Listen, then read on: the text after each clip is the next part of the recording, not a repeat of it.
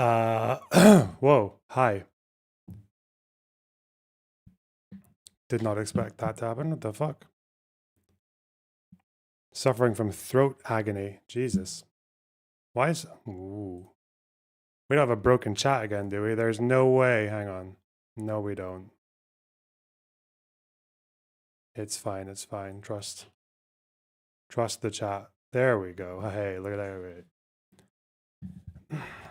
Live so fast after doing a mass shooting. That's not funny. Don't say that. What? Volume a bit. Shut up. Shut up.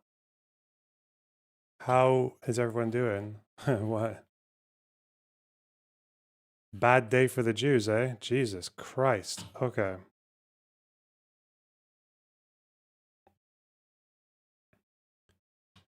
We have a few things to read today. There's a little bit going on. Has my entire community been debating with Peace Code now? Do we have a war going on? Is there a lib civil war? Oh no. We're not living out like this, are we?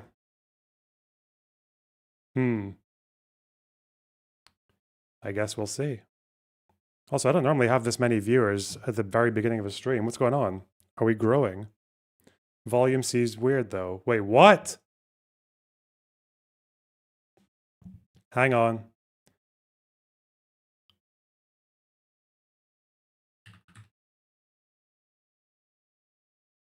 Why would it be weird? I think it should be fine. There's nothing different going on here.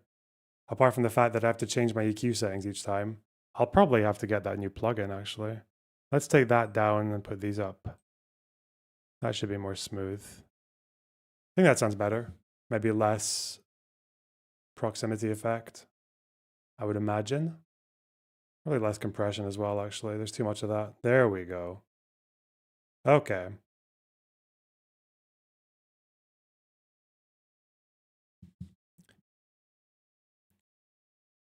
Noise gate threshold might be too much. Well, I don't think I changed that. Oh, I might have, when I was helping someone else, did I affect it? Ooh. There ain't no way. No. Let's see, is it this? No, I didn't change my gate. My gate's fine.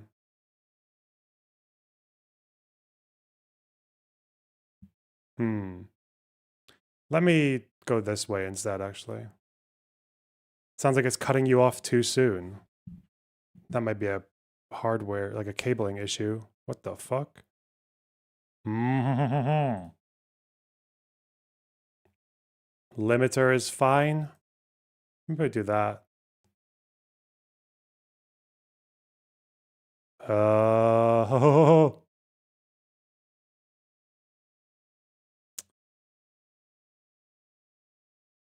Let's just turn this one up by 1.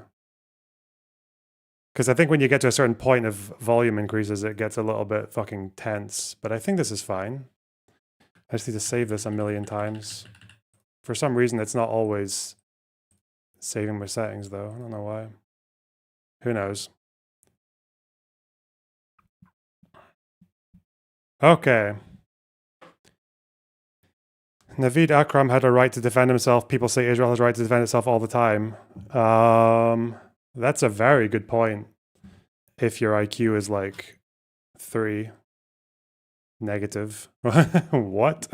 Dude! No rage bait. No rage bait. It's not real. Okay, do I need to see if... Alright. Fuck, my fucking laptop Discord sounds are on. That's gonna be annoying. Okay, whatever. Right. Pisco is debating my entire community. That sounds fun. That's important. He started with Encello. Okay. Hey, I don't have much time. What's up?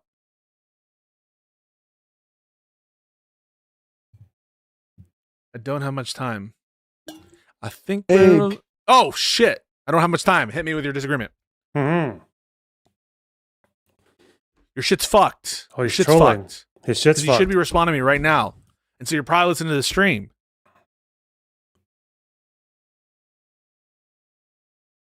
Shit's fucked. I'm sorry. sorry for doing this. I'm moving you.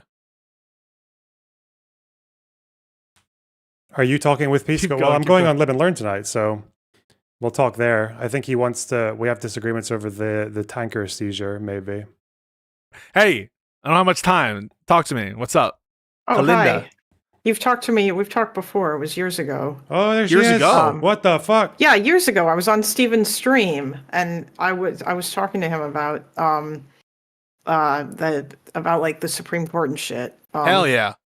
Yeah. Wait, how much time do you have? Because this might take longer. If What are it's we about a talking law about? thing, you might intrigue me. It depends on what you want to talk about. I have, well, I mean, kind of a little bit, but I wanted to ask you a bunch of questions because I feel like, intuitively, I want to say that I disagree with you because that I am more on the side of like, I guess the Ethan Klein sort of sphere thing, but I don't really watch him, but I watch Lonerbox. I'm actually one of his mods. Box That's me. Loner. Yes, that's Okay. correct. I'm also a streamer too. Hell yeah. And a liberal. Hell yeah. Yeah, I feel like I feel like you and I probably agree on like 95% of things, but I think that you seem like maybe a little bit too charitable to the Hassan side, or maybe your opinion is that you just think that that Hassan is not as, or that we shouldn't be focusing so much on Hassan and all that shit because Yeah. that Mega is the bigger threat because Yeah. Hassan doesn't matter because he It's the doesn't have any latter. power. Yeah, that's kind of me. Okay. I mean, I feel like it's maybe fair to say that. I mean, in some ways, I do agree with Destiny in the sense that I do think that it's like, it irritates me that the liberal establishment kisses up so much to these people because like, they're not, because they're not good. Like, they don't want to vote for the party. And I feel like that should be a single litmus test is that you should have to, if you don't want to support the candidate, then you should get the fuck out. Yeah. And that, yeah. Word. I just view them as like not gonna give a seat to the table to these fucks. They're like in the sense of making decisions. They'll give a seat to the table of the palatable lefties. That is like the AOCs, Mamdanis, and the Bernie Sanders. They'll get a seat at the table, but the Hassan types won't. I mean, it's the directionality of who's taking advantage of whom is quite clearly the Democrats are taking advantage of the platform to sell, election. Oh, you mean to try to get people Yeah. to vote? Yeah. I just wish that New York Times and like I think the Guardian was the most recent one, like that they would stop doing all these like this ostensibly liberal people would stop doing all these puff pieces Yeah, of they're Hassan. they're like gooners almost. Yeah, or like the Pod Save America guys. Like nobody's done any research on any of the shit that this guy has done or said, and it annoys me. But Who's that one guy? Who's the Democrat dude who used to be? He did a Jubilee. He used to be a Republican. I keep forgetting his fucking the funny guy. He's a funny guy. What's his name? I'm not really narrowing it down. I'm so sorry. Who is the guy from the podcast from the Pod Save America? Tim Miller. He knew. He called out that the USSR sympathies. That was good. I want to ask you a question though Yeah. about something else because I'm curious. For the Ethan lawsuit stuff, I don't necessarily disagree with you. Like, I'm not going to try to sit here and say that Ethan did all this because he had something that because of some crazy like some like altruistic notions Oh, about no, like I don't watch this. I don't follow this stuff because I just don't have the time to. But man, I always hear these whispers in the wind of Peace Coast community being full of fucking nutters.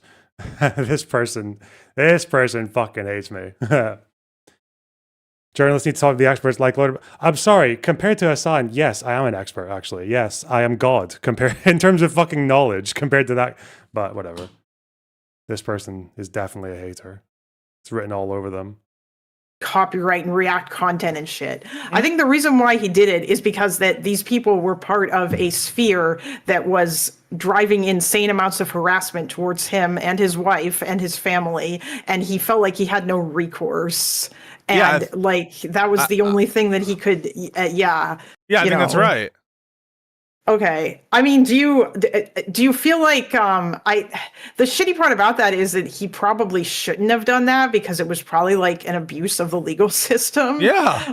But also like these people, I don't think that they're culpable for the CPS call, by which I mean I don't think that in any normal sense, we would say they have moral fault for the CPS call. The specific people we're talking about, Casey Tron, Denims, or Frogan. Would you And say so- the Denham's absolutely had moral fault. What the fuck? She like broadcasted the opinion and uncritically gargled it from a person that she knows is a liar. Like she knows 100% that he's not that B is an untrustworthy liar, and she still just gave air to that claim and ate it the fuck up with no evidence. Okay. Bad Empanada is culpable for the CPS call? I think Since- yeah, because I think more so him, because even if he isn't like causally responsible, I think he has like justified it afterward explicitly. He has said that it was justified explicitly afterwards. Yeah. But even then, right? Like what I would say for him is Bad Empanada, to the extent that I understand his opinion on it, he actually explicitly lied about it, right? In that he was making, I think, extrapolations that aren't at all justified by the clip. Have you talked to Pisco about this subject? No. I mean, I mentioned that. I mentioned that we could talk about it on Live and Learn, but I mentioned that and the boats, and he seemed to lean towards the boats. It seems like neither of us have that much interest in having a fucking debate about the Ethan Klein stuff, because like there's not really that much to it, just besides the fact that Ethan is suing them because they violate copyright, and Pisco says he has every right to do that, as far as I know. I don't think he's walked back away from that. Because it's such an obvious breach, and they cell phoned so hard, like not from a human perspective of just seeing like how they admitted to wanting to steal views from him. I think Pisco's issue is just when Ethan says that he's doing it that part of the motive is to fucking set some precedent to protect people from Disney or whatever the fuck, right? But the way I need to go look back at what exactly Ethan said, because my understanding is that I don't think Ethan would deny that it's mostly driven by petty he's mostly doing it for petty reasons. It's just that like the way I see it is like, say you've got like a fucking neighbor, say like all my neighbors actually, they all fucking I don't like any of them, and they all play their music too loud at night, and it pisses me off. But there's one guy in particular who every time he sees me at the fucking doorway, he's like, "You, Lorna Box, hope you sleep well tonight. I'm gonna blast some fucking hard beats in your ear at 2 a.m, starting 2 a.m, okay? All the way up until 10 or some shit." I'm like, oh, whoa. Well, I'm probably gonna call the cops on that guy. Fuck that. But I also don't. But I don't want to be like. I'm not one of those guys who wants to like fucking have people have the cops called on people if they play some like slightly loud music on the weekends or anything. But that's not me doing the call on the one guy to protect the other ones. That's just me setting a high threshold. I think that's kind of what Ethan is doing with regards to, like, he wants to go after people who he doesn't like, but he doesn't want to go after people so willy-nilly that it just means fucking like anyone in this social space would just be like would fall under the hammer, you know? That's I think you can have both motives. But I don't exactly remember how Ethan said it. He was going off of, and also because this is like something that he tends to have a reputation for. How does Casey Tron settling protect the React community from Sony and Disney? Nothing. It doesn't do anything. It does nothing to Sony. It doesn't do anything in either direction, right? It doesn't set any precedent in either direction. You can claim copyright for like 99% of React content. You can probably claim copyright and be fine if you register. It's just that we have a sort of social contract among creators that we don't do it very often.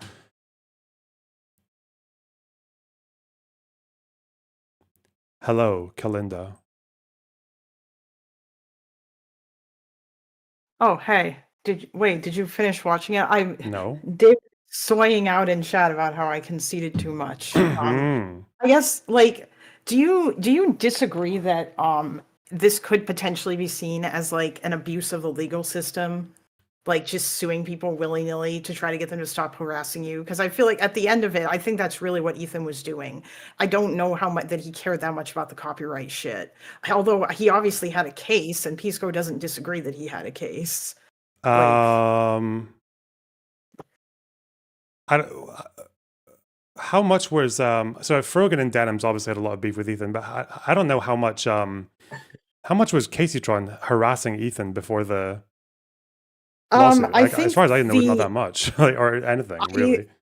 wasn't she saying shit on her stream? I think the argument was that because she was part of that overall sphere of people, because there was probably some overlap with regards to the audience. Like she was part of that group.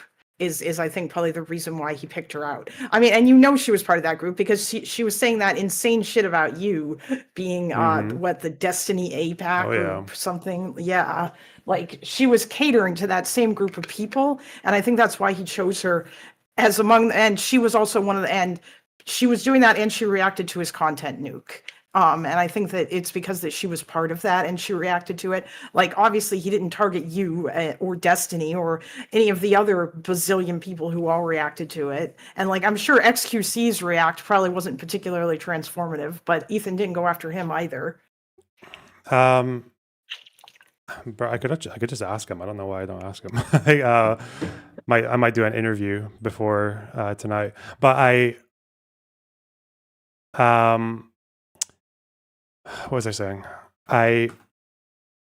I think with Casey Tron, like I guess her thing is just the fact that she is easily like one of the most egregious examples. Like even the most shameless React streamer, like would probably see what Caseytron does and just think like, okay, this is probably beyond the pale, right? Like there's a different, Oh, I even agree. even between like just fucking like mentally AFKing while playing a fucking video game and watching something and commenting maybe over it rather than pausing it or saying like jumping in maybe every 10 minutes. Even that, like at least you're turning up, right? But if you're just going to put stuff on and have a loop of yourself in the background or not even be there at all. It's like, okay, Well, that's maybe a or bit different.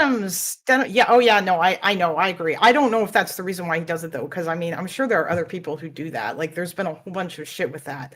It's just obviously they didn't do it to him, but like Denims is also very guilty of that too. I mean, she starts every stream by like basically having Al Jazeera on as her waiting screen, and she lets it play for like 40 minutes or something before she actually starts, or it might even be like an hour, and that's like somebody else's content that she just does that with.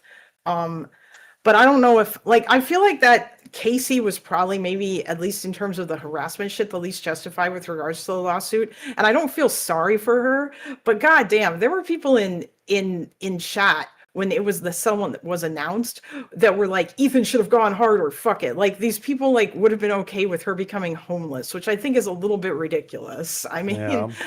I feel like that's insanely disproportionate. But yeah, also if you want, oh, you pulled him in. Okay, I was just gonna ask. Hello, David. Yeah, but at the end of the day, uh, he had that because I remember in his video he had that list of creators who watched the nuke either in whole or in part, and he chose. But there was like 10 people in that list, or just under. He specifically chose Denims, Casey, and Frogan because they did that like announcement of malice again, which is not like a legal thing, but I think it's okay to uh, set like a kind of social standard where, like in this space that we're in,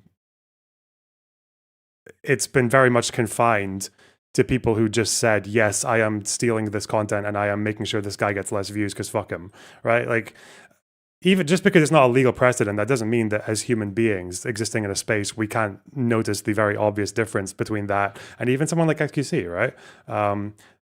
XQC doesn't care that, but I think that's still a bit different than someone just like openly saying it that's part of their motive to watch the video, you know? Yeah, I mean, I think that's probably true. Although, unfortunately, the law doesn't really provide for that. I feel like Pisco's argument would probably be, well, like, but that's not what the law is, though. The law is like copyright infringement does not require any sort of intent. It's either you infringed or you didn't infringe. And like he did say that Ethan had a case, but he felt like Ethan's argument, or that Ethan wasn't really being entirely honest about the motivations behind it, and that he was really just doing it because that he wanted because that he felt like it was his only recourse with from the insane amounts of harassment that he was getting. But then why And didn't he? so he Why found didn't he sue this. more people then? Because there were more people who reacted to the nuke, even if they didn't watch the entire thing. Like all of them would have easily crossed like a copyright threshold. No, there were more um creators, like people like Sean DeBlack and these people. They reacted to it as well, didn't they? I think he had a list. did he Well, did Sean hang on, he DeBlack had a react list. to Hang it? on, Ethan line. Um, I guess he must have picked them for the intent thing, but I don't understand that because that's not a requirement for copyright infringement. So it's very weird. well, yeah, because he like again, even though he probably could have sued more people, like I think he just chose a deliberately high threshold just because because you Oh, can two things can be true at once. Two things can be true at once. yeah, You that's one, true. you don't Yeah. like these people, and other is you don't want to um like set some kind of like social trend um where you can where people just like sue people for whatever, because obviously he's going to have a social influence by doing it. So just arbitrarily deciding that well, I'm going to set the threshold at something that I think most human beings understand, like that declaration of like unambiguous malicious intent is obviously setting it apart from what 99% of React streamers would do. Yeah, he's got a Yeah. list here, right? He's got like North Star Radio, Frogan, Sean DeBlack, Denims, Mike from PA, Oh, Hallucinogen, they all did it. Okay, it's Casey Tron. because Yeah, there yeah. was. But I Yeah, think, I think the issue though too is like I guess another argument probably that Pisco might make is that well, I mean, Ethan could have just done DMCA takedowns because that's the mechanism which is currently available if you violate somebody's copyright, right? mhm. But that's not what he did.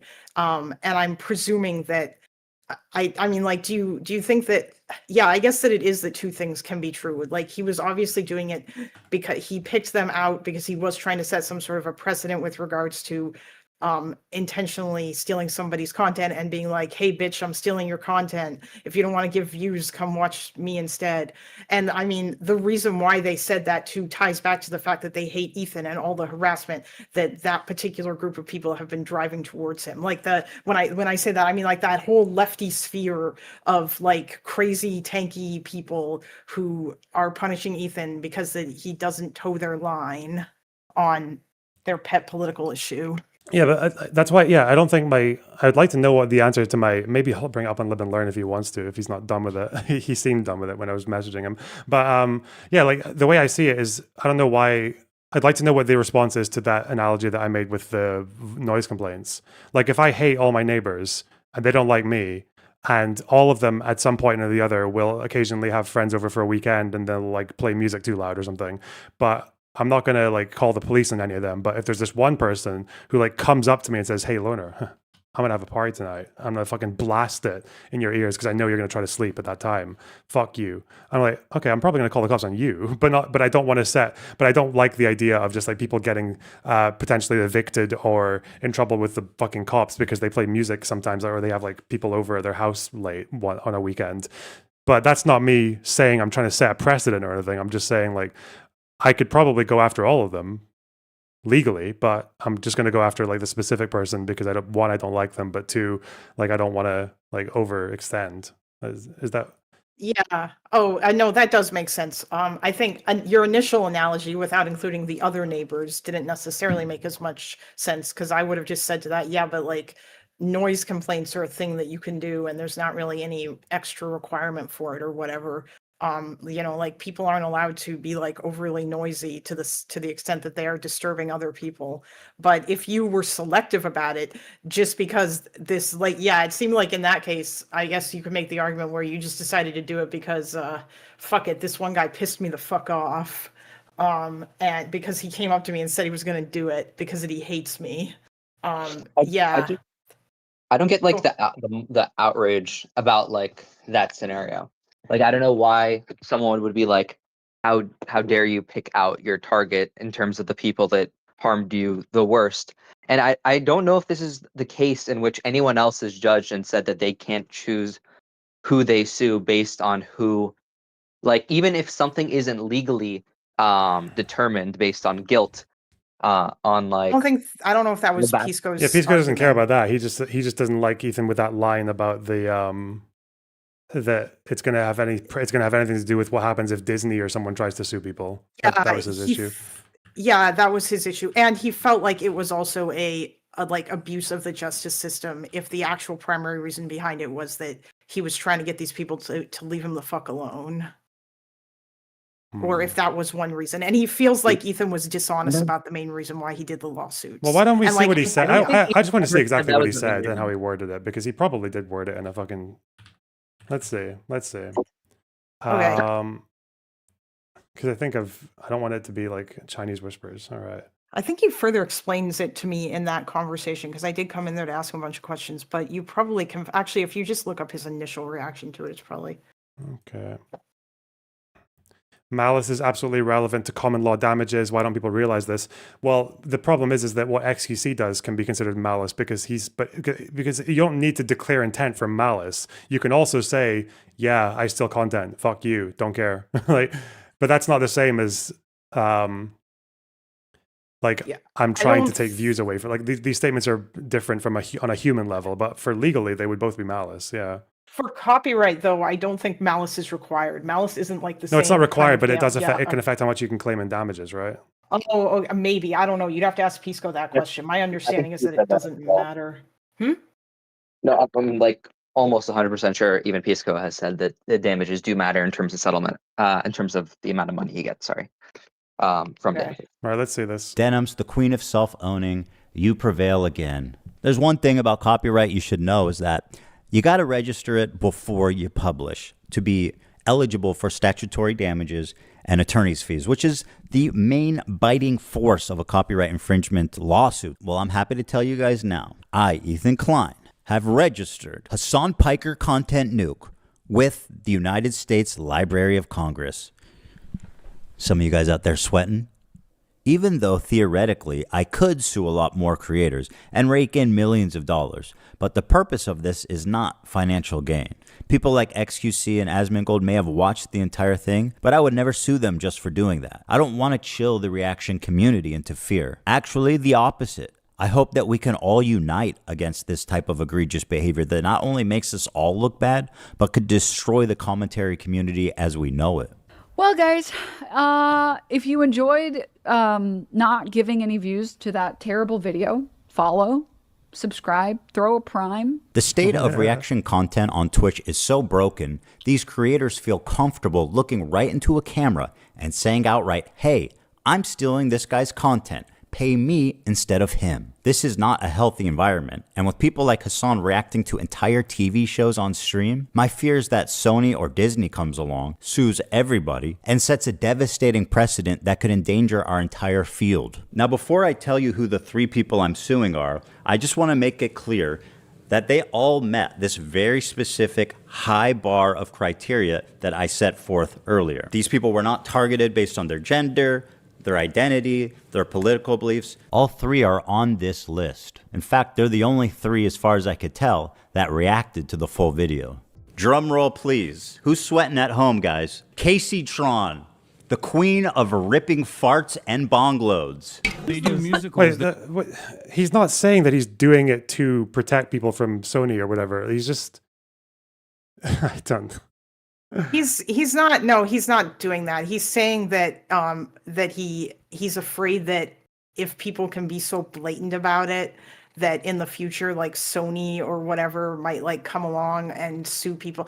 I don't think that's true. Like if Sony or any of these other people wanted to come along and what they would probably do is they'd probably like threaten to sue like YouTube or Twitch or whatever, or they would just sue individual creators. Maybe they wouldn't care. They would just sue you. Like if I go on like Kick and I just start watching movies and like presenting them without commentary or any sort of transformative shit, like entire films, like, yeah, they would be within their right to sue me, even if I don't say, hey, come here and watch this movie instead of like paying money for it. Like, I don't think that would matter to them. They're just going to sue you. I'm curious if someone actually, one quick thing. I'm curious if someone actually like asked Pisco point blank if it is possible for, if by suing based on a much higher threshold, that it is possible to influence, what is it called? Precedent. Precedent. Like I'm probably curious, not. Probably not. But I doubt that. Like why would it? Because if you sued and you took the absolute bare minimum, but then you did a really strong case to win against that, then that could probably shift the precedent versus a slam dunk case in which you might be less likely, or at least less likely to create a crushing precedent in terms of like it being way too easy to sue. If you're anyways hitting such high bars, you're less likely to But force that's not being the used that's in not the that's not the argument. The argument is actually it's more simple than that. The argument is that is it more likely that Sony will turn its eyes towards somewhere like Twitch or YouTube, given how these spaces moderate and allow React content to take place, right? Because on Twitch, you can watch full episodes and just be completely fine and rake in your fucking ad money and your super chats and all that, and you can be out of your chair. YouTube, I think, will strike you a lot more quickly for doing that.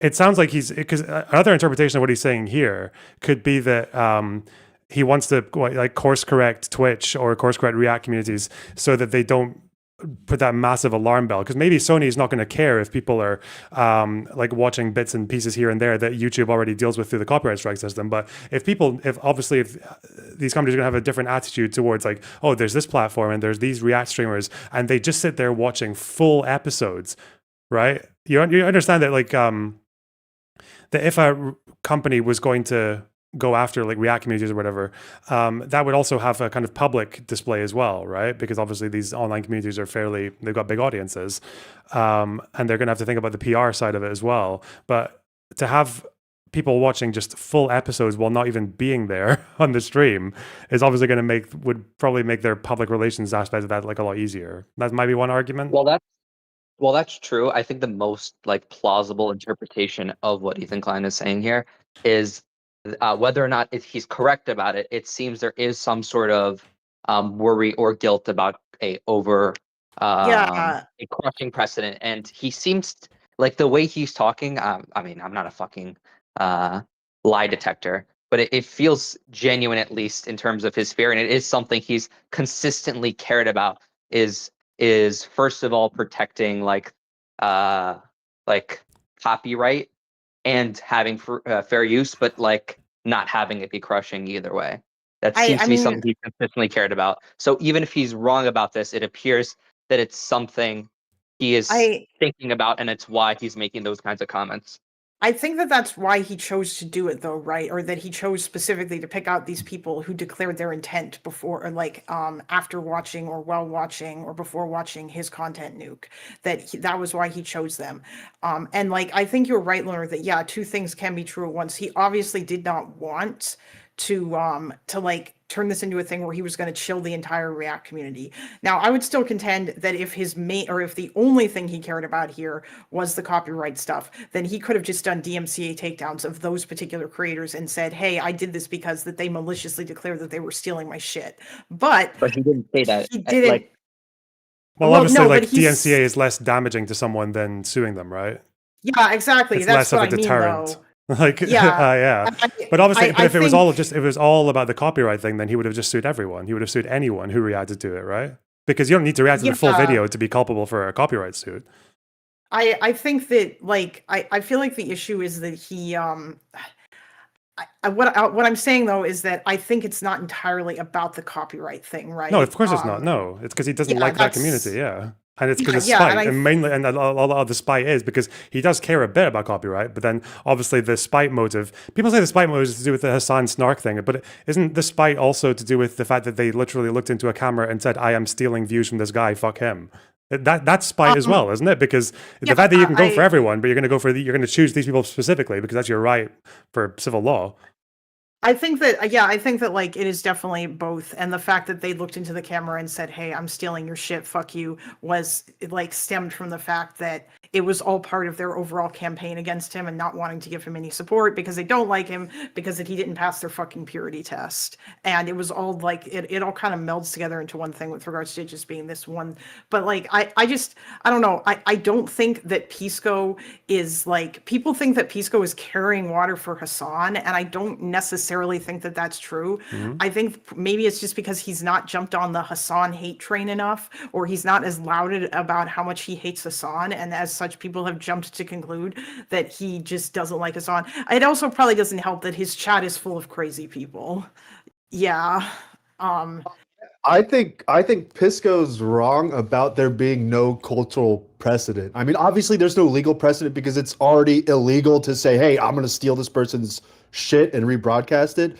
But if you go look at Casey Tron, whenever she started streaming again yesterday or something, she was way, way, way better about like viewing people's content. Like she was watching shit on stream, obviously, but she was absolutely way better about pausing, about adding, talking and other stuff like that. So to say that there's no like cultural precedent is already kind of proving itself wrong because Exhibit Well, no, A, it's there's already precedent affecting for Casey multiple Tron. factors. We'll see how long that There's a lasts. precedent that Casey Tron is going to have when reacting towards Ethan. But I think it would there's- spread though. I mean, if people, there's you know what I no mean? evidence to prove that it would spread. People have been DMCA'd before. They've had copyright issues brought before, and none of that has stopped the millions, billions of internet retards to continue to do this. So I think jumping to this is going to spread like wildfire and it's going to change the commentary community and they're going to be more honest actors. That I think that's bullshit. I don't think it'll spread like wildfire. I think it's I don't think just it's like- Casey The thing Tron. about the precedent is also very stupid because all of these people are very clearly in positions where they're going to have to create a private settlement. So there is no legal precedent that's Vibrant going to future. happen there, right? Like we've done this before. There's no cultural precedent. There's no legal precedent with a private settlement between two parties. So those things are both out. So I think Pisco and I share the same opinion that Ethan justifiably is very angry at these people and wants to get them for harassment and defamation, but he can't because those are incredibly hard cases to bring. Those are hard thresholds to meet.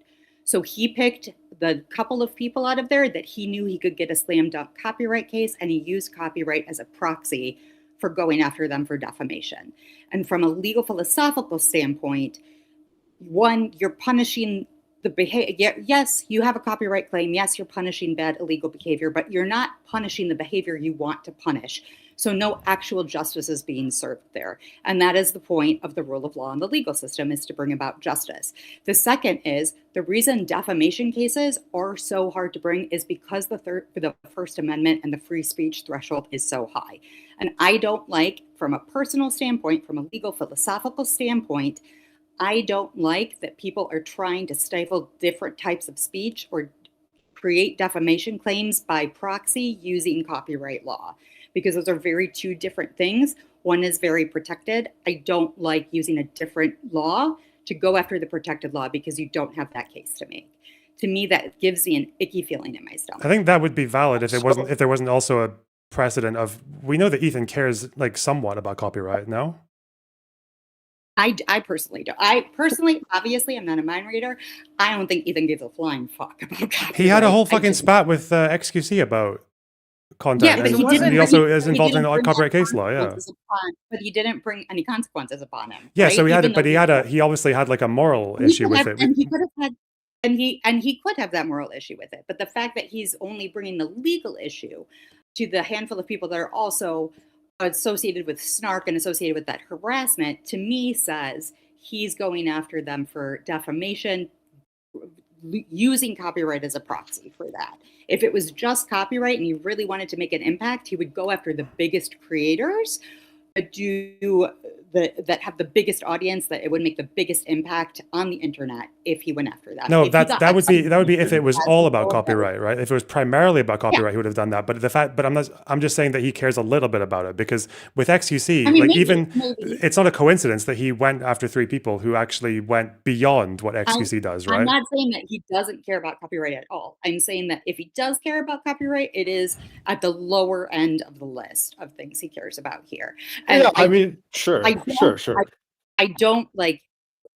If I was in Ethan's shoes and I was receiving that harassment, I would like to think I wouldn't do this, but I don't know what I would do. Like, I get why he would be this pissed and this willing to take it to this extreme, right? But as a legal person, what I'm seeing here doesn't sit well in my gut with me. I'm gonna be honest. I don't believe that anyone who has kids, who had their kids, like one of the people that was a main like instigator of the CPS like thing happening at his house. I don't think anyone could not like do at least this after But what did they Casey-tron have to do with broke the law that way. CPS? What did Casey-tron have to Yeah, do no, with not CPS? Casey-tron. In terms of like, well, I'm just saying in terms of like, Maruti saying that she thinks she probably wouldn't do it. I feel I would like hope that I anyone wouldn't do it. I don't know what I would hope I wouldn't do it. Can I- Right? But isn't it? Well, I know. But the thing with civil lawsuits, aren't all civil lawsuits somewhat based on your personal, like Yes. arbitrary, like position, your arbitrary, like whims? But the Because obviously, difference you is can, yeah, like, the if people you're- you choose to like, if sue you're with civil alone- laws. Loner, with your analogy, if your neighbors are all really loud and noisy, right? But one of them takes your parking spot every day. And what you really want to punish them for is taking the parking spot, but you can't get them on the parking spot. So instead you call the cops on them for the noise violation. Like that's the discrepancy that I dislike in my gut. Why? Right? And I that's think we made it. Yeah, that's a really good point. You're But not my question is, fixing- why not? Because if someone is, because you're not fixing the parking spot problem. You're using the law to punish the person, but you're not punishing the behavior you want to punish. You're not going to receive the justice for the thing you want the justice for is for them to not park in your fucking parking spot. okay, but what if the noise actually complaints probably what if they don't work? What if the cops are useless for noise complaints, or they do the thing? Because I had a neighbor who did this. He would just turn his music down every time. Like he would sit at his window playing loud music, and as soon as he saw that there was like a cop car or someone pulling up, he would just turn the music down and be like, "Oh, I don't know, sorry." Yeah, but in my analogy though, you're using the noise complaint to punish the parking issue. So how is the noise complaint going to get you your I parking actually have spot? an amazing question. Isn't this what is done to like cartel people all the time in terms of getting them on crimes that aren't their actual crime because it's way too hard to get enough evidence to get them on the crime that they and really we deserve don't. justice for? I also That's like me. yes, Al Capone. Everybody knows Al Capone. He went to jail for tax fraud, not for all of the mafia shit he did, right? And like, yes, he did violate tax law, and yes, it was good that he went to jail for that. But the real justice wasn't served because he never Mhm. faced the consequences for all of the mafia fucking killings he did, right? Like, how many people But at did he least kill? some justice There was no served, justice right? for that. I would say At least not. we got him. At least at the end of the day, at least there was some sort of consequences for the complete breaking of all sorts of laws that he was able to do without real consequence. I think the same thing can apply to Denims and all these people here in terms of But I major think that's dangerous. action. Even in the Capone situation, that's a dangerous route to go down, right? Kind of, but I think Because everyone here would what's probably having think that specific- what's the one point of thing- having specific statutes or specific civil rights that have different compelling interests or different reasons or different levels of thresholds that you have to meet in order to bring those cases, right?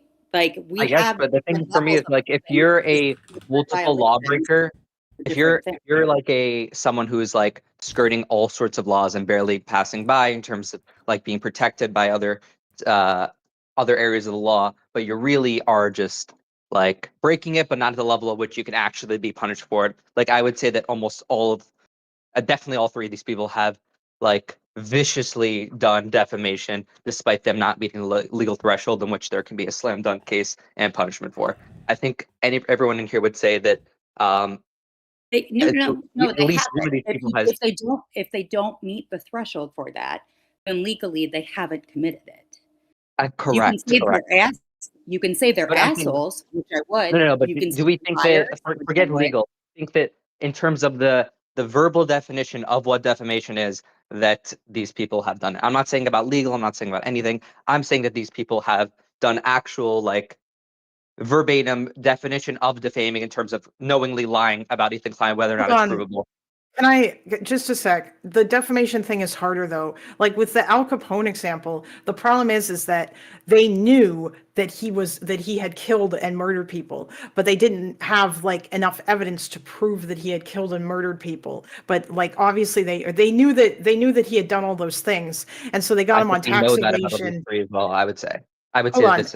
Yeah. They got him on tax evasion instead. I think that is a lot more acceptable.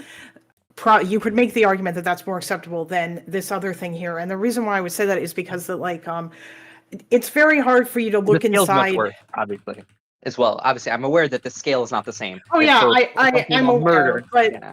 but with like, I mean, I don't know. Maybe Denims doesn't believe it. I'm not really sure. Actually, you know what? I think that of the three of them, Casey Tron was probably the one who doesn't care. I think it's more likely that she was probably trying to get clout. and that was why she was doing it, because her I mean, career that's- has yeah. taken a dive. And I think that, but like in terms of like Frogan and Denims or whatever, I think that they actually do have like some dog in this fight, or that they care about this conflict, or they are think something. Like I feel like if you're talking about people who knowingly defame people, and we have evidence that they did it, Bad Empanada is the real big example of that. Because like he will say, yeah, I don't give a shit, and then he'll just keep saying the lie. Like he even, like Loner, he even admitted to you in your debate with him that he had told a lie about you, and then he said, yeah, I just said it because I thought it was funny, I don't give a shit, you know. Like someone could easily sue him for defamation and get him on it. The thing is, they might not even get him on it because of how fucking horrific defamation is. I mean, I Benita. don't know. Hi. Hello, Sorry, Mina. I just want to say something quick.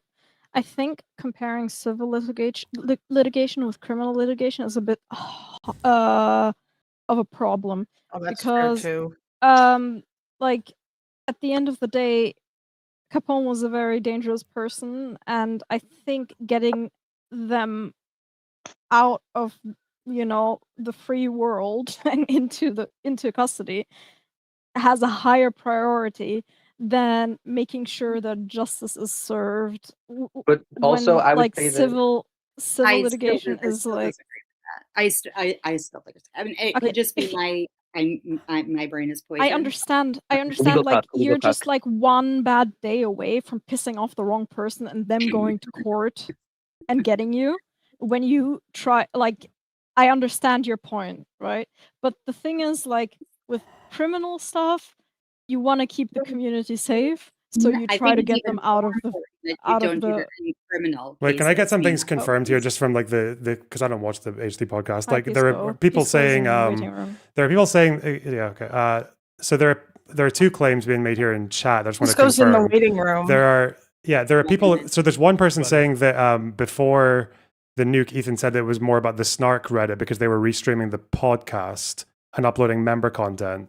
And he was using the suits to get to them, because I guess that's part of the lawsuits. And then the other one is someone saying that he offered them an opportunity to apologize and obviously not pay any financial anything, but none of them did it. Are both of those true? I don't know about the second one, but the first is first true, one. I think. I remember Yeah, that. dude, Yeah. the Snark were always stealing his content. It was a constant problem where he was DMCAing them all the time, like the private streams. So yeah, so it's been a problem where they've been stealing his content for a while. Yeah, it wasn't just that though. Like he is actually genuine. Like he's talked about over and over again the fact that Snark has plagued him for years with like an insane amount of harassment. And I think like they posted the address to his office on their web on like the subreddit and all this other crazy shit that like this community in particular has been really bad. And he's been looking for ways to get them off of Reddit because that they refuse to because Reddit refuses to do anything about this particular community, even though I'm pretty sure Reddit's rules say you're not allowed to do like targeted harassment, which is what this community has been for. And so he's been trying to find other ways, and going after them legally was one way. And I think it was the copyright stuff. But I mean, he has talked about the fact that for years he has had trouble with this community. And I think it's probably gotten worse after the Hassan shit. And now it seems like a lot of people in that community are just like Hassan fans or people from that lefty sphere, or that's This become is the something- focus. Anger. Ethan said something like when he was contacting Reddit, to get this Snark subreddit taken down, he said something to the effect of, well, we can't take it down because your subreddit is just like them, which is actually crazy, because if they think that, they should just remove all of them, It's actually crazy. Yeah, hello, Pisco. How we doing, folks? Hey, What up? why the fuck are you so quiet? What the quiet. fuck? Oh, am I quiet? Hang on a Yeah. sec. I'll try to fix bro. it. It wouldn't be a stream with Pisco without Pisco having audio issues. Audio Oh, shit. no. Yeah. Hang on a sec. Try to fix it for you guys. Good morning, or how late is it right now in Scotland? It's 4:00, man. It's afternoon. Holy crap! Oh, 4:00 in the afternoon, not in the morning. Loner, your time afternoon, zone yeah. is like an excellent hack for streaming, because like you can like get up and do stuff during the day and then stream in the evening, and like you could even stream until like, I don't know, 2 or 3 a.m. your time, and you'd still be able to have a whole block of time to do shit. His time zone is next the morning. bane of my existence. Okay. What are you, GMT? How's this? How's GMT this? Is learner? any better? GMT, any yeah. better? Any better? That's good. Yes, That's that's loud enough. Yeah, that's better. Awesome. How y'all doing? Well, now you're too loud. Pretty good. I'm joking. I'll take it down. I'm to too you. loud. It's fine. Alright. It's fine. I'll just Just take go. Join just us. a little bit. Just a little bit.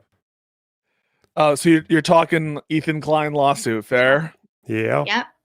Yeah, All right. Loner was watching the conversation that I willing. had with you yesterday, and I All just right. came in to clarify some stuff because certain people in here thought that I was conceding too much. Yeah. About You never do that to me. Yeah. I should start conceding myself. love I condemn Hassan and I condemn his works. Whoa. So we I can just move think forward. I think the problem is that I'll just say before, like, Pisco, you say what you want to say. I think the issue is that there are people on the like people who are upset at you, Pisco, and people who are just in general, like, kind of on the anti Hassan side, who for some reason refuse to concede that Ethan may not have been being entirely honest about his motivations for like filing that lawsuit, and that there are things that, like, I don't know why it's so difficult to just say, yeah, that's probably true, and I don't know why Hutch seemed to have difficulty doing that. I really don't understand why you can't just make that concession and then move on from there to talk about, like, why you thought he understand should it? have done it. I think there's a possible reason. Well, the first is I think that there's like a reluctance to give ground on anything. Yeah, when that's true. Right. And you see that for Trump people against them too. It's like, why should I concede that this is a bad thing that happened to Kirk or whatever if they never concede other stuff? And so, like, there's just maybe is a reluctance because we don't like these people to give ground on anything.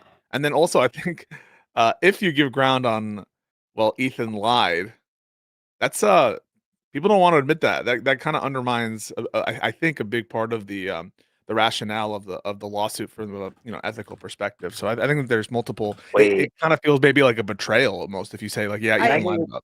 Wow, I want to test the position on this. Not test, sorry. I just want to ask the position on this. Do you think that Ethan exaggerated or lied? And if lied, which part? I'm just curious to hear that. Yeah, I do think it's a lie, by which I mean I think he was knowingly misrepresenting his view. And so the two lies that I've identified are, I think this is the easier one. He lied about the sincerity regarding Casey Tron's apology. Do you agree with that first before we get the second? I'm a little out of date. I only remember the old stuff. I don't know the full Which apology. part of the apology? Which part? The I mean, part- obviously, some part could have been genuine. So Ethan said that that Casey Tron's apology, by which he meant, and I understood the entirety of the apology, including the different things that she apologized for, was sincere. And I'm just asking, do you guys think that that's true? I think it's perfectly, reasonable to think that she does feel regret for saying some of the hurtful things she said. Yeah. Do you think that? I'm pretty. Wait, no, there's no way that anything she said that there was sincere, right? Like, this is what I mean, right? Like, you guys won't give ground on anything. So wait, you won't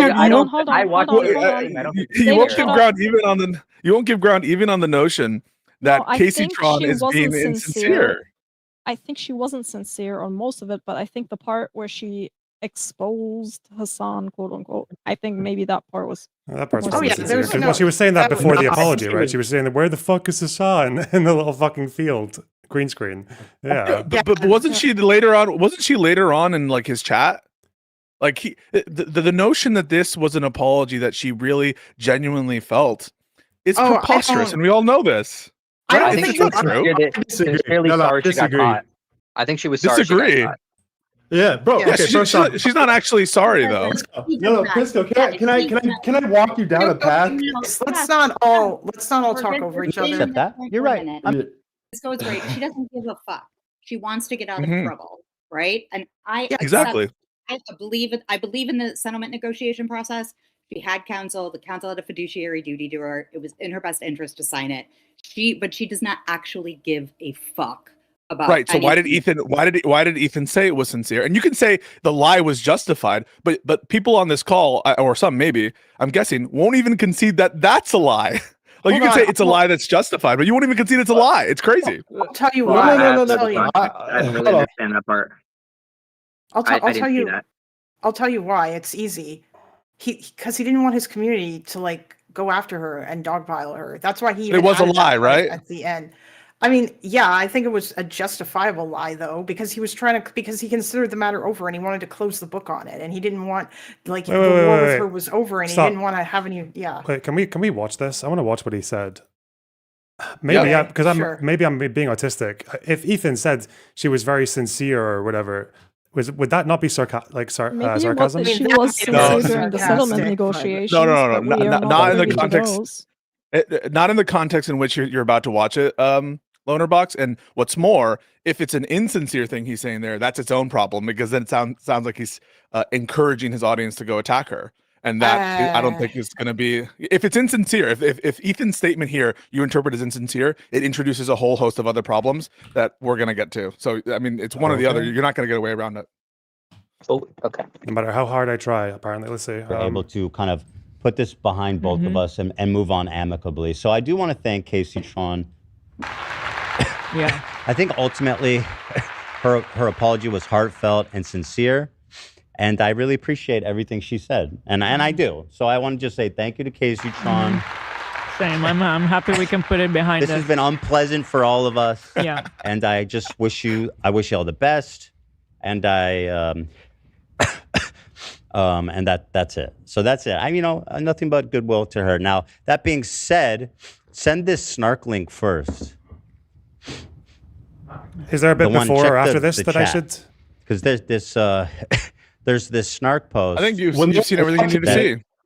When he was first watching it, he was saying, "Hey guys, don't like it's done. Don't be mean to her." He was saying that when they were first watching it.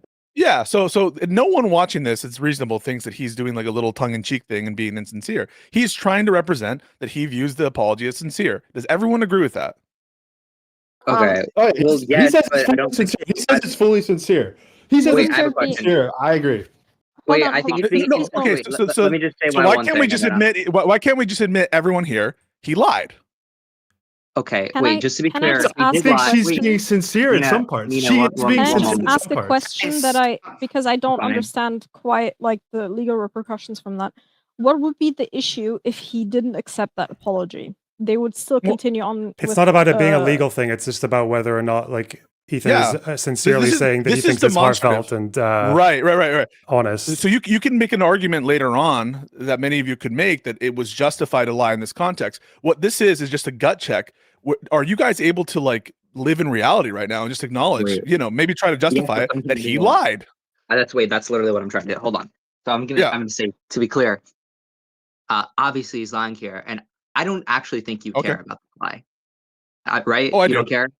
You do. You I do find care it about the you lie. find it harmful. You think that if he's lying to make them hit like the harassment end because she kind of did what she needed to do, and it's like it's been too much already. You think that that's like an issue, or is it because you have a Well, different interpretation? Well, I have a different interpretation of his motivations. And so because I don't think that there's a benevolent motivation here, and because in addition to that, even if he did have a benevolent motivation, I don't think it's justified given the other potential consequences. I do think it's unjustified, and I do care about it. Really? Okay. Well, first of all, Explain. I like Yeah. you to try to justify the harder position first. I like to hear this. So you think that Yeah, even if it's to stop harassment, you would still have a major problem with this, and I want to hear that one. That one's interesting.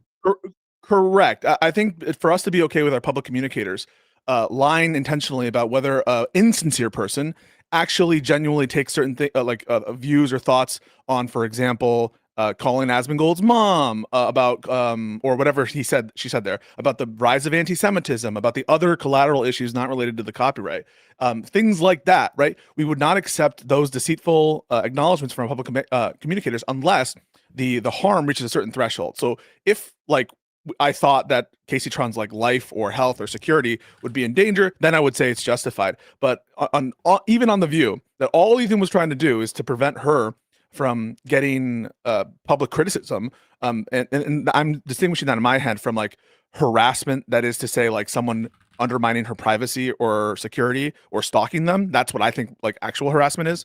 But as opposed to public criticism, I think that is unjustified. That because we don't want our public communicators as a norm like lying about whether an insincere person is being sincere on these collateral issues like anti-Semitism and like what's justified and like politics shit. So that's why. I think the idea here would obviously be that she's whether or not she's sincere about why she's stopping, she's going to be stopping because she knows that there's now consequences. I feel like that. I guess you could say that then he should he should say that out Wait, loud. wait, wait, wait. Hang on. I'm just asking. Do you agree with what I just said, Lion of Zion? So what I just said was, even if his only motivation is to prevent Casey Tron from getting harassed by, which in the colloquial sense that is public criticism. If all he's No, I trying to don't do, think I think it's about bullying, not I think necessarily public criticism. I don't think, so I it don't would think have he to fears that he's being criticized.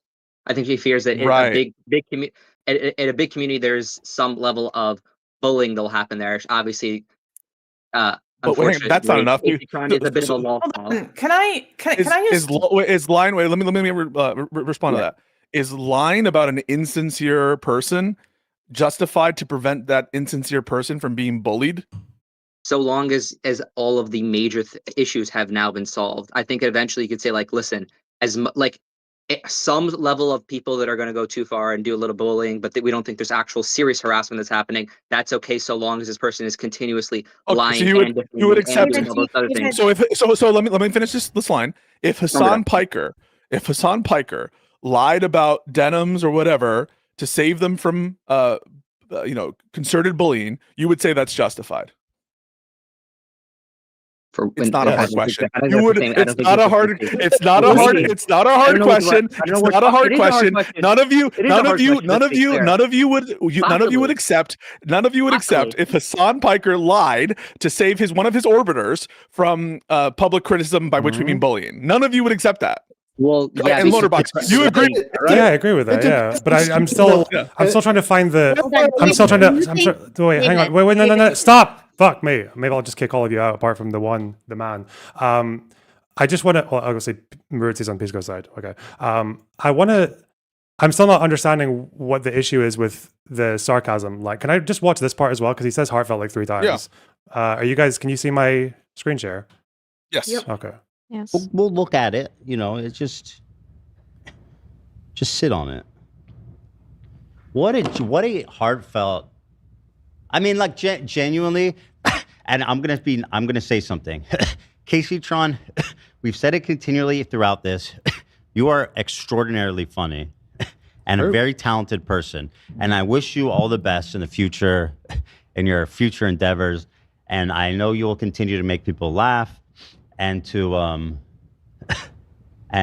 continue to bring joy to people in that regard. I think you are extremely funny and very clever. So, and I accept your apology. I do, and I appreciate all the sincerity and just all the specific. A lot of the stuff in there was really, I think, warranted, and I'm glad that she's come to terms with a lot of it, and I appreciate it. I really think she's turned a new leaf. I do. Okay, there's one thing that we're throwing out right away, okay? And I'm the most autistic motherfucker. Him going, what a heartfelt. It's obviously sarcasm, okay? All else equal, we can all agree that this is definitely sarcasm. There's no other explanation. No? No. Okay, that's why? Absolutely false. The entirety of that segment that you just played is him genuinely trying to pretend as though Casey Tron is being sincere and that he's turning a new leaf. He's not being sarcastic when he says that. Because right after this segment, he starts saying about how he understands fucking Casey Tron's financial position, how Hassan didn't help that position. So they are trying to appeal to the emotions of Casey Tron and make them seem like better people. Anyone who sees that entire segment and who thinks that he's being sarcastic throughout this is fucking doesn't understand human interaction, in my opinion. Does the entire segment have to be wholly sarcastic or wholly sincere? It can't have bits of both that are obvious. When he says what a heartfelt, you think that is him. That sounds so sarcastic. That sounds like so. When I think that it's so. This is. I think that he knows that he forced her to do this, and he was hamming it up initially, but then he is actually going to take to that position. His position in this video is that it was a sincere apology, but he was hamming it up too much initially because when he says what a heartfelt apology, it's too ridiculous to even say out loud. But he cleans it up and is so obviously trying to be sincere and to say, hey guys, this is an actual apology. This is real. Anyone who takes anything away from that, I'm like, I don't even know what you're watching. But for clarification's sake, Pisco, do you think he is sincere or he's just pretending to cover his own, like what would his motivation be to pretend to be sincere here? Oh, I don't think he actually gives a fuck about Casey Tron. Yeah, no, I think. Yeah. So I think that what he's doing is he's trying to make it seem like it's sincere, and turn a new leaf to justify his actions, and then to use the bit about Hassan to further his own ends, and to the extent that he's going to use her, I don't know how useful she'll be as a witness, to not undermine her own credibility if he ever wants to use her as a credibility. So we don't have like prior inconsistent statements if this ever goes to some evidentiary thing, which I again very much doubt it will. It's not relevant. Like I very much doubt she'll ever be called for anything. But if it were, like, and if he's saying, yeah, I don't think she's sincere about this. Yeah, that's a perfect thing to cross-examine Casey Tron on any sort of hearing. So yeah, I don't think that this is done because he's just so heartfelt and just really genuinely thinks Casey Tron is funny and wants what's best for her. I think anyone who thinks that is a fucking naive person. He probably doesn't think that she's funny. Like that might not be true. There might be I- some sort. I don't know. Wait, Well, you no, have to stop. play Wait. it I'm again. still trying to get my head around this idea that when he's saying, yeah, I hope you continue to bring joy or whatever the fuck, or like it's what a heartfelt, but then also simultaneously feeling that you got what you wanted and you're happy to move on from this person. I don't know why like these are incompatible. Wait. So is it your view that he's sincere or insincere about the following statement? Casey Tron is giving a sincere apology. Do you think that Ethan is sincere about that? No, that's sarcasm to me. I think it's obvious sarcasm. So you think he's being sarcastic about the Mhm. apology that he just... So this entire clip, you think that Ethan is being sarcastic, and when Hila pipes in and says, yeah, is Hila being sarcastic? Probably, yeah. I don't know why she wouldn't be. Like, why would any... Yeah.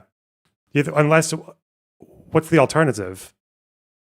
Is that they're trying to present as though they think that Casey Tron has turned a new leaf, and that she's actually believes all the things that she's saying, including that, for example, that Hassan didn't give the money, and that the thing about the Asmongold, like they're trying to pass that off as those were actual extractions, not that the settlement they just did was worthless, that it was actually valuable, and that these are real things. Hold on, Yeah, I I think don't she is think being they're genuine part of sarcastic. it. Wait, I think no, she's no, being wait. genuine part of it. No, I don't... Hila is not being sarcastic. Can you guys shut up? I don't think Ethan was being sarcastic there. No. Yeah, So it's crazy. I agree with you. School. Yeah. I think it's That's an mix. insane take, Loner.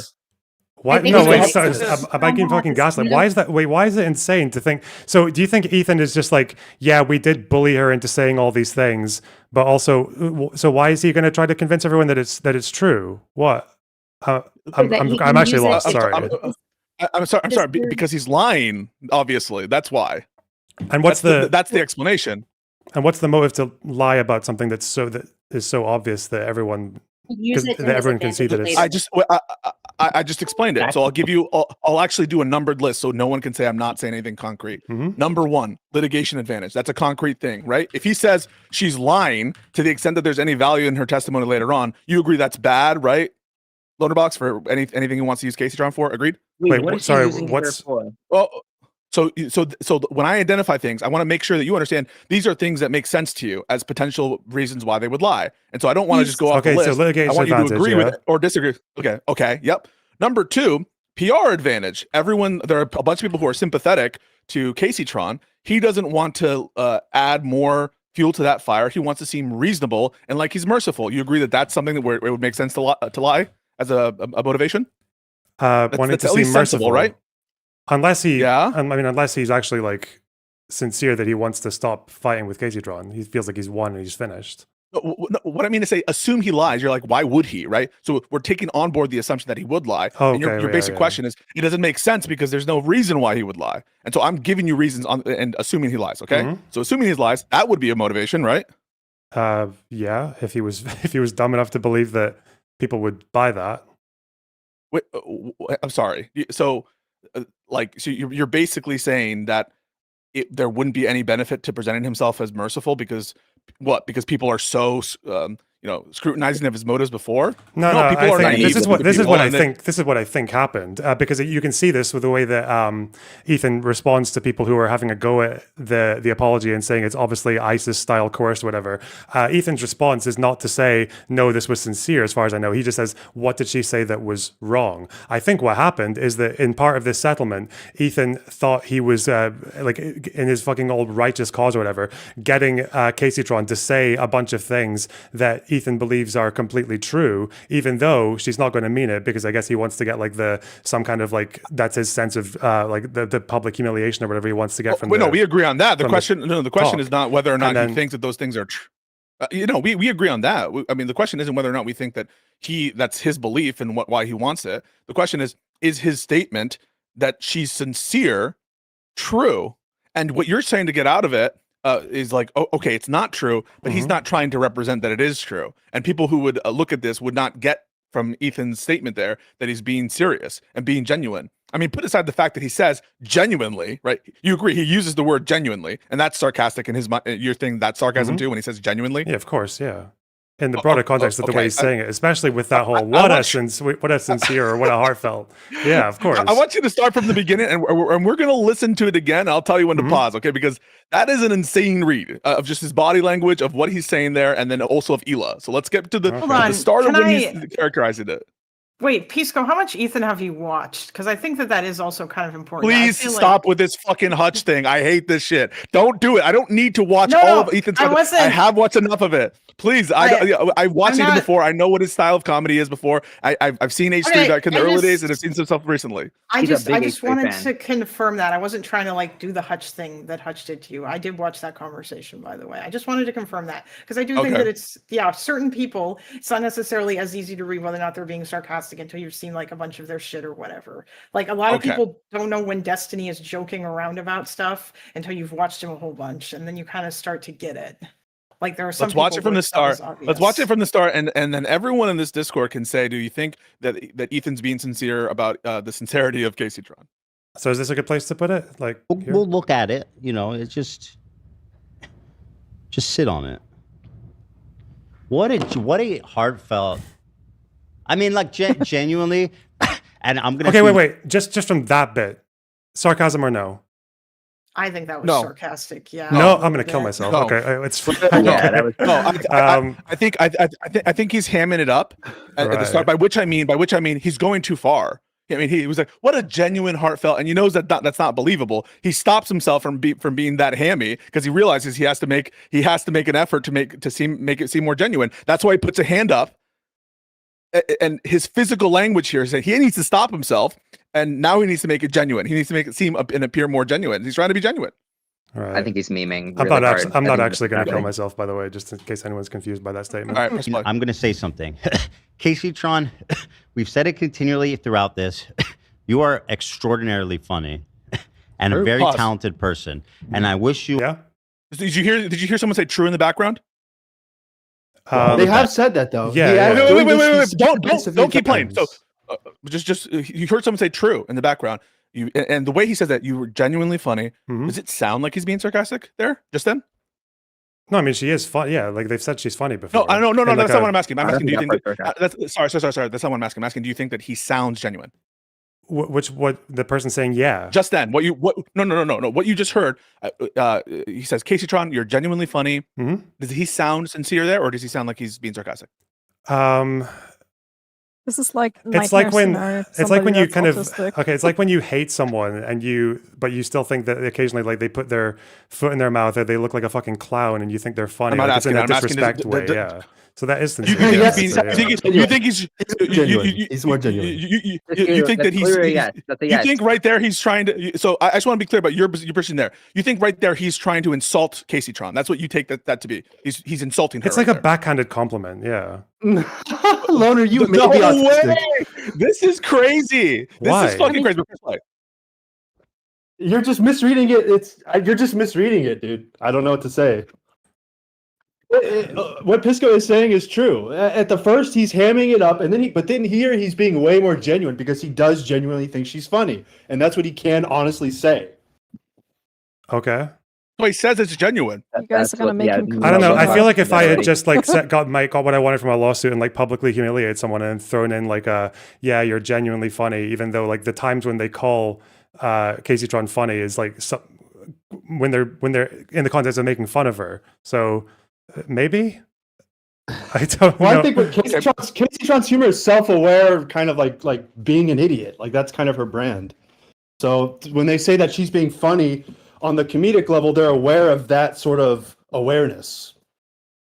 I think that He- at well, the start of like when he initially starts saying that was a genuinely fun, and then he puts his hand up. I think that like maybe you could say that Yes. he caught himself where he was like, okay, Yes, no, that's that's being exactly like what way too happened. sarcastic, No, and I no, don't want to like he's having trouble like because I think that like I think he wants this to be over.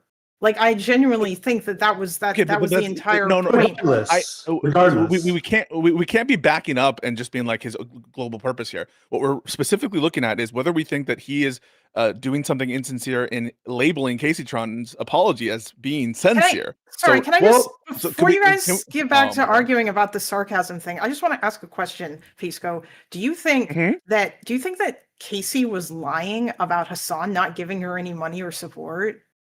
I'm not saying that, but I just don't think that the apology is sincere in that she actually.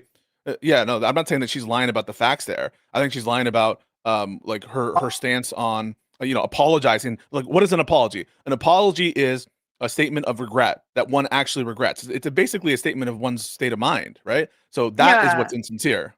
Okay, well, I mean, like everyone else here has said. Hold on, wait. I bet I could change Pisco's mind. I bet I could change his mind. Just a sec. I'll let you go. Just let me.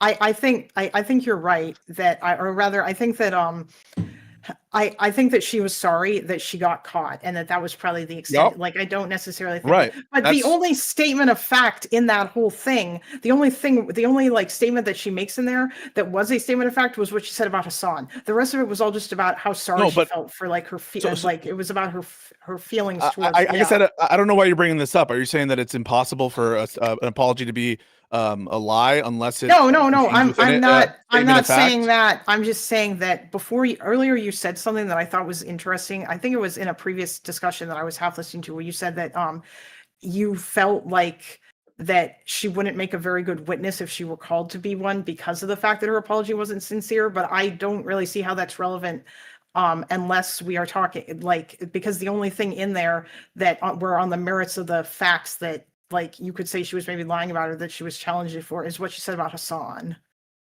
Well, no. What I mean there is when someone testifies, you put your character for truthfulness at issue. Okay, so your character for truthfulness becomes at issue, and if someone that's anyone who takes a stand, any deponent, any witness, the relevance of their character for truthfulness is always at issue. That's why people will often say if you're a defendant, you shouldn't take the stand because then the prosecutor can bring up like the previous convictions you've had as evidence of your character for deceit or other things that there's some limits as to what you can bring up in specific instances of deceit and stuff, but any witness who takes a stand, their character for truthfulness is at issue. And so it's not the case that merely because there's a statement of fact that would whoever, I don't even know why it would be relevant to bring up Hassan's charity in the context of whatever she'd be testifying, like and so I don't even know why that would come up, but it's not just the case that your character only for truthfulness only relates to the specific factual statements you made. It relates to your general character for truthfulness. So that's wrong. Okay, that's fine. I was just curious about that because I didn't entirely know. I mean, I don't think anything that like I also don't know how you could even necessarily prove that she was like we're all just assuming that she's lying and that she doesn't feel sorry for what she did based on what we know about her. Wait, that's why I started this whole thing. Maybe we need to do it again. Everyone here believes that her apology is insincere, correct? Yep. Well, yeah, but I'm talking about proving that. I just want to say, I don't want to, unless anyone here says that they don't think that the apology is insincere. We'll get, and if you do, you can respond. I don't want to hear that again. I don't want to hear, well, you're assuming she's being insincere because we all just agreed, and then so like, let's not go back to things we already agreed on. No, I'm not. That's not what I meant. What I meant was, is that something that What I meant was, is that something that people would try to quibble over or try to prove like in court, or like, do you think that would be easy to prove in court? Is what I meant to say. That was why I said that, because I feel like that would be much harder to prove, like to set the rules. Yeah. It's hard to say that like in the context of a trial, there's specific rules of evidence, and I guess I haven't thought about like the specific ways in which an intrepid lawyer would introduce the potential, deceitful statements. But surely if, like in a brief, if we were relying in any significant part on Casey Tron's testimony and, the opposing counsel, and tell me if you think this is unreasonable, might bring up in their opening paragraph of the brief, plaintiff right now is trying to introduce a start witness who he himself claims is unreliable. See, for example, this YouTube video in which Ethan Klein states that Casey Tron's apology is insincere, that she can't be believed, et cetera, et cetera. Do you think that that is like a reasonable reason why, if for litigation advantage, you probably shouldn't hand, if you have any intent to use someone as a witness or some kind of factual predicate for some other action, to undermine the credibility of that witness in any respect? You agree that what I just said makes sense, right? I mean, yeah, I guess so. Like, Okay. you know way All right. more about this than I do. I just was throwing out that because I Yeah, mean, it's like, like if you're- she could still always just say, "Hey, but So- I've changed," or like, "I feel bad for what I did," or "I've seen The best you know, example I- of this is in Donald Trump's criminal trial in the New York matter. One of the main witnesses was a guy named Michael Cohen. You guys might remember Yeah. this guy. He was like the Yep. fixer.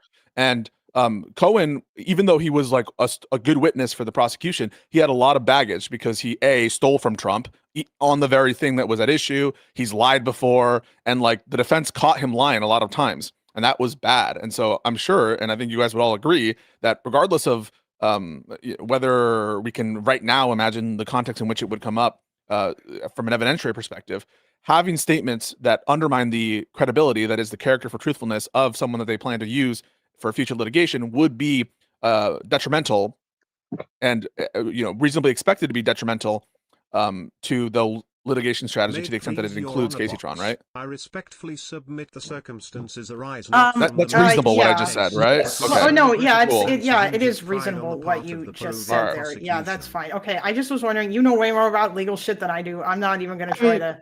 Yeah. I mean, it's actually quite simple. He would just be hurting his own position by saying she's insincere. Like, so he does have motivation to lie. But I want to go to. I mean, we have We're at this stage where the apology is insincere. The apology is sincere. I think it's perfectly, absolutely reasonable, and we could empirically show this, that part of her statements, she's 100% absolutely behind. And I can prove this. Yesterday on her stream, she was, and you can go back and verify me. I mean, obviously, we're dealing with fair use. It's a bit hard to empiricize this. She was absolutely way more on top of pausing the videos, adding commentary. Now, you could say, oh, it's just because she doesn't want to get sued again. But then we're getting into like solipsism, basically, like what is regret? Wait, no. Hang on. So do you think that she's sorry for infringing copyright, except to the extent that she got caught for it? As a content creator, I do. Okay, so so you think Casey Tron, because of this, because this is your position right now, and I'm just going to restate it. All I'm doing is restating your position that you just tried to sell to 1,000+ people. Real believes that it's possible that Casey Tron has, because of this lawsuit, a newfound substantive respect for copyright infringement in the substantive sense as opposed to getting caught. That is one of the most, she who basically watches, and I even think in recent streams, kept doing this kind of bullshit react meta. You think that this person just magically changed their belief substantively on reactions and content stuff? I think that's deranged. Well, I mean, we can like jump into her mind and try to, see what she's thinking, or we can just look at her actions. And it seems that maybe she has in fact turned a new leaf. Now we'll have to see over time whether this holds. Now, okay, so that's one point. But I mean, the idea that it's impossible to think that she doesn't feel regret about some of the shit she said. When you say impossible, wait, hang on. When you say impossible, what are you referring to there? Are you referring to that's logically impossible? Sure. Well, I'm referring to let's get into her emotional state if we're trying to get into her head. I'm saying, what do you think it's likely? So if someone said, do you think it's likely that Casey Tron just like all of a sudden has this new actual substantive position against infringement? Yes or no? And someone asked you that, would you be like, yes? You think it's likely? Yes, I think it's likely. Okay. That is not my read on Casey Tron, that because she was sued, she thinks that she really did something wrong from an infringement perspective. I think that most people's read on it is that she's upset she got caught.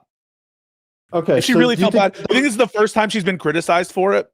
or the first time this has been brought to your attention? Listen, No. I mean, Like it's listen, her entire sometimes you don't- reputation, listen, right? Yeah. in a modern age, you don't you don't bear the consequences, and you don't change until you bear the consequences. Like the streamer perspective is like diluted. By the way, most streamers are just completely diluted. Hopefully you guys aren't. So this is what I mean. I mean, like, I guess I'm just appealing to people's like what their reads are on Caseytron and that video and like what her past course of conduct is. But these are the lengths, and instead of just being like, yeah, I think even if she's, by the way, even if I granted that she was being sincere about that, would you say that you think that she's being sincere about the Asmongold thing? You think she's being sincere about the apology as relates like the employees? You really think that after she was just sued by this guy and she was forced to go through all this thing, do you think she really feels bad about Asmongold? I'm going to ask you.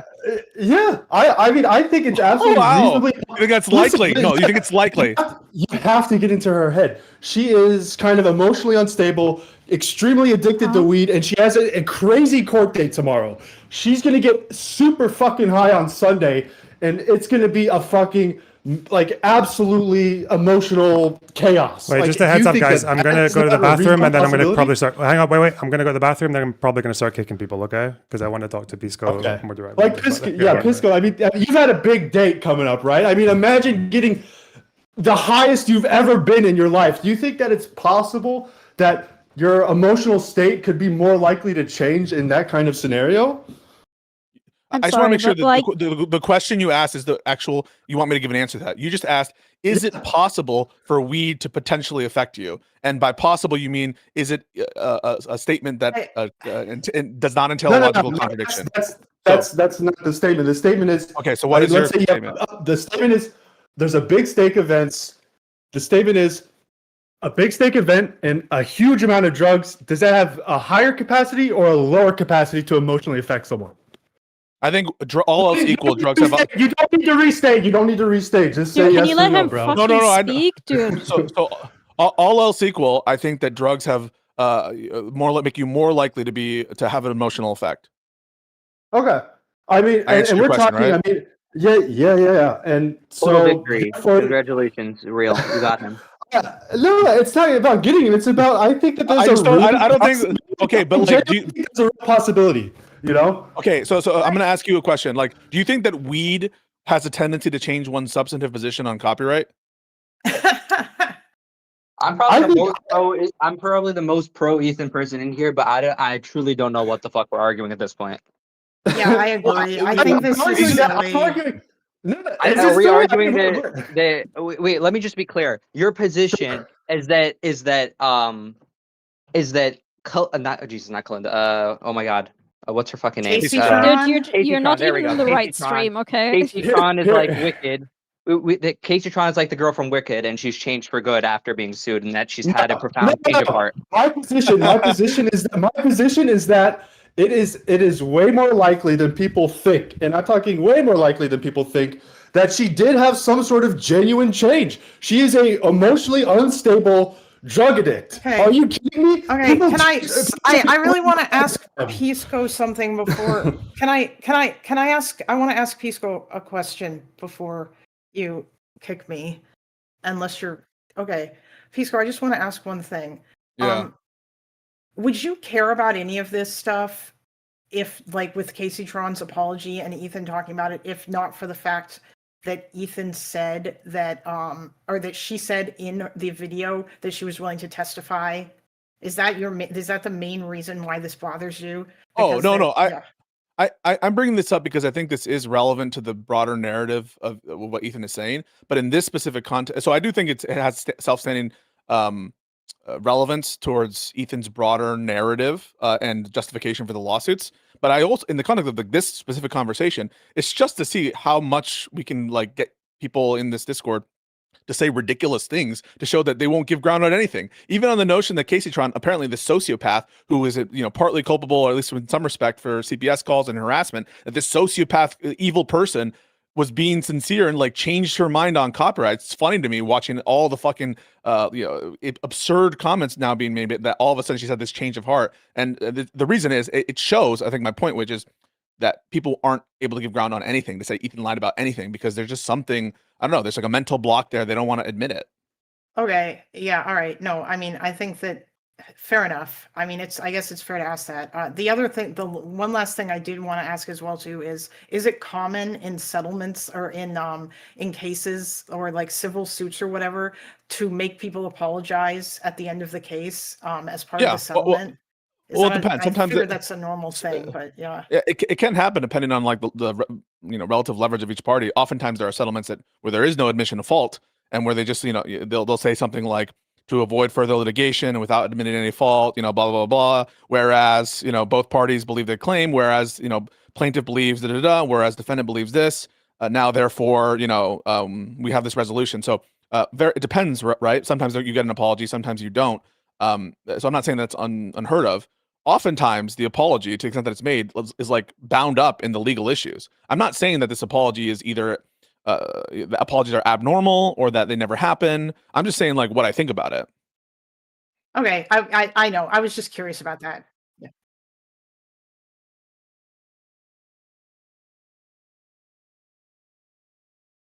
Why? Yep.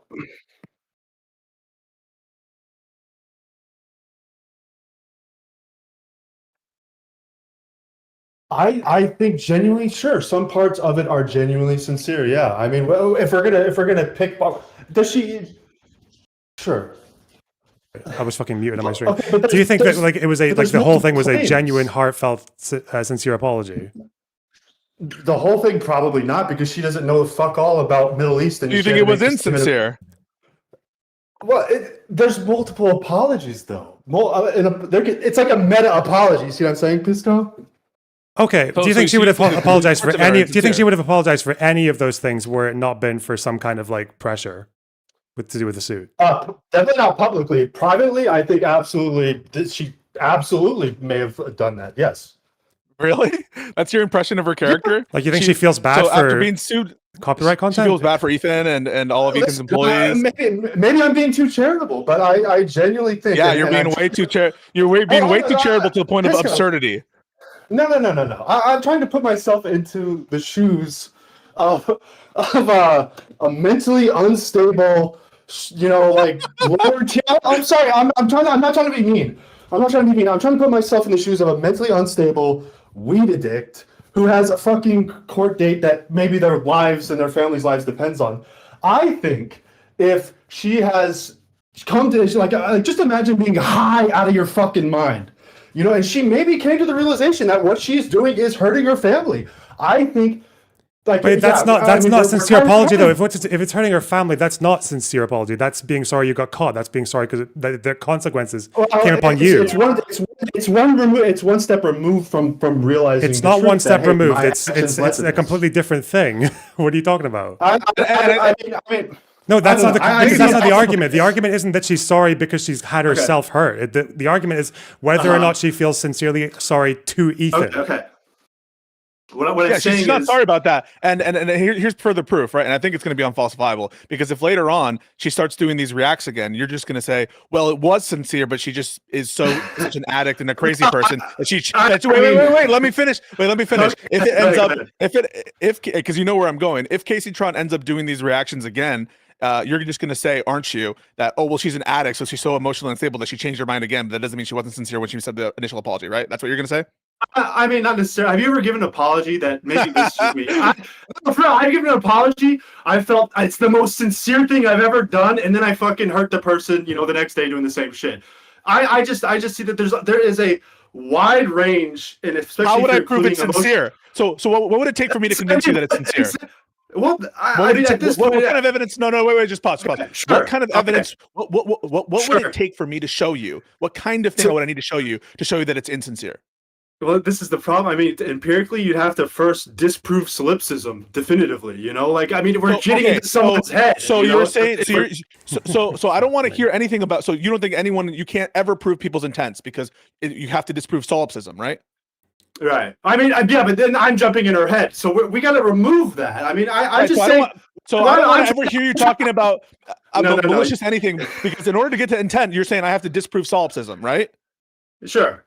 I mean, empirically, but if we're talking generically, what I'm trying to say is that I just think it's more reasonable than people are giving credit for. I Wait, so think have you changed your have you changed your position? position though? Because I thought you were saying that. So do you believe that Ethan was sincere in saying that Casey Trump was sincere? That's what I mean. I think well, again, it's like a meta apology. Obviously, she was sincere in some ways.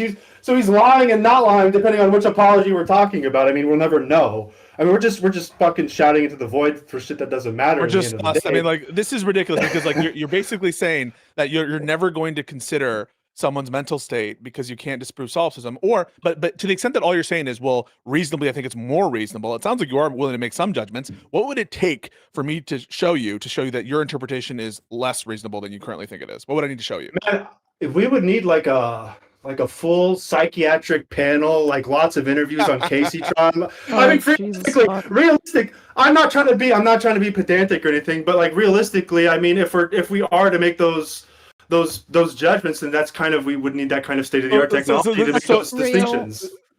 What? So can I just ask him something real quick? Yeah, go ahead. Okay.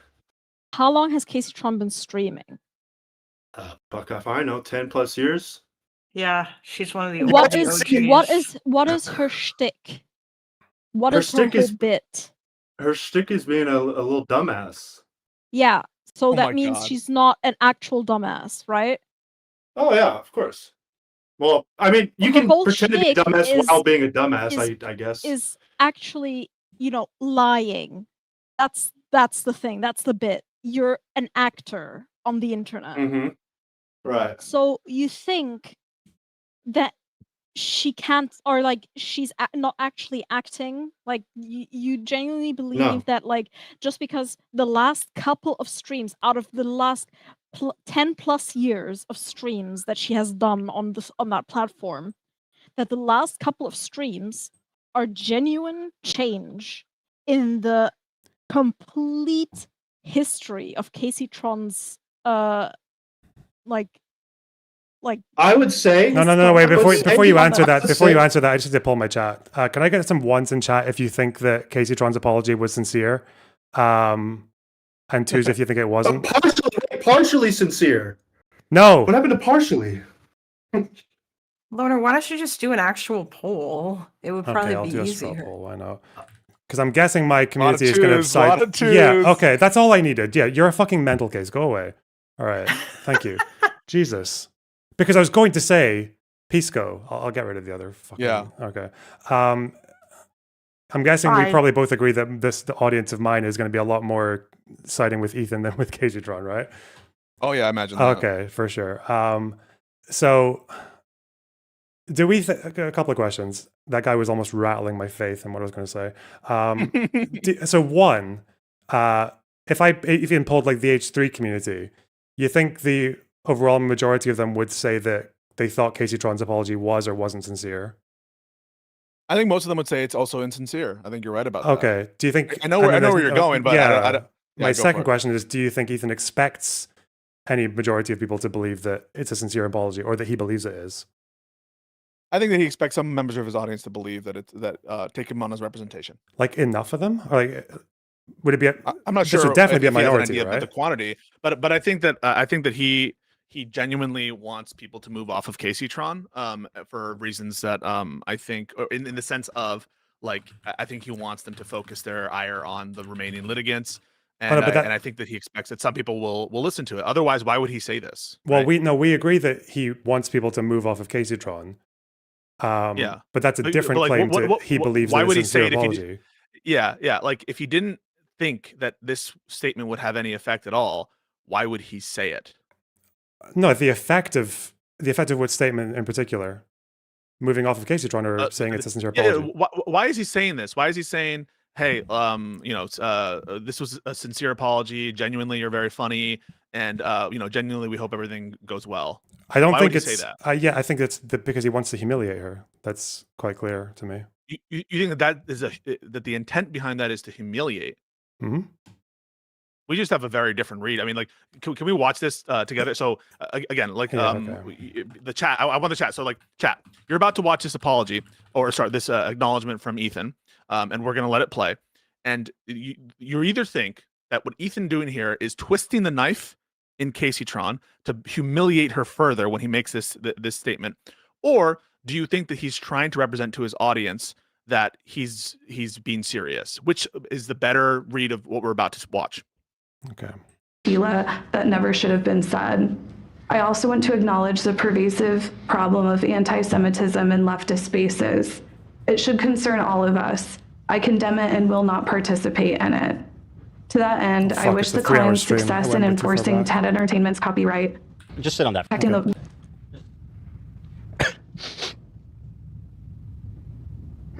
Check my phone here.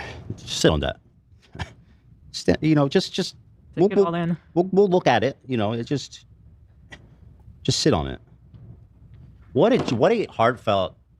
I mean, like genuinely, and I'm gonna say something. Caseytron, we've said it continually throughout this. You are extraordinarily funny and a very talented person, and I wish you all the best in the future, in your future endeavors. And I know you'll continue to make people laugh, and to and to continue to bring joy to people in that regard. I do. I think you are extremely funny and very clever. So, and I accept your apology. I do, and I appreciate all the sincerity and just all the specific. A lot of the stuff in there was really, I think, warranted, and I'm glad that she's come to terms with a lot of it, and I appreciate it. I really think she's turned a new leaf. I do. Now let's watch it. Now I can pause it and stuff, right? Yeah, now that we've watched it, you Yeah, can do okay. whatever you want. All right, so. You can tell me. Now one part that you really wanna go stands out further? to me is We can pause right there. Not a hint of irony in his voice. Not a hint. No, like he's saying genuinely he thinks it's a turn a new leaf. I think any other read is insane. Wait, no. These are two different claims. Turning a new leaf is different from saying that she gave a sincere, heartfelt apology. I These are understand two. that. You can, They're- and they're- you acknowledge as well that they're- you can make a understand that- sentence that has, or a paragraph that has both of these in it, right? Where you can throw in gloat and sarcasm, but also attach it to sincere comments like, "Yeah, I'm happy this is done. I'm happy she's fucking offer." Yes, I acknowledge that is possible, by which I mean logically possible. In this case, when he says turn over the new leaf, I don't think it's plausible that he would mean that to be serious, but not the nature of the sincere apology. Like that just seems wild. The suggestion that he would be serious about, well, she turned over a new leaf, that's serious. But he's very clearly signaling to his audience that he's being facetious when it comes to her, acknowledging the sincerity of the apology. That seems deranged. I mean, that isn't what we just watched. Everyone just watched him try to be sincere and try to be genuine, put a hand up, physically manifesting that what his desire is. His desire is to make his audience, or at least part of them, believe in the sincerity of what's going on and to let it go. But that's the better read. Then this is just to twist the knife and to dunk on her some more. Well, if you say it in that voice, maybe it sounds crazier, but I really don't see why. And because what you're suggesting is that Ethan is actually like naive to the point that he thinks that saying this whilst throwing in like what a heartfelt, but that he could actually convince any sizable number of his audience. He clearly hasn't convinced like 99% of mine. Why else would he say it? Fans. Why else would he say it? Like I said, to twist the knife. It's very. So you think, okay, so do you condemn him for twisting the knife then? With Caseytron, no. That's your wait. So just to be clear, so it's your view that he is doing this to twist the knife, by which you mean ridicule her even more after she's done what he said, after she's settled with him, and you are not condemning him, mocking her more, and not letting her sit and not being genuine. What, like a last laugh? No, I don't really think that's the worst thing you could do. No. But it's next when they talk about her dire financial straits, is that serious? I don't know about the financial straits. Let's see. So after this, they're part. gonna go into Hassan and so you keep playing it. So because Elo's gonna get into it, keep playing it and see what Just happens. from here. Yeah. Okay. Part about Hassan. About the Hassan thing, because he really did make it. And do we have that clip right of when Hassan was making it sound like? Can we watch that? Yeah. When Hassan was making it sound like he was going to help them. And I mean, rightfully so. If I was him, I would have reached out immediately and offered my support, emotionally and financially, right? And that is something I have done. Wait, pause. Do you think he's being serious there? Yeah, because he wants to attack Hassan for not helping her. Yeah. Okay, so keep going. Make it, and do we have that clip right of when Hassan was making it sound like? Can we watch that? Yeah. When Hassan was making it sound like he was going to help them. And I mean, rightfully so. If I was him, I would have reached out immediately and offered my support, emotionally and financially, right? And that is something I have done. in other instances. It's incredibly stressful, both emotionally and financially, to go through a lawsuit. It is, and I Everybody knows appreciate that. the situation she's been in, and that's why. Which is also why I'm so glad to at least put one behind us. When Yeah. he Oh, says shit. when he says I appreciate this situation she's been in, do you think he's being sincere there? That he actually appreciates? So he just But said this would "I probably appreciate be the situation talking she's about been in." her family, right? Well, no, she says she's been in. That is Casey Tron. Let me see again. 1 second. Making it sound like he was going to help them. And I mean, rightfully so. If I was him, I would have reached out immediately and offered my support, emotionally and financially, right? And that is something I have done, in other instances. It's incredibly stressful, both emotionally and financially, to go through a lawsuit. It is. Everybody and I knows appreciate that. the situation she's been in, and that's why. Which is also why I'm so glad to at least put one behind us. Yeah. And I know it was difficult on her. You think he's like joking, or do you think that no, they're that's not being a joke. serious? That's quite a shitty thing to say. Yeah, none of this is. Yeah, all of this is serious. I No, mean, no, wait. That he doesn't is make it just- all serious. Okay, that does not make it all serious. It adds it is a little bit. I would say it strains credulity to think that he's serious about appreciating and understanding the financial position that he's been in and being sympathetic to it and having this kind of display. But he's trying to twist the knife in the previous statement. Do you think that makes any sense, or do you think that's plausible? Not is it possible? I'm asking, is it plausible? Do you think it's likely? Sorry, can you just rephrase that one more time? No. Yeah. So in this part, you think he's being serious and showing genuine like sympathy for her financial situation, right? That was your position. Yeah, isn't that it? sounds like it. Yeah, or Okay, that and- I'm actually not sure because he's obviously like gone ahead and maybe. Yeah, I can see that. Yeah. Okay. So given that you think is the best read, you don't think it's likely, do you, that like he's being serious about sympathizing with her financial position in this part, but he's trying to twist the knife in the previous segment where he's talking about the sincerity of the apology? That doesn't seem likely, right? No, I think you can do both at once. Like you can easily be in a position where you want to take like whatever revenge on someone. When you say can, I just want to make sure. So when you say can, you say it's likely it's both, or do you just mean that it's logically possible? Well, I don't know how specific we're being there. So fuck me, my brain. So when you say like I can see people doing this, right? Do you just mean that like it wouldn't entail a contradiction? Yeah, or do you because mean that, yeah, like, because you like I think that can this is likely? yeah, because what I'm thinking is more likely is it sounds like if I wanted to like shit on someone like Casey Tron for wronging me in some way or like being disproportionate to set an example or whatever, which just seems like is Ethan's whole approach. I'm putting them in a position. Then yeah, I think you can do something that you think is like deterring them You or can giving do them what they something, deserve. meaning what? When you as say in it's sorry, as in when you say can, because I started this whole Yeah. paragraph by saying that I think this is more likely because I'm trying to imagine like the position I would be in if I was doing this, because I think it's like it's fairly conceivable, like very conceivable to say that you would do this but also feel bad for the person you're doing it to in a way. Yeah. Yeah, so as I'm going to give you two scenarios. Scenario one, he's twisting the knife. That's your characterization when he's talking about the sincerity of the apology, and this is actually genuine, heartfelt that he sympathizes, or he's trying to present always that he's sympathetic, that he thinks it's sincere, and that's why he's trying to sympathize. Which of those do you think those scenarios sounds more likely given what you just watched? I think he's being in a position where he's getting the last laugh and he's having his victory lap, but then also saying, "Yeah, I'm sure that must have been stressful for you." Like, no, but as between the two scenarios I laid out, which you think is more likely? The one that I laid out, which is he is trying to present a consistent theme here. That is that he's understanding, sympathetic.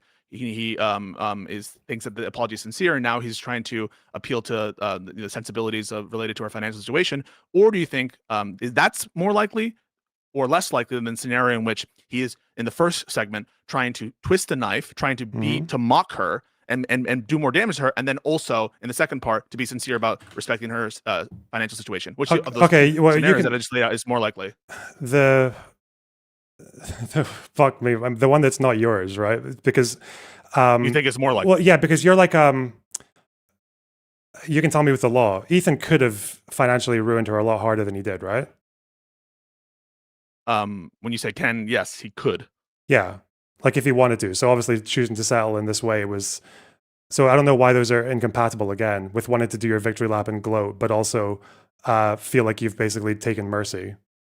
You're just, when you say it's incompatible, you understand incompatible is just me asking if there's a logical contradiction. So if you keep changing it to be like, well, is it technically possible? We're not arguing about what's possible. We're arguing about what's likely. You know, like incompatibility refers to contradictions. And so when people ask me, like, is it possible for someone to have a mixed motive? It's just a very trivial thing to accept that, yeah, it's possible. But again, we're not, I want to stress for the second time, we're not talking about what's possible. We're talking about what's likely. It's not but I think likely it's that someone likely. would Yeah. try to. That's what I'm telling you.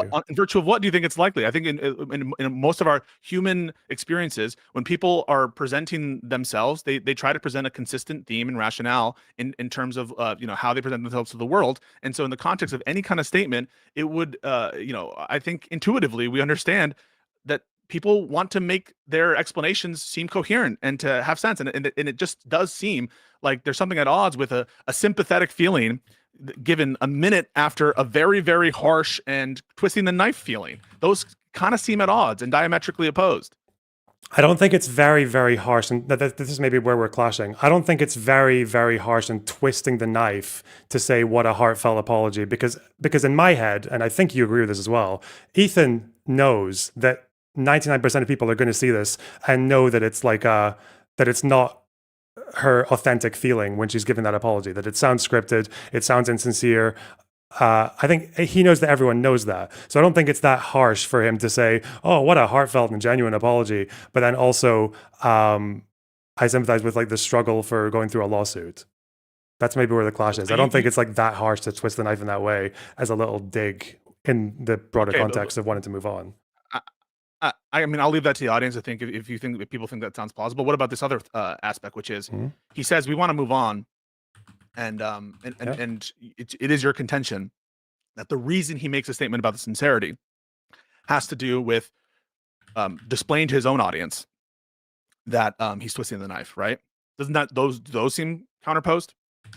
No, a victory lap and then wanting to move on is not a contradictory, is it? Do you think it is? Do you think you can't do both? I don't think it's a contradiction, but I do think that it lends credence to one view versus the other. So I'm not saying it's a contradiction. I want to be clear. On your view that it does seem like I say counterpose, I mean one tends to show another sentiment, like someone who is ultimate gloat mode, someone who is ultimate be vindictive mode, because that's what twisting the knife is, right? Twisting the knife is an intention, again, your characterization, to make it hurt more. Is that what he's trying to do? Is make it hurt more? If you want me to use a better phrase than twisting the knife, I would say victory lap. But again, so is it so when you said twist the knife, did you mean make it hurt more? You didn't mean that. I mean, it hurts a little bit more, I'm sure. I don't think it's like significant. Is that his intention? Is his intention to twist the knife more? And to make it hurt, make her. I have no idea if it's his intention. I don't know if he just if he wanted to be funny. I have no idea what his intention was there. Doesn't necessarily have to be just to try and hurt her more. Say that, but like when I give you this, does this sound unreasonable to you? Well, he was doing that because he wants to seem merciful. He has a litigation interest in maintaining her credibility. They probably negotiated how his response would be. Like his lawyers probably talked about after this apology is given, that like the kind of conduct that they would expect from the relative parties. That he doesn't want to be seen as someone who is just ultimately malicious. He knows that there's some sympathy for Casey-tron, and he also probably wants to move on and get people focused on Hassan and denims and all this other stuff. Like, doesn't that seem like a reasonable explanation for why he would say what he said as opposed to twisting the knife? Again, there's like four different bits here, right? So like wanting to seem merciful, yeah, he has an interest in wanting that, right? Wanting to move on, yeah, sincere. It's just the bit over expecting people to believe that the apology itself was sincere. I think that's the bit that we're clashing on, no? Okay, so if he wants people to think that she's being insincere and he wants to further that notion, right? That's why he's saying it, to further it. Why is it's like an elephant in the room, isn't it? It's just... Yeah, but like, so he's in other words, you're acknowledging that he actually wants that to be the impression, and he wants people to leave with that impression, and he wants them to criticize her more, right? I'm guessing for as long as that apology remains out, yeah. Yeah. Oh, so you think that contradicts him saying he doesn't want people to harass her or whatever? Yeah, because Maybe, you're saying that he's lying about that. Yeah. That when he says, "I don't want you guys to harass her, I don't want you to do this," that he's actually being insincere there. Do you think he's being insincere about like, I don't want you to harass me? Because harassment depending, right? Because when like online harassment, I don't know if that's people commenting on a video you've posted. Harassment would obviously, like, people have different definitions of what harassment entails online, like going into DMs or like So we could say more generally, like, do you think paylogging that and he is stalking and trying to shit, get right? when he says what he says about yeah, no, I understand, and I appreciate that Mhm. distinction. When he's like, "Don't go after her," or whatever he says there, do you think he's being insincere there, or do you think he wants his people to go after them more? I don't think he cares. I think it's like when you You don't think he cares? to a degree. I think what the way that it works online is that if you realize that if you're like publicly talking about someone in a derogatory way, or in like even if he just showed himself watching that apology, right, and and like sort of not really being able to hide the fact that he knows that it's all bullshit. I think there's like a courtesy that people do online where they say, like, don't go after this person, don't harass them, because you know they're going to get comments. You know that some people in a massive audience are going to feel like sort of yellow light on them. But then generally you say there's a courtesy, like, don't harass, because you don't want to feel like you're greenlighting it, because that makes it a lot worse. Right. So if it's for his own optics, is what you're suggesting, his own PR. No, it's not necessarily for then it wouldn't optics. be- It's like, Oh, you then understand what is that. it? Sorry, help me. Yeah. Okay. So there will probably be people every time, like, say maybe if you and I have a disagreement, or you and anyone else does, there will probably be people who might say mean things about you or mean things about me. But I can say, don't go after this person, don't harass them. The point of me doing that, I think it is a general courtesy for most streamers or creators, is that saying that tends to mitigate, even though you can't get rid of it completely, even though you also accept that commenting is going to be inevitable. Whereas if I said, go and harass this person, it's like, it's not going to be the difference between no harassment and getting it. It's just going to mean that it's going to be a lot more because you've got the green light. So when he says, like, don't go after her, whatever, you're saying that's part of a courtesy to lower the intensity of them going after her. Yeah, I don't think he expects, even without any sarcasm or anything. Yeah, I don't think he expects her to get nothing. Right. So that's not him trying to twist the knife. That's him trying to mitigate it. Right. Him trying to mitigate risk to her. Saying don't harass is mitigating. Yeah, that's generally, that's usually what people do in streaming. But that's sincere, right? That's sincere. Yeah.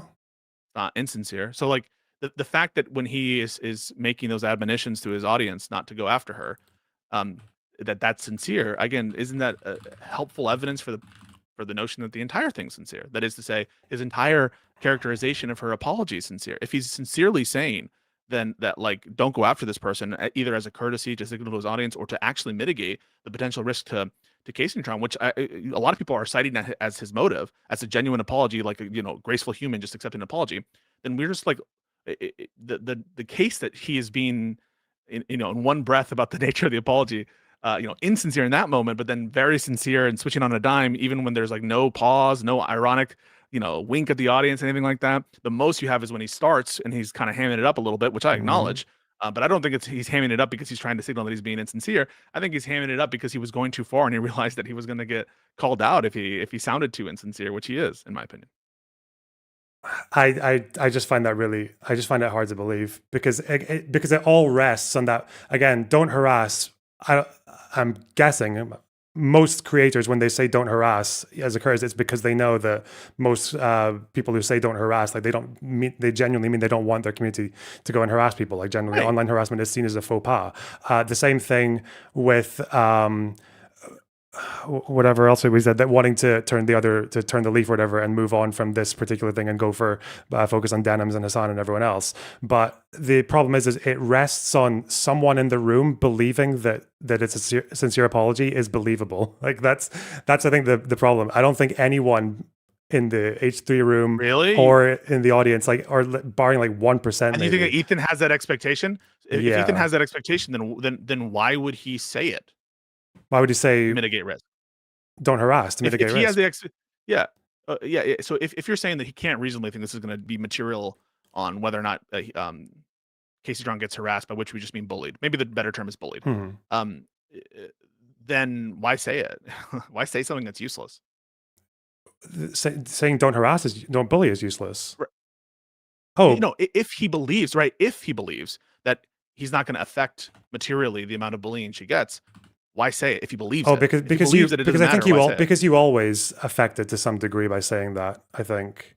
Yeah. Right. So he wants people to think that he's being genuine, doesn't he? I think he wants people to think he's being genuine with the things he's saying that are believable. Yes. But he's not. But when he's saying Not what a genuine, heartfelt apology, that's not believable. And then I'll ask you: is it believable that Casey Tron's apology is sincere? That's what you just said. No, of course, it's not believable. But I don't. But your argument rests on someone in the room believing it's believable to any substantial number of people. Well, I can't imagine Ethan thinking that's believable. I don't think that Ethan thinks it's I don't think that Ethan himself thinks it's believable, or sorry, that he believes it. But I do think that Ethan might think that some people think it's believable. I don't think that. I think that because guess what, Loner, there's actually a bunch of disagreement. There are people who, I've gotten tons of them saying he's doing this to protect Casey Tron because he wants to protect her from risk.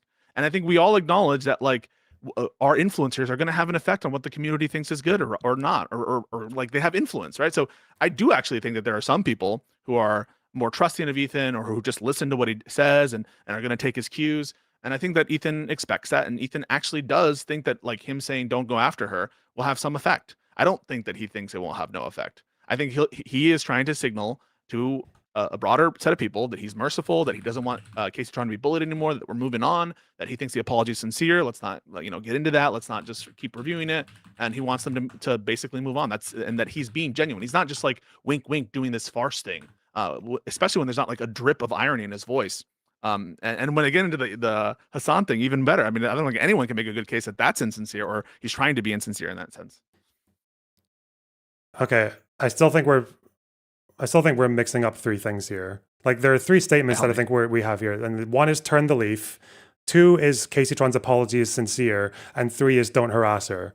But obviously, I think if we, okay, let's say if we pulled H3 subreddit or whatever, and we can group this into whatever half and half, big majority, small majority. How many of them do you think would say, do you think Ethan wants to move on from Casey Tron? Yeah, I think most of them. He wants to move on. How many of them think that Ethan doesn't want them going and harassing her? How many of them? I don't have a clue. Okay. Oh, how many of them think that Ethan doesn't want them to attack?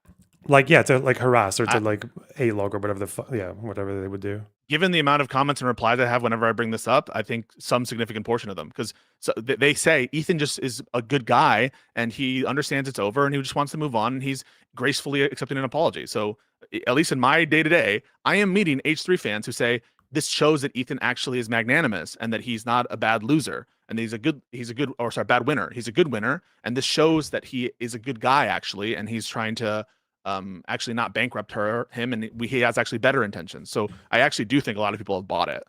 Okay. And then obviously the last question. Do you disagree with that? What I just said? Like people have even. Of course, people are buying that idea. Yes. Yeah, of course. They're buying that he's not as bad as certain other communities. Yeah. People are taking this who are Ethan fans as evidence of Ethan's goodness. Mm-hmm. Yeah, I know. Right? I understand that they're taking turn the leaf and don't harass as evidence of that. But then I guess the third point is, if you pulled H3, how many of them do you think him saying the apology is sincere is either something that he believes or he expects them to believe or a sign of his goodness? Right. So the question is like, does Ethan think that they believe that he thinks it's sincere? Right. There's multiple levels to the intent. Yeah, right. And I think that he will believe that he reasonably believes that he will be able to convince a significant portion of his audience that he believes that the apology is sincere. And that's why I think he said it. Not because he expects them to doubt it so that they all go after her, right? Because that's what would happen. If he was trying to be insincere by twisting the knife or however you wanted to describe what he's doing here and dunking on Casey Tron again, that would be counteracting his goal of trying to get them not to bully her more. And so that's why I think my explanation makes much more sense, which is he's trying to show a consistent amount of mercy and that's throughout, and of grace, and that's the kind of image that he wants to present, which includes the statement about the sincerity of Casey Tron's apology. That's all consistent, and it all makes sense. And we don't have to do these like weird little, well, he was inconsistent here, he's consistent here. He doesn't want them to continue to harass, but he did want to dunk on her more. He did want to twist a knife, but he doesn't want them to keep bullying, and he expects them not to listen to him, but he's going to say it anyway. So like, it all just makes sense when you accept that, yes, he wants to be presented as merciful, as understanding, as reasonable, as someone who is not just trying to financially destitute these people. Then everything just makes sense. Okay. I take issue with the way that you characterize things right at the end. You made it sound a lot more convoluted than it was. So I'm gonna summarize what I think is happening here, go and for it. then we can probably just agree to disagree unless you want to go over for anything else. So one, I think what happened there is that he was very, very happy that he got to put her through that fucking Maoist struggle session, ISIS video, whatever. He did a little fucking gloat about the apology being sincere, even though I think he knows that everyone knows it's not. And then but also at the end of the day, he's kind of got what he wants from that. So that's one more for the boys with the what is sincere, but then and you're also really fucking funny and whatever, but I hope you bring more joy to other people. But then that's it, that's the victory lap. That's one more for the boys. Then we're going to turn the other leaf and also like don't go fucking like ham on this person, go for people like Hassan and my other enemies who are still ongoing instead. But it is a lie, isn't it? It is a false statement to say that Casey Tron is being sincere in our apology. That is false, isn't it? When I say that like parts of this conversation make me want to kill myself, like it's a false statement, but I don't know if it's like a lie, right? Is it? Hang on, wait. Is it a false statement that Ethan knows to be false? On your own view, it is. Yeah, of course. Yeah, that's why. But that's what I put under sarcasm. Yeah, for that bit. Yeah. So for that bit, it's sarcasm because in order to say that, you have to basically you're suggesting that he doesn't intend for people to see him as saying that statement. Yeah, I don't think he expects people to. True. Yeah, I don't think he expects people to believe that it's a sincere, heartfelt apology. Yeah. Okay. I mean, which is why it becomes like a. I couldn't disagree more, and I leave that up to the audience to see which of those. If do you think that he's selectively in that moment with respect to the apology, trying to signal that he's being insincere right then, but sincere about the other elements.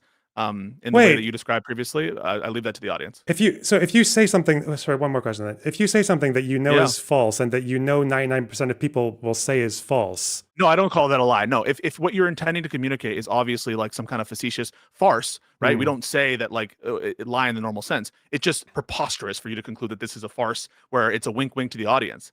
If one reasonable interpretation, do you agree that it's a reasonable interpretation that he's being sincere in that moment? Which moment and the saying that the apology is sincere? Yeah, when he says the apology is sincere and he puts his hand up to guys, this is a sincere apology. Do you think that a reasonable interpretation is that he's being serious there? Versus the alternative, it's like 2% to me. Would you, if someone was like to you, oh, I thought he was being magnanimous, Loner Box. He really even said that it was a sincere apology. And would you look at them and be like, what are you talking about? He wasn't being sincere there. He was doing a farce. Yeah, I would. Yeah, I would. Okay. Because I would take the what a heartfelt bit. Yeah. And I guess like this, I think he's smirking throughout the apology as well. But yeah, I would probably take those two things and be like, dude, are you mental? See, this is what. So I'm not saying that you're lying or anything right now, but this is the kind of frustration. I think it's just like the kind of lengths that people say that like Ethan will not lie about anything, even something where I think there even might be a good comment or like a potential argument. I don't think it follows that he's doing this to save. He's lying for the purpose of helping Casey Tron. That's what people have said. But you're basically saying the people who say that he's lying to help Casey Tron, they're delusional that they interpreted it that way. Because of course Ethan's not lying at all, because that part is clearly intended to be a farce. So you're calling everyone who comes into my comments that says he is trying to be magnanimous, those people are delusional because it was a farce. Two things. One, yes, chat is retarded. Yes, all of them, most of them, whatever. Two, I mean, there's like a top comment, I think, or is it one of the? It's like a 700 liked comment on the H3 Productions Reddit, and it's like on Casey Tron's apology, and one of the highest comments here is saying it's giving Tamara with a gun behind the camera. Maybe there are disputes here. Yeah, okay. But in any case. What was the other thing I was going to say there? You mentioned something about. Was there something else that you mentioned there that I didn't address? Well, no. I mean, Ethan lying. I mean, as far as I know, like Ethan has lied about quite a few things in the past, or he's like very sloppy with information. Yeah, I just don't think this is a particular. Well, I think some of them are lie. Okay, I mean, you might say so. I think this is like one of the more straightforward examples, but there are others too. I mean, like he lied about his motive for bringing the lawsuit. That's another thing that I think he lied about. And here we're just not talking Disney about. Thing? Yeah, that's definitely not. Yeah, that's definitely a false statement or a lie. Yeah. Yeah, what he knows about. Yeah, so like, to me that matters, right? Trying to sell the lawsuit as being about protecting the React community and not even because people will tell me this, right? They'll tell me, and we went over it with this guy DR something yesterday. They'll say, well, it's justified because of the CPS call. It's just, which happened, I think, after the trap was set. It's justified because of the skulls, which I also think happened after the trap was set. Or it's justified because of the statements of malicious intentional siphoning, which also happened after the trap was set. But none of that is brought up in the video itself. They're not brought up in the video itself before the trap is laid. He doesn't say this is justified because before he sets the trap of the CPS call. And so at a bare minimum, if it's the case that the lawsuit is justified on these other bases, that they're part of this broader community that's accusing him of genocide, et cetera, and he doesn't explain that as the basis for setting the trap in the first place, not only is he lying about the protection rationale, he's also materially omitting the basis of the lawsuit. And so the whole thing is filled with deceptions and omissions. And so on that basis, that's like bad. We shouldn't like that. And people will say, oh, who cares about this? Who cares about, but like, we will all clown on Hassan when he clearly lies, right? When Hassan lies about Collargate, we call him out, right? Yeah. You call him out? Yeah. When he clearly lies about the amount of time he was in detention, we call him out, right? Same thing. Yeah, but with, I think when even from Denham's day does one of that lawsuit coming out, I'm pretty sure that I also said I think it's like it is like basically saying you're impossible to inconsistent. believe, that he's doing it. But what I'm saying is, like, protect people from Disney or whatever. You would agree that everyone who's like, oh, Pisco, you're nitpicking. You're like, whatever, like that's delusional, right? I mean, we care about when our creators lie and when they misrepresent things or when they materially omit the purpose behind the lawsuits. That's like something that we all care about. And we care about it in the context of denims. And we care about, like, for example, I gave an example, like if Hassan was bringing a lawsuit of copyright infringement against Ethan Klein, and he was lying about why he's like, I'm doing this because Mamdani was elected and we need to have socialism and he's going to stop. Like, if he said that, we would all be like clowning on him, right? We'd all be like, this is stupid. He's doing this because he wants to go after Ethan because Ethan did the content nuke or something. We would all be clowning on him for that. And the only reason people are saying that what I'm doing is nitpicking is because they don't want to have to deal with, like, well, we have to analyze the ethics of the lawsuit. Well, yeah, people are sidescocked. It's definitely a problem. Yeah. But far be it from me to tell people that they focus on things that they care about too much. Like, yeah, people are going to focus on the things they care about or the things that they're interested in. That's not really surprising. So do you think I'm it was saying that right for you? Yeah. Well, yeah, I mean, like, people can criticize that. I'll have responses to it. Do you think it was right for Ethan to lie about why he's suing? I need to look at the clip again, but it sounds like, yeah, based on what I remember, then yeah, of course it's wrong to do that. Yeah, you shouldn't, Yeah. you should be honest about what you're doing. Yeah. And there's nothing wrong with me saying that, right? No. Great. I think we're mostly aligned. I guess I don't know what the disagreement is. I think Well, we I both don't- agree I that they're don't- legally culpable. I don't think we're aligned on the particular thing. What do with we disagree on? With the apology being insincere thing, but everything else. Okay, it that's the seems one so far. area. Yeah. That's the one area. But But like, what were you? Yeah, you were saying something. You Yeah. carry on. I think we agree that they're legally culpable, right? Legally culpable in what way? From an infringement perspective. Yeah, of course. Yeah. Okay. And so we've addressed the lie, we've addressed the legal culpability part, and the last thing is, like, do you think the lawsuits are justified? Still back and forth. I think personally, I'm kind of okay with it. Can you ask him what would have been an acceptable say yeah. statement if it's a sincere apology? Okay, saying so on your yeah, current position, leaning, leaning, yeah, right. So I want to be clear that I'm not saying that he's like fully on board with yeah, fully on board with no, but you're leaning yeah. Say 75%. Yeah. Okay, they're justified because Because, okay, case by case, I'm probably less convinced with Frogan at this point. Case by case, Casey Tron goes like, I think even for like the most shameless or the most like lazy React creators, I think Casey Tron kind of goes like way above and beyond with the fact that she does it with fucking with like watching full episodes of series and putting a like loop of her face over it. So I think with Casey Tron, then yeah, there's like a level of shamelessness there that goes beyond anyone else. But also with Denims, as far as I remember, she was threatening. She was trying to. I think she introduced the legal issue, didn't she? When she was trying to sue. She was threatening to sue Ethan for defamation, wasn't she? Fundraising for that before he went for her.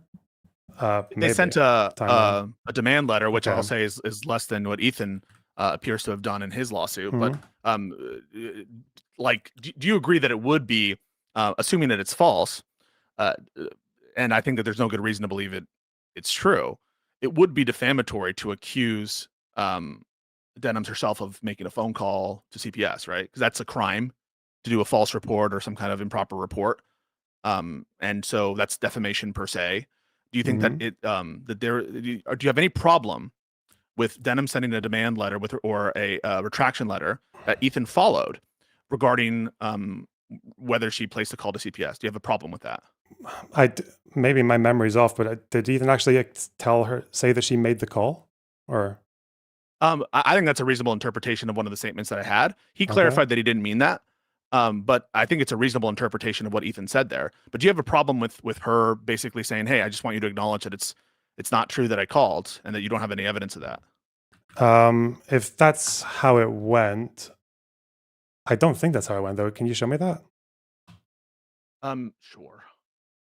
I don't have the clip on hand, but it's something where he claims responsibility. Like he said something about Oh, responsibility. wait, because I trust Creeman to be true in the facts, maybe not in the interpretation. Yeah. He's saying she did CPS, but obviously that's a very Right. broadly interpretable statement. Right. So do you have a But problem we know what with he's referring to. someone Well, we know what he's referring to when he says she did the CPS thing, all right?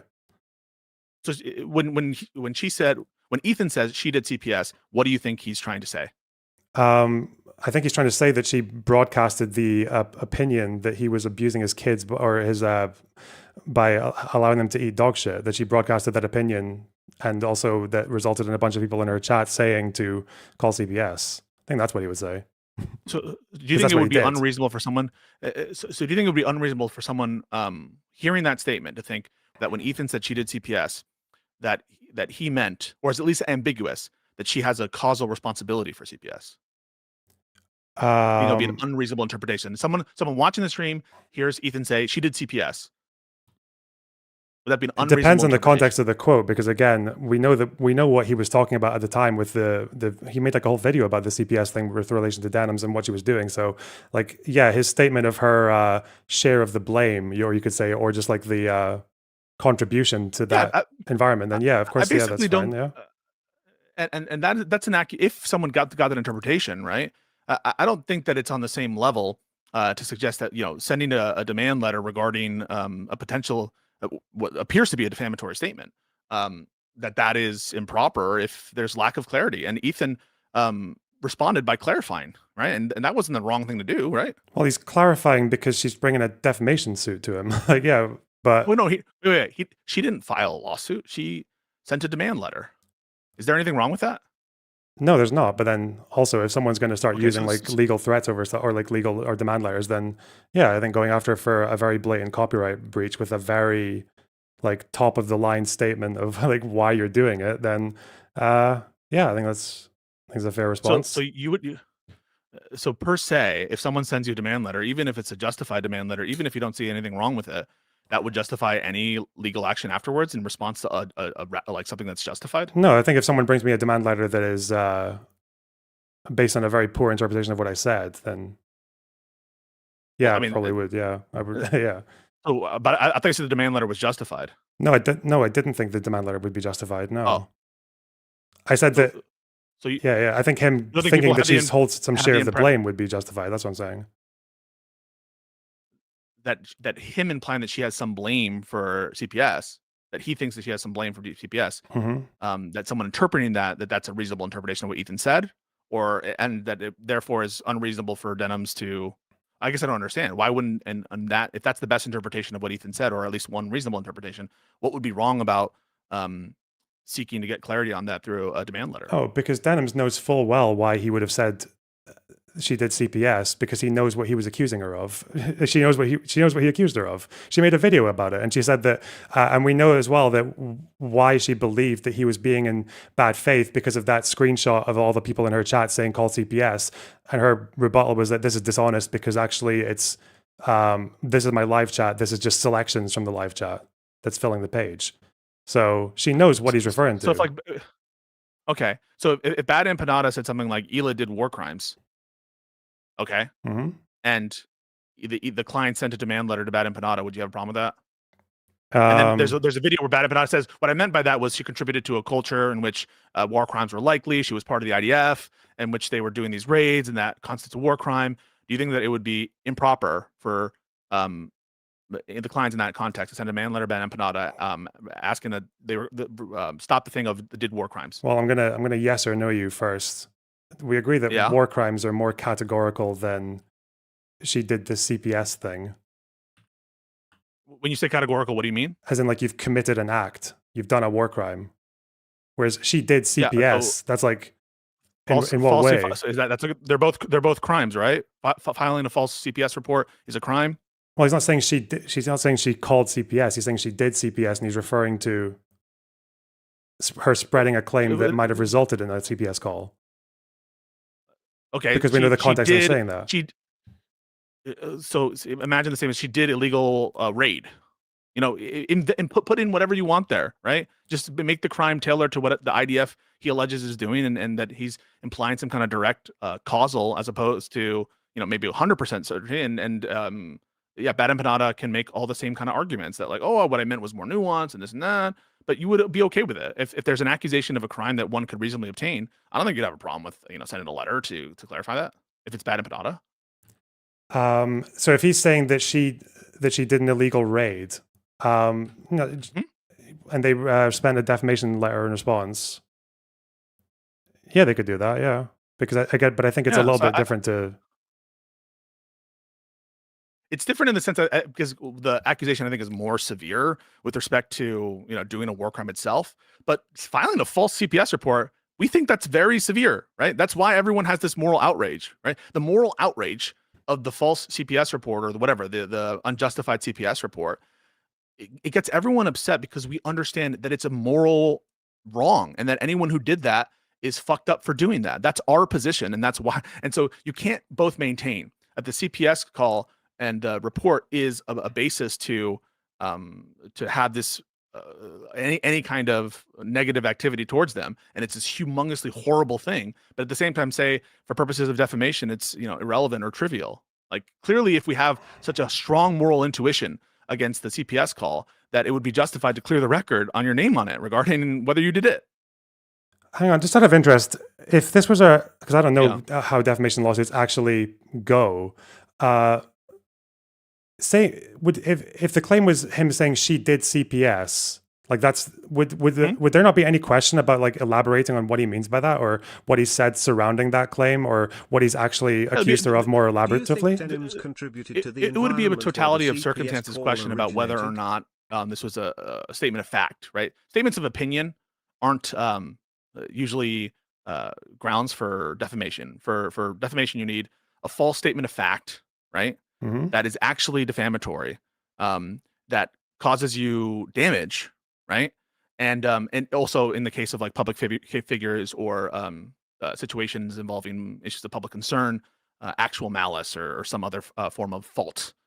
That's what the civil requirement of fault. Those are the elements. And so you need, as one of the elements, a false statement of fact, and it's not enough for it to be an opinion. And so maybe there'd be a question about whether or not this was unactionable opinion versus actionable opinion. But, like, for example, if I said to you, you know, Loanerbox did SA or Loanerbox did CSAM, and it's just based on some, you know, most people would understand that as a statement of fact. Again, but then right? I'm guessing if we went into a court case and people were asking what the context of it is, then let's say that claim is someone that I've accused, or I've platformed someone else accusing them of hoarding CSAM, and then that person goes to me and says, yeah, that, like, Loanerbox, that guy, he did CSAM, like, to me. Then it's like, okay, well, I'm pretty sure in court that would turn out to be frivolous, because they're not accusing me of like, actually owning CSAM. They're accusing me of falsely accusing them of it, right?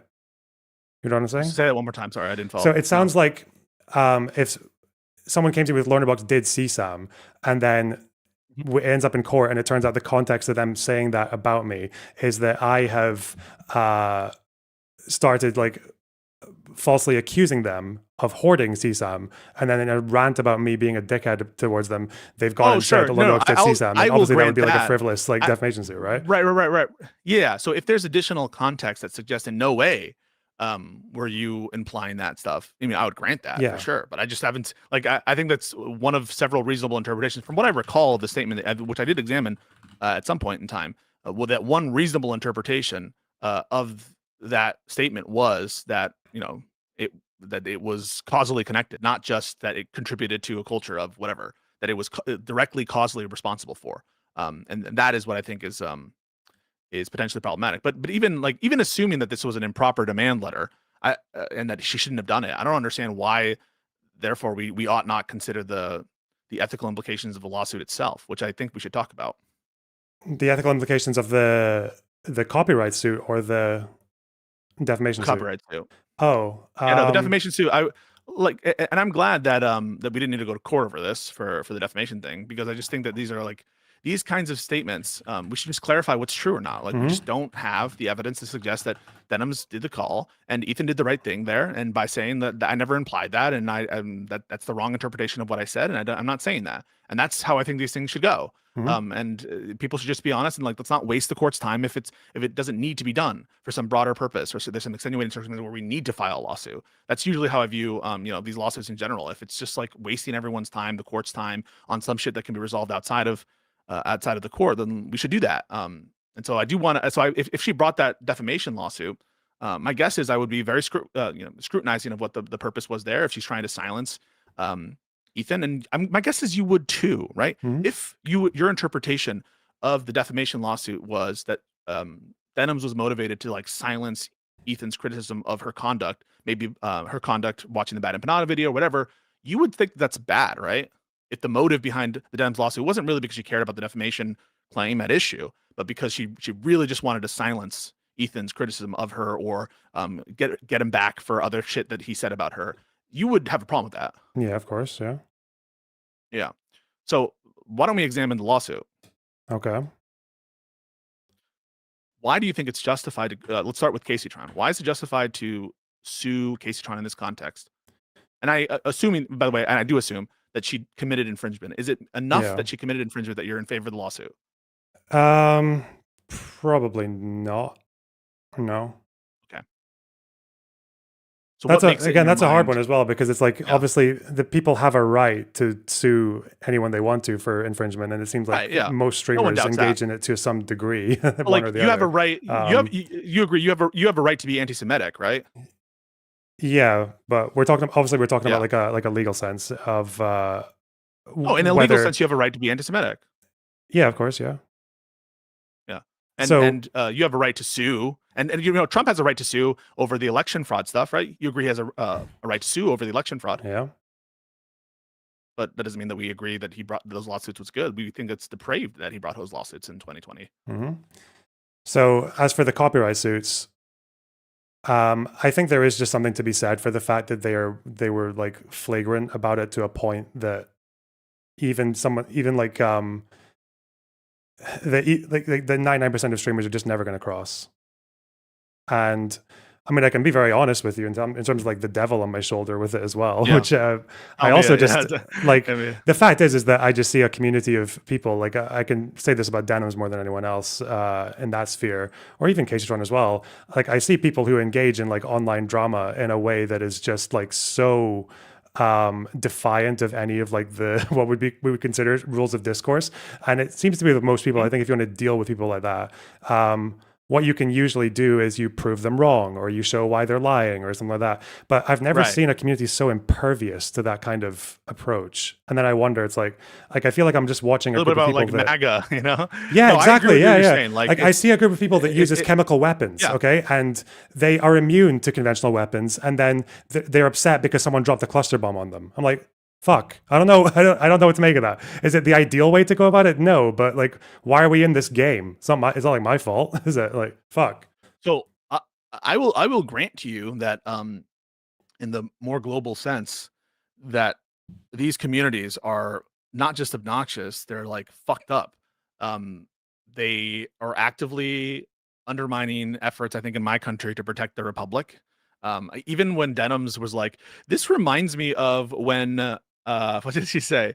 People blaming the people, or people who didn't vote for Kamala, as opposed to blaming Kamala herself. That shit triggered the fuck out of me. And they're all very hard-headed. and they almost never give ground on anything. And so I can understand frustration with the community. It reminds me a lot of MAGA sometimes, that like you can't get them to square with like their lies all the times. The other day, I don't know, do you know who Ogre Boy is? Yeah.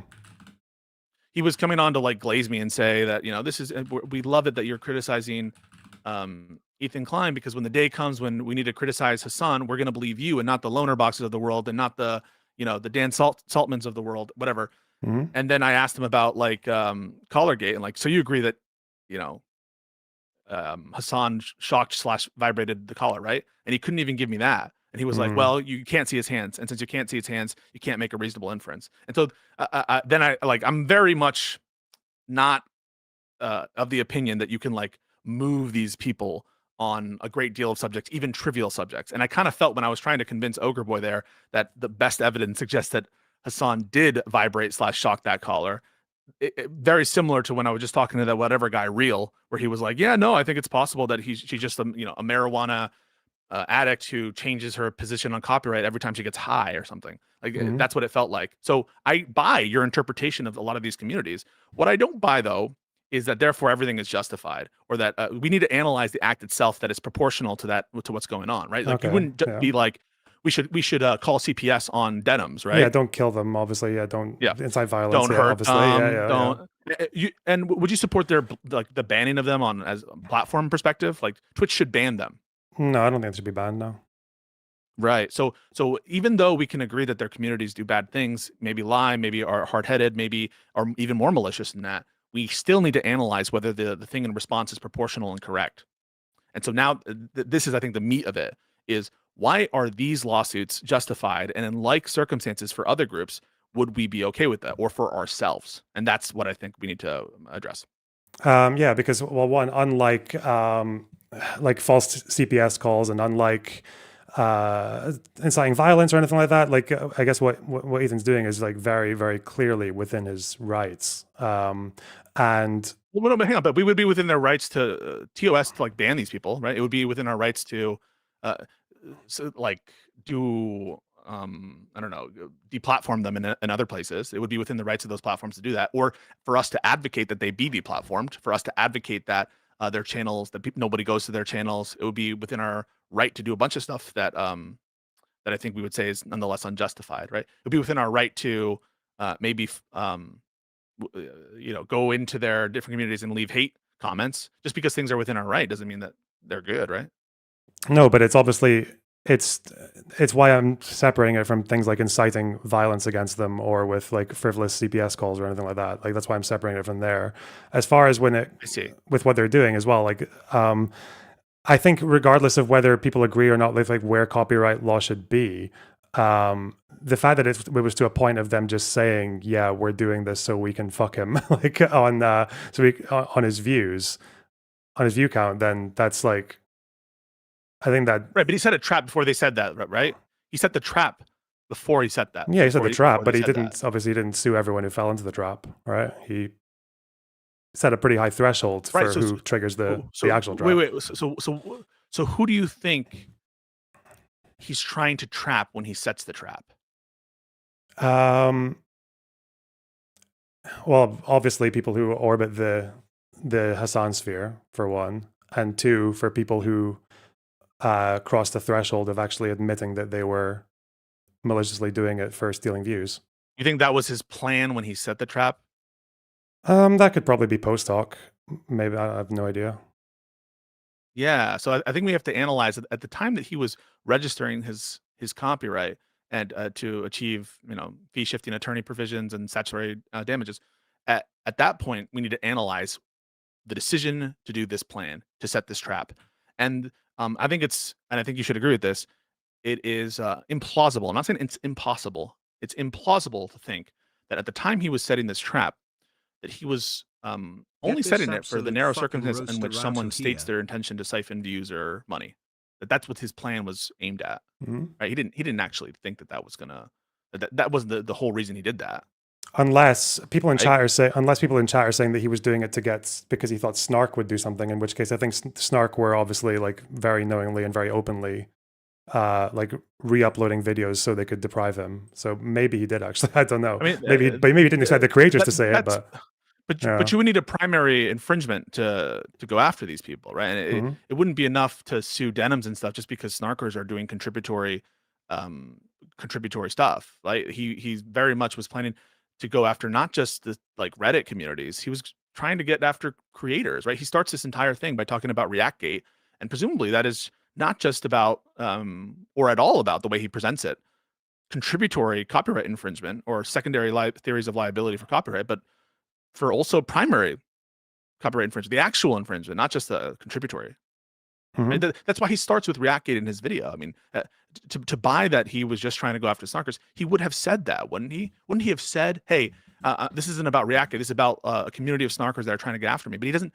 He doesn't sell it that way. He talks about Hassan Chair React. He talks about XQC and the worm, and he talks about the broader communications and problems with ReactGate, and that's the premise of setting the trap. That's what he explains in the video, not secondary theories of liability for Redditors, not about specific conduct towards him. It's about the broader set of issues. Okay, so again, I'm just going by people in chat because I haven't seen this video in a while. They're saying that he also spoke about snarkers stealing the videos from him, but in any case, it could be both. It doesn't like I don't doubt that he wanted to go after. Right? Yeah, I don't doubt that he wanted to go after creators as well. Right? Yeah. Right, and the creators he wanted to go after weren't the creators who stated intentional malice. He couldn't have planned that. Yeah, they kind of did that to themselves, didn't they? Yeah. Yeah, right. So, and he even says at some point, how this went better than I expected. We were surprised at how successful it was, and he's like, how can you possibly get them to admit it? Not that I think that it's relevant for legal analysis, but put that aside. How could you possibly get them to admit it? So the way he presents in the videos, he's actually surprised and laughing at how stupid they are and couldn't have expected it. That's how he presents their statements, is like, haha, you did it, and like I didn't plan it. It's just like this serendipitous circumstance, you know? Yeah. I don't know why that particularly it's not part of his makes plan to set the trap. Yeah, but I don't know why that particularly makes it bad, right? Because he's obviously made the decision after 3 people have fucked themselves in like the most unambiguous, like obvious way, right?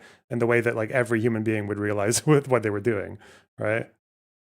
Well, so I think it matters because I thought we agreed that like we need to analyze the ethics of setting the trap in the first place, and to the extent that it informs us. Well, we already agreed that he lied about the protection rationale, so I guess that's conceded, that's understood. But I think it plays into whether or not we think it's justified when he was, because I think he was planning to go after these people. He wasn't ever planning on suing XQC or Asmongold, regardless of what they said. He was frustrated, and I think most people understand that this is like a conflict between two groups of people and communities that have one of whom has, at least the perception is, which I think is backed up by evidence, has gone after Ethan's community very, very strongly, called him a genocide apologist, a supporter of genocide, calling him all sorts of names, making up all kinds of lies. And so when he set up this plan, it's out of frustration that like he doesn't have other avenues to hold them responsible. He wants to do something to a group of people, and the people he wants to do things to are the people he views as culpable as part of that. Well, and that's not about just, to be fair, that's my rationale. To be fair, that's my rationale for enjoying it, watching it. That's not Ethan's rationale for. Or it might be. I don't know if that's. Do you think that that's what he? You don't think that he's like, when he sets up this plan in January, do you think he's thinking, how do I maximally help the React community? Well, you already said no. He's definitely not thinking that. What do you think he's thinking about? Yeah, what do you think he's thinking about? Well, for one, it feels like he knows why. He knows that Snark already does it, for one, and for the others, I don't know what his plans are for these other creators, because my understanding is that besides Denim's, Casetron, and Frogan, I think there were other Hassan orbiting creators who did do partial reacts to the nuke, weren't there? Didn't he showed a list of them? I think Hassan himself. No, not Hassan. I mean, like Mike or Sean DeBlack. I feel like these people made like partial reacts. Which again, you can obviously. I'm saying for the plan part of it. So this is before he actually sues people, because I do agree that like a necessary condition for him suing it is that he's going to have a claim against them. He was not going to sue anyone who didn't infringe. So I don't disagree with that. But like at the time he makes the plan, why is he doing this, right? What do you think is in his mind? Yeah, I think he wanted to go after. He wanted to go after creators who are part of a community that that he feels has wronged them. But he also, I think this is, and I think this is very easily compatible with the second motive, which is that he wanted to do it in a way that didn't just end up fucking like a whole bunch of people who did negative reacts to him, because that would have obviously included people like Mike from PA or Sean DeBlack, or there's a whole list of people who did partial react. Because he could have, again, you can correct me if I'm wrong, but I think even if you do a partial react, you can probably still get sued for copyright quite easily, right? Yeah, no, Okay. I don't think that he was. I don't think that he, you make the comparison to Israel Palestine, that he lacked any principle of discrimination. Right? He had a principle of discrimination here, and that was he was going to go after certain strong cases.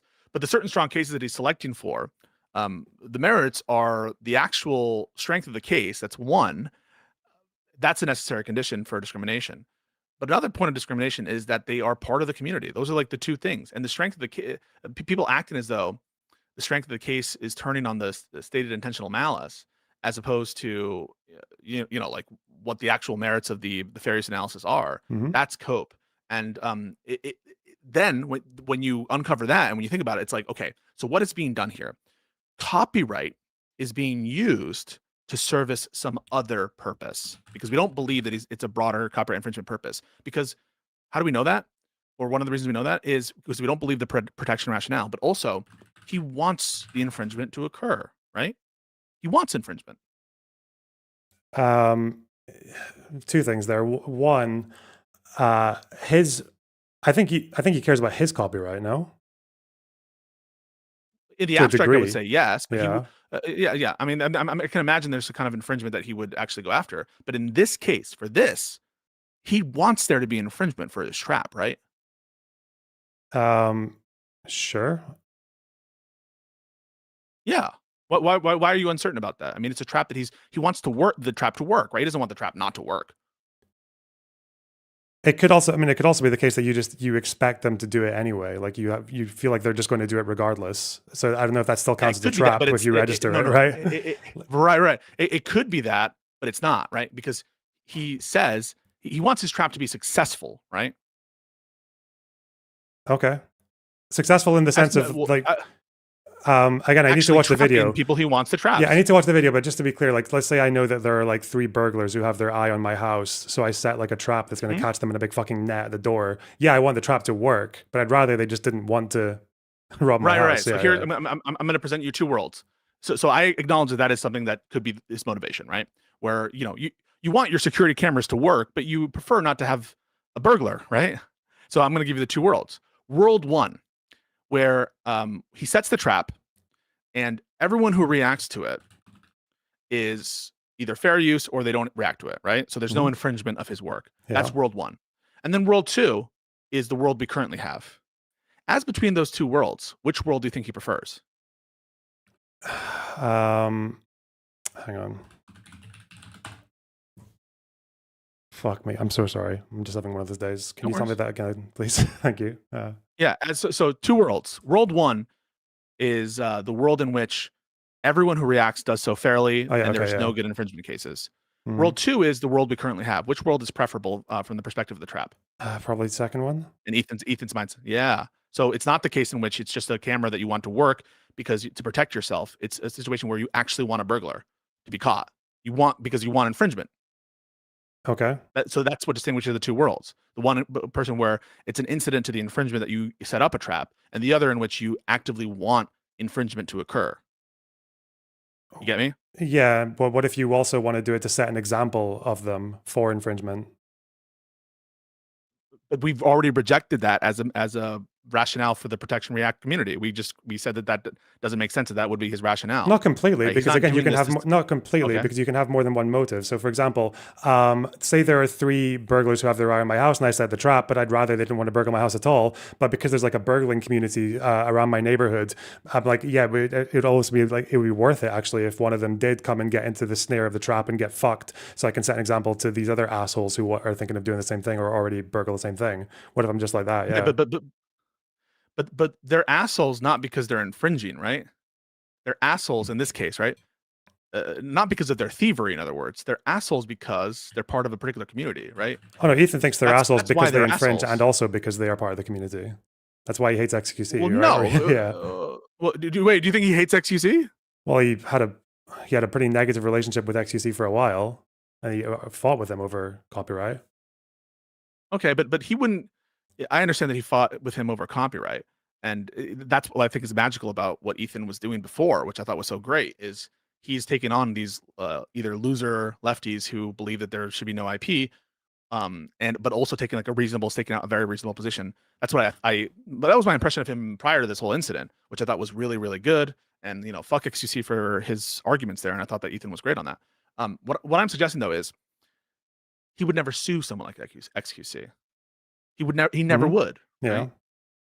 And the reason is, and that's why I don't think that there's like a broader concern with like setting a precedent of not infringing his work, because he doesn't care if you just watch his entire videos in entirety, right, Lonerbox? Yeah, you wouldn't care, If you did, if you continue to do that, like you're not deterred by these lawsuits, are you? No. Absolutely not, right? Like if Ethan puts out another banger video, you could leave your chair up and you have no fear, right? I mean, I'd feel like an asshole, but yeah, no fear.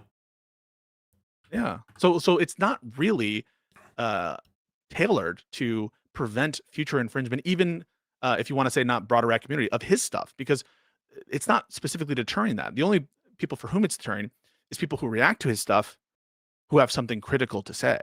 Mm-hmm.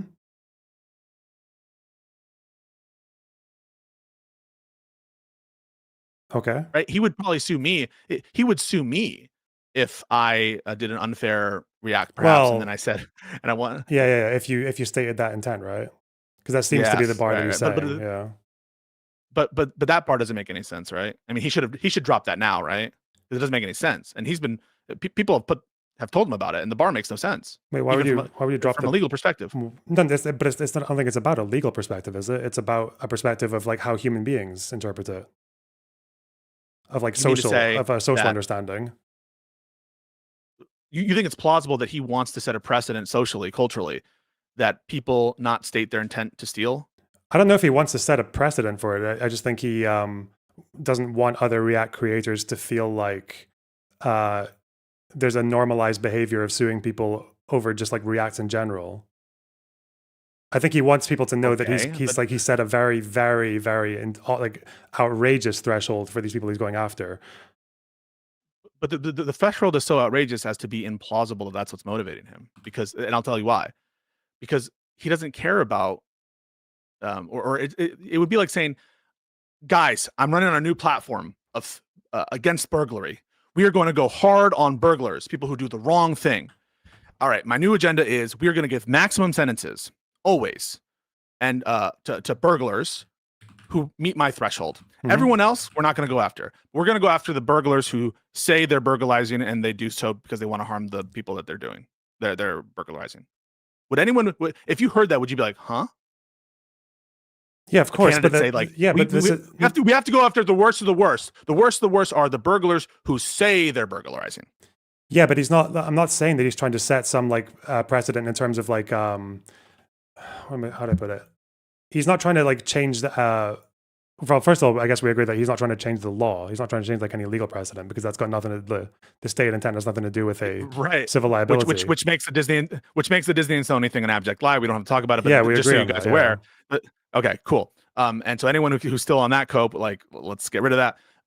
But yeah, so you're saying it's just cultural, it's just social pressure. No, it's not just social. So it's like what is it? It's primarily personal, right? Like again, we don't even disagree on that. I think. Hang on, let me just make the analogy so I can see if you. I don't know if you heard it earlier about the fucking loud music thing. Did you hear that earlier? I'll just say it again. No. Like, let's say I've got like all my neighbors in my flat, and I hate all of them. Okay, and they don't like me, and they all from time to time will play loud music on the weekend, and I am within my rights to call the police or the landlords and any of these people, maybe get them evicted or fined or anything else. But I don't really want to do that. Okay, I don't want to be the guy who's like just making people in the building not have their fucking parties every weekend or every other blue moon. But there's one guy, okay, who I really don't like, and he's like giving me excuse. Like I walk past him on the way out to my flat, and he goes, "Hey, Lornerbox, you know what I'm gonna do tonight? I hope you need to sleep early, okay? Because I'm gonna be blasting music like right into your bedroom from like 10 p.m. at night till 10 in the morning. Fuck you." And I'm like, "Okay, I'm probably gonna call the cops on you." Like. And I've just said this, but I'm not going to do it to the other people. Like, yeah, this is just me, like with a personal standard that I'm setting for myself, and also as a way to go after the person I don't like. You know what I mean? Because there yeah, were so, Hassan like, I arbiters who underst- also reacted to this video in a way that wasn't with that stated malicious intent. But if someone is just giving Right, you like the most but- like black and white excuse, then Yeah, let me. yeah. No, so I'm understanding. So what we're saying is like in the real world, people can sue for any number of reasons, Mhm. and obviously you can pick among the culpable actors. And if someone you have a bad history with, like who am I to say that like we shouldn't take that into consideration when choosing who to sue, right? That's the point. Yeah. But when you are claiming to be setting a line at a broader state of generality, like some sort of ethical guidepost that is broader than your particular situation, I think we have to hold you to that line and think about its entailments, independent of like choosing among selected culpable people. In other words, he is defining the who is culpable not by that. That's implausible. We don't really think that we don't think by the motivation here that what is driving his decision on who to sue are the people who state it. Okay, that is what I think is implausible. Do you agree with that? That he was actually That he was actually looking for that particular because because obviously he wasn't looking for that, right? So he was looking for something else. He was looking for an excuse. Infringement. He was looking for an excuse. Yes. And then so if something is an excuse, another word for that is a pretext. Yeah, but you want the thing is and- like you acknowledge that you can want an excuse, but you might have people already giving you an excuse, but you don't want to like overstep to the point that you're just like potentially like that you're going after some people for doing something that everyone else does, right? So I might want any of these neighbors to give me an excuse to fuck them up, but I don't really want that excuse to just be that they have parties every now and then, because I don't really believe in that. There's just too much of it. But but if someone's actually just going to say to my face, yeah, I'm actually doing this so I can annoy you and keep you awake, then it's like, yeah, I will do that. Would the distinction be would the distinction be though, from a principle matter, stating it or just having that intention? It's having the intention, right? I think stating it publicly and gloating shows a level of impunity. Yeah. No, but like you wouldn't ever say something like, I don't want to. We like it would be wrong to go after the people who are doing the loud party noises who have that sort of intentional state of mind, but just don't state it. Those people should also be gone after. Yeah, right? but if I don't know that about them, then I don't really know if I'm going to. Especially if it's like public as well. If you know that someone, despite them not saying it, does intend to siphon views and does intend to steal your content in that way, regardless of whether they say it, to uphold the principle, you would acknowledge them at a bare minimum as malicious, but you would also say, like, you would go after them, right? If that was really your dividing line, and especially if there are other reasons, supporting that, going after that person. For example, I'm comparing to XUC.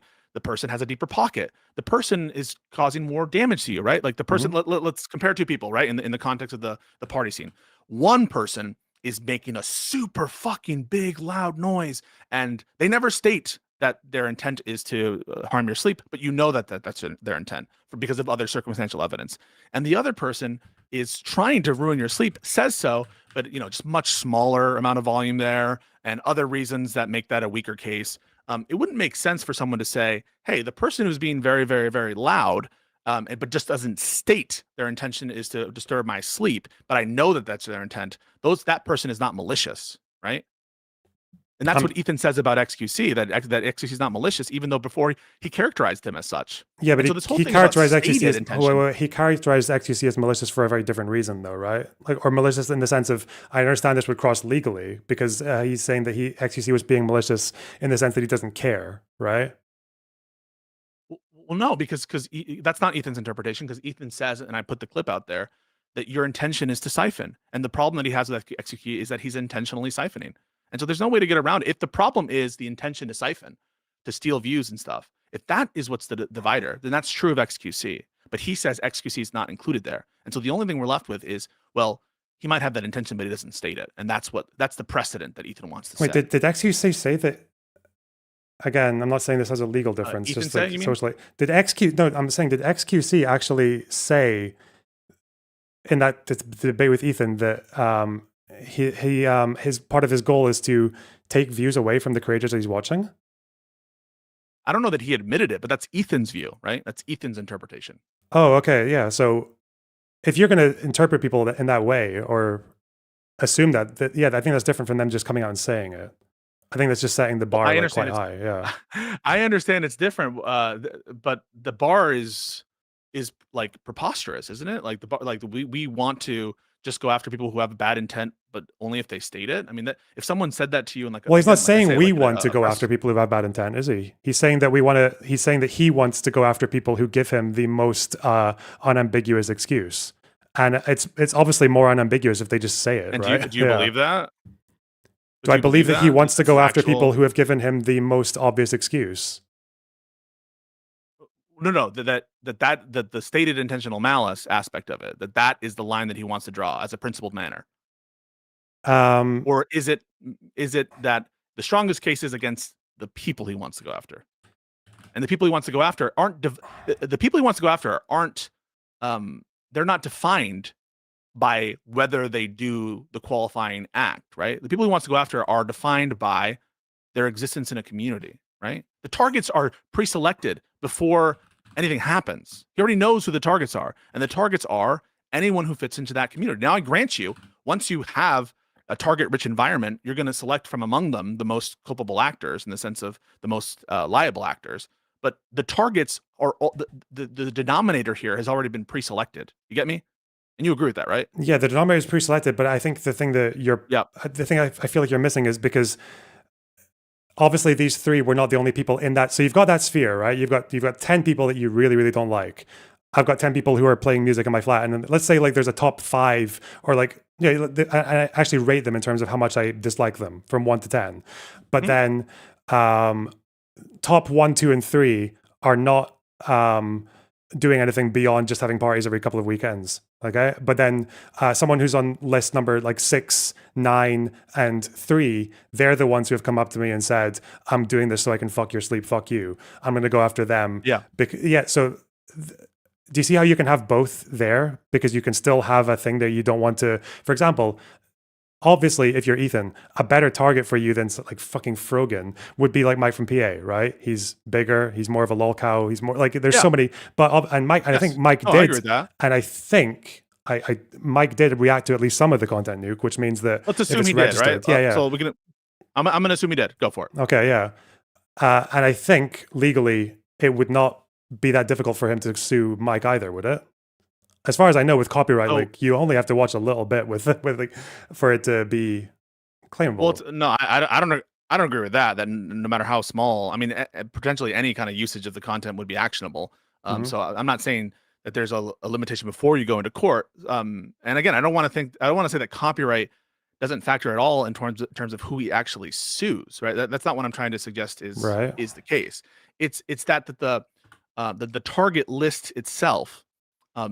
That the stated intentional malice aspect of it, that isn't a principled reason in virtue of copyright to go after individuals.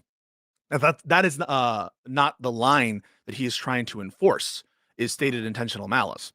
In other words, yes, he'll go after the most the actors that are most liable in that context, but it's not on the basis that he's suggesting. That's what I'm trying to get across, that the copyright is in service of the other thing, and the other thing is what's actually motivating it. And here's the easy question on that, right? Do you think he was happy or sad or disappointed, or what do you think his feelings were when he saw that Denham's made that statement, for example? Oh yeah, I think he was happy. That That's made him unambiguous. Yeah. Yeah. There's no. But Yeah, but I wanted to bring you back to a question earlier.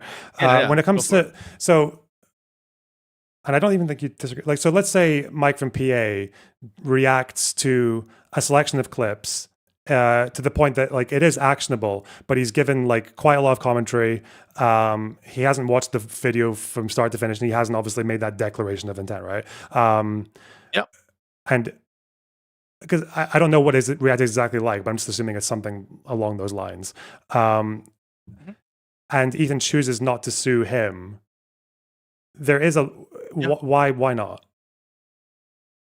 If he has a selection of clips, it could be the case that he thinks that it's fair use because he has a vision of it, and so he doesn't. If something is too close to the line in terms of fair use, like whatever Hassan did, if he doesn't think he has like a plausible case, Like I said, I have no doubt that his notions of copyright played some role into who he selected, but it's not the role that people are suggesting. And here is my point, and put it in like a concise way.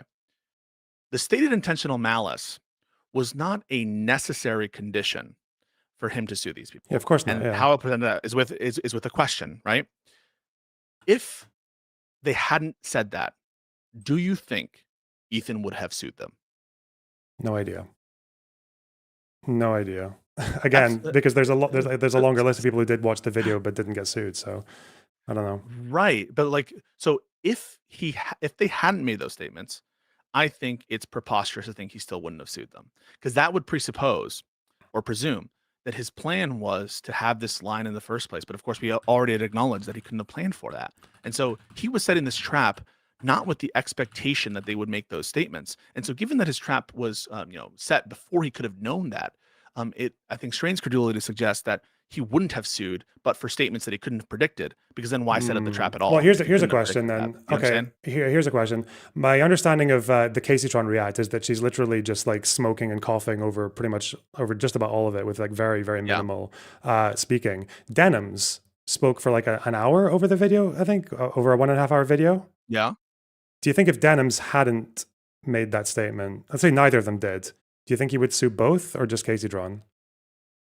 I think he would have still sued Denims, Really? because that's because he then re-registered another work. Were you aware of that? Did you read the lawsuit? So he registered a separate work that wasn't the content nuke, presumably because he thought that the case was weaker against Denims for the content nuke React. Because guess what? It is, right? The case against Denims for infringement, even though I still think it's infringement on the content nuke, is worse than the infringement case against XQC for the same thing, or indeed Caseytron. So what would explain his desire to register a separate work and then include that as part of the lawsuit against Denims? Well, it does seem to suggest that what's going on here is his targets have been selected by virtue of their participation in the community, and he's trying to do nothing would explain that, right? Because as with respect to that React, how does it fulfill the necessary condition of the siphoning rationale? And presumably that occurred prior to the siphoning statement being made. Well, that's okay, wait, I'm going to defer to you on the facts here because I don't know. Did he register the pre-video stream before or after, or what? Yeah. Or no, in March. So let me get the actual lawsuit. Denim, or it's I think it's TED Entertainment. The Denims court listener. Get the complaint up. So as I'm producing the complaint.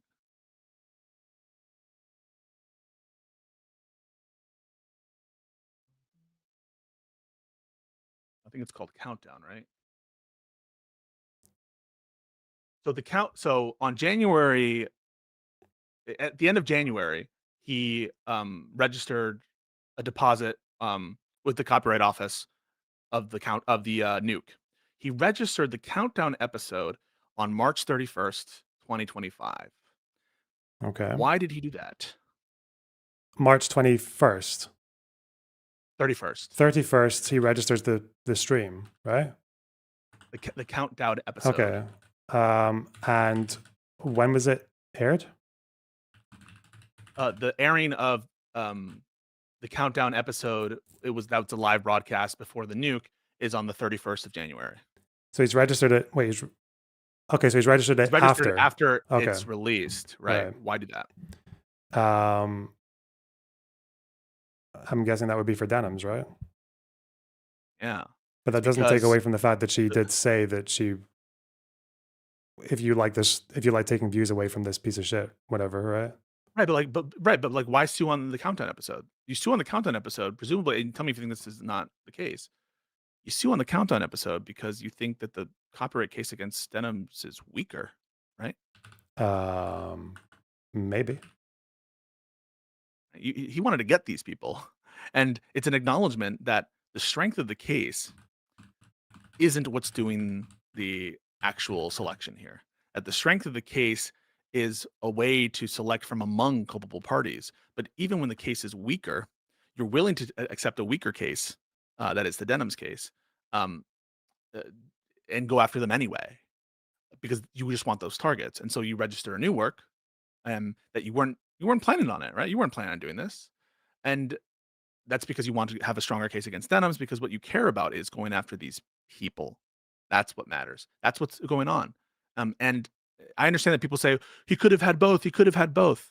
I'm Mhm. saying it's not plausible that copyright, in the way people are suggesting, is factoring into the motivation. Copyright is a pretext. It's an excuse to go after people. And you guys should just accept it, right? If you think it's justified to go after these people, you should just own it. And yeah, copyright was a pretext. He wanted the infringement to happen. He didn't really care about whether his content was infringed. He's not trying to set a line here, a precedent that applies beyond the facts and circumstances of this case. He doesn't think that it'll have long standing effect beyond the circumstances of his situation. And what he wanted to do was to use copyright as a pretext to go after these people for their other things they did wrong. And then you can argue on that and say, it's who cares if that was his actual motivation. What really matters is whether or not we think the action is justified. That's what I think we should argue on, instead of spending this time like trying to buy the cope of it's a very principled position. It's not a principled position. It's dirty. It's a dirty tactic that you can either say is justified or not. But let's get into the actual meat and potatoes of whether we think it's justified. Okay, let's say People say it. I keep saying in your chat, it can be both. It can be both. It can be both. I acknowledge it can be both. The question isn't, can it be both? The question is it more do we likely? think Yeah. it's likely. All right. So stop saying it can. All right. We all acknowledge it can. Okay, so this is gonna be more than a can statement, I guess. If it comes to the analogy of the people making the fucking playing their music too loud. Okay, let's say I like maybe like half of them and I dislike the other half. And again, I don't want to go after the other half that I don't like just because they're doing it every couple of weekends. But then one or two give me the excuse by saying that they want to do it to fuck with me or fuck with my sleep. If I make the decision to go after the people who gave me the excuse, even though I could have gone after all of them, is there? And it's I've gone after the people I don't like, not the ones who are playing loud music that I do like.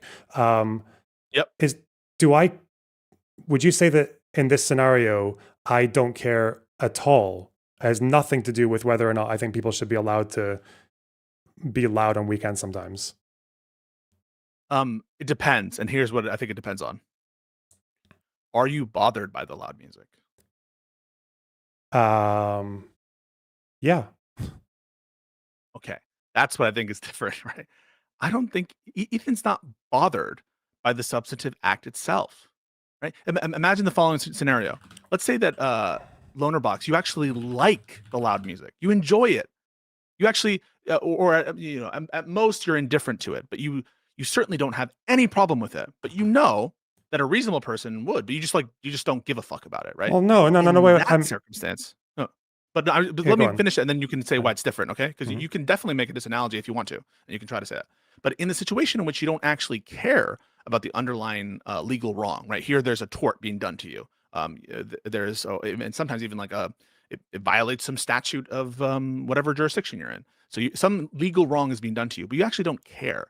And so just like every other week when there's loud music and you don't care or / you enjoy it, you decide this week because you heard someone made a nasty comment about you online, right? And you don't like this person made the nasty comment about you online. This is a hypothetical. I know it's not on all fours. Yeah. And you go after that person, okay? Would you say that that lawsuit is legally justified? Yes, of course. But is it true that what motivated you in your lawsuit was the violation of your legal entitlement to be free from loud music? And the answer there is no, right? Okay. You don't care about that. Right. So I'm going to go to my analogy, then I'm going to go to Ethan. I am bothered by loud music in this analogy. Obviously, it's just annoying. Okay. But I just don't think I want to bring like the law in. That's just a bar that I don't want to cross. But these pieces of shit who do the exact same thing, but they're telling me why they're doing it, and they're doing it because they want to like displeasure me or whatever, then yeah, I'm going to take the law out on them. I am bothered by it, but I'm not going to go to a legal level with them unless they do something, unless one, I don't like them, and two, they give me a pretty good excuse. One where I feel like I'm not shitting on the entire loud music every now and then community.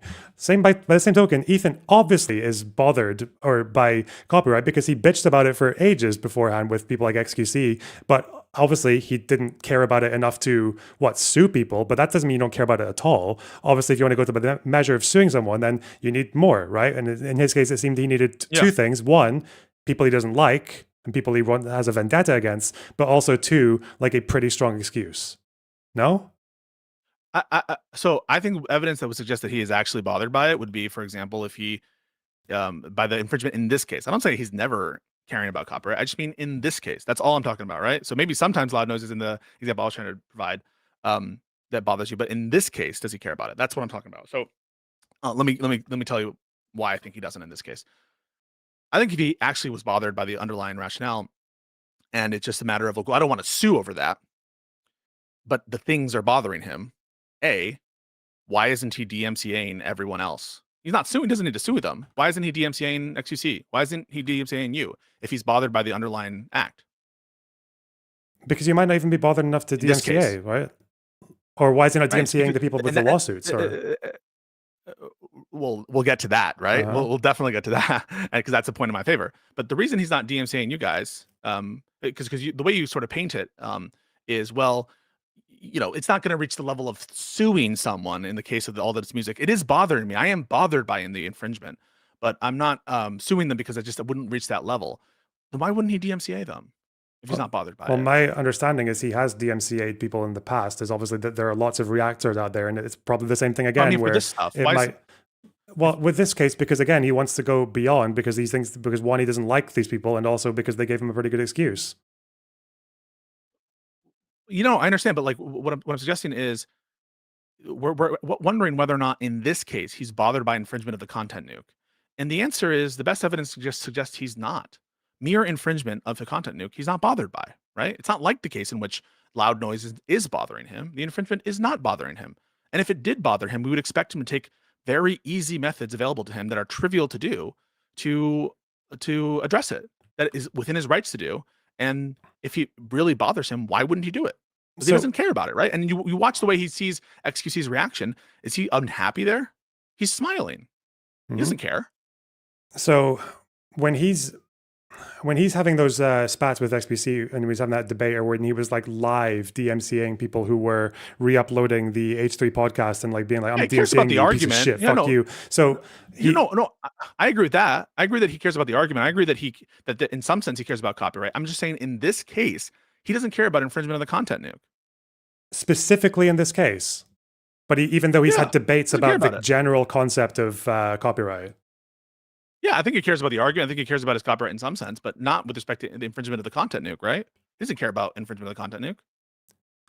That's kind of like saying that I don't that's kind of like saying that I don't really care about the people who are playing loud music, but again, just because I've decided that I'm not going to sue the people who are bothering me, even if it's like sparse, but I'm going to only sue the people who are taking me to a particular threshold, who I also don't like. Right. So the suggestion is like, I'm bothered by all this music, but they haven't reached it to the threshold for me to sue, right? And what I'm suggesting to you is Ethan's conduct in this case shows that he's not bothered by all the equivalent of everyone else playing music, but that doesn't reach the threshold. Because if he were bothered by those people, his demeanor wouldn't be a positive one with respect to when he's overlooking some of these reactions. Doesn't show that he very much seems like nonplussed about it. And B, he's not even doing the trivial steps it would take to get rid of the stuff that supposedly bothers him. Like, for example, just asking, hey, could you guys not do this? Even if you say like, hey, I don't agree with DMCAing because for whatever reason that hits another threshold. Okay, if you want to say that, why doesn't he express that it bothers him that XQC did the reaction, or that Asmongold did, or that you did, or that Hutch did? Clear, because it didn't bother him, right? Well, DMCA can result in a YouTube channel getting terminated. Yeah. So let's say that for the same reasons that there's a threshold for suing, it happens to be that's the exact same threshold for DMCA. All right, let me give that. So we're now saying that there is a threshold and exists both to lawsuits and to DMCA. Okay, I don't believe it, but let's grant it. Why not express that it makes him upset? Because it doesn't make him upset, does it? What do you mean express that it makes him upset? Like it feels like when he's talking about, the headline for I don't want you guys to do this. She smoked more than she spoke. So. It seems like he obviously derides that behavior to a degree. No, But but do he you believe in the dislikes it. sincerity of it? I mean, so do you think that he was unhappy that you covered it in its entirety? With me, Honestly. probably not. But if we went further, like if he So wanted, he was if I wanted to happy, test him right, on the that you things did that he it? actually, well, if I wanted to test him on the things that he actually says across his career, like it seems that he does think that, like, well, people like XQC he thinks they're thieves, right? Yeah, I mean, I agree with that. But the question is in this case, right? In this case, was he unhappy that you watched the whole of the content nuke? No, he wasn't, right? No, not with me personally, no. Or yeah, Or with Hutch, no. or with yeah. So he's not upset by the infringement of this content by anybody. It's not like, oh, he meets the threshold to sue, and that's the threshold to sue, but everything else, the only reason he's not going after it is because it hasn't reached that threshold. Like everything else he views as largely positive. Because it's Well, overwhelmingly glowing sentiment for what he's doing and because people don't like Hassan, except for the people who are Hassan fans, you know? well, one is It's because yeah. one, I think with regards to Ethan, I would imagine he'd probably put me on a different bar to XQC as well, because he's probably going to say that I reacted to it or I provided substantive commentary, which is also like the equivalent Oh, of right, but like I yeah, told him no, before I was going to have a when house party, or I've just done it yeah. sparsely and big deal. Yeah, but imagine you didn't, right? Like imagine that you just played it in its entirety. You didn't pre-clear it with him. He likes you, and he wouldn't be bothered by that. Yeah, but in a sense, that's how civil cases work, isn't it? Like you go after the people you want to sue. So why would you sue someone you like? I understand Yeah. it's how. No, I'm not doubting that that's how it works. The only thing we're wondering is, like, is he actually upset that his content is getting infringed on?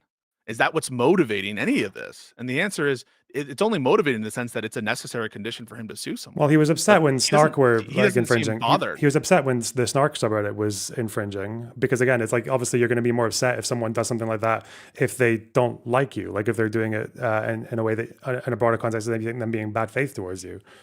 No. No, I understand. I definitely can see why someone would be more upset in the context of someone who's doing a legal wrong to you, who has like a sadistic or malicious motive. I definitely understand that, but it's not like he's mad at the people who are under the threshold but still doing the legal wrong to him, right? He's not mad at that. He wanted people to do this. He wanted people to react to it. So your argument is that in this case of the content nuke, even though he's had arguments about fair use and about low effort or zero effort reacts in the past, he didn't care about specifically being reacted to in this context of the content nuke because it was an excuse to go after people he doesn't like.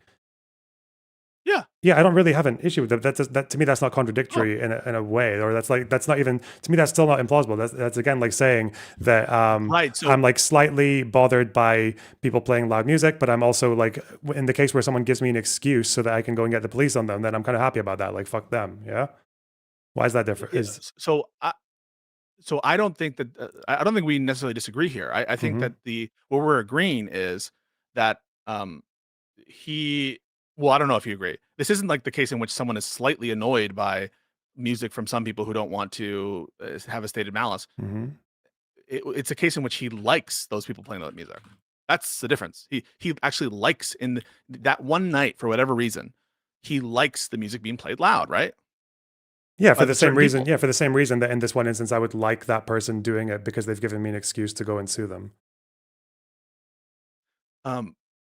Right, but then that suggests the following: that he's not motivated in the sense of principally motivated with respect to copyright, either to himself or to the broader React community. Yeah, no, wait, that's never. Yeah. I don't know if I've ever given any opposite impression. I think like okay, almost all of this is motivated because of these particular people in this community and the harassment or whatever else. Like that's why it's why it's not. Yeah, of course. And I think it's like it's petty. So the question is, do we think it's do we think that is proper? By which I mean, do we think it's good? And you took the view that 75% justified to do what he did. Yeah. And my question is, if your view is that this is based in part, or like in almost exclusive part, based on those other motivations that you're referencing, which I think is true. I think that's accurate.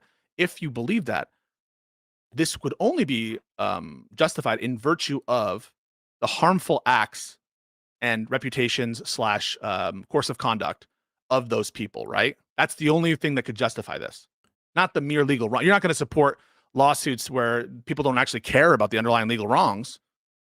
There needs to be some, for you to say that it's an ethically justified lawsuit where no one cares about the underlying harm and we're just using the resources of the state you're going to want some justification for why it's that's specific to the people they're suing, but also unrelated to the underlying copyright. That's what I'm saying, right? You would need to find some justification for you to say 75% okay.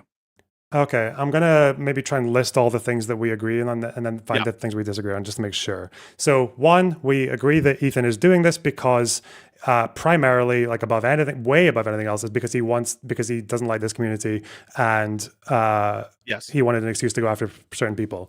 And I think maybe okay, and I guess we also agree on the fact that the malicious intent thing is something that he almost definitely used post hoc because the people who did it gave him an excuse to go after them. Okay. The things that we don't seem to agree on maybe are, do you think that Ethan doesn't care in the even slightly about bad React content or zero effort React content in general? As relates this case, no, but in general, I think that he does have a track record of that principled stance. Yeah, and that is what one of the things that bothers me is because that case out of the SDNY, that summary judgment motion for Bold Guy, that's a beautiful case. That's a wonderful, good case. It's an example of a great litigation where I don't blame him at all for the FUPA fund being run out. I thought that it's worth every single penny, and that I'm actually disappointed oftentimes that so many of these cases never get litigated, and we just have to deal with the MCA stuff and then big pocket litigants where very few people are going to go up against Sony to actually defend their copyright. But here we had an opportunity where it was kind of like a more mid-sized person trying to lean on Ethan and recall why everyone was against Bold Guy. Everyone was against Bold Guy not just because Ethan's content was fair use, though it was, and it ought to have been considered fair use. What was the other reason people were mad at Bold Guy? Because he's a whiny bitch. Okay. He's a pussy bitch who wanted to, because he got clowned on. He didn't care about the infringement there. What he cared about was that he got clowned on. And so everyone gathered around Ethan to and I think justifiably, and Ethan was a righteous and virtuous person in this instance, to defend himself in the name of React and fair use content. And everyone was right to clown on Bold Guy for being a litigious asshole whose only motivation was because he clowned on him. And out of that, that is why I started reviewing the lawsuit with an eye towards supporting Ethan, because I've seen his litigation before, and I thought that on the Bold Guy stuff, it was wonderful. But this is not in keeping with that. This seems to be a step away from what he was doing there. And that's basically my opinion. So I don't think that he has no principled positions on fair use. I think he has a track record. I just think this is contrary to what would otherwise be a more virtuous pattern. Okay. Let's say Ethan gave the following statement. Let's say he says, I am doing this because fuck these people. This is a spite move. I don't like them. They gave me an excuse. But other people who I don't like also watched my content nuke and could have quite easily infringed. But I don't really want to go after them because I don't want to be the guy who starts suing people for just any old React content, even if it could be pursuable in court, right? Because I want to which part of that do you disagree with? The notion that you're basically saying if there were other people who fit the box, so to speak, why didn't he sue them? Legally fit the box, yeah, but not to the point of maliciously stating, yeah. Right. So I think one thing is that once they stated that, I think he took advantage of it, and so he set out a standard, and it's not because they failed to meet the standard that he doesn't sue them. It's because he used the standard to try to give him a PR bump and defend himself. And so there could be a kind of inevitability that now that he's said that that's the standard, that's the pretext he's going to stand by. And it kind of, the fakery of it, in other words, the fact that that was the purported standard, kind of explains the Caseytron lawsuit, right? Because Caseytron isn't close to Hassan, right? No, Casey Tron doesn't have culpability on the CPS stuff, right? no. Casey Tron, like that rationale about why he would distinguish after making like the real target that I think he cares about are Dunham's and Frogan, and so I think that the engineering of that rationale itself might explain sticking to it once you set it out or once you pick it as a potential PR move. But also, I don't think there are many other people who fit in that box. And maybe you can tell me them. I hear Sean the Black, but I have never seen that react. So, well, Ethan's got like, maybe we can watch these and see if like maybe they were just so minimal that they were completely inactionable. But there's a list here that I think the Snark Reddit put out. It's in the video. It said, hey, we've seen a lot of comments about wanting to watch the nuke without showing support for H3. Several creators have mentioned they're planning to stream their reactions or post-reaction videos in the coming days. Here are a list of creators who have supported our sub, blah, blah, blah. And then they list North Star Radio, Comrade Casey, Frogan, Sean DeBlack, Denims, Mike from PA, Hallucinogender, Og, Casey Tron, Do Not Worry podcast. I believe he did watch the nuke, but not fully. Uninformed Leftist. So they have a list of people there. But I think Ethan said that the 3 people who watched it in its entirety, as well as making those statements, were Denims and Frogan and Casey Tron. Yeah, he's inventing some standard and where he can get at least some of the people who he cares about, and he can now use this kind of like protect reaction rationale. But what's motivating his discrimination here is, one, I don't know that he wants to incur the litigation expenses of going after like 20 different people in this case. He's going after the snarkers for sure. He's going after these 3 people. So there are some natural limits here that he's going to have his like a little bit of a selection after who to go to. I don't know those other people's reactions, but again, I just don't think it's the principal that's doing the selecting. He's selecting a principal to reach a certain result, and the result he wants is what is motivating things. And so he'll find some. If it weren't this, it would be something else. If it weren't intentional state of malice, it would be something else. Yeah, but that's why my question was: so if he says I'm going after these people because of spite and fuck them, but also I don't want to abuse copyright to the point where someone gives like a reaction to half of the video and I drag them through court for that, even if they haven't said anything about malicious about it or whatever else. Like, then why sue Denims, right? Because if that's a belief he actually has, and this is what nobody is going to be able to argue against, in my opinion, if there's a dispositive motion in the Denims case, which he says that she wants to fight, okay, they're not going to say, oh, well, intentional stated malice, that's going to be the opinion. The only thing that could be motivating him to refrain from suing on a copyright basis is an intuition that the precedent generated by that lawsuit would somehow be negative.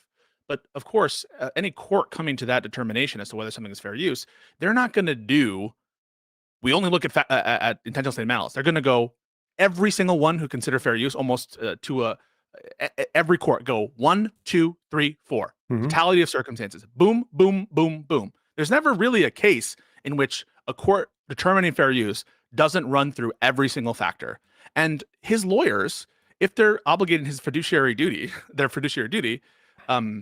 going to argue every single one of the fair use factors vigorously, right? They're going to argue vigorously that it's not just intentional stated malice that it's not fair use. It's the amount and substantiality. It's the fact that it's a commercial work, which cuts against for factor 1. It's the fact that the amount of time used, right? It's the fact that this is it's a creative work as opposed to a merely factual one. It's the fact that this is you're taking the heart of the work, and so all of those factors are and that it's a market substitute. They're going to make that argument. Look at how many people watch that who otherwise would have watched my thing. They're going to make that objective case that it's a market substitute. And so in the course of coming to a litigation about Denham's conduct, if you were actually fearful about making this line for the purpose of copyright, you would know that your own personal moral regarding who to sue and who not sue isn't going to be the determination that the court is going to go on. The court is going to go factor 1, boom, factor 2, boom, factor 3, boom, and factor 4, boom. And you're not going to be able to tell the court how you want to curate your opinion. Okay, this might be a legal thing where I just don't know how it works. I've actually got 2 places I want to go with that. One is, I wanted to ask you, well, would a case like this be decided by first like a judge or a jury, or? It's a mixed question of fact and law, and oftentimes it's decided just by a court.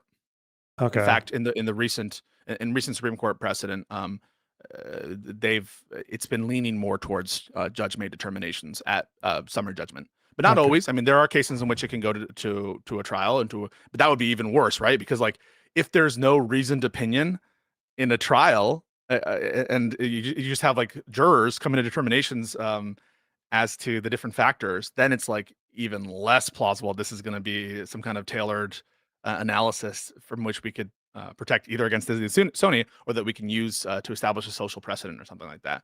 It will most likely, there will be some sort of dispositive motion practice, and the court might determine as a matter of law in which side the various factors point towards. That would make it very confusing to me why he was going after Denims, but not like the other people who reacted from that snark post. Then, if it's like a weaker case that he's just trying to like artificially strengthen like through unrounded Yes. tactics, but Yeah, like, it's because copyright's not the motivator. This is all PR stuff, and people well, are no, but I naive mean, for like, falling for it. but if you And have, they- but yeah. that's what I'm saying though, because if copyright's not the Yeah. motivator, and he's willing to take a case that might actually fall and do other things to try and strengthen it, then that makes me wonder why he wouldn't go for like the bigger targets, like your Mike from PAs or Right. Well, then it's a simple answer, right? The simple answer is he wants to paint himself as protecting the React community. He's cooked up some rationale and some standard. I don't know what Mike from PA did as a reaction. Perhaps Mike from PA's it might have just been very limited, maybe, reaction yeah. might have been even like more limited than Denim's. In other words, it's like a much weaker case than even Denim's. And to be clear, I do think that Denim's reaction is infringing. I do think that. But yeah, I mean, the explanation is right in front of you. The reason he's not going after those people is either a prior about the strength of the case. In the case of Hassan, that's probably the primary motivating factor. And also, Hassan potentially has another equitable defense that probably isn't available to Denims and these other people. I don't think that their equitable defenses are very strong. I've been very clear that I think all these cases are non-frivolous cases that are strong against the three primary defendants. I know less about the secondary theory of liability for the Reddit mods. But yeah, no, the answer is clear. The answer is because it's about going after certain people and trying to spin the PR to make him the good guy as the defender of copyright. And when people say, "Oh, Pisco, it's a small point," it's not. It's not. It's all throughout the rationale of the video. And we just need to get over this and concede that asshole pedant Pisco is right about all this stuff. And we just need to get down to the moral question: do these people deserve it? That should be what we're talking about. And all of this cope about, there could be some copyright motivation. That's all cope. Let's just grant that I'm correct about that stuff. Stop, stay mad, continue to be mad, continue to put your comments, but like just accept that I'm correct, and let's just get to whether they deserve it, notwithstanding it. First of all, do you think so? Is your opinion legally that that statement of intent, like obviously, like is it part of the 4-point test or just not at all? Them saying that they want to do it to take views away. It's my position that it's not relevant at all, and here's why. The factors, the character of the work doesn't turn on any kind of subjective motivation. Right. Everyone agrees with that. There's no case law to support that. Factor 3, this is the amount and substantiality. Wait, hang on. Let me just make sure I'm getting the correct ordering here, because you know me, I'm a fucking stickler for. I want someone to call me. The reason I was asking was because like if you like have a case with Denims, like what you said you think actually was infringement, do you think her saying that, like would her counsel like have to throw it out because it's just not relevant, or because I can't see myself being making the decision there legally as a judge or like the court and not having that statement influence me. Like I think it's just so glaring to have it like just said to your face that that's what they're trying to do, whilst obviously like if you're like a split decision, right, or if you're 64, that I feel like that's going to pull you. Like it's impossible not to, even if it's not in the. I have always maintained that for atmospherics, right? Atmospherics, you leave the brief with that because it's just. These are human beings. I'm a realist before I'm a formalist when it comes to judicial opinions. So I'm not here to tell you that for atmospherics and for scene setting that this is an incredibly helpful statement. But what I'm saying is the precedent you're going to get out of any court decision isn't going to turn on it because the doctrine doesn't accept it as relevant. And so what I was saying is for nature of the copyrighted work, that's factor 2. Doesn't turn on subjective motivation, right? Even if you say this is a creative work, it's not factual. This is creative, it's not factual, or this is factual, not creative. Someone saying it's factual, not creative. Someone saying it's unreleased versus it's released. The different kind of things that go into the nature. Those statements don't make it so. So it's not a subjective inquiry. Factor 2. Factor 3 is the amount and substantiality of the portion used in relation to the copyrighted work as a whole. I was right about that. And yeah, no, that doesn't turn. That's like literally a quantifiable metric, one that is determined by percentages and also, I guess, impressions about what's the most important part of the work. But that, again, doesn't turn on what someone thinks is the most important part of the work. So you could say something like, well, I think the most important part of Star Wars Episode 2 is this little diner scene and the little fucking decoration on the table. That's the heart of the work, not everything around it, not all the lightsaber fights, not all the plot. And so the heart of the work is really just this little flower that's on Dexter's whatever diner table, and that wouldn't make it so. So subjective intent doesn't have anything to do with the substantiality of the portion or the amount, obviously, which is like a number. The effect of the use upon the potential market for or value of the copyrighted work, that is also objective. It doesn't turn on whether you think it's a potential market substitute, right? Like a parody could definitely someone could say, I want this to be a market substitute, but it just isn't, right? Yeah. It's an objective test. And I've said this multiple times. People have had opportunity to do their Westlaw searches to try to combat it. And so the only one conceivably that people have levied as potential arguments is under factor 1, the purpose and character of the use, including whether such use of commercial nature is for a non-profit educational purpose. And so you might stand to reason, well, purpose sounds like it's about intent, right? Like surely like a purpose is measured by an actor's intent. But you're just wrong. You're dead wrong. It's about it's an intersubjective test. And if you go to this case, Warhol, there the artists very clear. The artist's statements of the purpose of the work here doesn't turn on whether or not it's actually transformative, which is the heart of factor 1. It's not the only thing relevant under factor 1, but it doesn't turn on that. It really doesn't, and the court is explicit about it. It would be like saying, by the way, Loanerbox, if you put at the start of your stream, this is transformative. This is transformative. I am doing this to transform the content. Yes, exactly. Right. So that's why I say it's implausible. Now, people say, well, those statements might be relevant. They might be relevant for purposes of the willfulness standard. But maybe it's relevant to with respect to damages, the willfulness standard. But willfulness is different than intentional state of malice. Willfulness is knowing what you're doing is illegal. That's what willfulness means, not trying to siphon views. And as far as I understand, Denims maintains that she thinks that it's fair use. And so these people, there's that statement that I want it to like destroy the market for Ethan's video. That isn't necessarily coextensive with a knowledge that what you're doing is illegal. They're just not the same thing. And also, Ethan has explicitly disclaimed that this is about damages in the slightest. And so to the extent that it bears on question, and there are no punitive damages available in the copyright context. There's one case out of the SDNY that has been rejected by the overwhelming majority of courts that have applied punitive damages in the context of copyright. But no, that's almost certainly not available. And everyone who has examined that case has said that it's fucking dumb. You're not going to get punitive damages. But for that case, there is no other example of punitive damages being reached, and it's been rejected. So no, and there's some language in some early Supreme Court cases that good faith is like the most important thing in fair use. This is a case called Harper and Rowe, or they at least mentioned that like good faith is the touchstone of fair use. But good faith that shouldn't be read literally in the sense of the court has backed away from that to the extent that it had any applicability. But the good faith aspect is found in the factors, right? How do you tell if something is good faith? It's not a subjective inquiry, according to the Supreme Court. It's by using the factors that are specifically laid out. So it's not just this untethered good faith analysis.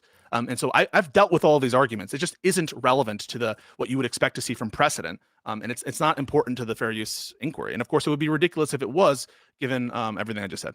Yeah, no, I don't think it's that's always been my understanding. But then I also just the way I see it playing out socially is that I think it's just so much harder to have any like sympathy or any like opposition to him doing it because they're just demonstrating like such a level of impunity, and it's to someone that they already have a feud with, right? So right. So why don't we get to the actual ethics of the lawsuit? So if we agree that copyright isn't really it is a pretext. It's not the doctrinal reason. It's not a principled infringement reason by virtue of this lawsuit.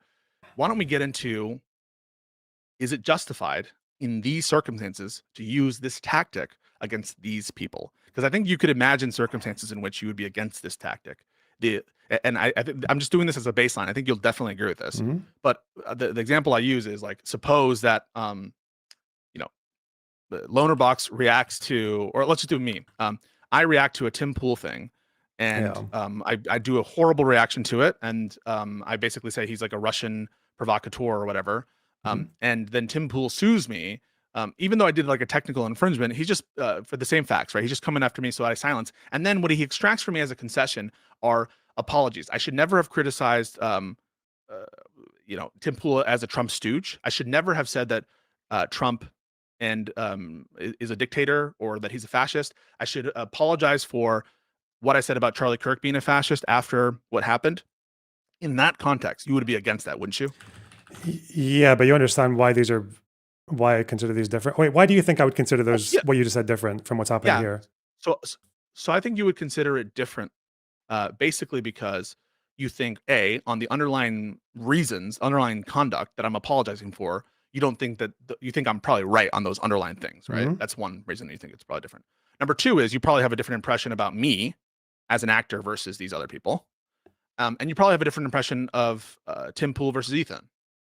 But all of that is grounding down into, so there's another reason as well, though, and this is maybe I think the bit that I don't feel like I'm getting acknowledged, is that you did a lazy reaction, right? That's it. Yep. Okay. Oh no, but let's say that I have intentional state of malice. Oh well, that's probably different. That's why are you fucking around? No, I understand. But if Tim Pool pushed me to apologize about collateral matters, that is, as part of and he has more money than I do, and he gets me to admit that Trump is not a fascist, that I apologize to Charlie Kirk, I apologize to him for calling him Russian aligned.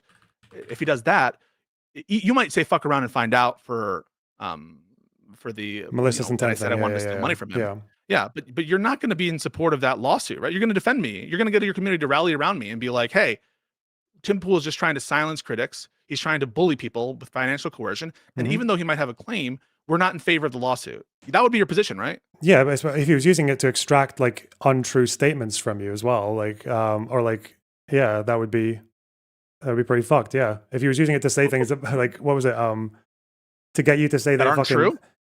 Well, yeah, to get you to say that like Trump isn't a fascist, or to get you to like make these fucking like political statements. Yeah, well, yeah, of course I would be different to that.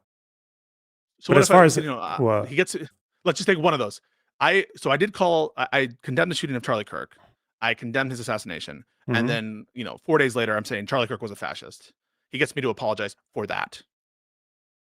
Apologize to the family of Charlie Kirk, to Erica Kirk, for calling her husband a fascist. Yeah, but you shouldn't have to, because Charlie Kirk is a fascist, and also that's a pretty like reasonable opinion to have. Whereas if he had got you, because if he had got you to say something like, "I'm sorry, I like infringed on Tim Pool's copyright. I didn't care. I was being malicious, or like I said that I was trying to siphon views, and I was being like disregarding his copyright, like or whatever the fuck else." Like that part, I'd be a lot less sympathetic to you in that case. But if he was getting you to make a bunch of fucking political statements that are false, then yeah, that's obviously that's different. Even if you took the view that I shouldn't have called Kirk a fascist, you'd be okay with resolving the issue of whether Kirk is a fascist through this kind of thing, like as a principled basis. Let's say that you disagree, right? That, or like something like this. I assume you don't support failure to condemn Charlie Kirk assassination, right? You don't support. You think that it should. You don't support failure. Yeah. Okay. Yeah. Yeah. So, and if someone said I won't condemn the assassination of Kirk, you would disagree with that, right? If you said that you don't condemn the assassination of Charlie Kirk. Yeah, I'm never going to condemn the assassination of Charlie Kirk. Okay. Someone said that. You would disagree with that, right? Sure, yeah. You think you should, right? Okay. So so that's a situation in which you agree with Tim Pool, right? I shouldn't have said that. And he gets me through this litigation. No, wait. Actually. Okay, go for it. Saying that people should condemn, hang on. Not just that it's a bad thing to No, I don't think people should be obligated to condemn, right? No, I don't think people should be obligated to condemn the assassination of Charlie Kirk. Oh no, but but to state out loud, I will refuse to condemn Charlie Kirk's Okay, assassination. I need to know. I need to know what example I need to know what example I'm actually committing to here. Because Destiny statements. no. I Destiny mean, I don't mean statements, Destiny obviously statements. I need to know what example because Okay. we've gone from refusing to condemn the assassination of Charlie Kirk, which I can have my position on, but earlier we were talking about calling Tim Pool like a Russian tool, which I mean is a pretty reasonable opinion, or calling Trump a fascist. But then, like, I don't know, we're lumping in a lot of things here. We're talking about the nature of the extracted confession / apology. So as opposed to the motivation for the lawsuit itself. You get me? So what kind of extraction that what are the things that are playing on Tim's mind, which include things like I criticize him for Russia, I criticize him for Trump, and now I'm isolating one because what you're saying is like, well, I wouldn't want him to extract things that are untrue. I'm trying to find a true statement that you would agree with that Tim Pool that he could force you to say about.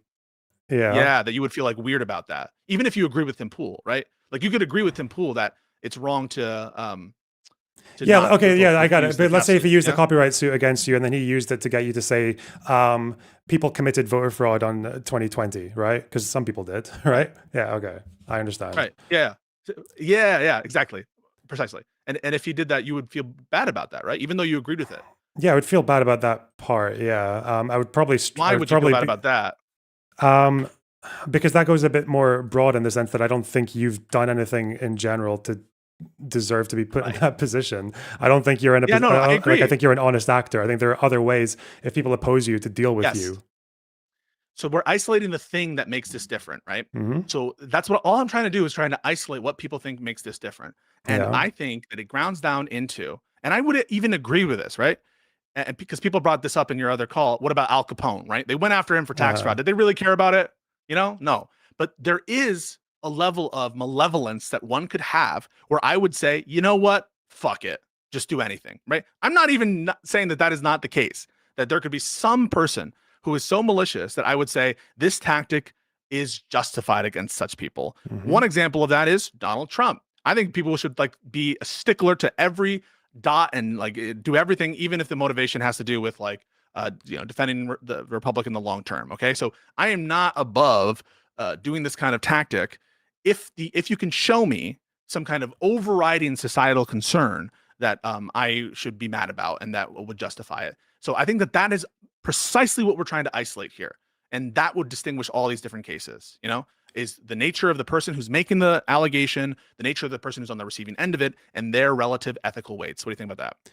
Yeah. Again, I feel like I'm just circling around again, but obviously with the Tim Pool thing, I would have an issue with him trying to extract political statements from you that are just plainly false or even just ones that are using a truth to tell a broader lie, like with the election fraud thing.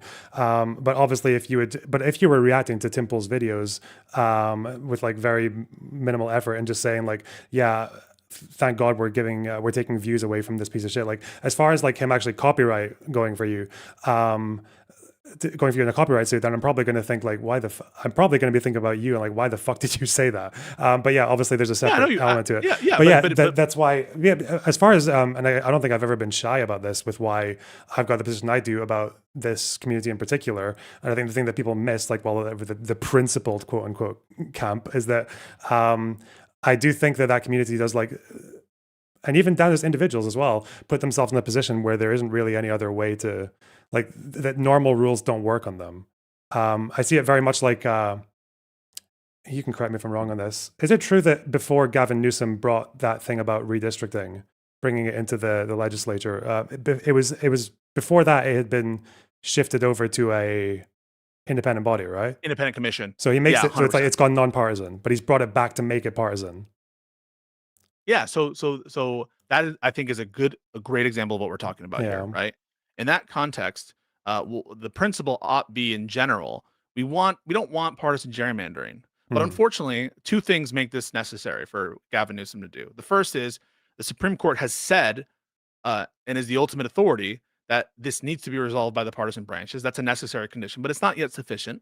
And number two, the only way to eventually achieve our principle, which is with respect to a major societal issue. I guess that's another element. So it's a major societal issue. And then number three, and the only way to get there is to respond in kind to the things that are being done from this other group of people. And that's the only way to achieve this homeostasis. pertaining to a significant societal issue. And so there you have requirements of necessity. You have a large issue that we ought to care about, and then we have the notion of the principle, which you gather has already been violated. So these are all things that I would definitely consider, and I think it's a perfect analogy. I'm just asking what raises this case to be like the Newsom case. Well, the second thing I was going to ask you about the second thing I was going to ask you about the Newsom case is it also true that it was in response to Texas, right? Because Republicans were doing it there, right? Yeah. It's is it also true that the Texas thing? I think I saw a judge saying something about this. Did the Texas redistricting fail in Republican case? No. Or did a judge oppose it? One of the most insane. So initially it failed justifiably because it was a racial gerrymander. There's no question about it. But the Supreme Court just gave them a fucking get out of jail free card on some bullshit. Okay. So yeah, that is additional reason. The societal concern structurally, the Supreme Court is failing us on an obvious racial gerrymander. But what can you do? Out of interest, if the Republicans had tried to redistrict Texas in a partisan way, and then that's why Gavin responded in California. But then now that California's changed their rules, let's say Texas has to go back to nonpartisan. Would you support California staying the way it is? I would. Yeah. Why? Because that's not that. Do you think that doesn't transcend tit for tat anymore? Or no, because I don't think that tit for tat is is a necessary thing either. I think if there's because I will grant that, notwithstanding the fact that they didn't start it, there can be societal concerns that are so significant that it would justify doing something that in other contexts it generally would be against. And so that's why I'm giving you what I think you need to show to convince me. If you can show me some concern of a significant threshold of significance, of a particular threshold of significance from these individuals, even if you can say they didn't start it in the sense of they didn't do the exact kind of lawsuit thing where it's tit for tat, they did other sets of things, or if you could show, for example, that if you don't bring this lawsuit, Ethan's kids are going to get taken away, and and it's not a tit for tat. In other words, the tit for tat aspect is just but one piece of evidence, but it's not necessary. I think the key thing is that I'm okay with certain dirty tactics or certain kind of unsavory things, so long as it achieves some threshold of significance in the normal course. And the closer we are to things I care about for the principle, right? Like, for example, weaponization of the Department of Justice. You're going to have to show some societal ending consequence for me to say we should do political prosecutions. You're going to have to show some societal level consequence to say we ought torture, torture people or arbitrarily kill them, right? Likewise, but the less important the principle is, it's going to be. But the thing is, this is kind of like in the middle, because on the one hand, I don't think that this is like set out in any rule or law, but it's bearing on something I really care about, which is the nature of the conversation and resolving these disputes in public discourse. And so that's why I care about the norm. To the extent that it is a norm, is one I would want to. To the extent that it's not a norm, it's one that I would want to establish. Is because I care about the discourse. And so this is a situation where I think you have a medium strength norm that you're going to need to show some level of reason to violate it. Yeah. Okay. So this is where it gets a bit. This is where I'm not sure, because I can give you all like my list of, maybe not Frogan again. I don't know enough about Frogan to support it in her case. When it comes to Denims and Casey Tron, I think there is plenty. Like, I think I saw one 45-second clip of Casey Tron speaking about me, and she lied about me like 5 or 6 times in 45 seconds or less. So I'm just like that pattern of behavior, and it's like egregious stuff as well. It's like saying that I'm like funded by like APAC and all this shit, like, which is like really damn. So, and then obviously Denims, who does the stuff with like, she's lied about me quite a few times as well about pretty like severe damaging things. Sue her for defamation then. Okay, I'm banning you. What a fucking freakishly retarded thing to say. Hey guys, Jesus, with all my fucking resources, eh? Oh, just sue them for defamation. No fucking biggie, eh? In any case, like there is a level of impunity that's like exercised here against people, and also with the fact that again, like for me, like I'm not going to lie that it is like a personal spite thing as well, right? She platforms like uncritically fucking ban empanada and while he's saying shit about me as well, and like and then like growing his channel and forwarding people towards his Instagram and like only singing praises, like no criticism, right? No, this bit is accept, and then I find him on Instagram like sharing my address and like in no unambiguous terms, like basically telling people to go and like take action against me, right? So I'm like sitting here watching that, and like to me, and I've gone through this enough times, like no amount of debunking or response or anything like that, like it doesn't seem to phase them at all. Like as far as denim goes, like they continue to grow or they continue to just keep doing what they're doing. But I don't really disconnect that necessarily from the fact that they did what they did with the React in such a So you think demonstration of Casey Tron, for example, impunity. is responsible? Do you think Casey Tron should be held to what Bad Empanada did? No, not Casey Tron, no. Denim should Not be for held that. to the things that Bad Empanada did. Well, it's not what he's doing, right? It's the fact that she is giving it like uncritical support. The specific acts of that you're talking about related to you, Um, or something else? so how much detail do I want to go into? So in my case in specific, and it's not what these guys do to other people as well, but in my case particularly, it was uncritically and without any, like even just like before watching videos or just hearing it from people in chat, believing that I support like fucking IDF soldiers murdering 3-year-olds, right, for sport.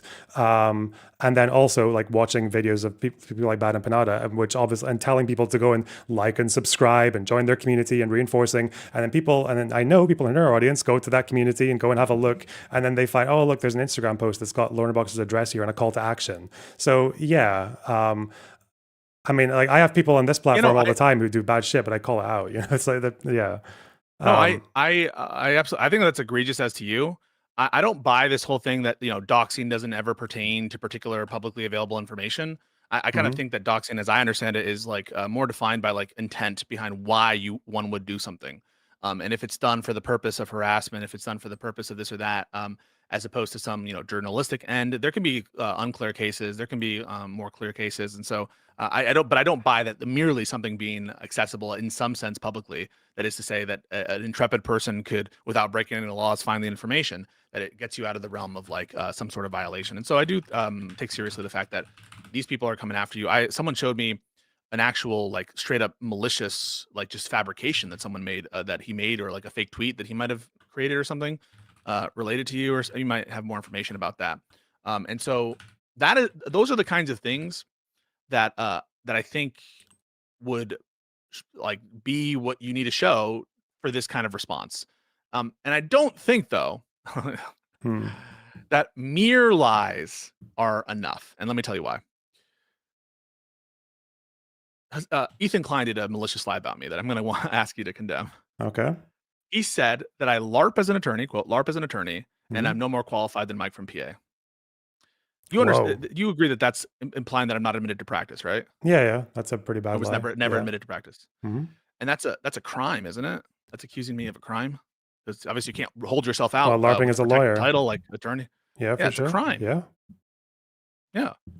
If I did this tactic, yeah, listen, Pisco, I'll give it to you right now, okay? If Ethan reacted to one of your streams and he was like, "Fuck this guy, this Pisco dipshit," like I'm gonna come watch it here, so you don't have to watch it there, right? And you sue him and you make him say a bunch of humiliating shit, I'll be like, "Yeah, Ethan, you got in the mud, and now mud's being thrown at you." That wouldn't be the reaction of everyone would say I'm a pussy bitch. Because he said this about Mike from PA. You're going to sue him for copyright. It doesn't relate to it. They would say, you're a little pussy bitch. You're suing this, and we're going to stand with Ethan. Don't you think that would be the overwhelming sentiment that I would? Well, then I'll fight them to the death and purge my community for the 5th time. Yeah. As a litigious little weasel who can't get off his high horse and who's so butthurt about this that he goes, so yeah. And people would say, this lawsuit sucks. He doesn't actually give a fuck. I think that that's what would happen if I did that. And I think that most of your community would say, why are you defending Pisco? If you did defend Pisco, they'd be like, you obviously is just trying to fuck with Ethan because Ethan insulted his ego.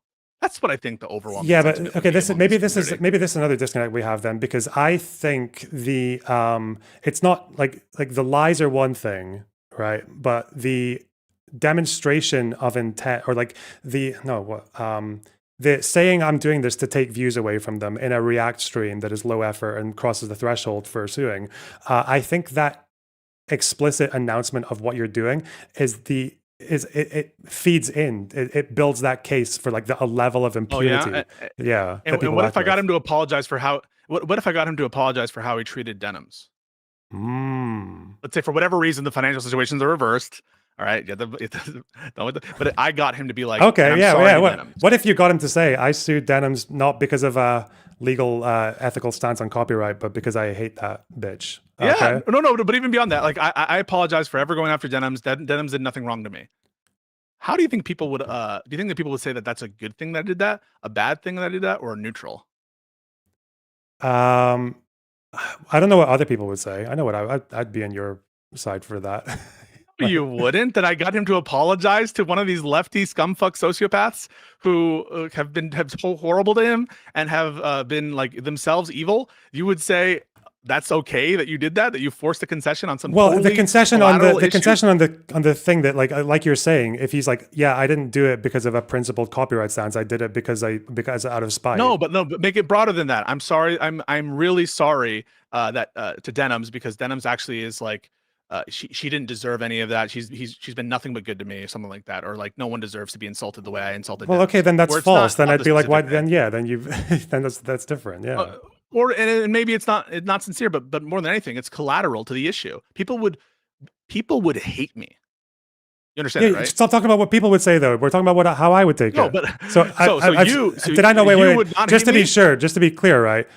There's a difference between him, you getting him to admit, like through this fucking scheme or whatever, that he did the lawsuit because of more out of spite than out of any like copyright concern or ethical standard setting, versus Denim has been nothing but good to me. She's only ever told the truth about me. You understand these are two completely different things that you're getting someone to say, right? Yeah, yes or no? Okay, let's make it more. Yes, they're different. The more nebulous. Like yes. I apologize to Denims. I treated her poorly. In a general sense, it's not tied to anything specific. The mere fact that I would do it like that, right? Or I get him to say, Loanerbox never contributed to my fund. These kinds of things. You guys would not react positively. I don't think you would react positively to that. Wait, what's the statement there that he makes about Denims? That, like, in general, I apologize to Denims. I apologize to the entire community for how I've treated them. Doesn't have any statement effect. It's a lie. Yeah, obviously, yeah. That's what I'm saying. Like, yeah, obviously, it's going to matter what the statements are in that case. Because the way I see it, right, is that obviously all of this is underhanded to a degree, right? But the way that the story that you're putting to me here is that the underhandedness started in one direction, right? It started from Ethan calling you a fake lawyer, accusing you of a crime, of posing as a lawyer, and then went to you and said, yeah, let's watch this guy's video and deprive him of views. And then you get the opportunity to make that into a lawsuit to fuck him back. Like, yeah, it's like a leapfrogging or whatever, but again, I just people would say, like, if you think that he did something wrong by saying that you LARP as an attorney, then you should sue him for that. And I probably wouldn't do that for other reasons, but like, let's say that they said that, like, they would say that. They'd be like, if you think that what he did is wrong related to the comment, you should sue him for that, right? If you think that the snarker is harassing him, you should sue for that. Okay. Let's say that I've got a neighbor who's always playing their music just like 1 or 2 decibels below the legal limit, right? And I'm fucking furious about this person. They're not going to stop. Yeah. Okay. I haven't slept in days. But then I see them outside smoking a joint. You call the cops on them. Yeah. I'm just like, because you don't really care about the marijuana stuff, right? Yeah, I don't. But fuck me. What else can I do? Fuck this person. Right. I think most of us would be like, that's some pussy shit. But and they've also just to make this just to round the analogy off. All right. Let's see. If and they're Hitler, also right. I would be okay for it. No, but they're also no. It's not that. It's not that. It's much more simple than that. That's a joke. That's a joke. Yeah. They're also saying, like they're outside, but they're like blowing it in the direction of my window, and they're like, "Hey, Loanerbox, look, I'm fucking like, you think the music's bad? How about How about I stink up your flat as well from the outside? Uh-huh. So yeah, Yeah, I'm but you don't going actually after care them about because the they lawsuit. are basically tormenting me with the fucking music. But yeah, I don't want people to get like the cops call to them Yeah, for and smoking. my contention is that unless there's some overriding social concern, overriding good reason we're doing this, that in general we think that that's unsavory. Not that it's illegal to do. I want to stress that. Just that we think it's unsavory. We think it's wrong. That if there is some basis to sue on or to take some action in relation to the actual thing that's motivating you, that we are okay with that. Or if there's some societal interest, some broader interest, or some overwhelming reason to do it, then we would be okay with that. I would grant you that, and I grant you in this case. But you just need to make the case that what these people did is bad enough to deserve it. And that's what I want. That's what I think most people want to get into. And that's actually how I think most people will reacted to the news of the lawsuits. How they reacted to the news of the lawsuits was, fuck these people. I don't give a shit about them. This is so delicious to watch them squirm. And that's informed by some priors about what they've done before. And so the way I think that I'm capturing this analysis here is both accurate to how Ethan is considering it, but also how people are reacting to it. People are reacting to this overwhelmingly like, who the fuck cares about everything you're talking about, Pisco? Granted all, they still deserve it. And so that's what I'm trying to get us to is, what did they do that deserves this? And let's start one at a time with Casey Tron, Frogan, and Denims, and then whether you're agnostic in favor of the lawsuit against each one of them. Again, I'm not. And okay, and this is obviously always assuming that they have done this violation. They've opened themselves up to this attack legally through the copyright law and in the most obvious, with impunity way possible. Yeah. Okay. Yeah. So they've done that. Where we've taken they've made that decision. And prior to that, then what have they done before that makes them like more like valid targets to actually use the law against them? I think, okay. Right. I just want you to agree. Like, I think in general, you would be against this lawsuit unless it reached that threshold, right? Unless there was some reason to think these were good targets. Like, you wouldn't agree with this lawsuit for these reasons as we've laid out if it was just like some decrepit old grandma who didn't bother anyone except for Ethan this one time, right? You wouldn't be in favor of this tactic. What is informing whether you think it's justified has to do with your opinion about these people, whether they deserve it, right? Yeah. Okay. So now let's go through it. Casey Tron, why does she deserve it? Well, with Casey Tron, two reasons, I guess. One is because I know that she'll just like lie through her teeth about people in a way that is like, if she had any power, it'd be quite damaging, you know? And I mean, it's still like, there's still a few hundred people listening to those things. It's influencing some people's opinions in a pretty unfair and like negative way. And also the fact that, I mean, as far as the, like, again, like I'm obviously quite liberal with this personally because I'm a React streamer, but I think there is something to be said with just like turning on full episodes of TV shows and then playing a loop of yourself going away. I think that factors in as well. Does it matter that it's full TV shows? I've seen you watch whole things while you're playing games. I mean, is that really materially different in your mind? Not that that's always your React content, but like sometimes you do that, right? Yeah, because to me, like I'm still doing something. Like even for the bare minimum, I'm still saying something. I'm still pausing sometimes to say something. I don't think that would stand in court, but I think it definitely demonstrates like there's a level of impunity beyond when you literally just leave the, like, you understand. Do you disagree? Like on a moral level, that watching a React video, playing games, pausing like maybe once every 10 minutes to give a little yap or rant, or talking over the video in sentences when you disagree with something, that's not the same as like if I just played an episode of something and just left the room with a little... it's not the same, but I thought we were getting past the copyright rationale. We're assuming a case in which that's not actually motivating it, right? So we're coming back to the copyright aspect when I thought we left that behind. I mean, I agree they're different, but we're assuming someone who doesn't care about the infringement. And so let's not go back to copyright. Okay, so we're assuming someone who doesn't care about the infringement. Yeah, I don't know. I probably need to see more about Casey Tron, but the fact that like the one clip I see of her talking about me is like she's lying that many times in 45 seconds. Okay, but is the standard is the standard they lie about Loanerbox? Well, that's not the standard. For whether or not I like feel kind of indifferent or like slightly enjoy watching it, then yeah, it probably does. Yeah. Oh, but not whether you enjoy watching it, whether you think it's right. Because you might enjoy watching someone be like, I don't know, assaulted who did that, but you might, in a sober moment after a week, say Yeah, that it wouldn't be wasn't right, for them to be obviously, for being assaulted. assaulted. Yeah, but obviously, if the person like threw a punch or whatever, Yeah. yeah, I don't know. I'd have to go and dig out examples. I mean, I know Casey Tron's done stuff like that before with other people. Like she's quite flagrant when it comes to whatever Yeah. So raping if the discourse. But here's something that I think would justify it. All right. If Casey Tron, so I'll give you guys some examples. If Casey Tron is taking actions where she is intentionally trying to, take away Ethan's kids, Casey Tron is taking an action where she is potentially, she's going to be the next governor of a state, and she's going to get rid of some big healthcare policy that really matters to a bunch of people. If she is going to, she's about to, like, I don't know, release some unreleased vintage movie that deserves to be released in cinema first, and she's going to take away I can think of certain overriding societal harms, particularized, like really sharp, intentional, malicious acts towards Ethan, where there's a good significant chance of material deprivation. Those are the kinds of things that I would want to see and be like, okay, yeah, I understand this. Like this person's she's about to file a false report, and we want to blame her for that. What I'm not going to though accept is merely like justifying something after the fact, trivially increasing risk for Ethan, saying just lies unconnected to any kind of substantial risks to Ethan that isn't already priced in. It's going to be harder given the size of her platform that I think it's necessary. So those are the kinds of things that I want to see. And it sounds like you're agnostic at the moment whether the lawsuit against Casey Tron was justified. Tell me if I'm wrong.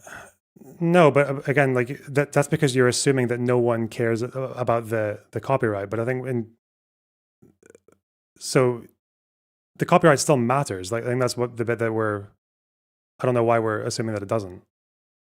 So we're talking about ethics and whether or not we think. So we did all that work to establish in general, one who takes the kind of tactic that Ethan did will be against it unless there's some overriding interest which justifies doing the dirty tactic, right? We use the example of Gavin Newsom. There, it's unsavory, all else equal, to do the partisan gerrymander. We don't like it, but there's an overriding interest there. There's a societal broad interest in getting rid of it in the long term. There's a societal broader interest that really does, there's a risk to our country being thrown away to the wolves.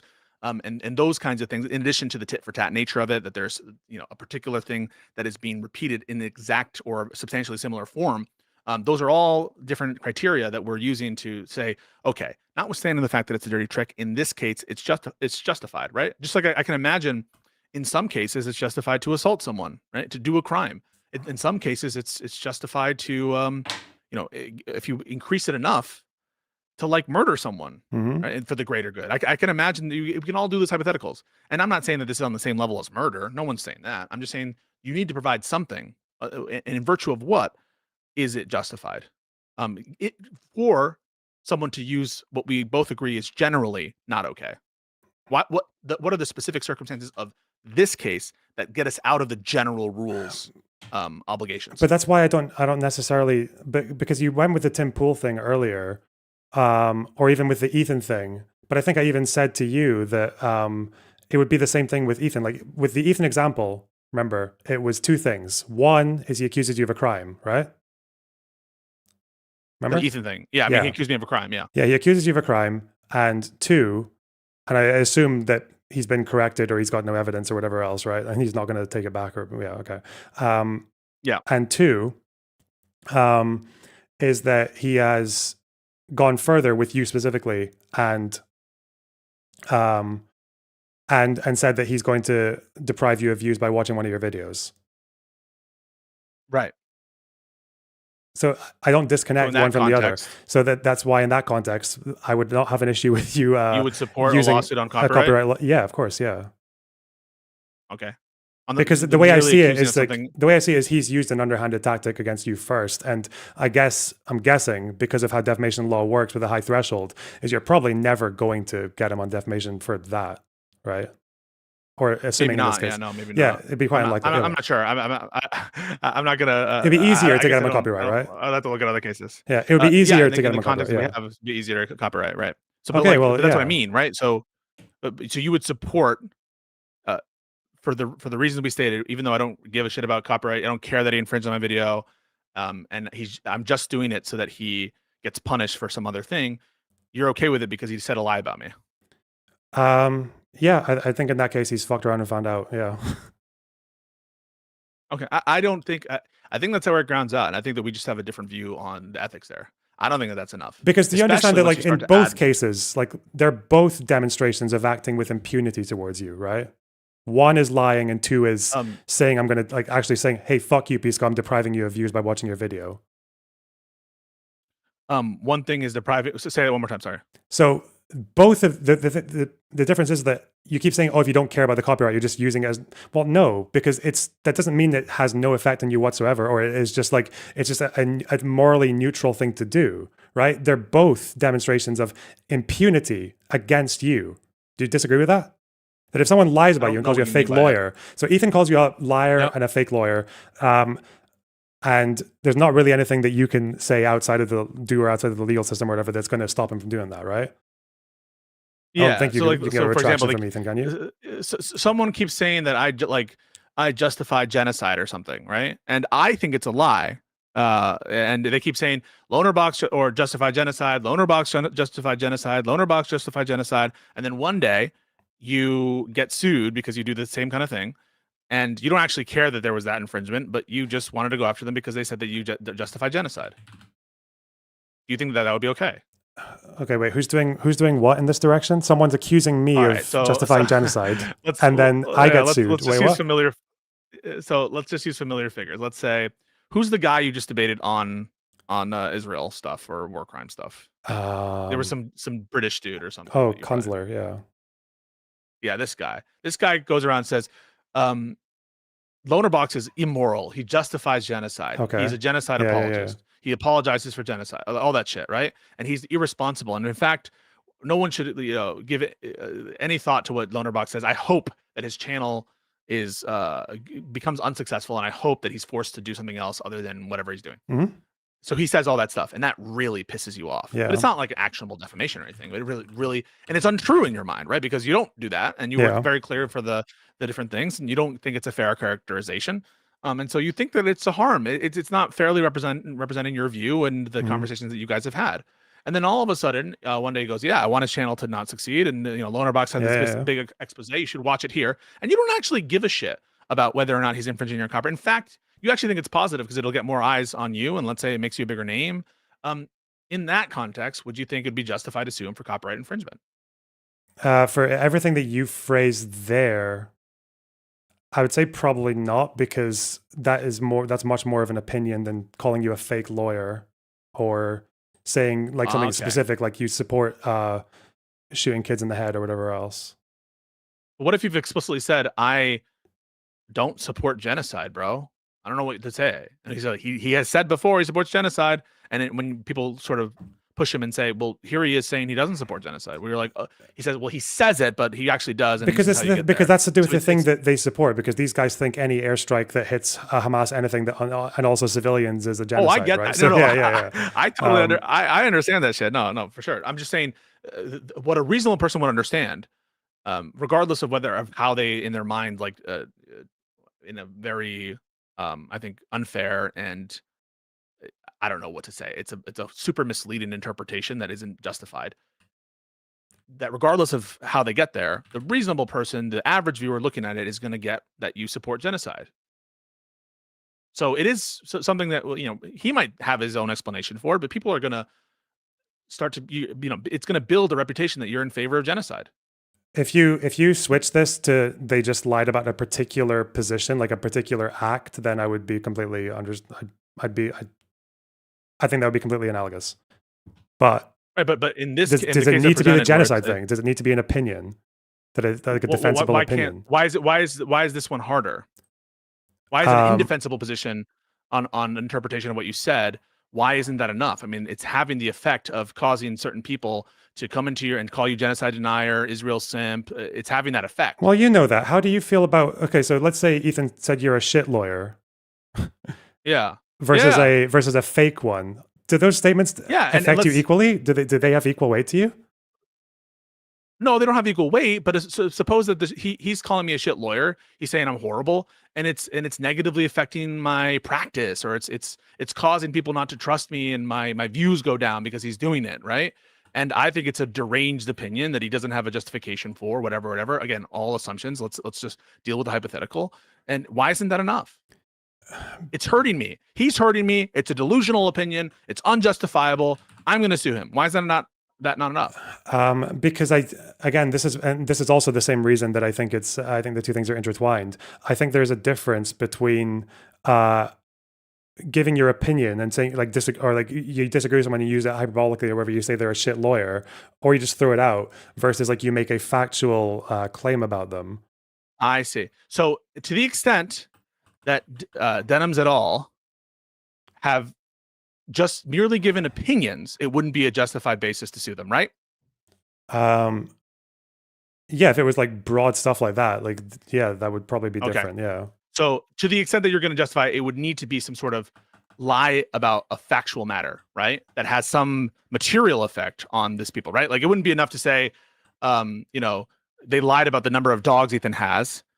That wouldn't justify it. It would be some sort of a lie about a factual statement that pertains to a material issue that's hurting him, right? It can't just be any trivial lie. It needs to be some material lie. I mean, it right? can also And about a be statement like of fact, it not can opinion. also be like an action in the sense of like watching someone else lie about you and then completely agreeing with it and throwing it. Yeah, that would be probably something as well. Okay. Got it. So these are the principles that I'm wait. I never got. okay? Hang on. Going way back, I never had an What's the answer to the What's the question. answer? Because the question I was asking you first of all was with the Ethan example and why it's not like completely disconnected from caring about copyright is because if Ethan goes to you and calls you a fake lawyer categorically, doesn't take it back, doesn't base it on anything, and then after that he says, "Hey, Pisco, fuck you, I'm going to watch your video and take views away from you," both of these are demonstrating like a sense of impunity towards you. And you said you didn't understand what I meant by that. Oh yeah, so I didn't understand a sense of impunity. I don't know why that's relevant to our analysis. I take that to mean like that he thinks he can get away with whatever he wants. On some stuff, objectively he can. And so, yeah, I mean, like he should be impugned to the extent, or like, by which I mean, there should be no legal consequence. Do you mean to the point that to the point that he is almost like openly acknowledging that he can commit like a civil liability against you, yeah, and get away with it? Right, but what I'm suggesting is like that doesn't have independent weight of itself. It's just give me 1 second.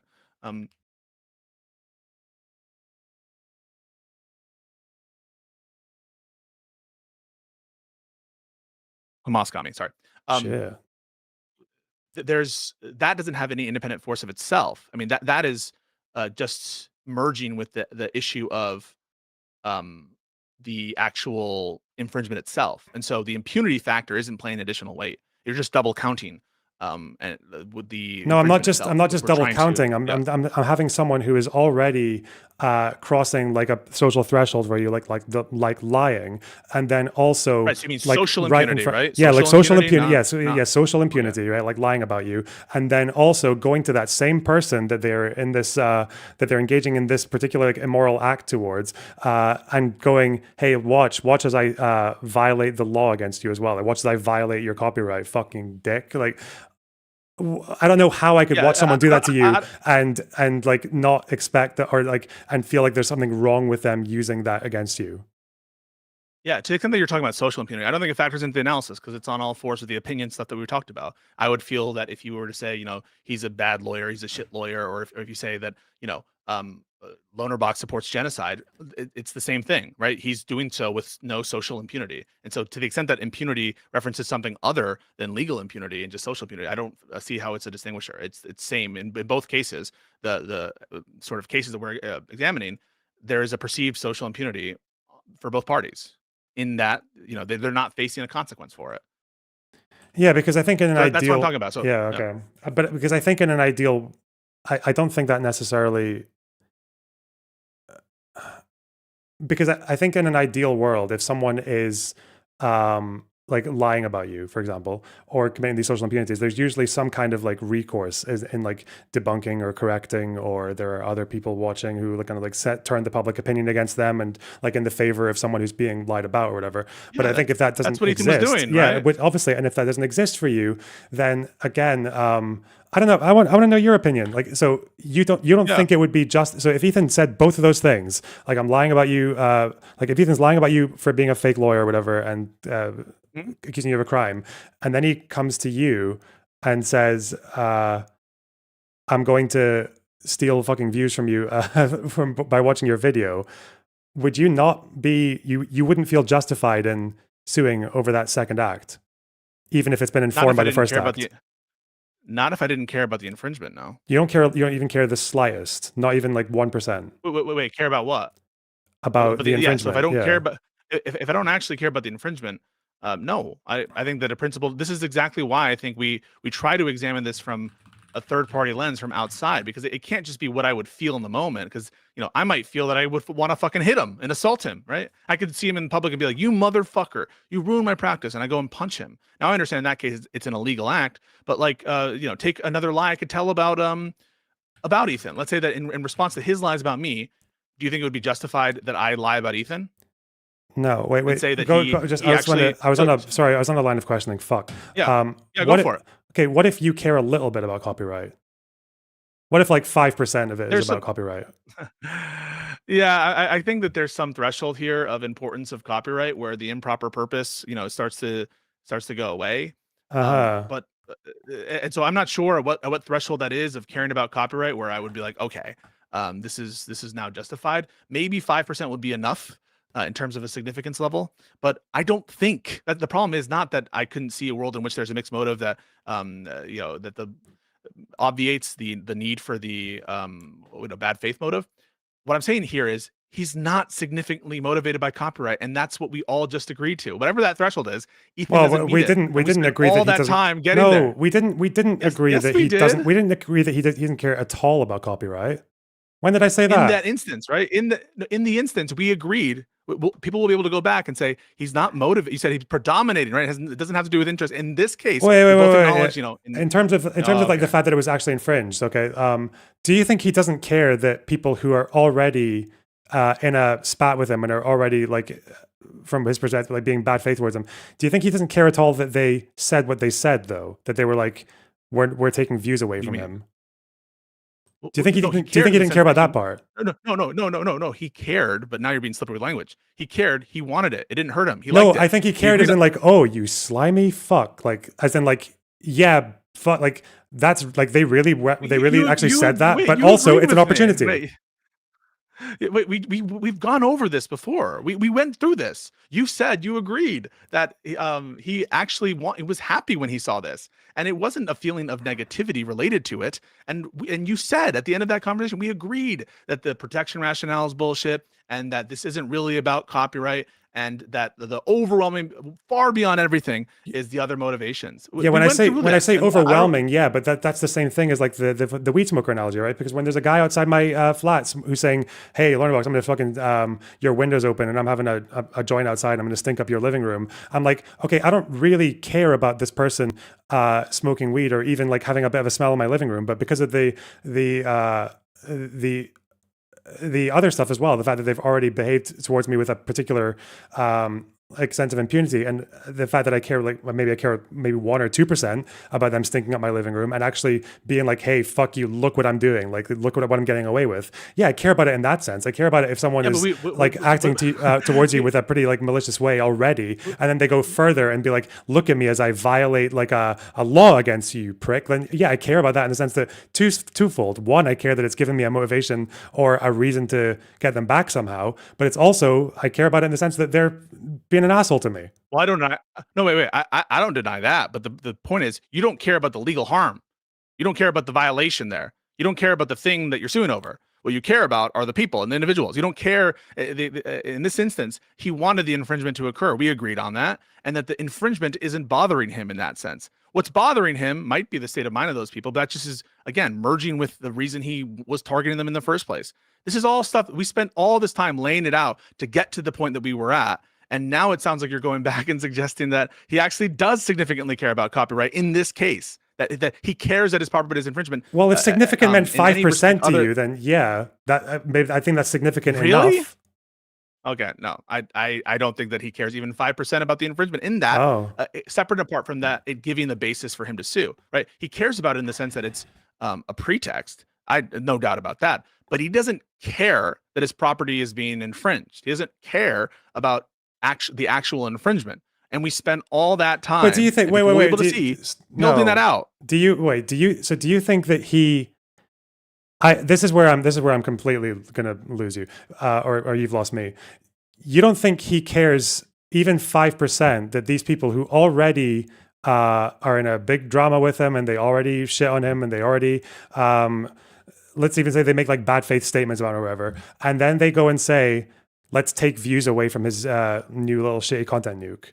You don't think he cares a little bit about that in principle? Well, let me be precise. What I mean to say is, if you didn't understand this way, I just want to be clear that this is coming across. He absolutely cares in the sense that it makes him happy. Okay? No. I mean, He cares in like doesn't he feels like personally like offended or personally Negatively. attacked by it. Yeah. Yeah. So no. All right. No. The statements. Yeah. No. Those. He is not bothered by the legal infringement. All right. So let's just take it piece by piece. The legal infringement, you agree, not bothered by, right? Without the bare statement, infringement without the doesn't- statement, I'm not sure. Yeah, probably not.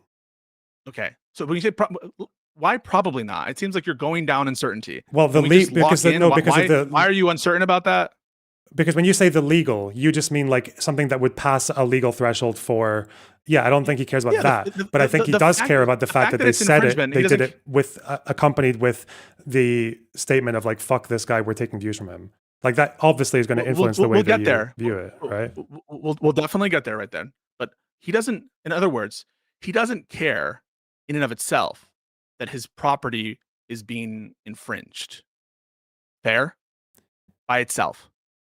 No, It's not like yeah, the yeah, situation of the 100, weed yes, smoker 100%. Yeah, where- he doesn't care that like in in a this vacuum. case, Yeah, yeah, he doesn't wants care his that someone's- property. In other words, it's desirable that his property is infringed in this case, right?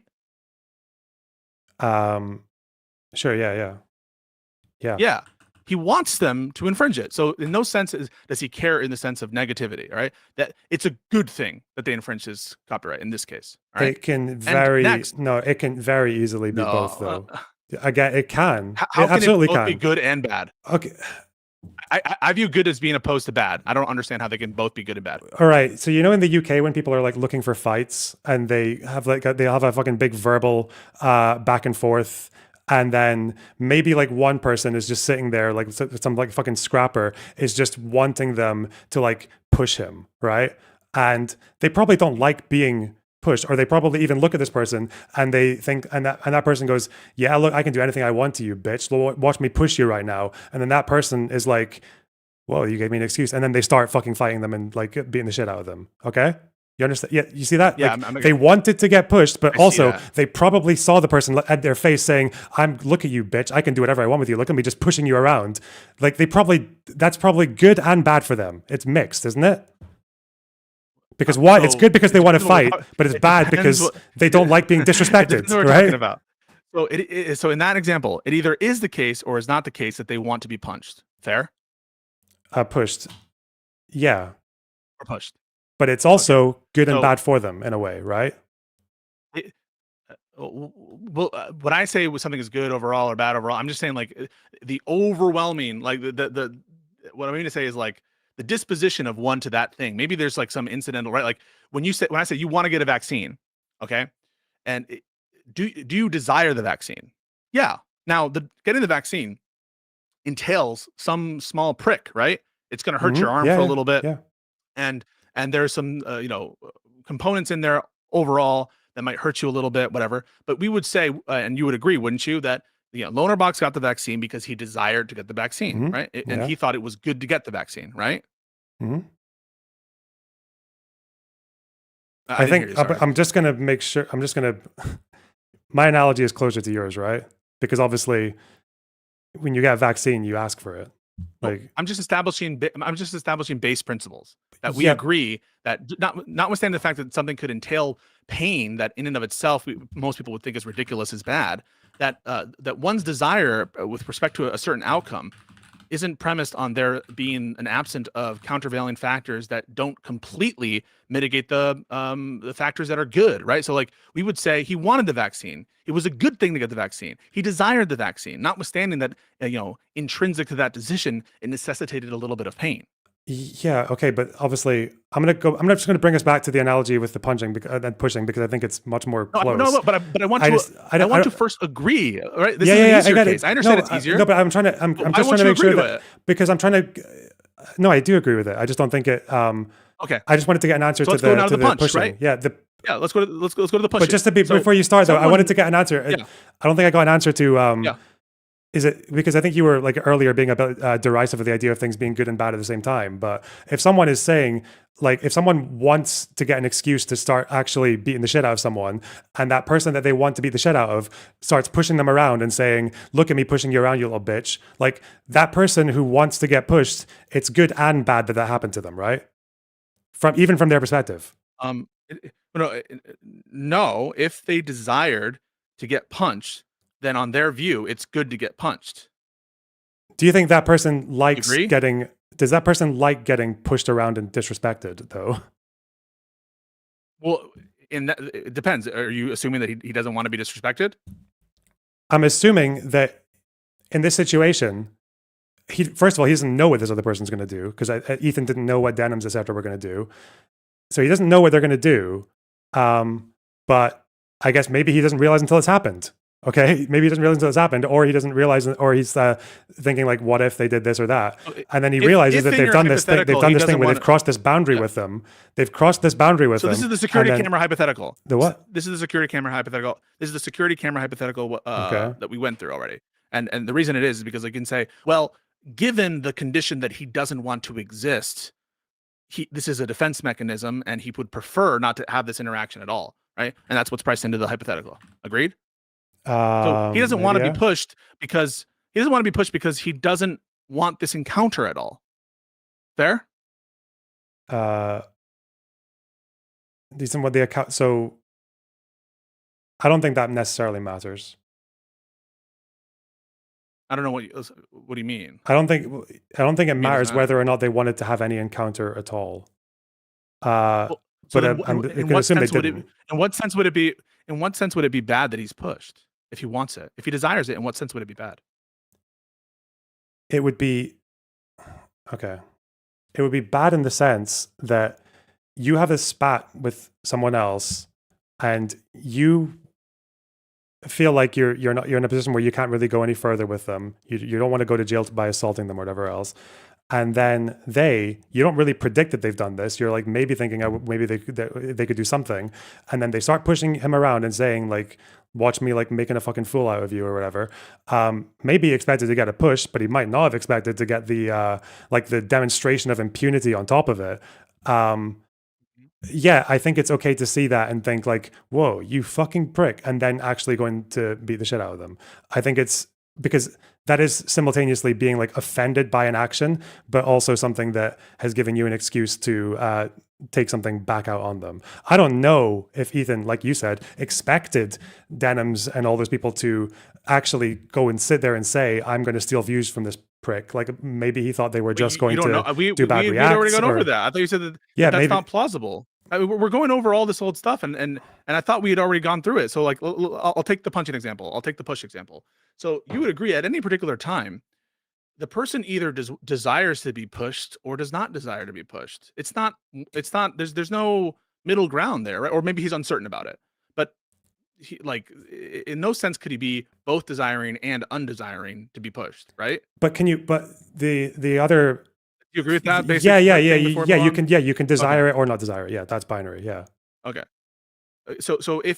So at the point in which we're assessing their mental state, you can come to determine it, or like when we're considering at any particular point. Now that desire could change, right? In the example you're giving, like maybe he's unaware, maybe he doesn't know that like this is going to be necessary until it reaches a certain threshold of insult or potential risk or whatever, and so his mind might change over time. But at a fixed moment in time, we can just assess: does he have the desire to be pushed or provoked? And that's true of Ethan as well. And the only question we have to ask is the question we already asked when we brought up the security camera rationale, or example is, do we think, as between the world in which Ethan, no one infringes on the content, and the world in which we live with respect to the trap, which world would Ethan prefer? He wouldn't prefer the world in which no one infringes. He would prefer the world in which people infringe, right? Given with respect to the trap. Well, because he registered the thing, so yeah, obviously, yeah. Yeah, right. So it's not the case that it's one of those situations where you're on the bus and it's uncertain, that you only want to do that in relation to the threat. It's that you do want to be pushed. You actually do want the thing that would give you the justification to happen. In other words, if that thing brings you joy and on your view is a good thing that it happened. And that's why when we say, not even 5%, because it's absurd to think that in this case, he's actually bothered by the infringement which he desired to occur. Okay. Let's say there's a fuck. Okay, let's say there's a domestic abuse victim. Okay, and she's out with her partner, her abusive partner, and there are some cops standing by. So she decides to say a couple of things to get him to snap and assault her in front of the cops, so she can get him, fucked off, because he's very subtle. She desires to be in that moment. She desires to be hit. Yeah, but can she also? Do you think she likes being hit, or do you think it's like good for her? Would you say that? What in general or in that moment? Ooh, but that's what I said about Ethan. In general or in that moment, you can not like something in general, but also in that moment, you can not like the act. And also, so Loner, the reason I'm interrupting you right now is because when you say, "Oh my god," it sounds like you've got me in a trap. But do you remember that we talked about this? Do you remember we talked about this very specific thing where I said, of course, I think Ethan in some sense has some desire to protect his copyright, in certain cases, and he has an opinion about it in general. Yeah, he does, but that's the whole point I'm trying to make. That's the whole point I'm trying to make about in general. Yeah. Okay. Because you can have something that even in the moment can simultaneously, but that's what I'm saying. It can simultaneously, because I'm sure when the domestic abuse victim is getting punched in front of the cops and then her abusive husband is getting arrested, she's probably thinking, God, that guy actually fucking hit me. What an absolute cunt. But also, thank God the cops are arresting him. Yeah. So we're not assessing the state of mind right now of the person who punched, right? So that's just a different inquiry. We can do that if you want to talk about it, is we can address their state of mind. The only thing we're addressing right now, the limited inquiry, is to what extent is this person bothered by a particular thing at that time? That is the question, is the state of mind of Ethan or whoever the person is who's trying to provoke or get someone to do a particular legal wrong to them. So whether or not we would judge the puncher of the domestic abuse victim as bad is irrelevant to what we're talking about right now. What we're talking about is merely to what extent is Ethan's motivation, in fact, motivated by the merits of the legal infringement here, the copyright infringement. And before this exchange that we've been having for the last 30 minutes, I thought we'd agreed that it was, basically a negligible amount. I was going for 5%, but. But that's because I put my significance level at 5%. But we it could be 4 or 3. I don't think that would change it much either. I don't think I said negligible. But it's insignificant. In other words, it's insignificant to the extent that it exists. Why would 5% be significant? It's not big, but not 4. I understand the norm of significance to be 5%. That's usually whatever the fucking these econometric fucking regressions do. 5%, right? 5 or 1%.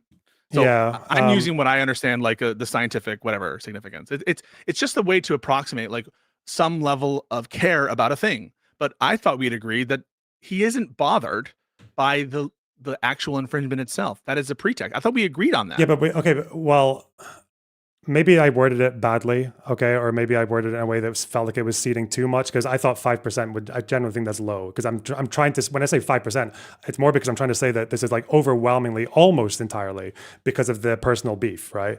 Right. But the thing that I'm guessing, I'm just going to tell you what I think was going through Ethan's head, because it would just make the most sense to me, and I think is the most plausible. I think he watched those videos and he saw those people saying, people he already doesn't like, people he's kind of would like an excuse to go after them, right? And he has seen them saying, hey, do you like taking views away from this Ethan Klein prick and just watching it with us instead? And I think he saw that and he was like, whoa. And it made him happy. You piece of I was shit. like, great. You, No, you thieving scumbag. Right, but I'm going to come down on you like a ton of bricks. No, that made him happy.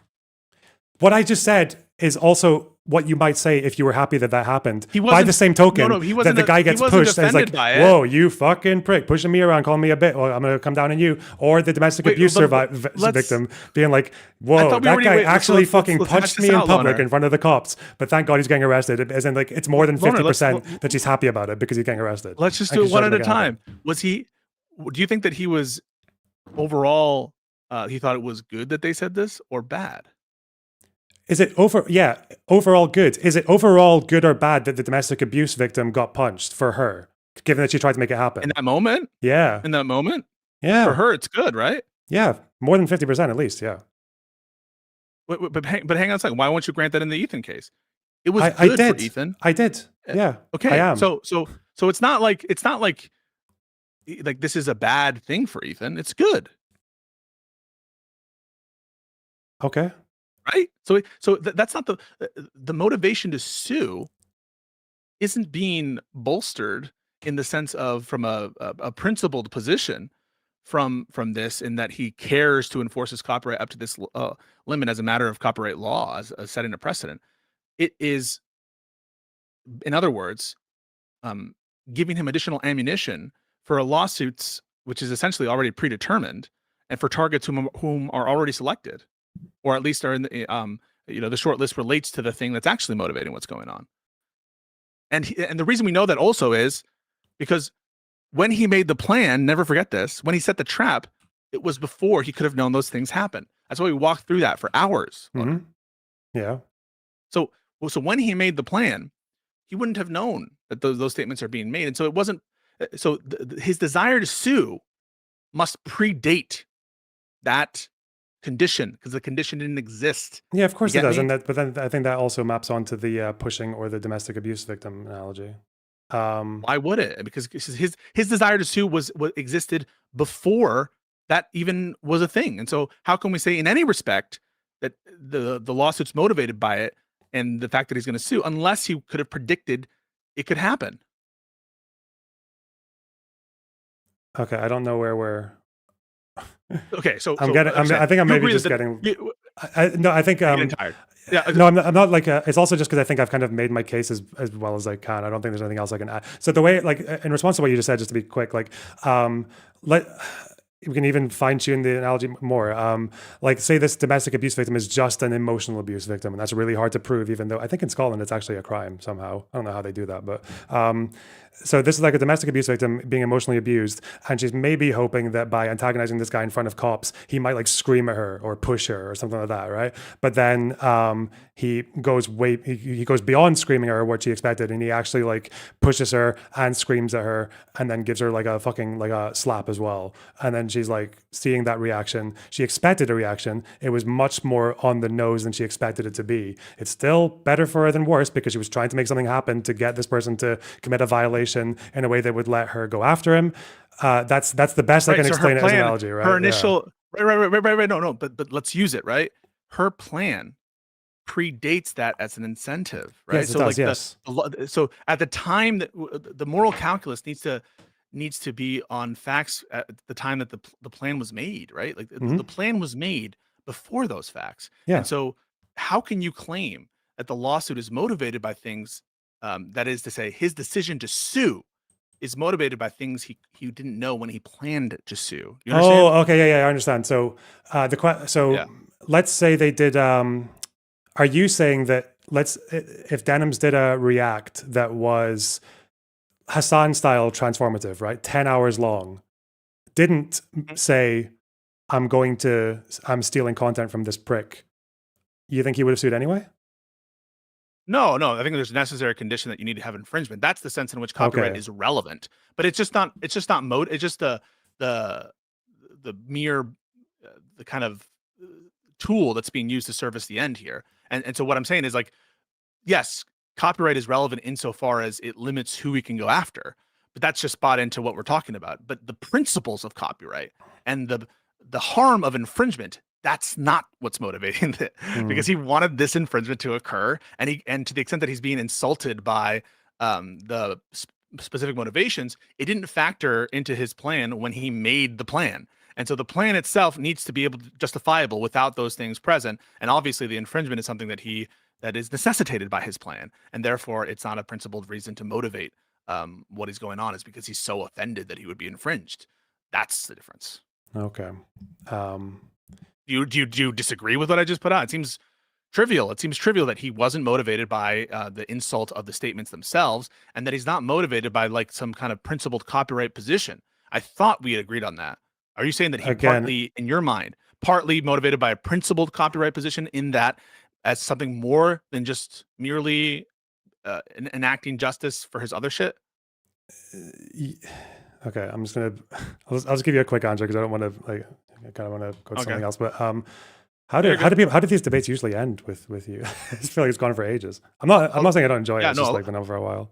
No, a lot of people like will just get to the meat and potatoes, which is he wasn't actually motivated by copyright. He was motivated because these people suck, and then we'll talk about how they suck and what they did to justify it. But it seemed like you didn't want to go down that route, because we were almost there. We were almost going to get to the part where, and this is where the conversation would have gone, Bonerbox, which is I would have said, well, if mere opinions aren't enough for you to do this, what we had up until then agreed was a dirty trick, then we have to talk in light of that statement that mere opinion isn't enough, what they did that would justify this kind of what we then agreed to was a dirty trick. And that's oftentimes what I will spend hours and hours, and people will actually end up agreeing that copyright wasn't the motivation. It wasn't a significant motivation at all, if any. And my position is it wasn't a motivation. It was a means to an end. But people get triggered by that, and they can't grant it. I mean, you watched, they couldn't even grant that, and I think this applies to you, so sorry, but they couldn't even grant that Ethan was lying about Casey Charlton's apology being sincere. They have to invent some like crazy shit there. And so I just think that like people get triggered, they're very emotional. And that's what I think is happening here. Okay. I'm probably going to be speaking to you on Live and Learn later. Yeah, and like 4 hours. I appreciate it. Listen, it's a good conversation. And I know that it's tiring for people, but I appreciate your content, and keep on keeping. And we're probably going to have to argue on Live and Learn as well, eh? No, but not about this, right? I mean, no, it'll be about fucking the tanker, right? Like Venezuela shit or some stuff like that. Yeah. Actually, just so I know what I don't have to. What's your like brief position on that? Yeah, I largely think that from a policy matter, I'm not convinced that it's justified at all. In fact, I think that it's unjustified. Policy in the sense of like what it's like the broader goal that it's part of, right? Yeah. Oh yeah, it's like basically relates to, I disagree with America getting involved in a war with Iran or with Venezuela. I don't, and because I think that this is in service of further aggressive action in those efforts. I'm against it as a policy matter. And then go for it. Oh, no, I think I agree on the sense that like it's like always with one of these things in terms of like any military action, it's like there's the act in and of itself and whether that's justified. Right. But then there's also the broader goal. The broader goal is to antagonize Venezuela for no good reason. But I think the actual act itself, in terms of the Shadow Fleet stuff, I think that is actually justified, and there should probably be more of it. But it's actually goal. It's in some sense very similar to what we're talking about with Ethan. Like, if my detection of the motivation of the Trump administration here is they're, for example, not really motivated by anti-Semitism when they do the free speech stuff, or when they're not really motivated by like terrorism when they deport people to Sikhat, or they're not like, I will take negative inferences all the day if I think someone is being a liar, and I will take them at the worst. So that's one of the reasons why, like, I'm not going to look in isolation these actions, and people accuse me of looking in isolation of this with respect to the Ethan stuff, and it's not the case. It really, in my opinion, it's not the case.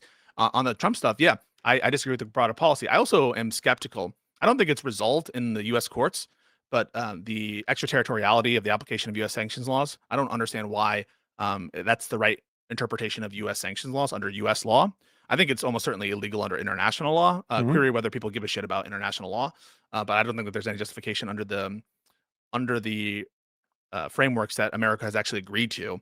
It doesn't appear to be lawful. And then also the jurisdictional point that even if it were a valid, by which I mean lawful application in terms of the extraterritoriality of the U.S. sanction laws, not clear to me that it would be legal under U.S. law assume jurisdiction in that sense. Mhm. And basically, for those reasons, I think it's unlawful under international law. Okay. It's less clear under U.S. law, but I think if it's not, it should be illegal under U.S. law. And then separately, I think it's bad policy. Okay. I don't know if you want my position now, but we'll definitely disagree on one or two things. Yeah, there. go for it. Well, my broad position is, I think with regards to the shadow fleet, I think there is actually like a big issue in the sense that I'm not sure about U.S. law, although I do think that there have been ships seized under U.S. sanction law or related to U.S. law in the past because of how pretty much any of these shadow vessels are somehow interacting with USD, and that's kind of how they get their legal foot in the door. But for international, I'm very skeptical of the jurisdictional hook there, which is like U.S. dollars, or at least I think it needs to be a little bit more substantial than am I wrong that U.S. dollar or something? Am I wrong that case law generally supports that though? That when these ships get impounded in the past, it has generally been supported legally. Is that true or no? Oftentimes, there just is no way to practically raise a claim because no one is going to subject themselves potentially to the application of sanctions, and so very often, presenting yourself in U.S. to press a claim to retake this property, very seldom that's going to happen because, of course, to the extent that these are deniable, flying under a false flag, or they're scared that they're going to be able to be tracked or uncover different aspects of it, or there's some concerns about whether or not if they do that, they might be subjected to the sanction penalty. In light of the potential forfeiture, I don't think that many of these cases have the ability to be challenged as a practical matter. And then further on, just because it's happened in the past doesn't resolve the legal issue. Well, of course, the reason I ask about the legal issue is, the reason I ask about the legal issue is because does that need to happen to set precedent on U.S. law? Does someone need to counterclaim on their vessel, or can there not be like a federal? I thought because the way I imagine this would happen is that there would be the attorney general or some kind of like legal body in the United States or some judge who gives an opinion on whether or not under U.S. law they are warranted to see that vessel, and then there might be challenges to it within America. Or does it have to come from without? Do you know what I'm saying? Yeah. So usually usually U.S. courts, federal courts, which would be the courts that have jurisdiction here, if at all, not like state courts. Usually they don't have. They don't give advisory opinions. So there needs to be a case or controversy that's known as Article 3 standing. So a standing requirement is that someone have like an actual concrete injury, fairly traceable to some kind of legal wrong that's resolvable by the courts. That's standing. And unfortunately, it's not given that the attorney general is going to just opine on. Now, sometimes they do. They give like these kind of OLC opinions that will opine on the legality of stuff, but they're not determinate for what the law is. That's the courts. And so no, unless someone has like an actual vehicle to raise the claim in federal court. There have been some cases that have been raised. There's one that went to the Fifth Circuit addressing whether or not like certain treaties are self-executing, and I think that the decision was that it's not. But of course, the Fifth Circuit doesn't speak for the whole country in terms of the jurisprudence.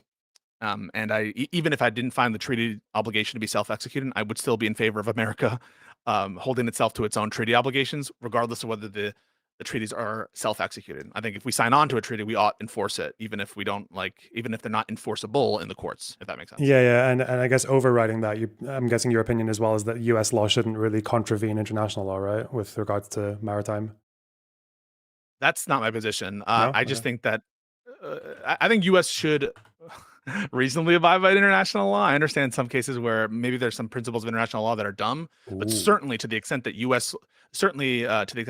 incorporates international law into its law or signs up to international treaties, I think that's trivial that America should follow that, right? Okay. The obligations that it commits itself to and that it incorporates as part of its own law. Okay. You hear me? Yeah. I hope you agree with that, right? Like, if America signs up to a treaty, I think that you should abide for it. Fuck.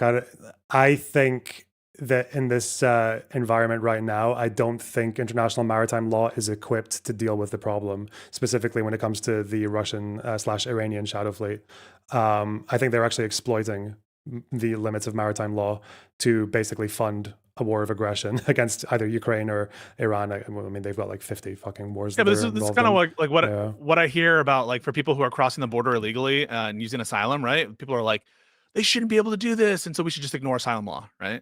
Yeah, but And I'm then just obviously like, that's when I'd make a why? moral case for asylum, because I can easily defend the moral case for asylum, and I think actually IHL doesn't go far enough. The Refugee Convention should be more specific to the fact that this is like refugees and asylum seekers in general are a burden that should be shared by countries. You know, like that whole safe first country shit or whatever. I think like IHL should have a Yeah. firm stance against that. It doesn't right now. But yeah, that's why I tend to just take it into the moral position, and I think morally, like international maritime law just has too many gaps in it for this particular Right, issue. but would you be okay if America like violated its own law? Like you wouldn't be in favor of that, right? So like, let's say that there's some policy reason that you agree with that America get rid of some legal framework or to take some action, but it just happens to be the case that it's against the law. Let me give you an example, right? So the Constitution says Congress declares war, and Trump starts a war that you agree with, that you actually think it's justified. Would you be in favor of him calling the war, even though he's usurping the power of Congress? No. Right. So that's kind of my principal position is like, in order to think that there like ought be a big violation of law, like there needs to be some overriding, like incredibly high, like societal thing. Like we are a country of law and order, and we should follow that law. Especially our government officials, and especially people in the highest form of power, because people can make the policy argument all day. Who cares about orders to combat status? Who cares about war crimes? Who cares? Like these people are bringing in drugs and it's killing Americans and all that stuff. But presumably you'd be against us violating our own laws on war crimes. If Yeah, of course, but or that's obviously because I don't support war crimes. But yeah, it's like when it comes to U.S. law, I sometimes run into a position of like what happens when one law, because again, this is assuming that it's against U.S. law to extend jurisdiction into the high seas because of USDs or sanctions or anything else. As far as I know, that argument I don't think is settled in U.S. law, based on what you're telling me.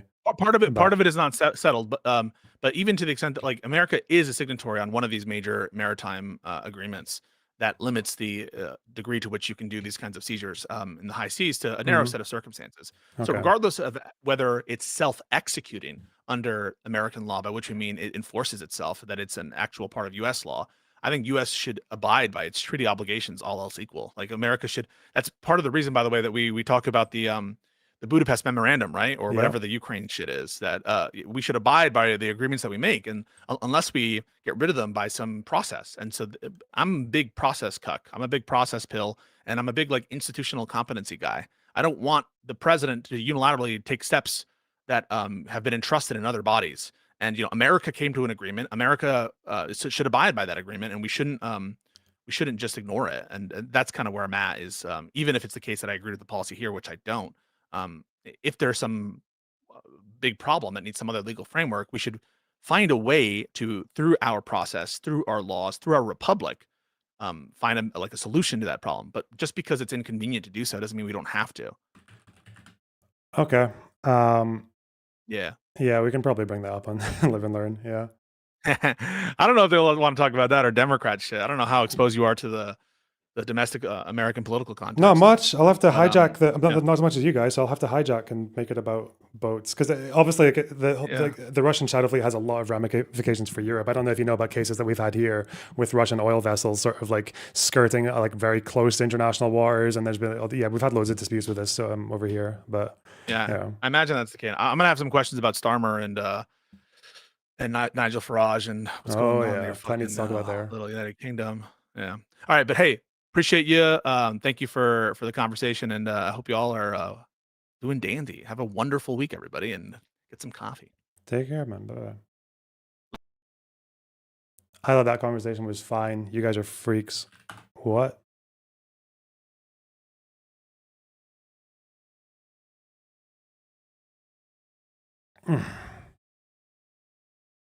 If the treaty is not self-executing or encoded in US law, then it's not illegal for the US to seize that shit. What, by US law or what?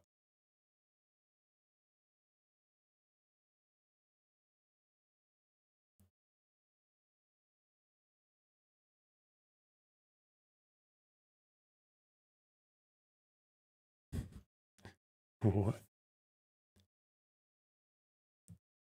If you thought it was fine, I won't hold it against you.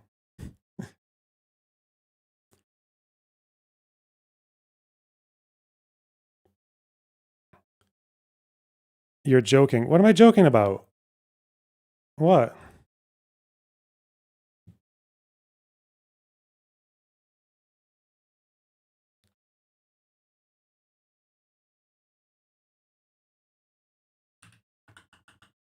I mean, the only downside of that conversation is that, like 3 people who hate me are going to hate me a bit more. So, okay.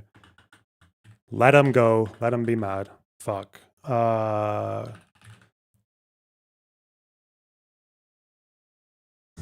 was your Ethan Klein sarcasm. No, shut up. What a wonderful, sincere I'm joking. Shut up. Stop. I'm joking about it being a wonderful Shut up. Stop. Stop.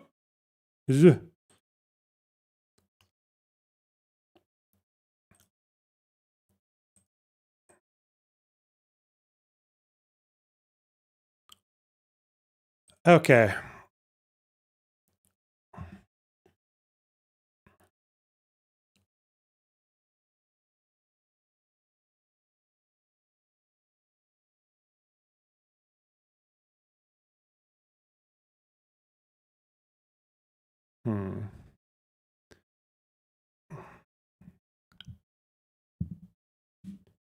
All right, I'm going to do this fucking game, and then we're going to the bathroom, and then we're actually going to do the content of the stream. Oh my God, we haven't done anything. We haven't reacted to shit. Okay. C, semi, joint, Titanic, monster, Celsius, giant, qualifier, quarter, bumper, final, dive, 1, hunter, dump, hole, cold. Okay. Celsius is to do with temperature. Cold. That's not going to, no. Is Celsius also named after, it's like a unit, quarter, ooh, 100. No, it wouldn't be 100 because Celsius is like a point of measurement. Titanic is a film. Bumper, I think, is a film. Is Monster a film? Hole, I swear, Hole is a film or it's a band. There's a film called The Hole. Titanic, giant. This is a hard one. Semi, joint. Final.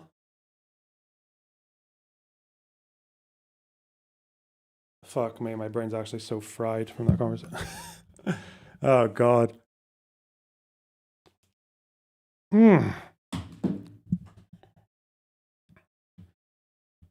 Dump. You can dump, dive. Final qualifier. This is sports. Oh, quarter, semi. Wait. Yeah, because there is the qualifier, the quarter, the semi, and the final. Okay. Holy shit, I really need to pee. Sorry, that was a bad idea to start this. 1 second. No phone.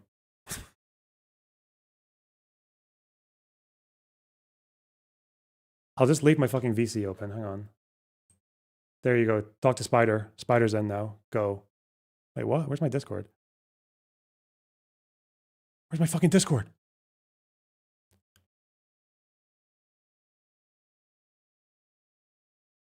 Where's Discord? He left. Wait. There he is. Okay. Well, you're in the Discord.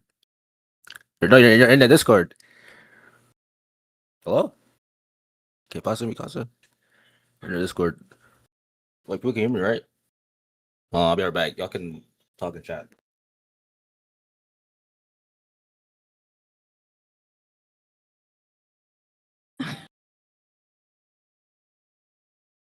They both went AFK.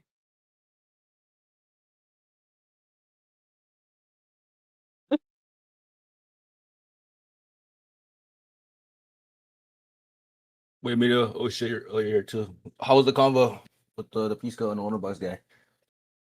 I wanted to TOS myself. Bro, send my ass back to slavery, bro. Holy shit. Like, oh my God. I can't. They're kind of looping. So wait, yeah. 1 for Pisco? Wait, no. 1 for Owner Box or 2 for Pisco? Who won? literally everybody lost. Nobody won. That shit was so fucking ass, bro. Like, it was looping. I would rather listen to fucking German politics. That's how bad it was. It was so fucking buns. It was so buns. Like, I can't do it. Hi, Mina. Hi, Maritza.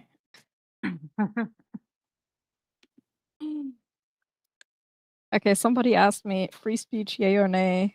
It depends on what you mean with free speech. Germany's gonna cook with free speech now. What do people think I'm against free Well. speech now? That's so funny. Over a yeah. copyright suit. What the hell? What does that have to do with fucking? Okay, Jesus. Okay. I wanted to. Well, earlier I wanted to remind you that your conversation was going on for 4 hours. But Yeah, anyways, I'm also playing a connections game, so don't distract me too much. Talk amongst yourselves. I'm okay. I'm Hello, so bro. sorry You can for also. existing. My fault, bro. My fault again. Because I Actually, saw I'll a just lot bring of them all people. in. Fuck. What? How did I come back here? Oh, did you leave? Figure- What? You can stay here. It's fine. I was in the waiting. I was talking to Tony. I was in the middle of a conversation. Have you Don't never care. Mama bullet, bro. All me? Jesus Christ. right, Tony. Okay, Yeah, you're Spider, you're Wait, actually. are we gonna have you. Are we gonna have a Hassan conversation? Because okay. We're not. I think We Tony haven't asked me a spoken about question. Hassan at all today. What are you talking about? We're not. I All right, don't Tony. wanna. What do you want to ask me? As Spider, what did you think of the conversation? How do you feel it went? She was buns. Okay, I think I told J Slug before. Okay, I don't give a fuck. This bitch should have went poor. I don't care. Who gives a fuck? Well, that's a bit Okay? extreme. Wait, what? Call me spineless. I don't care. I don't give a fuck. That's pretty crazy. Somebody asked, are people free to lie about you on their Twitch channel and you won't resolve it by alternative avenues? I don't give a fuck what people are saying about me. Like, who cares, bro? Like, I don't know. Like, bro, who cares? Like, I think the majority of like Lonerbox chat is like, yeah, it's pretty petty. I think Lonerbox said, yeah, it's pretty fucking petty what Ethan Klein did. But like at the end of the day, I think chat, including Lonerbox, don't really care or have sympathy for Caseytron. Like, I don't like. We don't care. Like I don't know. I don't know. I don't Giant know what to say. Titanic. It's giant Titanic monster. And what's the last one? Fuck you.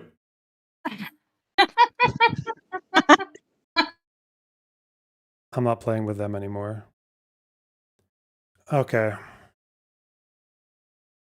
The lawsuit was pretty petty. Yeah, you know what else is petty? Is saying to this person that you have a huge fucking spat with and being like, hey, let's steal some views from this fucking prick. Okay. Oh no, they're... Okay.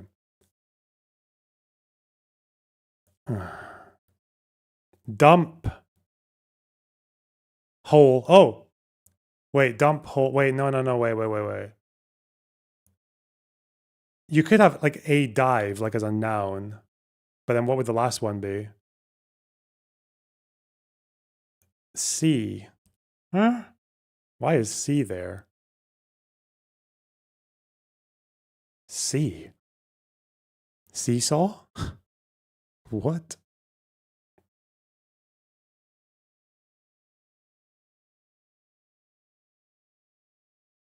$100. I feel like 100 and Celsius should be together, but I don't understand how. Joint should probably go with. There's bumper car, monster truck, dump truck. Oh shit.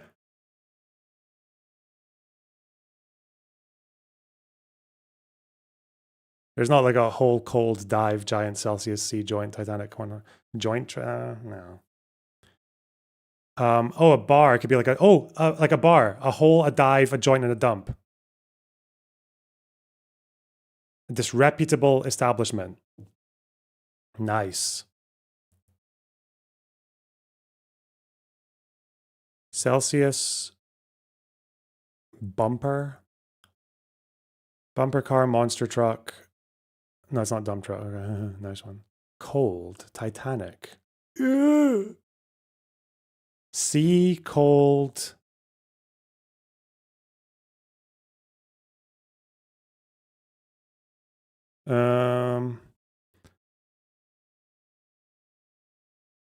Celsius.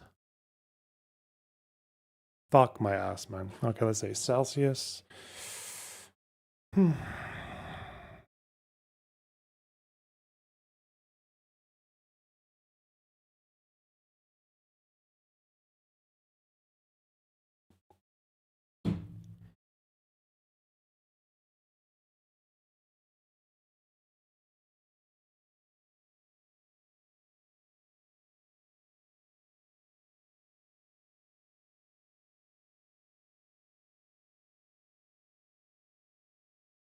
Monster.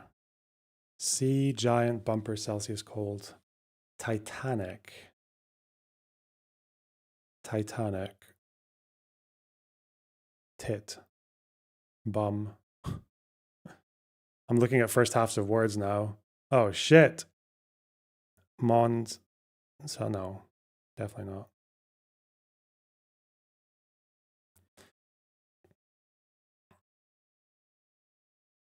I don't know why it would be these, but one away. Could it be like a bumper could be like a vehicle, couldn't it? Giant bumper. Enormous. Bumper means enormous. Okay, dude. Why not? What C might mean. Hey, good one. Good one. Let's go. Let's fucking go. Let's goop. Bumper. You're a bumper. Critical of it, right? Like, it's not y'all acting like this is just like a denims in case you're trying to Frogan just like criticize decline during the whole fucking issue. You know what I'm saying? Oh yeah, that's literally like there is like people in chat. There's a fucking subculture in this chat for that whole debate. There's like, oh, they just said mean things. It's like, okay, if you don't know the difference between lying and saying mean things, okay, whatever. And the effect that it has on other creators, I don't know, crazy. By the way, I Just say it's okay to lie about people, like with impunity. Just say it's fucking based. I couldn't believe there would be one thing I would agree with David with, which was, I think if you're a parent and you get CPS calls, like, they are much more measured than I would be if that was the case. I would also be in a lawsuit, but it would not be civil.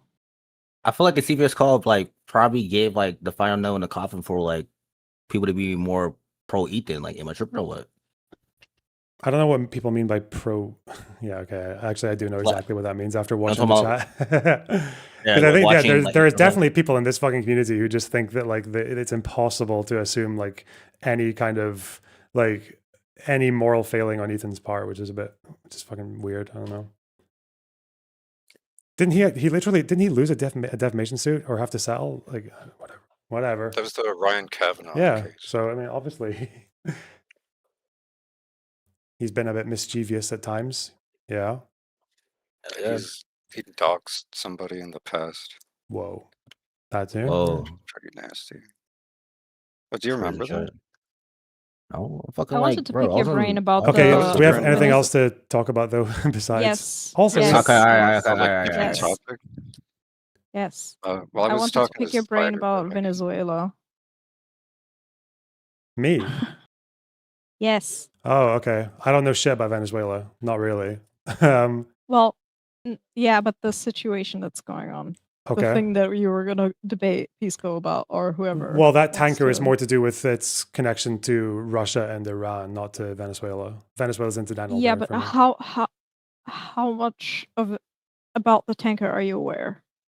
That it's do you owned know by that doesn't fucking... have any Huh? It doesn't have any insurance, and it flies, I think, under a Panamanian flag, which Guyana. is also Guyana. Okay, I think also that flag is not accurate. Like, apparently it's flagless. Yeah, it's a stateless now. vessel. Yes, it's a shadow. It's Yeah, part of a shadow fleet. Yeah, but maritime law does not say that you can seize and confiscate a ship just because it's running flagless, right? It's not just flagless though; it's insuranceless. We don't know like when the last time it was. Yeah, I know, but I'm just saying, like a stateless vessel, the problem with maritime law is that maritime law allows states to seize ships in the high seas only under very specific conditions. So you can seize a ship and confiscate it or impound it or whatever if it's being used by pirates, like for pirates, which is literally like private actors on a vessel stealing for their own personal gain. That's like piracy is very specific. Like it's actually pirates. It's not like a broad meaning. Yes, it's a non-state actor. Yeah, yes. and for stateless vessels, maritime law has this very, and this is why I think it's fucked, is that it basically says that you can go on the ship and you can board the ship in the high seas, you can inspect it, and see what it's up to. But I think unless it's engaged in like piracy or slavery or something, I don't think there's anything in maritime law that says you can take it. So if it's part of a vessel that's sanctioned not by international law, right, but just by various international countries, by the EU, the UK, and the US, then that's not a reason to go and smuggling as well is for internationally recognized illegal goods, though, not for Russian oil is not internationally sanctioned. It can't be because Russia's in the Security Council, right? So maritime law does not actually answer that question. Like, what do you do with the like oil that's funding a Russian war machine? It doesn't have an answer to that question. It just says, well, apart from it says that you can't do it. You can't just seize it on those grounds. Okay. And with regards to Venezuela, I mean, I've told you that they're a proxy before, right? Yeah. And I've told you that if there's a war with China and they want to deal with their proxies first, they should do it now before they go to war with China. Like what with deal with them in what way? Okay, so Venezuela and all the other proxy states that are in Latin America, like the proxies of China, Russia, Iran, North Korea, they are right there. They're literally, in the range of the US. If those states decide to deploy certain assets to those states, they would be they would have the range to reach US soil. Okay. So is right? Yeah, so what's the No. Yeah, go on. How Israel has dealt with Hezbollah and with the Houthis and, I guess with Iran itself. They are there, so they stop bothering them. Now, this is a preventative action from the US.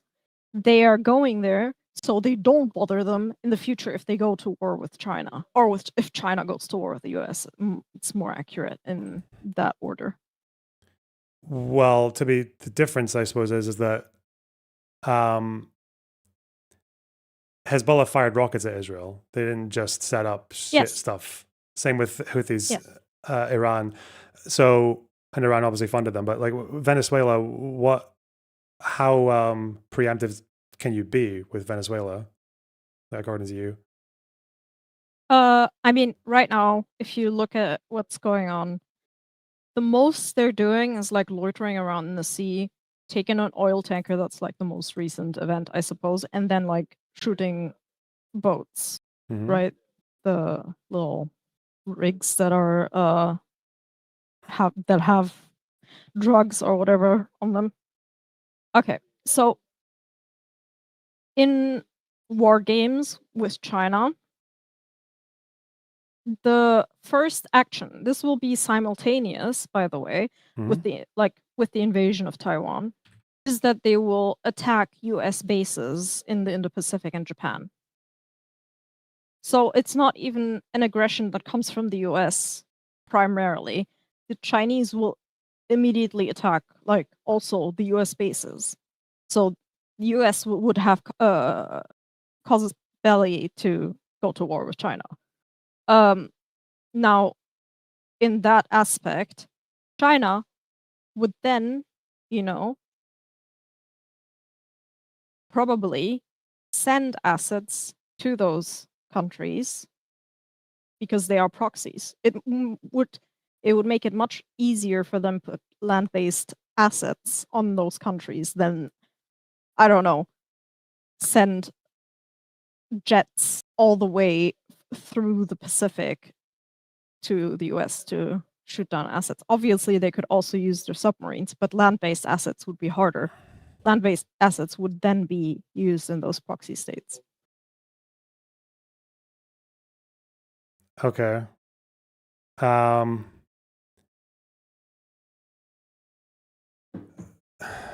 So are you saying that America should deal with Venezuela now, right? Like they should do regime change? If they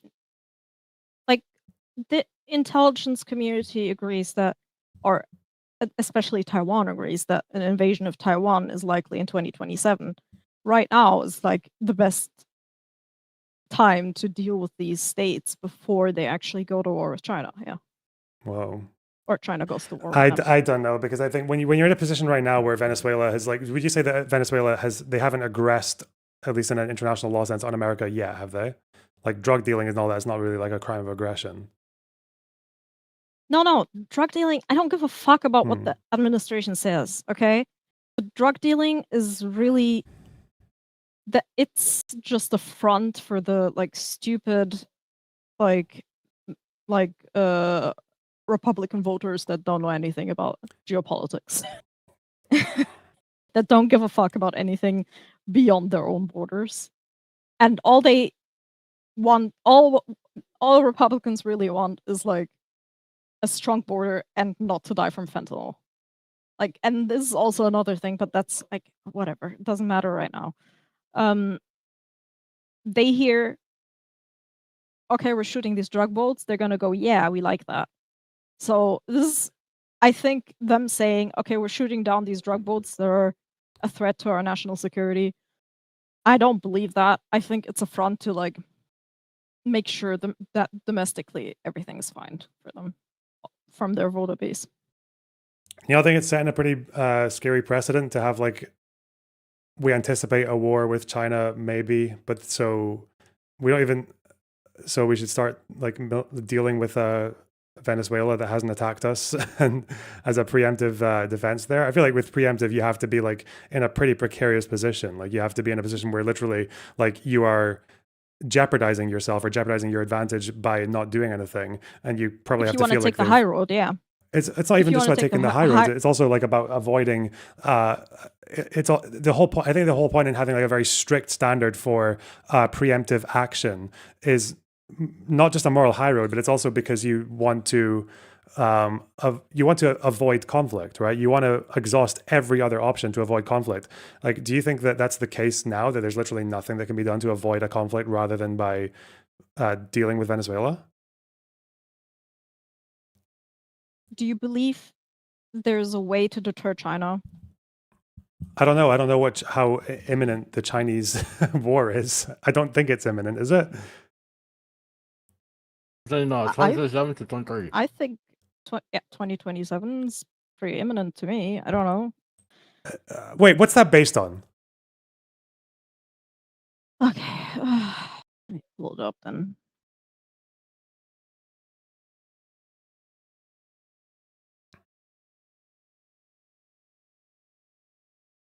It was older. What? It's my birthday. Happy birthday, Spider. How old are you now? 18? 20. No, Birthday I'm not that to young. I'm like 22. Oh, good. I'm like around like David's age. Happy birthday, you're 10. Oh my fucking god, bro. This shit, bro. Oh my fucking. That slander is crazy. Wait. Okay. He's like 5. Okay. What news article do you want? Any old. You don't care? Your favorite one, yeah. Okay. Someone in chat saying that Xi said we're going to invade Taiwan in 2027. Is that true? Like, it's just, it's set in when has a war ever been decided like this? Like 2 years in advance, they're just like, yes, we are going to do it. We're going to do it this year. What? What are these rules? What's going on? Am I mental? This is about like how strong the Chinese military is, where it's reasonable to assume that they will invade Taiwan. Okay, reasonable to Okay. assume is not like a good reason to start fucking with countries militarily that haven't done it to you. Well, what are you gonna do? Are you gonna risk it? Well, you if can. it has to do with like literally like having assets that are close to, the U.S. Well, what you do is you try to do, because we don't even know if Maduro's a pretty fucking fragile position right now. We don't even. Yeah, you would try to exhaust non-confrontational methods and then make up your mind once you've done that. Like once you're in a basically like now or never situation. Are we in a now or never situation now? I think we are. Many people might disagree with me. But I think the fact that the disagreement, I don't know. Because the whole thing with the CCP is they want to stay in control no matter what. And the way they believe they can stay in control is by reunifying China, because that is drumming up support from the people, right? Because there's a whole lot of issues in China, right?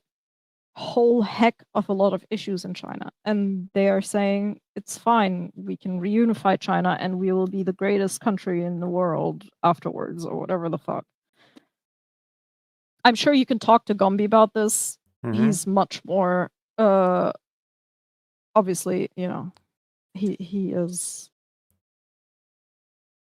the leading expert. Yeah, because out I of need to be because all the people obviously that I know. Yeah, because again I Yeah. don't know anything about this particular side of geopolitics, but I can see here that there's like a headline or like the subheading of this article is saying that Taiwan has for the first time officially identified 2027 as a potential year for a Chinese invasion. I really don't like the idea of 2 years in advance of a potential war taking like preemptive action in a country that hasn't aggressed on you. That's very odd to me, especially given the fact that their leader is currently in fucking shambles. I Yeah. feel like why not just go after like Not China sure. then, instead of like the proxies? Like, why not go to like the bigger? Like, how unstable is Maduro really? Well, I thought that in one of his phone calls with Trump, he said he was willing to leave the country for amnesty. So I probably quite precarious. I think he did that because he was scared there might be an actual ground invasion. Well, I don't know. I would rather wait. Well, I'm guessing just as a broader position, I'm guessing you think the drug boats is not the way to go about this. Wait, do you want like a ground What, invasion the into shooting, Venezuela, the or? shooting of the drug boats? Yeah. I don't care. Oh, I'm sorry. Like, people might find me like heartless or whatever. If there's like evidence that these boats are actually civilians or fishermen, I might recant my opinion. But if they're actually like drug dealers, I really couldn't give a fuck. Jesus. Like, Why Wait, not? do you want like a Why bomb them and as opposed to impounding them and arresting them? Then you get the evidence. I don't care either way. Jesus. Jesus, That's cold. The fuck? cold. What the fuck? Wait, do you want like a fucking ground invasion into Venezuela, or? No.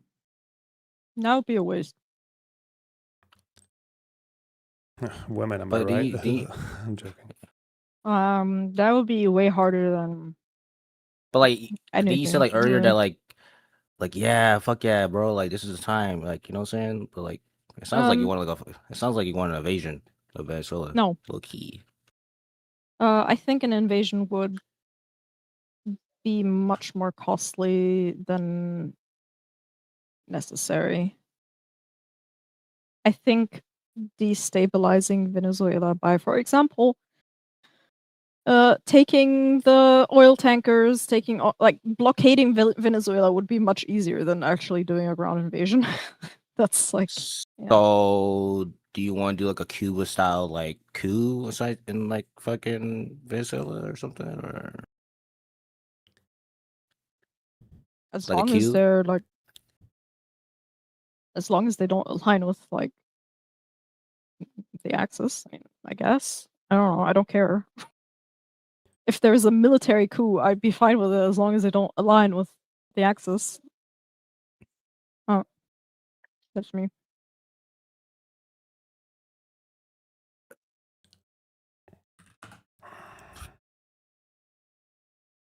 That's kind of like Russia. That's kind of like it's giving like Russia style, though. No, Loki. Am I tripping or what? Isn't it kind of giving like Russian vibes though? Like Russia installed like a pro-Russian governor inside of Ukraine.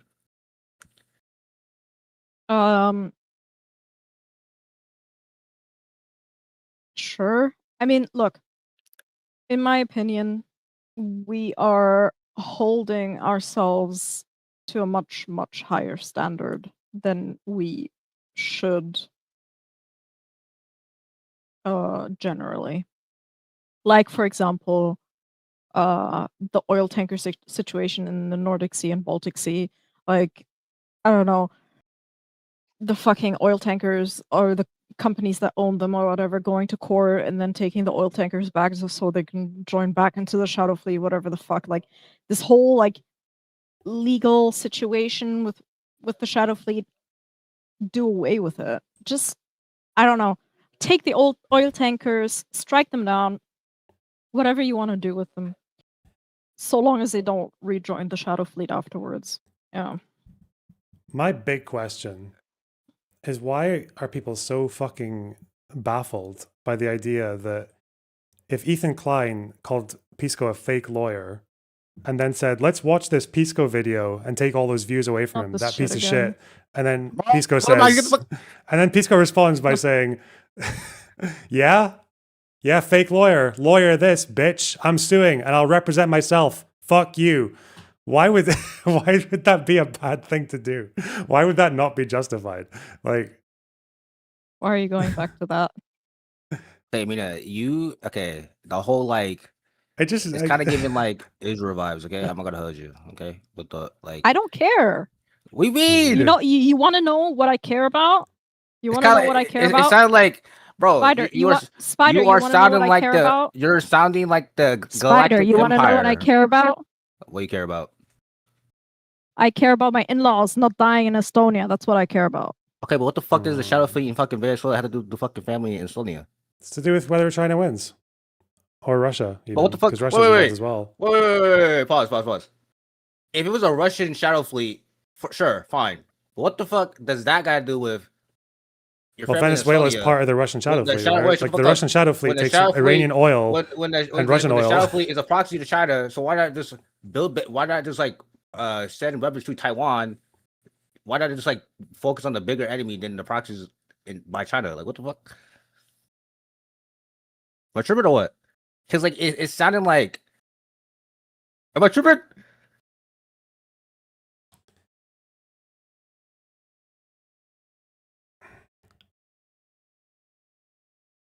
Are people not sure which direction to take the conversation then because of my diversion? Yeah, you did the fucking diversion, you piece of shit. But like it's giving like,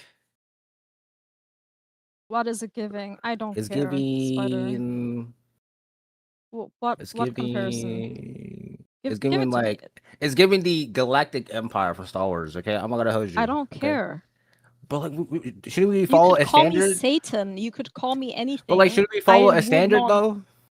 No, they don't hold themselves to a standard. So why should we hold ourselves to a standard? Bro, I'm so sorry. This is the exact same fucking aspect with like Hassan this, Hassan that. They don't hold themselves to a standard. Why should we hold ourselves to a standard? No. I'm so sorry. The only thing I care about is if civilians are gonna die or not. And if my way is gonna prevent civilians from dying, then God fucking knows I would take that fucking road. So like, why should we care that Russia do war crimes in Ukraine? Huh? It's like, why should we care that Russia does war crimes in Ukraine if they don't follow it? And like, we're like, yeah, don't follow it. So it doesn't matter whether we care or not that they're doing war crimes in Ukraine. They're still doing them, right? So they are not holding themselves to a standard. We should also not hold ourselves to a standard. Like, by all means, in my opinion, we should have invaded Russia at day fucking 1 when they went into Ukraine. Into Moscow? Doug, look, I'm not gonna give my opinion, okay? Because it's TOS. So what? So you want like NATO troops potentially? This is like potentially. You want NATO troops storming into fucking Moscow, like Prigozhin it? Okay, possibly start a nuclear war with Russia. Well, okay, I get it. You're in Europe, I get it. But so like, should we just not follow the UN like rules of engagement or anything like that? Or what the fuck is the UN doing? So there's like fuck all, we just don't care. It's like fuck all, do whatever we want. Will the UN prevent China from invading Taiwan? I don't fucking think so. No, they wouldn't. You can't Yeah, get a for sure Security they Council resolution. Can't make it a legal issue because China's on the Security Council. That's why the Russian shadow fleet's such a fucking issue. Of course, those oil vessels of Russia should be sanctioned. They're literally just they're funding a war machine to invade a country that doesn't deserve to be invaded. But also, I'm only defending that point. I'm not defending the rest of it. To be clear. Wait, little bucks. So Mina, are like, you of the position that there's there's fake law and there's real law? USA. You know what? Fuck it. There's international law and there's real law. USA. You know, fuck it. Everything's international is a social construct. Okay, fuck it. I don't care. You know what? Fuck this shit. You know what? I'm on business side now. I don't give a fuck. You know what? The US, we should take over the world. Okay, motherfucker. I do not care. Okay. I want Your military is getting weaker day by day. You don't Hold spend on, enough pause. military Hold on, military pause, defense pause, spending pause, to hold on. maintain your Hold military, on, by the way. pause, you're- Guys, hold did you on, know? pause. Did you know that? Chat, did you know that? You don't even got B2 Did you know bombers. you're What the not- fuck? You you- don't even got B2 bombers. Let me know when you get B2 bombers. Let me know when you get B2 bombers, little bro. Look up. Okay. Mhm. Let me know when you have a get the frigate, number bro. world. Let me know Let when me you get the know- number let world. me know when you can number build a one fucking Navy frigate. military. Okay, let me know when you get a better Navy, okay, compared to the United States. Better Air Force than the United States, okay? But guess what? We don't care. Okay, we're number one. Better, faster, stronger. Okay. But it was number one. Better everything. Better. Why would I ever speak about war crimes Cooler. then? If my okay. Don't we When control the seas?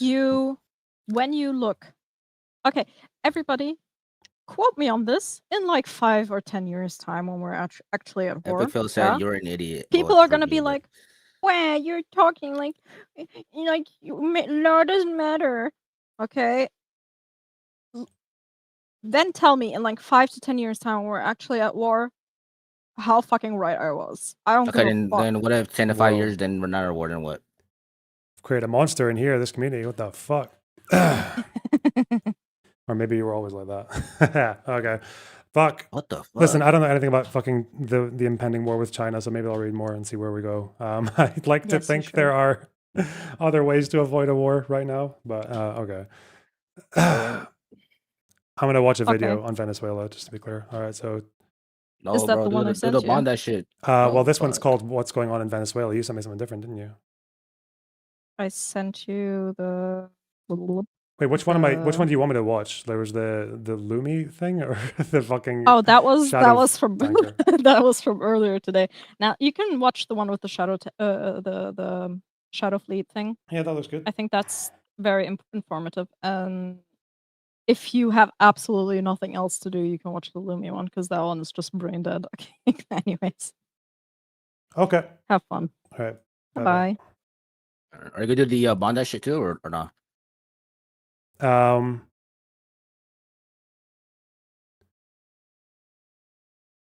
Yeah, we will. Yeah. All right, Based I'm Mina. gonna see you clips whenever we get to that shit. So I'm gonna dip. All right. Take care. Bye bye. All right. Yep.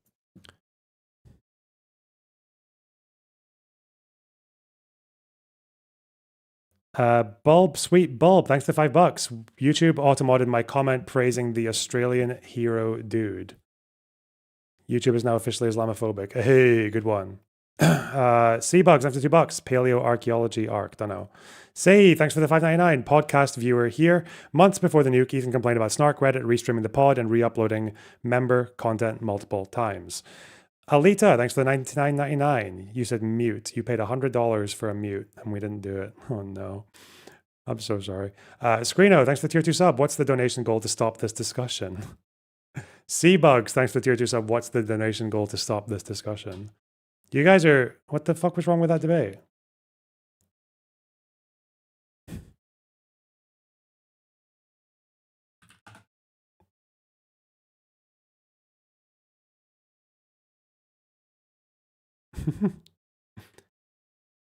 Look, we're performing a public service with that content because now Queenman's got something to talk about. Mina. Look, Oh, Captain, it's my win-win. captain. You think he's gonna say nice things about me? I think he's gonna be really good faith and cute. All right, hang on. Where's the Tash Gordon, thanks to 10 euros. May it please your honor, box. I respectfully submit the circumstances arise not from the merits of the case, but rather a regrettable sense of injured pride on the part of the Peruvian prosecution. That's because Pisco's Peruvian. Wow, clever. ZJM, thanks to tier 2 sub. Fum Bongo, thanks to 10 bucks. Can chat meet the goal for today? Yes or no? I guess they did, yeah. ZJM, thanks to $5. Chat, can we meet goal today? Oh, God. Saigon, thanks to 599. Let's build a mind reading machine that will also predict the future and see into the past. Also, it needs to know when someone is being sarcastic. Oh. My call, thanks to tier 2 sub. Say, thanks to tier 1 sub. You sound woke, Pisco, Gov Press Office. Okay. Alex and Shap, thanks to tier 2 sub. Pisco's argument, whatever actions Ethan takes, his motives are malevolent. I don't think that's the case.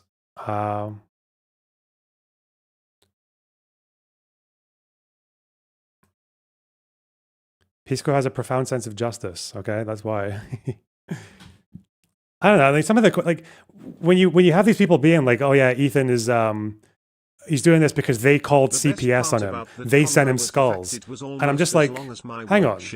Hang on. Thanks, boss. He's suing three Also, individuals. This channel is now called Lawyer Box. He's suing three When individuals. emoji.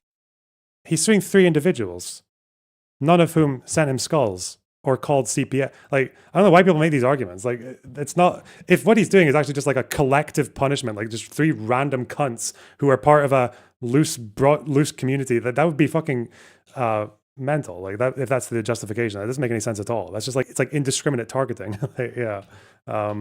So yeah, people, if someone's going to support something that's quite, in terms of drama, like a copyright suit is quite big. You have to have a good reason to support it. Yeah, fuck.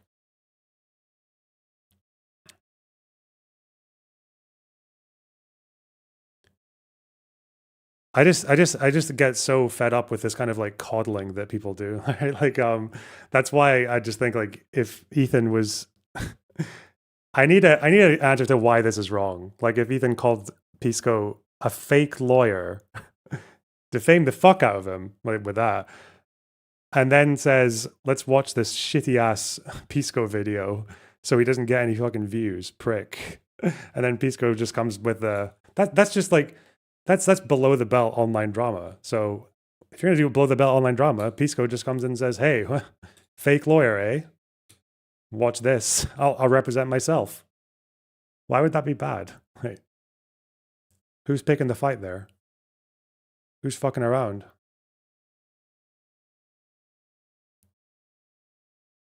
Alita, thanks for the $49.99.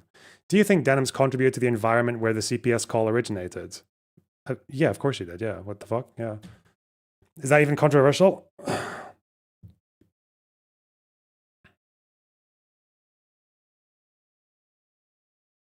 Screeno, thanks for the 10 euros. Can you ask him what would have been an acceptable statement if it's a sincere apology is not? I don't know what that means. All right, thanks. Dante, thanks for the tier 2 sub. Free Avi. Avi? Which Avi is not free? But there are two Avis in this community and they're both free. What? It's a Volvo, thanks to £10. Tilda Swinton playing Tom York, thanks to the $4.99. Why is it that Denims, Frogan, and KC were the only ones that met that bar? Is there maybe something inherent that those Venn diagrams converged? I'm just going to read your comments. Okay, is that JM? Thanks for $5. Pissing on the super chat goal. Queen Comet, thanks for the 2 Canadian. Pisco lost to Matin once and has never recovered. Han Ninja, thanks for the $7.99. The targets were selected by the H3 Snark community, you dunce. Wait, what? Oh, because they listed the streamers. Oh, okay. Noxus, thanks for the $5. Did Mike speak of intent to steal revenue? That's one of the main claims in the H3 case. As far as I could tell, no. I don't actually know if Mike even... I reread that post, and it seems like the way that they've worded it was people who said they were going to watch the nuke. Like maybe Mike didn't watch any of it. I don't know. It seemed like the other ones... Like Ethan said that Casey, Denims, and Frogan were the only ones who reacted to it from the start to finish. So that sounds like, I know that Do Not Worry podcast, I think he reacted to some of it. But yeah. Bad Luna, thanks for the 199. He dodged Why Not Sue Mike. Yeah, but I wasn't going to, because I don't know the details of what Mike's reaction was. Like maybe it was the most fair use react ever, and that might be why. He might not have even done it. Yeah, he might have just said he was going to and not done it. Bad Company, thanks for the $5. When you're mad at Ethan for taking advantage of their admission of a crime, you've lost the plot. What is the language, bro? Scientist, thanks for the tier 2 sub. How about this guy go on H3 and ask himself? Bad Company, thanks for $5. You don't think Mike from PA did a reaction to it? Oh well, learner box destroyed.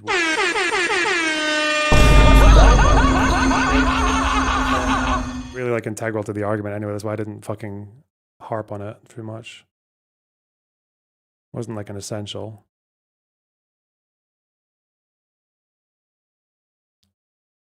Bad Company, thanks for the $5. Pisco, I'm a realist. Also Pisco, we should have primaried Mansion. Did he say that? I don't know. I thought Mansion did get primaried and he won. Didn't he? Did he get, was it a primary or didn't they run some fucking, was it Mansion? Didn't they run some like Bernie endorsed person against him and they got fucked? I don't know. I can never remember Virginia, West Virginia. Hill Belchick, thanks for the $5. Will there be subtitles for Pisco when this is uploaded? I don't understand Japanese. Wow. Say, thanks for the €5. Would it be immoral or malicious for SZA to sue ICE for using her music, but not some random dude in Kansas who torrents her album? Oh. Yeah, I thought Pisco said Mansion wasn't bullyable. Yeah, I remember that from the Vanguard guys. Yeah, they're trying to bully Mansion was a waste of time because he's a wild card. In a very specific position. Thornbone, thanks for the tier 1 sub. Quesadilla, wow. Morally Neutral, thanks for the tier 2 sub. And thanks for the 5 Canadian. We could say that they provoked him, caused him to care about their actions to him before they infringed. Bad Company, thanks for the $2. Bro's mad he couldn't bait you down his dialogue tree. Haninja, thanks for the $7.99. Can we please cover Bondi? I live near and 3 family members were at the beach that day. One of them stuck there for hours, went to the vigil last night too. Whoa, that's close to home. Fuck, I'm glad they're all okay. Shit. Drive in Time, thanks for $3. Thanks for today, Learner Box. Wow. Dauber, thanks for $10. Base Mina, oh no. Business Time, thanks for $10. Mina, oh captain, my captain. User CD 4MS6CF8L, thanks for $10. The best part about that convo was the fact that it was almost as long as my work shift. Thanks, boss. Also, this channel is now called Lawyer Box. Okay. Daolan of Shiji, thanks for the $5. I too am against CPS, Catholic Protection Services, Oliver Cromwell. Oh.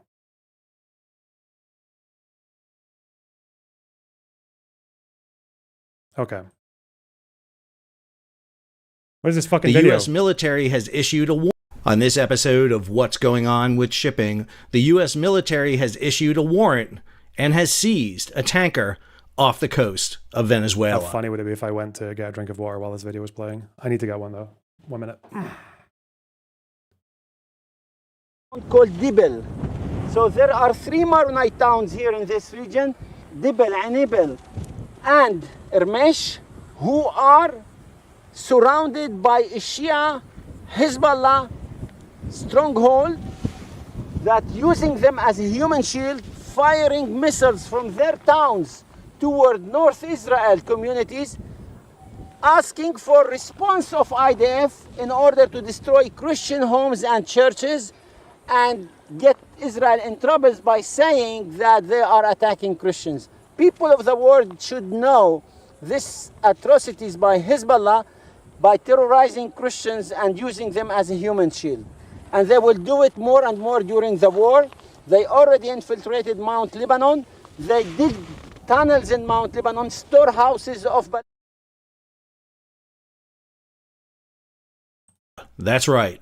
They have seized the skipper. Sal Mercogliano here for an episode to talk about the U.S. What channel is this? I thought this was Oh, I don't know this. Oh, it's a shipping channel. A shipping channel. Down of the tanker skipper. Man, the shipping websites, the ones that, like the Lloyd's List or whatever, there's like few of them. They always have like really They've always got someone. They're so much more political than I expected them to be talking about this stuff. I didn't expect like Lloyd's List to give me big opinions about international maritime law. I'm like, what the? I thought you were just a regular old shipping channel. The fuck? I thought you were boat enthusiasts. What's going on here? Off the coast of Venezuela. This has generated a lot of attention, and I want to go down and break it down with what we know so far. If you're new to the channel, hey, take a moment, subscribe to the channel and hit the bell so be alerted about new videos as they come in. So one of the first things we really have to deal with here is, I think the most important issue is, why is the US video quality not as good as the Houthis? The Houthis have much better quality video out on this than we're getting from the United States. Although I will say that in the takedown video done by the United States, much better music than we've seen from the Houthis. All right, let's go ahead and take a look at this video. So this was posted on X by Attorney General Pam Bondi. Today, the Federal Bureau of Investigation, Homeland Security Investigations, and the United States Coast Guard, with support from the Department of War, executed a seizure warrant for a crude oil tanker used to transport sanctioned oil from Venezuela and Iran.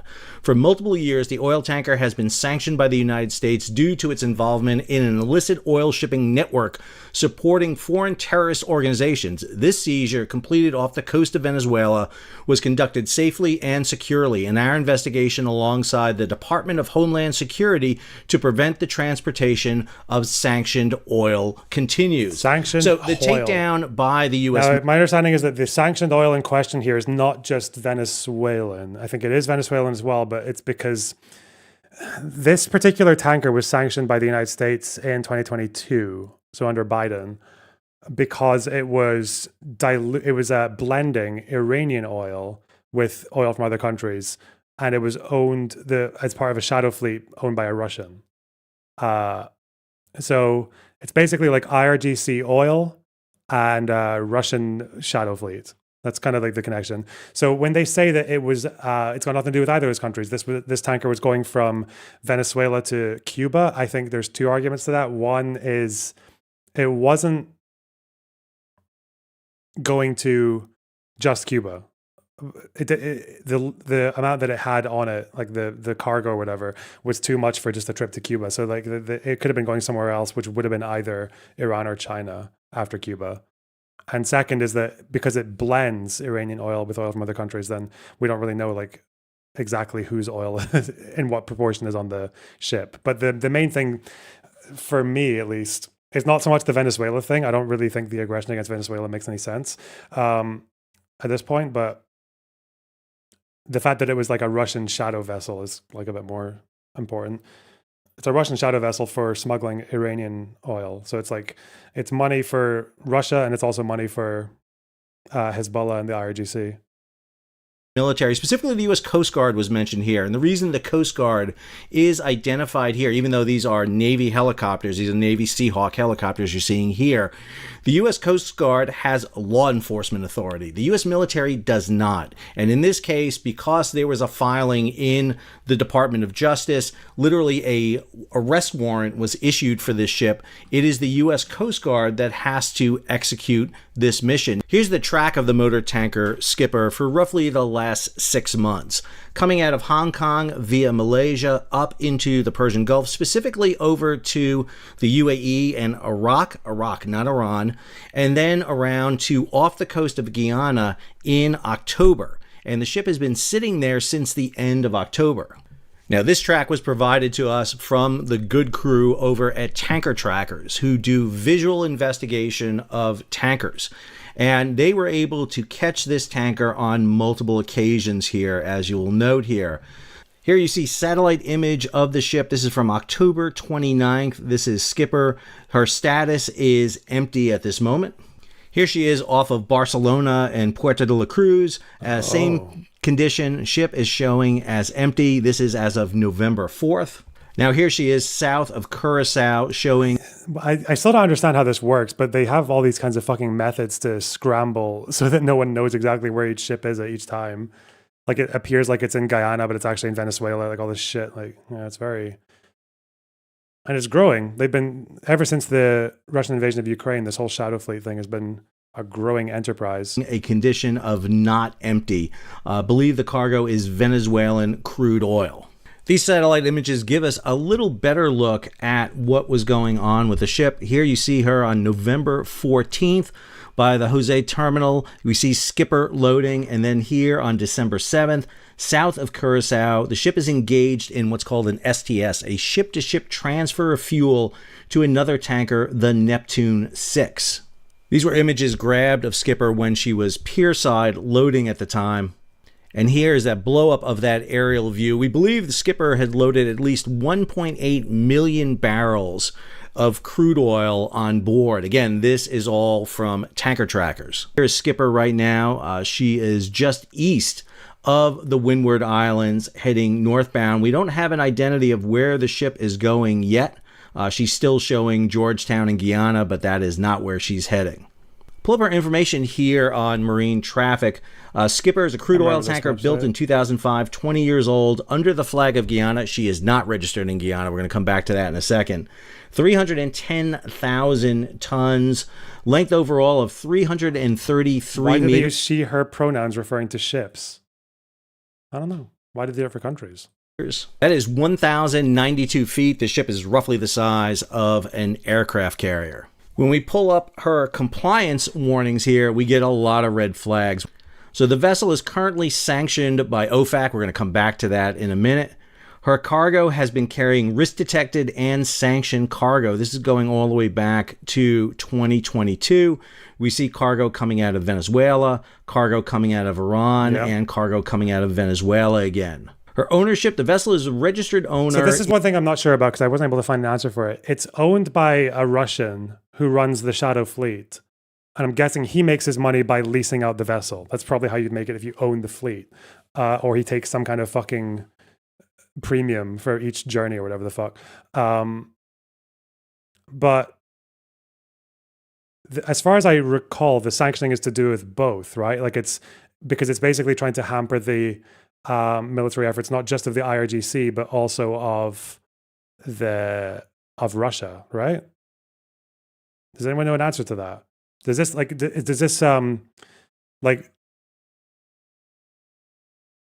the Russian Shadow Fleet, like how much is it contributing to Iran and the IRGC versus how much is it contributing to Russia with regards to Ukraine? I guess if you're contributing to Iran, Iran makes drones that they give to Russia, so that'd be one thing that I need answered. Is Triton Navigation Corporation. Now, Triton Navigation Corporation is what got the initial sanction against this vessel. Here it is on the sanction list. Now, the tanker was initially registered in Panama, but was flying a Guyana flag. But this ship does not have a current registry, meaning it is a stateless vessel. It is owned by Triton Navigation Corporation in the Marshall Islands, which is owned by a Singapore shell company, managed by a Nigerian company, and ultimately owned or controlled by Viktor Sergeyevich Artanadov, a Switzerland-based citizen of Ukraine who leads a shadow tanker fleet to supply the Iran Revolutionary Guard Corps. That's right, the IRGC. And this is what led to that sanction back in 2022 by the United States. Now, not only does the vessel have issues with its registry, we really know if the vessel is classified. Its last classification expired in May of 2022. That was with NK, and then its P&I club, its insurance, has no information whatsoever. So this vessel hits the trifecta. Oh, here. it's uninsured. I heard that before. It doesn't have a registry, it doesn't have insurance, and it doesn't have a classification. As such, a stateless, unclassified, uninsured vessel can be seized on the high seas. It is identified as a problem, especially because this ship's past registry was Panama. And what we don't know is whether the United States conveyed information to Panama to execute this seizure. What we do know is that in U.S. court, now we haven't gotten our hands yet on that. I've been going through the U.S. DOJ site and Pacer trying to find this. But what we have is a U.S. court order that allows you to arrest this vessel. And understand, ships are like people in terms of the law. They can be physically arrested. And what you saw with the landing on the ship was a arrest order being written, arrest order being delivered. The ship is being piloted probably by the ship's crew with U.S. Coast Guard and other military officers and crew on board to navigate the ship up to a port. We just don't know where she's going right now. Going to take you over to Lloyd's List Sea Searcher. This is a great tool that the people at Lloyd's have given me access to. And one of the things you can see right here is the trades that were identified as sanctioned. So right here, this trade, this is back in January of 2025 from Iran's Kark Island over to China to 21 March. Another one here of crude oil from Iran over to China. This is back in July to September. And then the most recent one here is the loading at the Jose terminal on 14 November with a destination listed as the United Kingdom, but we're not really sure where it is. And there are past cargoes here that triggered the warning too. A lot of these were out of Iran over Syria. Wait, what's my geography? How would it go would it go through the Red Sea and up the would it go through the Red Sea and then the Mediterranean? What's it doing in fucking Syria? Oh, Assad. Obviously. It's before this Assad's gone. There's no more Assad. Oh shit. I mean there is. He's in Russia living like a king, but yeah, Red Sea, Suez Canal, yeah. Huh. How about that? To Syria. So this I completely ship forgot isn't that just fucking Assad was a thing. That's crazy. seized out of the blue. There was a element of legality that was done to it. However, I shouldn't mention that Iran recently seized the ship, and they argued that they, in their courts, had condemned the ship in a very kind of similar manner and grabbed it. And what we've seen happen in the past is both the Iran and the U.S. have done this kind of tit for tat against each other. The U.S. hasn't been quite as direct as landing on the deck of the vessel. I also should note something too. There's a landing pad on that ship. You can actually land on the ship. I understand it's much more dramatic to fast rope down or rappel down. And I know Naval Air Systems Command hasn't rated the landing area, but you can land in 860 on it, I'm pretty sure. But anyway, the Iranians and the U.S. have been grabbing ships tit for tat. The U.S. tends to use leverage against the shipping company to get the ship to show up in U.S. waters. They've done that in the past. But in this case, obviously, they wanted to take a much more direct route. This chart from Marine Traffic shows you all the sanctioned tankers that are out there. Now, these are tankers sanctioned by the G7, the EU, the United Kingdom, the United States. There are a lot of sanctioned tankers that are out there engaged in trade around the world. Notice how many of them are operating in and around Europe. I need to find this fucking story. There was Estonia tried to capture one of these Russian vessels that was just outside of Estonian waters. And I think Russia sent fucking planes over saying they were going to bomb the Estonians to defend their free passage. Oh, man. France seized one on the high seas, but because of fucking maritime law, literally there's a Russia. So this is how it works, right? Russia is attacking your continent. Okay. So your continent comes together and sanctions the shit out of Russia. But because you can't get any international resolution on the tankers because Russia's in the Security Council, blah, blah, blah, then it's like, then maritime law says you can't stop these tankers, even though these tankers are being used to fund the war machine that's attacking Ukraine, which is your ally, like to aggress on your continent. And obviously Ukraine is like, Russia also has an interest in other Eastern European countries as well. One of them is Estonia. But Estonia can't take one of those Russian vessels that is funding the war machine that's threatening them because of international. It's like, what the fuck, man? What do you do? What do you do?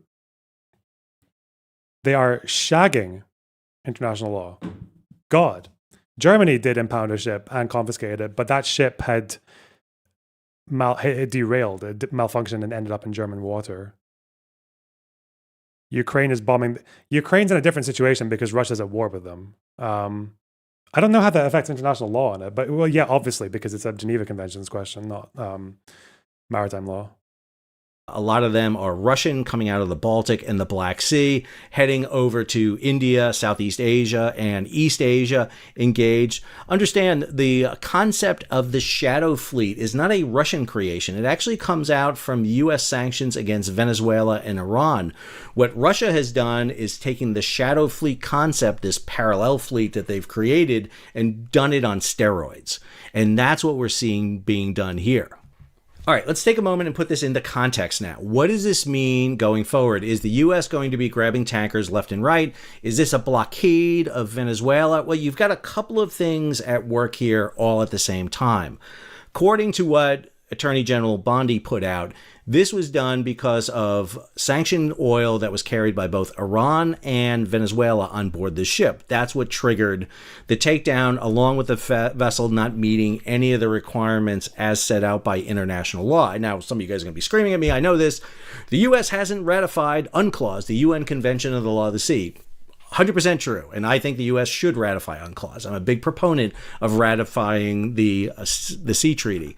However, I should note, Venezuela hasn't ratified it either, so Venezuela doesn't have a lot of leg to stand on this. However, the U.S. does affirm the principles of UNCLOS and basically has abided by it. Plus, there are other treaties that are in place that does it. Now, the U.S. has been conducting military operations in and around Venezuela. These charts come from Ian Ellis. Here is the U.S. strikes against alleged narco-terrorists over the past few weeks. This chart shows you the military deployments in and around the area, including naval craft, Coast Guard, and Air Force, Army, and Navy and Marine Corps aerial assets. And this shows you flight operations in and around the coast of Venezuela. So obviously tensions are high in the Caribbean. And one of the things that the U.S. has put this huge military force in place is a lot of people are talking about, well, this is going to be used to invade Venezuela. This military force is really designed in many ways for surveillance. And I would argue is providing a blueprint of what moves in and out of Venezuela. And I think the U.S. is getting ready to embark on a program to start seizing more ships. This story by Reuters over in G-Captain. More than 30 U.S. sanctioned oil vessels doing business in Venezuela could face punishment by Washington after the Coast Guard seized a supertanker. The seizure, announced by President Trump on Wednesday, was the first of an oil cargo from Venezuela, which has been under U.S. sanctions since 2019, and the Trump administration's first known action against a Venezuela-related tanker since he ordered a massive military buildup. The U.S. action, as Trump ratchets up pressure on the government of Venezuela President Nicolas Maduro, has put many vessel owners and operators and shipping agencies on alert, with many reconsidering whether to set sail from Venezuelan waters in the... I would be really interested to see. The only way I think I could justify this as part of like the policy angle would be how it affects the rest of the shadow fleet in terms of deterrence. My guess is they're probably just going to try to find ways around it, but I mean, they already do by scrambling their location, but obviously that doesn't always work. They're going to do more, though. They're 100% going to do more. It's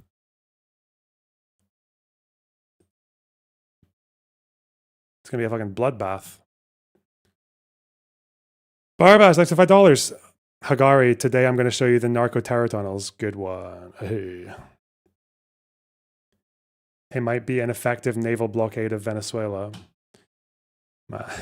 Trump is fucking... Is it still the case that there's like a certain amount, there's like way too many troops within range of Venezuela? There's too many for what was it? There's too many for a drug operation, but not nearly enough for a ground invasion. Fuck knows, man. Coming days. One of the things that we've seen happening over the years in both the Red Sea with the Houthi and in the Black Sea with the Russians and Ukrainians, and even up in the Baltic, is when you start creating this instability, what you see happen is all of a sudden cost to operate in that area goes up. Does the coast of Venezuela... Hello? This is a bad time? Yeah, no, why? Hi. Okay. Is Epifel in chat? Is who? Epifel? To the chat in Discord. No, I don't know. Maybe. He's in, he joined Discord, though. So he's there.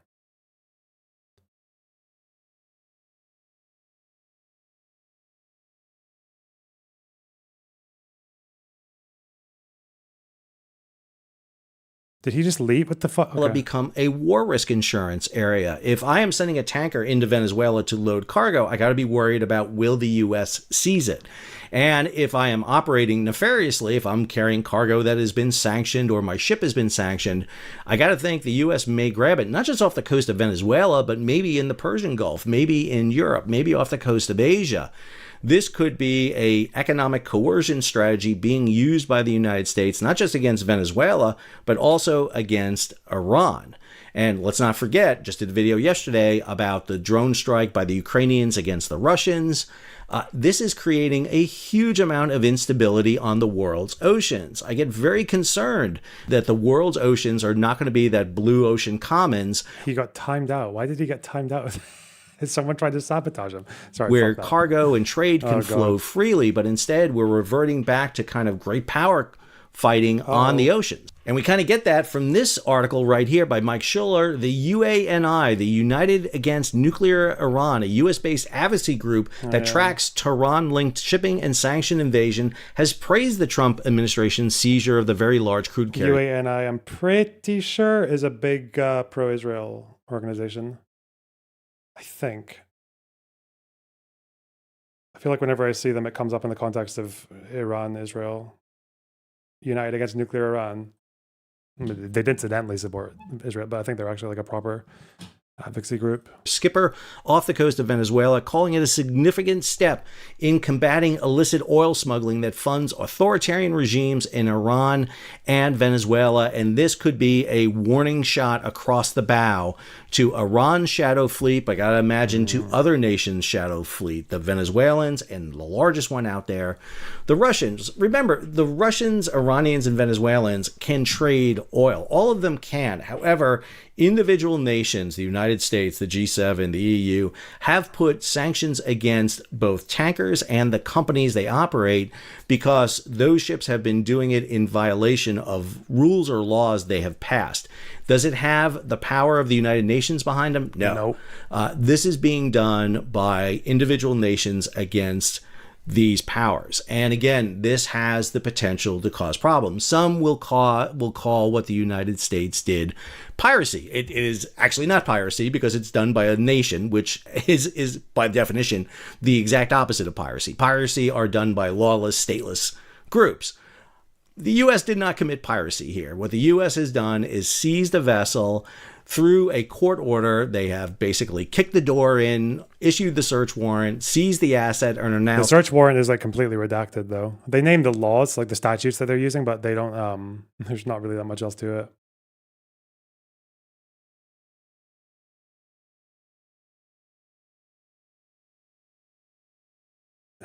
What? Sailing it to a undisclosed port. I don't know if it comes into a U.S. port. The recourse here is for the owner of the ship and the owner of the cargo now to go to U.S. court to get it back. The problem is, I doubt very much if you're a kind of a person who's under sanctions by the U.S., you're going to show up in a U.S. court, or if your designated attorneys will show up.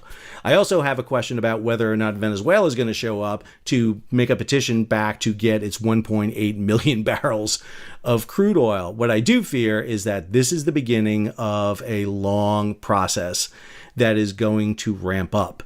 And the way the military is configured in the Caribbean is it is designed to perform this level of interdiction. The Houthis couldn't follow up Galaxy Leader with the seizure of another vessel because of military. So what they did is they went to strike vessels. And one of the big difference between the Houthis and the U.S. is the U.S. supposedly is targeting vessels it knows to be guilty, either connected to the drug ring or ships that have committed these sanctions. As I've talked about multiple times with the Houthi, they attacked many ships that had no connection to Israel whatsoever. I am not giving you the right or wrong here. I allow you to... Oh, no. Are they different? Oh, no. The Israeli shadow fleet that's just pretending to be shipping consumer goods from Turkey to India. Oh, no. They're just pretending to be Greek ships, even though Greece is like, no, those are our ships. What the fuck are you doing? Figure this out. I've got this. What? I'm back, bro. Chill. Yo, Epic Foe, you a bitch ass nigga. You know what? You're fucking 27. You're in the fucking Air Force. You're kicking out because sources. I've got all my source material I've used here in the description of the video that you can go to and take a look at. All I can say is there is a lot of ship happening. And this is going to be a heck of a lot longer than a 3-hour tour before we figure it up. Had to come back to the skipper there at the end. I hope you enjoyed today's episode. If you did, hey, take a moment, subscribe to the channel, and hit the bell so be alerted about new videos as they come out. Give it a big thumbs up, share it across social media, and if you can, support the page. How do you do it? You hit that super thanks button down below, or head on over to Patreon and become a monthly, yearly subscriber. Until the next episode, it's your little buddy signing off. Oh, I kicked him. I'm not letting people... If people do these fucking unilateral strikes on my stream, no, if you want to fight with someone, bring them in and do it yourself. Jesus.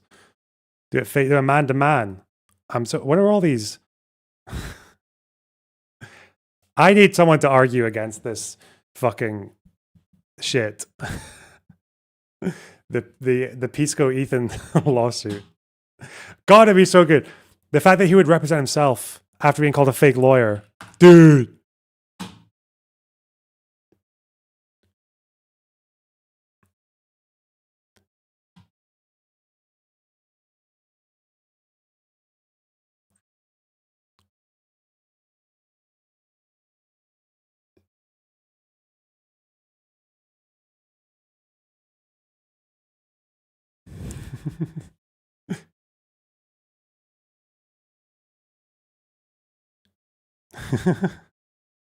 Drama fan fiction. Dude, it's just I don't know why anyone would oppose that. Like it would be so funny. Oh god. And I like Ethan as well. But I would if he did that like with Pisco and actually fucking with and did the whole thing like, yeah, I'm gonna take views away from you, and then it bit him in the ass. Especially after everything that's happened. I'd be like, dude, what the fuck? I mean, yeah, I'm sorry that happened to you. What the you kind of just walked into a rake there. A big Pisco-shaped rake. A rake that you step on and it just says yes or no incredibly fucking blaringly.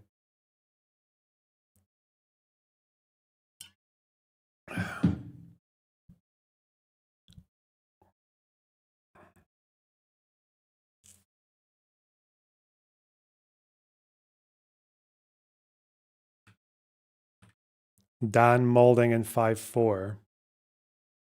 Wait, what? What do you mean 5.4? Like the like the time signature? What do you mean 5.4? Oh, you mean coming into Discord?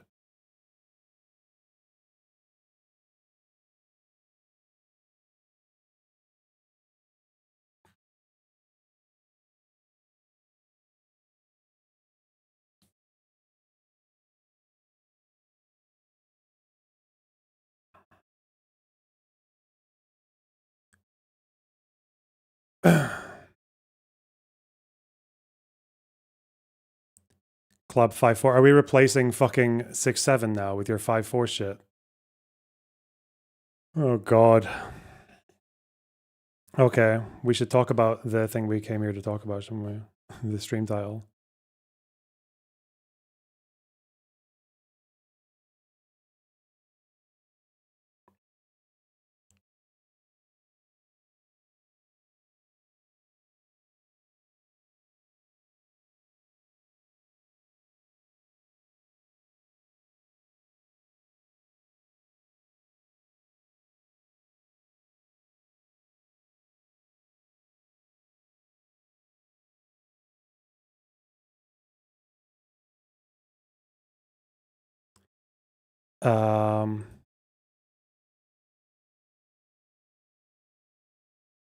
Why are there so many people here? What the fuck? Wait. I'll just go there. What's going on in here? Are you a waiting room or is this a struggle session? Stolen valor. Stolen Oh, valor. are you gonna talk about the Bondi stuff? I thought that's like the main topic of stream. Yeah, we got diverted. No, It's in my list. Don't worry. Oh, we're just shooting the shit right now. We're just like, talking the shit, shooting the shit, you know what I'm saying? Type I shit, mean, type shit. we were trying to wait, I guess, for the body stuff. Wait, maybe I need that Wait, what about tiny you Tony should do person. you should do Thai and Cambodia, bro. Like, not gonna lie. I feel like I'm unsatisfied. I feel like that Pisco debate has just made me think I did not double down nearly hard enough on that fucking Ethan Pisco lawsuit. Yeah, I need someone to tell There me is why that's a nothing bad to worry idea. again, All right, Corey. hang on. It's okay. I'll find them. Yeah, they can come. They can come. Then we'll do Bondi. Okay.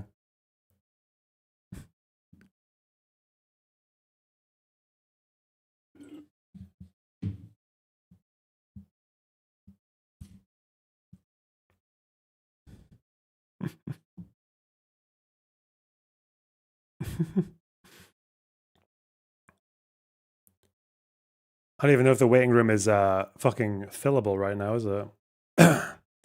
It's okay. We'll wait and see when he comes.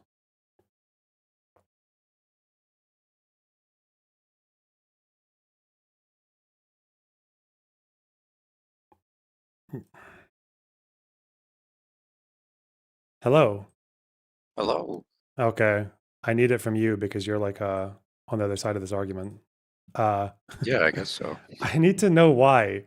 This is the scenario, okay? So Ethan, he lies about Pisco being a fake lawyer, and then he goes and says, "Let's watch this dickhead Pisco video, so he doesn't get any views. Let's watch it as soon as it comes out. Fuck him. Let's take his, let's steal his content." And then Pisco says, "I think I'm a fake lawyer. Lawyer this," and then he goes and sues Ethan for the copyright, and he represents himself to show how good a lawyer he is. And then Ethan has to do an Oh. apology saying, "I shouldn't have lied about Pisco being a lawyer. He's clearly a good enough lawyer that he beat me in court." Rip. Well, it would be funny. I get that, but I Why also wouldn't it think be wholly fucking appropriate? Is what I'm saying. Like, why is it such a? Oh no, I was really going beyond the pale now. Because it seems like a misuse of the legal system to try to use this legal pressure for a separate issue to try to correct some problem he has with like some other behavior, some other unrelated behavior. And you don't think the copyright is part of the issue? If he's like, if he wouldn't have sued him, if it was just the copyright, then I don't think that can be. It might be something that makes him upset, but if he wouldn't have sued him, if it was just copyright, I don't think we can call that appropriate. Like to me, that would be akin to a slap suit. Oh. I'm not convinced. I don't know. I just because like the way I see it, it's like, okay, if I were in Pisco's position and that happened to me, I would be like, okay, this guy's called me a fake lawyer. Defamation suits are just like they're very, very hard because free speech and all that. Like we understand that, but it's probably just gonna be a waste of time. But then he just gives you a copyright suit on a fucking plate, and then with impunity, and then you look at him and say, well, first you call me a fake lawyer, and now you did this. Like, bro, what the fuck? Okay, let's go.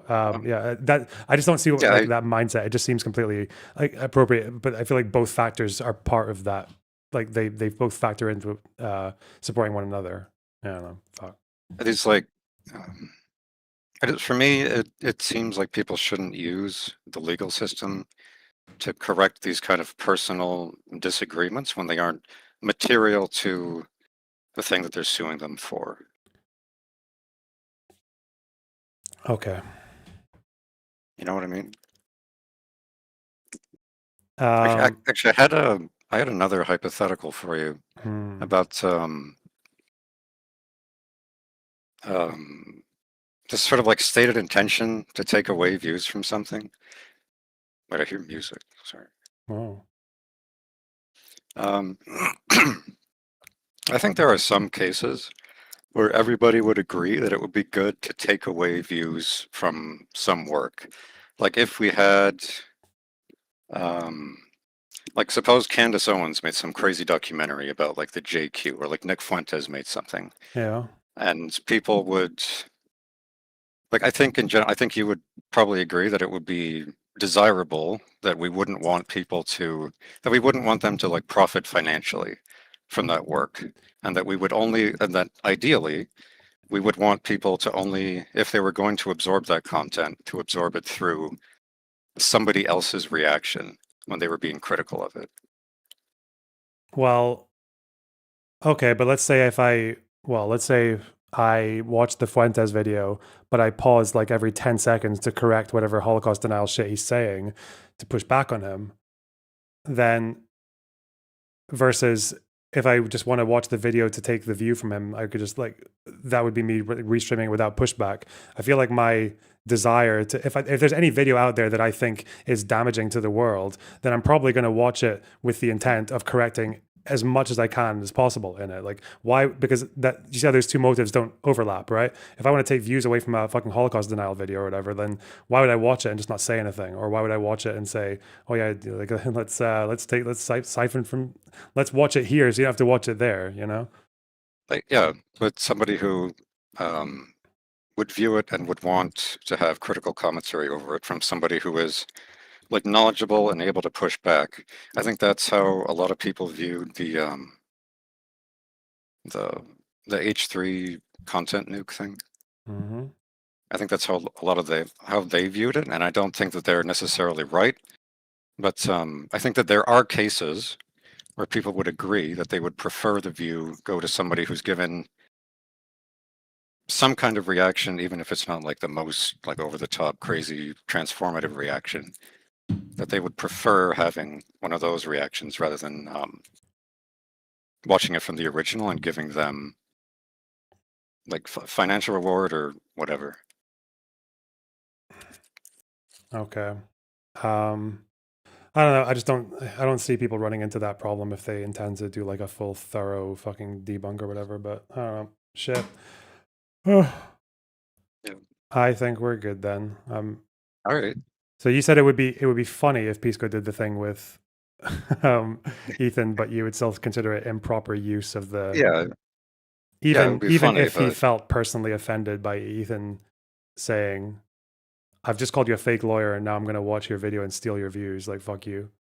yeah, I think if he's mad over the defamation and he wants to do the defamation thing in court, like do that. Don't do some side thing. But It just seems. but if it he's just mad seems about the improper. cop, but he can't. But if he's like, is it the same thing for you? Where what if he's like 10% mad about the copyright, or 5 or 15? What if it's just like, whoa, first you lie about me and now you do this? Like, what the fuck's wrong with you? Now you give me an excuse to fuck you. I think if he cares enough about the copyright to sue him for that, like in absence of the other thing, I think that would be fine. But for me, I don't think that the legal system should be used to adjudicate these kind of like personal aggrievements unless they are material to the particular case.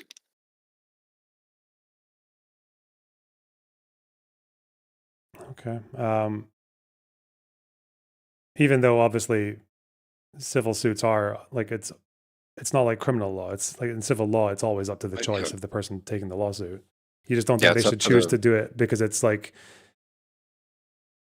because they're angry about a separate thing. I don't think it should be like wielded like a weapon against people you don't like. And that's kind of, I don't know, that's what I see in the Ethan thing. That's what I guess I would see in this Pisco case. Okay. So yeah. Whoa. All right. I'm gonna watch this fucking news item then. All right. Bye bye. All right. Take care. I was gonna start a whole thing about the people you don't like comment, but I just cannot be fucked, man. It's fine. I think we'd just be circling the drain.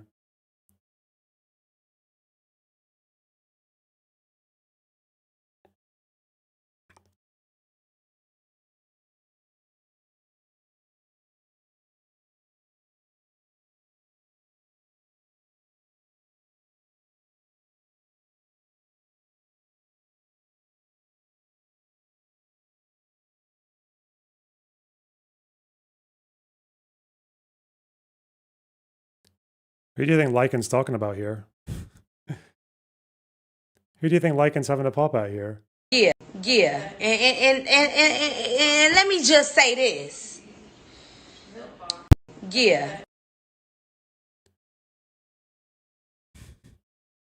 Pisco, after debating Ethan Klein defenders for 4 hours, extensively picking apart every minuscule detail of a minor situation until nothing remains of it, but still somehow needing to break it down even further. Okay, that's exactly how that went. Okay. Dude, what?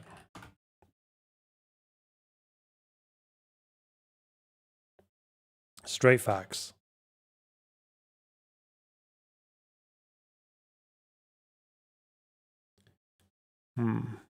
What is this?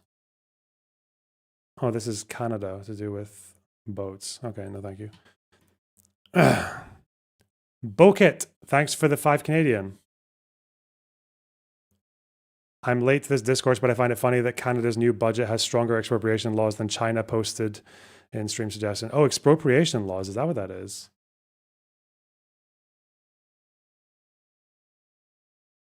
Oh, wait, this isn't to do with indigenous people, is it? Well, hang on.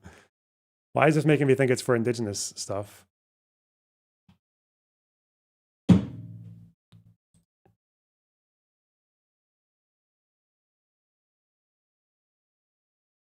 Despite subsections 4.1, 2, and 3 of the Expropriation Act, if the minister is of the opinion that an interest in land or an immovable real right is required by the corporation for the purpose of a railway that is to be part of a high-speed rail network, the appropriate minister is deemed to... Is this not like a compulsory purchase? Is this unusual?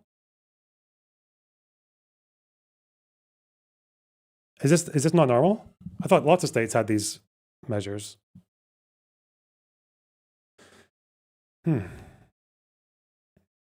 Is deemed to be of the opinion that the interest or right is required by the Crown for a public work or other public purpose and must have the interest in land or immovable real right expropriated.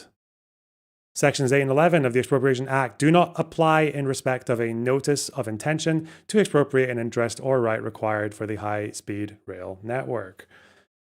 So it's just for a high-speed rail.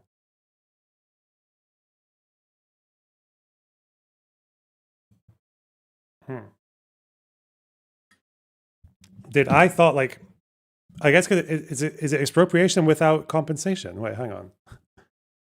Public interest, immovable right. There's no way this is like uncompensated, is it? That would be wacky.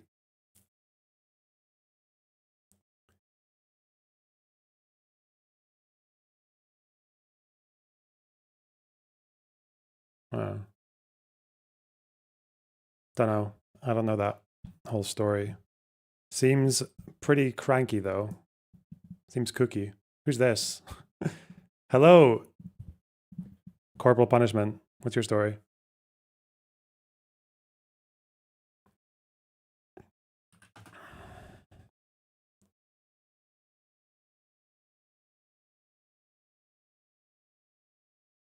Hello? Hello?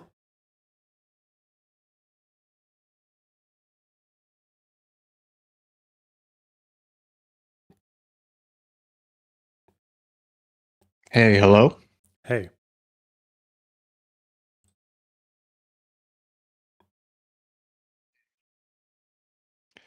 Yeah, sorry about that.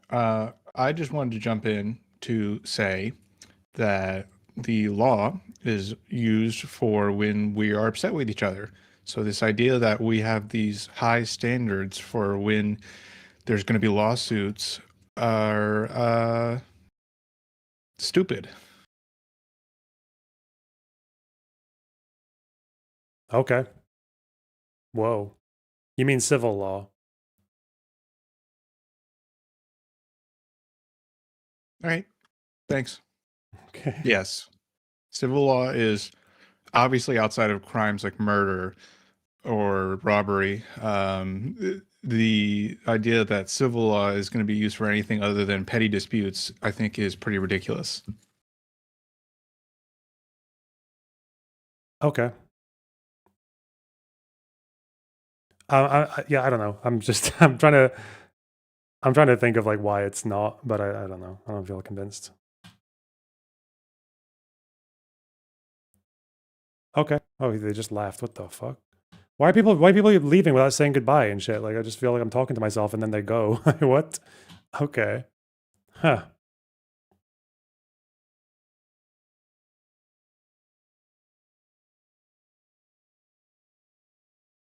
Jesus.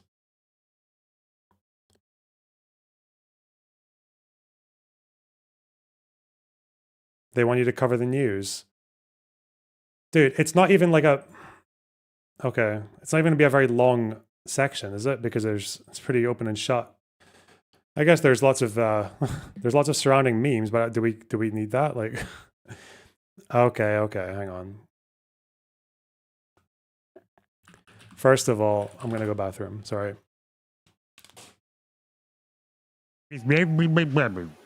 That's what he said, and the British fucking Chamberlain was like, "Nah, what?"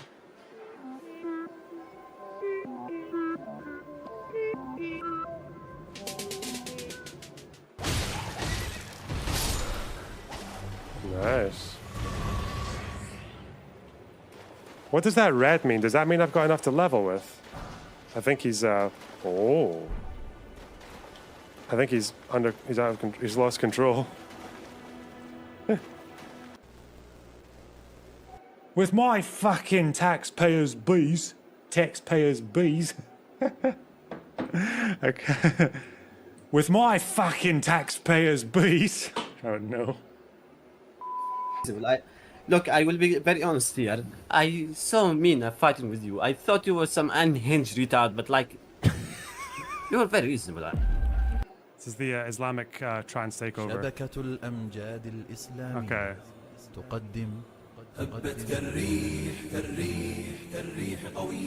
Okay. Oh god, right in the fucking nose.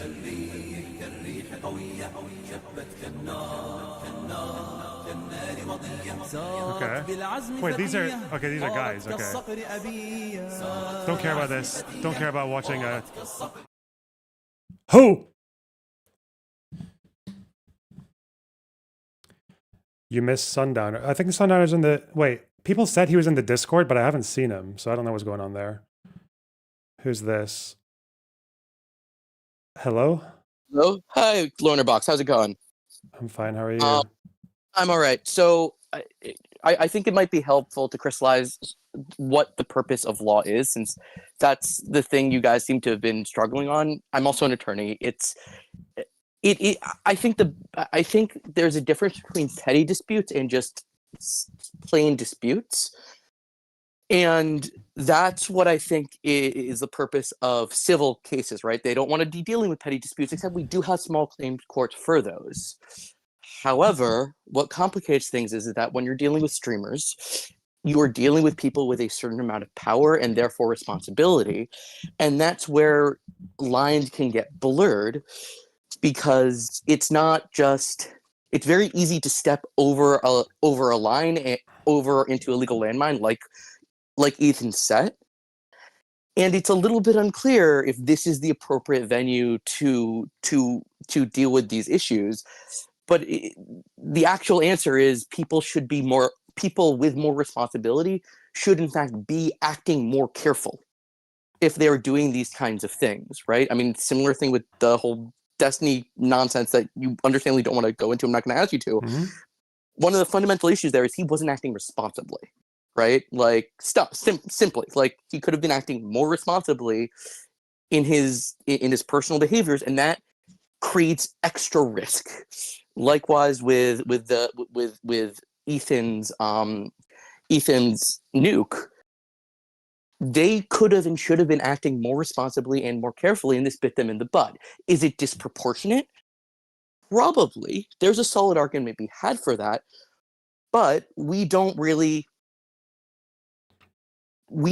have a different venue of resolving conflicts, right? Because in this country, and I presume also in the UK, we have two major means of resolving conflicts. One of them is at the ballot box. The other is in the courts.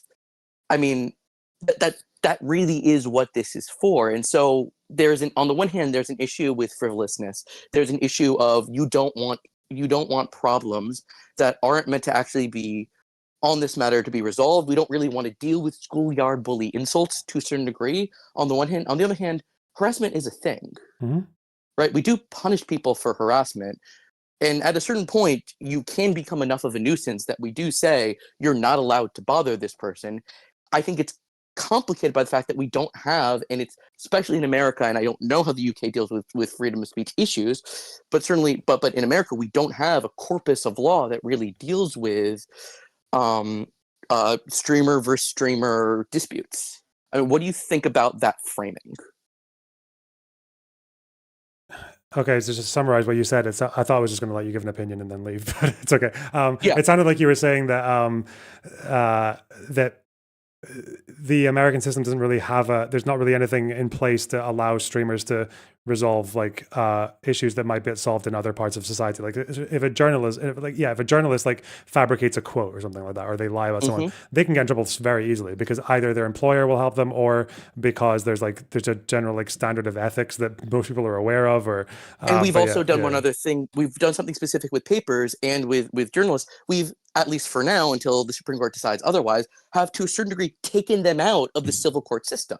Right? New York Times v. Sullivan makes it very hard to sue a newspaper, and also very hard to sue over issues of libel, in part because there are these other things in part because we want to protect freedom of speech, and implicitly, again, this is my read, I haven't read New York Times v. Sullivan in a while, I haven't read it, but implicitly there is also this sense of you will lose readers. There are other correcting mechanisms.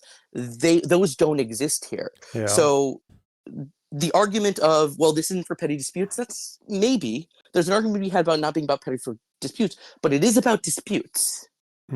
And like you just summarized, do we have a better way of dealing with these? I mean, yeah. That's why I'm stuck. I don't really know what better way there is to deal with people like that, like those communities in general. And I think I can apply that. Well, I can definitely apply that to Casey Tron and Denims, but yeah. I mean, I think the fundamental issue, and this is where things get tricky, and it's the same problem with the election, is to a certain degree, the people most responsible are the people who have the most diffuse responsibility, which is the viewers, and which is the electorate. And we don't really like saying it's the electorate's fault for the things that are happening, because it's unpopular, because it feels judgy, because also people who are the ones most affected, normally the politicians, need their vote. But at the end of the day, viewers are are flocking towards them. And it's a little different if you're dealing with AstroTurf situations like you had at the beginning of the Daily Wire, or I think maybe the Daily Wire, but definitely beginning of PragerU and stuff like that. But even those things, they've grown well beyond the original AstroTurf. They've grown well beyond the seed money. Those things are self-sustaining, as is Hassan, as is Denim, as is all these people. And I think, to a certain degree, the question is, why are people gravitating towards that, towards these behaviors? And what does it take to change that? And I think that's the hard incentive structure. But yeah, I mean, we know that with Denim's the perfect example of that, because I know for a fact that she does what she does because because of the rewards. Yeah, she says and does things that she doesn't believe. Yeah, I mean, well, yeah. So fuck, but that but then there is also like another side of it where you can't really mandate like good audience behavior, not that I'm aware of. There's not really any way that you can punish bad audience behavior because people are watching what they like, right? But I think with creators, like to me, I think there needs to be more of a disincentive than there is now. Well, I mean, one of the things Destiny used to do, I'm presuming he still does. Again, I've largely gravitated, frankly, from Destiny to you and Pisco because of the whole thing, frankly. Yeah. Just so you know, that's where I stand. You and Pisco are the ones who I send money to, do super chat to, and call in for. I haven't done that in Destiny in a while, quite simply because of the stuff. But he did ban people who he didn't like in his audience, and that's a thing you can do to a degree. But that similar thing with banning political parties, they may pop up somewhere else. They're feeding a need, and that does complicate things. However, honestly, this really breaks down to a certain degree as the problem with Fox News. Brian Stelter, I think it was, wrote a whole book whose name is, I'm forgetting, which was literally about Fox News and how it was in part the Dominion voting thing, how it basically got itself into this cycle where it has to keep saying these lies, and if it doesn't, the audience will flock to somebody else. Yeah. That mechanism didn't exist as much on our side of the aisle until recently, because we didn't have a similar slop level content. That I think is the thing that's scariest most, is the creation of an alternative media sphere. And honestly, part of the answer is part of the answer is the stuff that you do by showing here's an alternative and pushing back.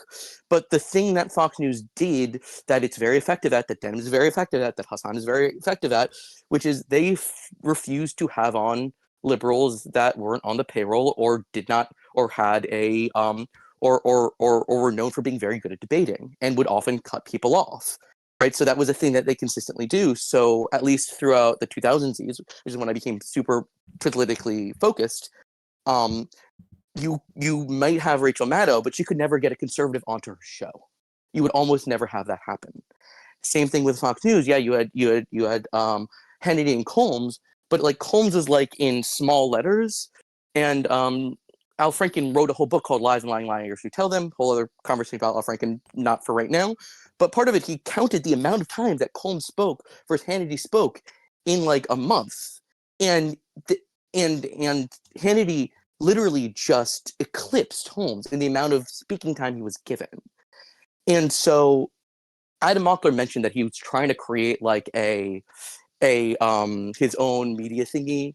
I honestly think that's a good idea. I think that's a good idea. I think doing debate panels is good. I think it's hard to get conservatives to go on because they don't have a reason to, but creating solid and clear standards for what you expect of yourself and fellow creators, at least that gives you a foundation, I think, to work with, including being able to say, this is nonsense. Because that's really I think it's the professionalization of the medium is the only way to get beyond this, or at least to have a possibility of getting beyond this. And even then, in all fairness, Fox News countered that in the already professionalized news media landscape by saying these other people aren't telling you stuff you want to hear. So you need to counter that with, yeah, because we're going to tell you the stuff that's true, not just the stuff that makes you feel good. Interesting. Listen, I would talk more, but I just want to move on to the next segment. No. But yeah, I appreciate you bringing that on.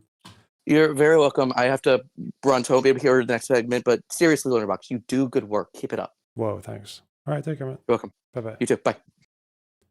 Whoa. Oh, God, I have to bring someone. Why does the waiting room keep filling up? Why am I so in demand? Get me out of here. All right, hang on. Okay, did you guys know that there was a shooting? Did you guys know there was a shooting in Australia where two blokes stood on a fucking bridge and opened fire into a crowd of Jews celebrating Hanukkah, and it was really bad, okay? And then some Arab, some Muslim dude from Syria went and ran up and disarmed one of the guys and then got shot twice. And his name was Ahmed Al-Ahmed. He was a double Ahmed. Yeah, that was crazy. Big story. Okay, let's watch the news about it. Fucking hell, crazy. Is Australia's worst mass shooting in nearly 30 years after 15 people died, including a 10-year-old girl, during celebrations for a Jewish festival in Sydney. 40 others remain in hospital. Now, it happened at Bondi Beach at a gathering marking the beginning of Hanukkah. Police say it was a terrorist attack. Tonight, we have a clearer picture of what happened from video footage filmed by bystanders and verified by the BBC. It shows two gunmen firing indiscriminately from a small bridge towards a park and beach area. One of the men then leaves but keeps firing. As the violence continues... I was wondering if I could show you this because it's so incredible. The guy was hiding behind this car. I think if a gunshot gets fired, they can't show you, but if he was he was behind here, and then he just snuck up on the guy and went and disarmed him. Fuck. News, a bystander. The guy in the white shirt, he's a Syrian dude from Idlib. That tackles the gunman grabbing his weapon. He's now been hailed a hero and named locally as Ahmed Al-Ahmed. Other bystanders step in to help.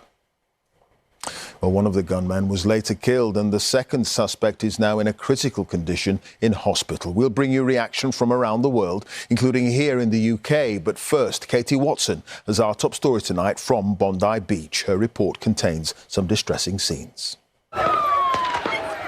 There's something about the Twitter discourse yesterday that overlapped quite a bit with something that a friend sent me. One of my friends sent me a Facebook video of a protest in Aberdeen. And it was this. It was one of those "we're against illegal migration" memes. And there's this leader. I know both these people just because of the videos that they've shown up in. There's this one protest leader who films this stuff, and I think he runs this account, who just squares up to fucking everyone. And this is him squaring up to one of the protesters. On here, we are rag. These are terrorist supporters. You support Hamas. You admitted it in Marshall College. You support Hamas. Support resistance, so You support Hamas. You support Hamas. I support You're a terrorist. resistance, yeah. You're a Victory terrorist. resistance. You don't even know what they stand for, silly girl. Yeah, you don't know You're what a you stand terrorist. for. You're a terrorist. You're a terrorist, Jonathan. You admitted it. So you realise that? Monster standing here with your rag. These are terrorist supporters. It's like, I keep seeing this thing where, like, on the one side, you've got this crazy, because this guy who's filming, he's a bit less unhinged here than he usually is. He basically goes to these protests, films it, and finds any counter protesters and just fucking runs up to them and screams at them and says, "Why? Why do you oppose? Why are you against a protest that's against child abuse? Why would you? We're just against child abuse by these dastardly Muslims. We just oppose child abuse. Are you pro child abuse?" Like, and you'll properly get in people's fucking faces because he wants someone to punch him or whatever, so he can get a fucking scrap. The last video I saw of him was him going across the road to a couple of like teenage girls, like they look like 15 or something, and they're just watching. And like, maybe, I don't know if they were laughing as well, but they're just watching this protest. And this guy goes up to them and starts fucking harassing them and shit. So I've got that on one side, right? The anti-immigrant people who think that boats make up fucking 50 or 90% of immigrants, whatever, or that 90% of rapes are done by browns in the UK. I've got them on one hand, and then the other, I've got this fucking retarded fucking ginger poet dipshit who supports Hamas. Like, and the last time I saw this guy, he was waving an Iran flag at a protest. Like, and I can't help but see this happening. Like, these counter protest situations in my own hometown. And I'm like, why does it just look like this was scripted by a Russian theater director? And like, because you know that story, right? About, is it Vladislav Surkov? Can't remember his first name, but he was a theater director who was employed by Putin to manage political opposition. So he uses all this Kremlin money and just divvies it up amongst all the opposition parties in Russia, or as many as he can, and starts giving them direction. They even create a few groups. And the whole idea is that you start scripting the opposition in a way that just confuses everyone, right? You confuse everyone. And seeing this, you got one guy who's like supporting the anti-immigration drive, while Reform literally have a guy who's going to jail because he took Russian funding for talking points, and Farage, who does Russian talking points all the time, whilst also saying that he loves Britain as the fucking World War II savior of freedom and shit. And then you got this other guy, his opponent, who's coming to an anti-immigration protest in a kafia to talk about how he supports Hamas. Like, what is this? What is this fucking production that I'm watching? And I'm relating it back to this. And again, I know it's not actually a production, right? I know that it's, unfortunately, completely probably authentic, right? These people probably genuinely believe what they're saying, and the ideas are homegrown. They're homegrown ideas. All this like anti-resistance or whatever, like, these are Western ideas. These are Western academic ideas. And the other guy as well, the anti-immigration, the boats, that's a Western idea. That's a right-wing Western idea. So I'm like, but I can't unsee it now. I feel like after watching this, my brain just got broken because I was like, "There's no way this is real. There's no way this is like." I've lived in this town for like most of my life. This town does not produce this kind of opinion on either side. We have fuck all immigrants. We have nothing to do with Israel and Palestine and Hamas. What? What's going on? Yeah, and I'm just like, but then you have to remember that the way that the Russian funding thing works, or like Iran or China, like the way that it works is like they it's not that they invent these ideas and implant mad fucking politics into the Western liberal democracies. It's that they find tensions that already exist and amplify them and feed them and foment them. That's why in the Trump election in 2016, it was not unusual, actually. There were a few times when they saw this in the Mueller report where Russians who had gone into the country and gathered intelligence and disguised themselves as Americans on social media and organized protests, organized counter-protests to those protests, and people turned up.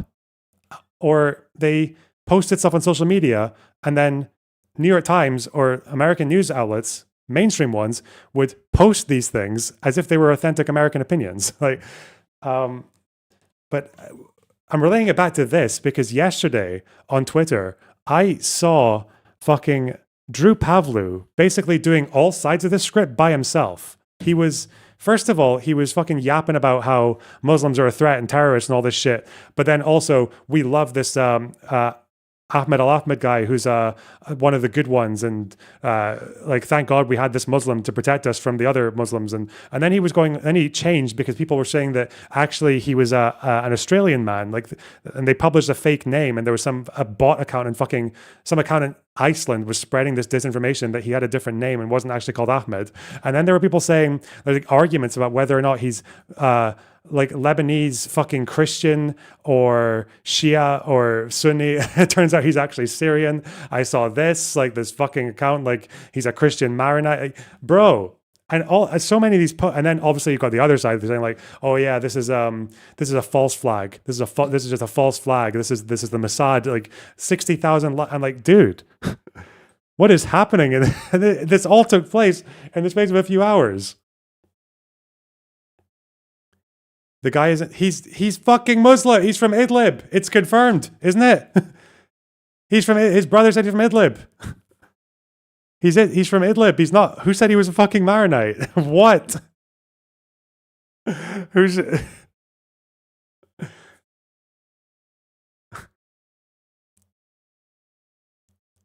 saying he's a Maronite?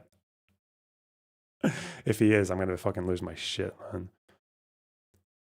Yeah, how do you deal with this, man? This fucking world. I don't know. I think we need to have another world war. We just need it because there's too much fucking rot.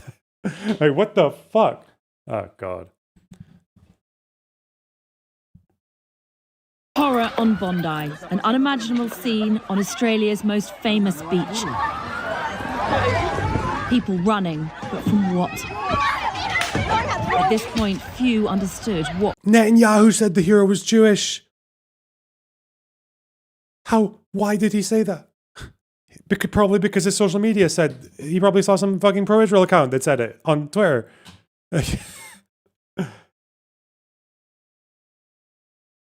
That was real, wasn't it? Wait, was that an AI video? Wait.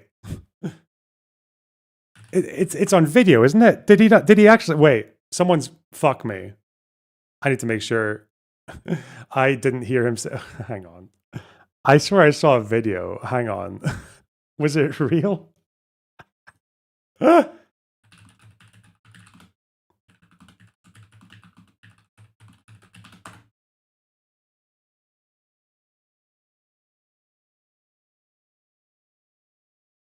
Okay, now it's all fucking lefty accounts, but Middle East Eye, The Canary, The North Star with Sean King,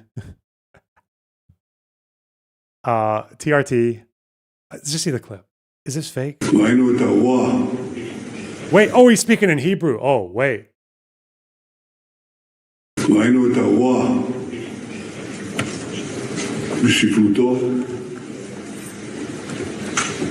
וראינו גם גבורה יהודית בשיאה.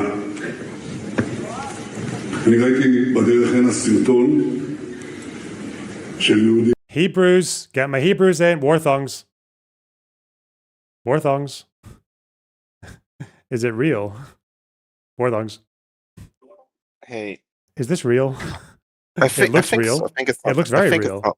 Yeah, I mean, he did say that, in this video. I saw the video. Okay, he did. Fuck you, chat. Yeah, all right. It looks real. I mean, I maybe, to be honest, I haven't checked it. Yeah, I looked at it like you look at it. I haven't double checked it. Maybe it's a different event that he speaks in, and it's unrelated.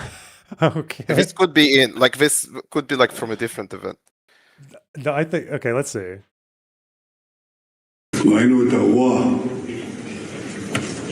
We saw evil at its worst. וראינו גם גבורה יהודית בשיאה. אני ראיתי בדרך הנה סרטון של יהודי שמתנפל על אחד המרצחים. He's definitely talking about this event. שומט ממנו את הנשק ומציל מי יודע כמה נפשות. The pin. What are you saying about the pin? It's real. Yeah, it's... It might be an old what old video happened where a guy went and disarmed a shooter?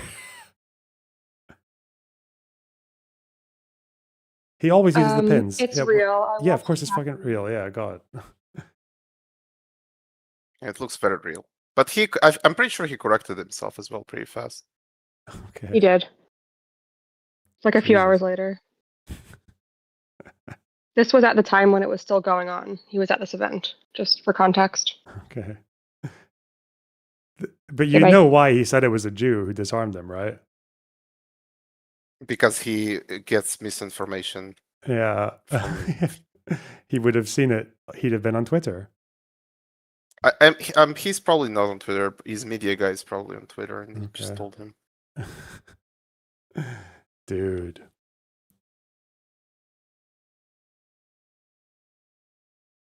Mad. Okay.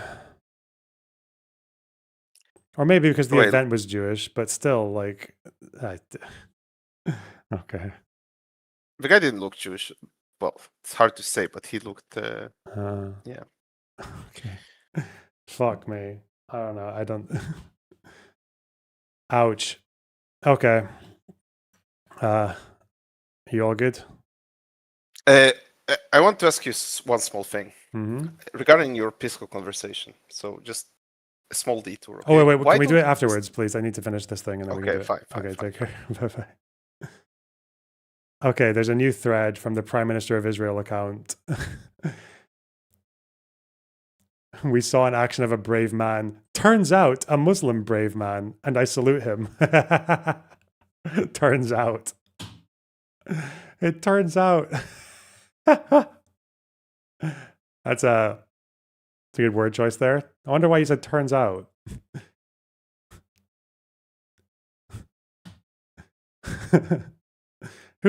Oh.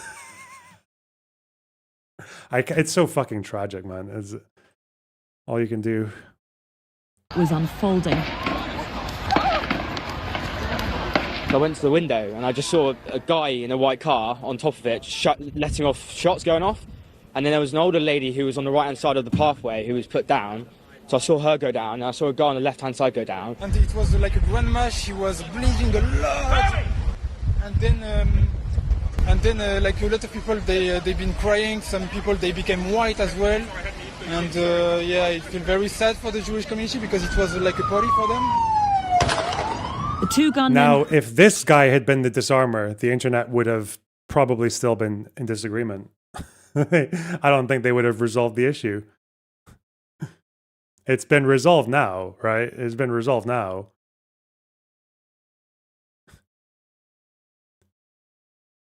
Am I right? This guy's Jewish. Okay, whatever. Sad for the Jewish community because it was like a party for them. Oh, for them. Okay, I thought the guy was Jewish. Okay. The two gunmen were father and son, indiscriminately targeting what was meant to be a family celebration of Hanukkah. Some 1,000 people enjoying the Jewish festival of lights in a small park overlooking the water. After a long standoff with police, the father was shot dead, his son seriously injured. He's been named by local media as 24-year-old Naveed Akram from Bondi in Sydney's southwest. The weapons used in the shooting were licensed to the older gunman. We are satisfied that we have 6 firearms from the scene yesterday, but also as a result of the search run at the Campsie address. Ballistics and forensic investigation will determine the... Are the shooters alive? I'm pretty sure one of them is in hospital, isn't he? I don't know if the other one is. I just heard one. That those 6 firearms are the 6 that were licensed to that man, but also that they were used in the offence yesterday at Bondi. These are confronting scenes in a country that prides itself on its low rates of violent crime. A sunny Sunday at the beach turned into a nightmare. Local Bondi residents desperately trying to save people's lives. Victims as young as 10, as old as 87. Among those who died, London-born Rabbi Eli Schlanger, a father of 5 who worked at a Jewish cultural centre in Bondi. Is Ahmed al-Ahmed alive? Yep, he was shot twice, but I'm pretty sure he's still alive, yeah. What we saw yesterday was an act of pure evil, an act of anti-Semitism, an act of terrorism on our shores in an iconic Australian location. The dad is dead, the son is in hospital. Reportedly, Israeli intelligence warned Australian authorities about the shooters, but nothing was done. Let me see that, or I don't believe you. Whoop. Bondi Beach, that is associated with joy, associated with families gathering, associated with celebrations.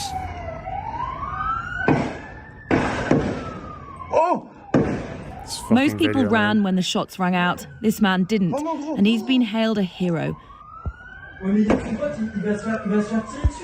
Named locally as Ahmed al-Ahmed, he made the brave decision to pounce on the gunman from behind, wrestling the weapon off him and making it clear to police he had nothing to do with the 2 men. Then, another bystander, showing his fury at what had just happened.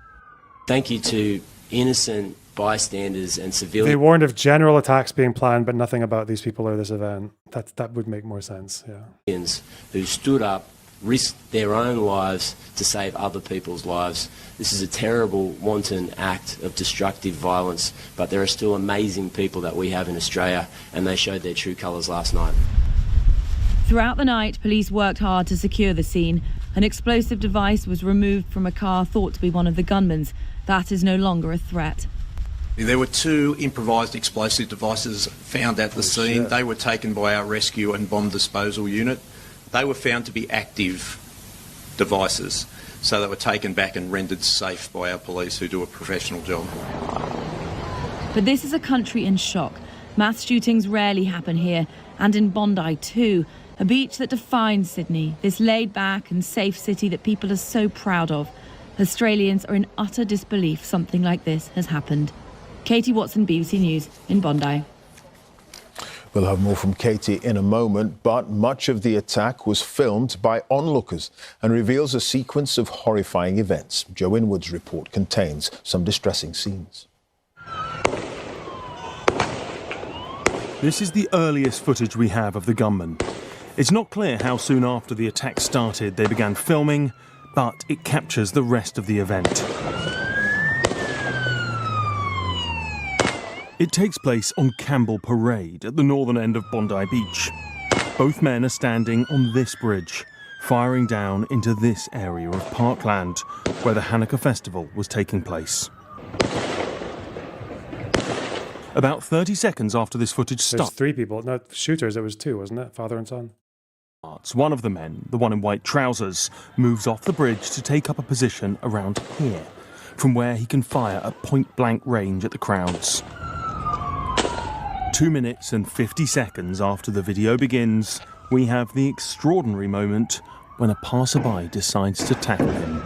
Oh! This fucking video, man. He disarms him and gets him to back off, before eventually laying down the weapon and taking cover behind the tree. 60 seconds after he was disarmed, the man in white trousers is back on the bridge and firing with a different weapon. The rabbi is a Channel 14 fanboy, by the way. Oh, I've seen the I've seen the Twitter justifications. Yeah, I've seen the grumble had it coming. Jesus. We then see the moment, 30 seconds after that, when he is shot. The second man, the one in black trousers, continues firing in both directions for another minute and a half before... Like, this guy is actually... No, I'm not going to do that. I'm not going to do Twitter shit. I just drew Pavlov tweet. We'll be here all day. He too is shot. Yeah, Ahmed got shot by the guy on the bridge, yeah. Yeah, they got him. At this point, we see a couple of people who appear to be members of the public approach them. Another shot is then fired. Fuck me, man. It's not clear where from, but it seems to be aimed at the man who has just arrived. You hear the person filming shout, "Wow, stop, no, stop!" Presumably concerned someone who was trying to help, may be confused as an attacker. Wait, what the fuck's going on here? 7.5 The cops checking the body to make sure he's not still alive and gonna shoot, and then it's just like random civilians going and fucking squaring up with the guy. God. Minutes after this footage began, police make it onto the bridge, where they find one attacker dead and another critically wounded. Joe Inwood reporting there. Let's rejoin Katie at Bondi Beach. Have police, Katie, been saying any more about what they knew about the suspects? Yeah, well, on Sunday evening, the police said that one of the gunmen was known, but not from an immediate threat perspective, and they updated that earlier today, saying that the older gunman did have a firearms license for several years, but there were no incidents, and it was all registered. But no doubt they are going through the run-up to this attack, the worst in 30 years here in Australia. And the mood here... One of the guys that were injured had survived October 7th and had just moved to Australia with his family 2 weeks before this. He thought they'd be safer in Australia. Yeah, it's like in the Brown shooting, 2 people had already been through school shootings. Yeah. But doesn't that just mean that... well, yeah, what's the argument there then? Well, like, if only Israel hadn't done so much genocide and they'd be more safe in Australia. Fuck. You can see behind me. They found 2 IEDs, yeah. The bridge where the attack took place, it's all cordoned off. People have been laying flowers this morning. There's a school opposite that has closed. The community here is absolutely reeling. They cannot believe something like this could have happened here in Bondi. All right, Katie, thank you. Katie Watson there at Bondi Beach. Well, there's been reaction from around the world to events in Sydney. Donald Trump described the attack as purely anti-Semitic. King Charles said both he and the Queen are appalled and saddened. And Sir Keir Starmer says police here will increase patrols around synagogues and in Jewish communities as Hanukkah celebrations continue. The family of the British-born rabbi who died in the attack, Eli Schlanger, describe him as a caring man who loved helping people. Here's Lucy Manning.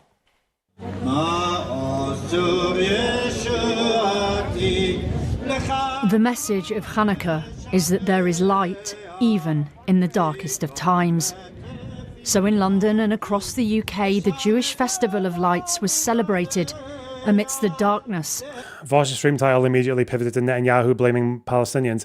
Well, yeah, like Netanyahu is a fucking retard, right? Like the fact that he does say that, like he says Western democracies that are like recognizing a state of Palestine or whatever are like are supporting anti-Semitism around the world. It's like, yeah, he weaponizes that phrase a lot. But again, the fact is that how many times do ISIS people say that like, how often do they say that like Western powers or whatever are like, that it's like that any society that's not theirs is an affront to Islam, right? But we never talk about fucking like when we had the Bataclan or when we had like Christchurch or like Darren Osborne and all these people attacking fucking Muslims or even Musheen Ahmed getting murdered in the UK. We never go and say like we never talk about why ISIS were culpable for it. Like, yeah, it's fucking mental. Even if you can correlate, like, yeah, whenever, and that's obviously, you know, wouldn't even compare Israel to ISIS. Like, Israel's not the same. But we still hear it less, even though ISIS are much worse. That's crazy. I feel like when some people try to gaslight you on this, tweet from Mr. Avi. People will try to gaslight you in this and pretend that the standard's always been different. Can you imagine if Jews would go running around shooting up Muslims at their religious events in Western countries and then blame it on the actions of Hamas or Palestine? That would be pretty fucked. No. Again, people will try to fucking gaslight on this.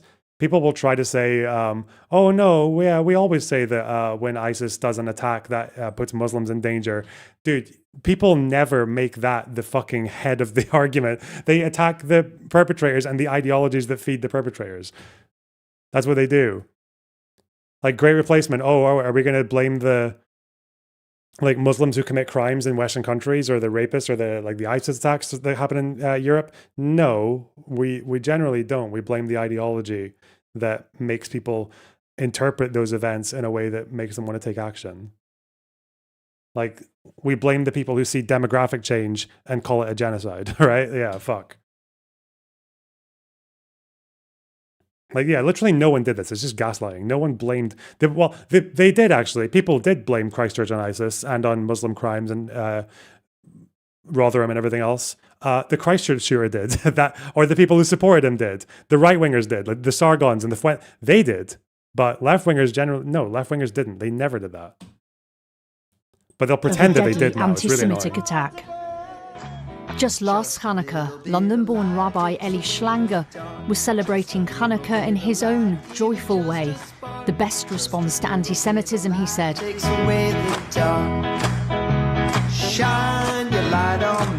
His British family told the BBC people should spread light in his memory. Eli was a really wonderful, warm, caring, vivacious, energetic, outgoing guy who loved people, loved doing good, and loved caring for other people. I know this is what Eli would be saying. Go and do good things. In North London and at other Hanukkah events, there was an increased police presence. Hani went to school with Rabbi Schlanger. He was a father. He had a 2-month-old baby. We're going to have another Charlie Kirk debate about this rabbi in chat. God. 40 years old, in the prime of his life, taken by cold murderers. How are the community feeling on the first night of Hanukkah with We what's are happened? reeling in pain, but we are going around, carrying on to make the world a bigger and better place, bringing acts of goodness, acts of light. The Jewish community is still determined to celebrate its festivals, but there is some increasing fear with rising anti-Semitism. 3 Jewish festivals and 3 deadly attacks. Hanukkah in Bondi Beach, Yom Kippur 2 months ago in Manchester, and Simchat Torah in Israel on October the 7th. As the Prime Minister lit Hanukkah candles with his wife, who is Jewish, he said in a social media post that the anti-Semitic terrorist attack against Jewish families was sickening. Rabbi Schlanger had, like many Jews and the Israeli government, criticised the Australian government's response to rising violent attacks against the community there. Your government did nothing to stop the spread of anti-Semitism in Australia. Oh, shit. You did nothing to curb the cancer cells that were growing inside your country. Is this recent or is this from... I feel like... Is this not old?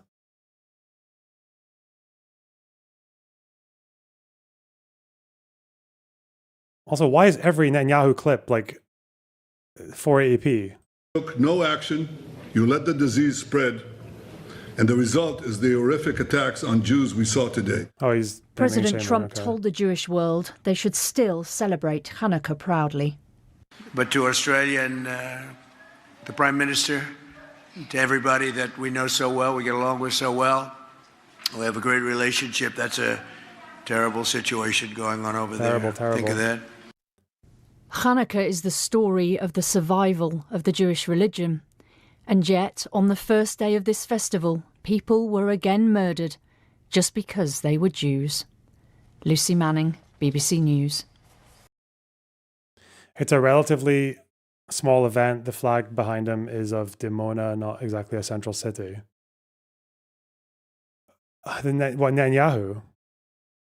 Okay.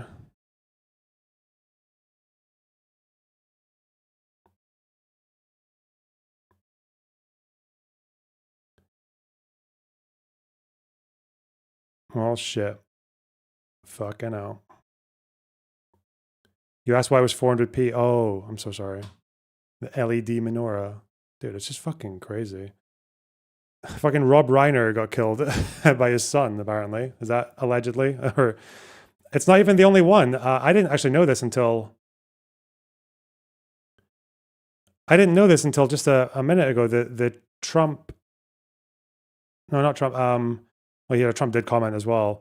The shooting in Brown, for which the manhunt continues, that this involved some kind of Jewish event as well? Is that true?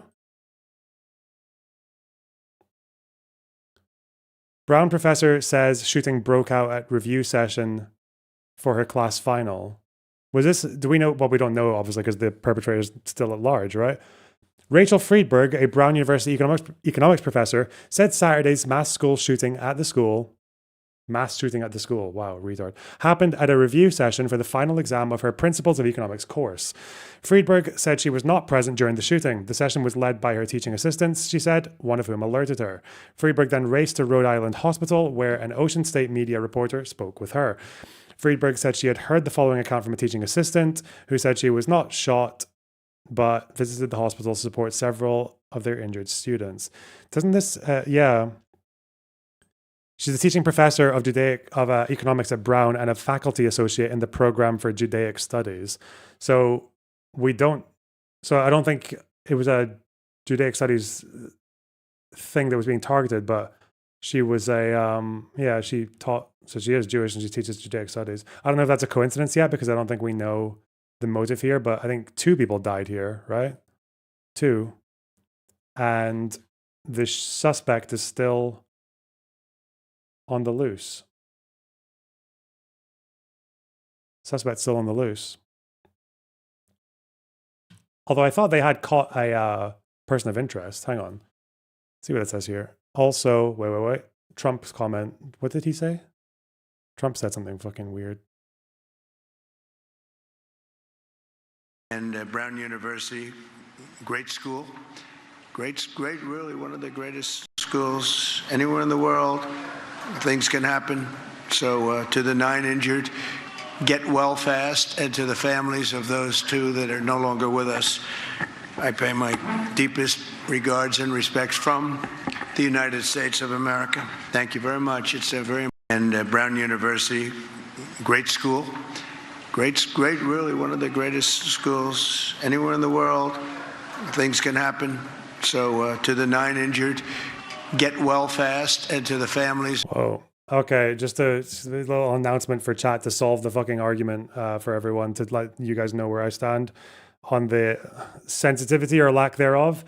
Typically, I'm always going to lean towards people being blunt and usually assuming, unless like there's a good reason to believe that there's like some kind of malicious or like evil motive behind it. So for example, when I see someone like Sev saying, why are they using this rabbi as their example of the brilliant peace guy or whatever, even though he was like a Channel 14 potentially quite right-wing dude, seems to be, then I'm probably going to let that slide, because we did the same for Charlie Kirk. But it also means, and I'm sure Sev will be okay with this, is that one day, okay, if there's any fucking shooting that happens and one of the people who gets killed is a fucking Al Jazeera journalist who like fucking lets Hamas do hate preaching on their fucking interviews, then I'd be like, okay, well, that's it already happened, lover, Loner. yeah. Remember the reporters from Gaza, the fucking Fafu, fucking Anas Sharif.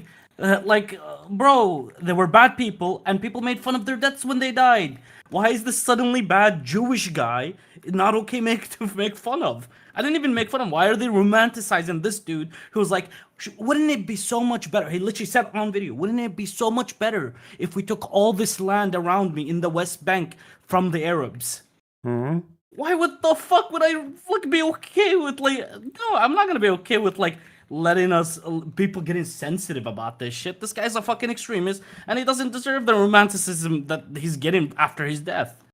It's fucking stupid. No one gave a shit when we made fun of the reporters in Gaza when they died. Well, people did take issue with I didn't. The fucking Anas thing with but that was more like a misinformation thing. Yeah. You're going through your Corey comparatory arc, are you? Corey, what? The fucking Trump supporter who got shot when he was filming the rally. What the fuck is that, bro? You know when? So there's the guy who tried to shoot fucking Trump. He missed, and then he went and actually hit a guy in the audience who was a Trump supporter. The firefighter. Yeah, and people were trying to be like, "Oh, this young firefighter, he was 50." Oh yeah, like, and then he was a Trump supporter who supported Putin. Yeah. It was also the dude. I think someone pointed out that he was like making fun of dead Gazans on Twitter. Yeah. Yeah, he was. Yeah. I do not care if bad people die. Whoa. Like, why would I care? For me, this is like extremists taking out extremes. Obviously, there's actual innocent victims in the matter, and that's why I was like, why aren't they romanticizing the other victims who clearly are like not bad people? I don't know. I think I care a bit when people die if they're not like if they're like civilians and shit. I think. I mean, here, listen, this guy's in the West Bank, fucking gathering donations for settlements. I'm alright with making fun of that. Okay. Well, what else? You are slandering a dead man. Scarlett, nothing I have said is untrue. I never said any of this without looking it up before. Grow the fuck up. Whoa. Okay. Honestly, I don't know enough about this fucking rabbi. I don't care to look into it. You guys do that yourselves. Yes, I have applied that with the Palestinians that have fucked up views. We did it with the reporters. I didn't give a fuck. We made fun of Mr. Fafu, and we made fun of fucking Anas Sharif. I think I was like one of the first people saying, "Yeah, fuck Anas the Sharif." As soon as you just told me, just so we're clear as well, I don't think even Israel haven't. I don't think they tried to claim that Fafu was a soldier, did they? They said Anas was, but not No, but I thought we thought he scammed something, but it turns out he didn't scam anything. But we still made fun of him, even though just because of the clip where he was like fucking like happy about rockets going into Israel. Okay. Yeah, that's about it. See you. All right, bye.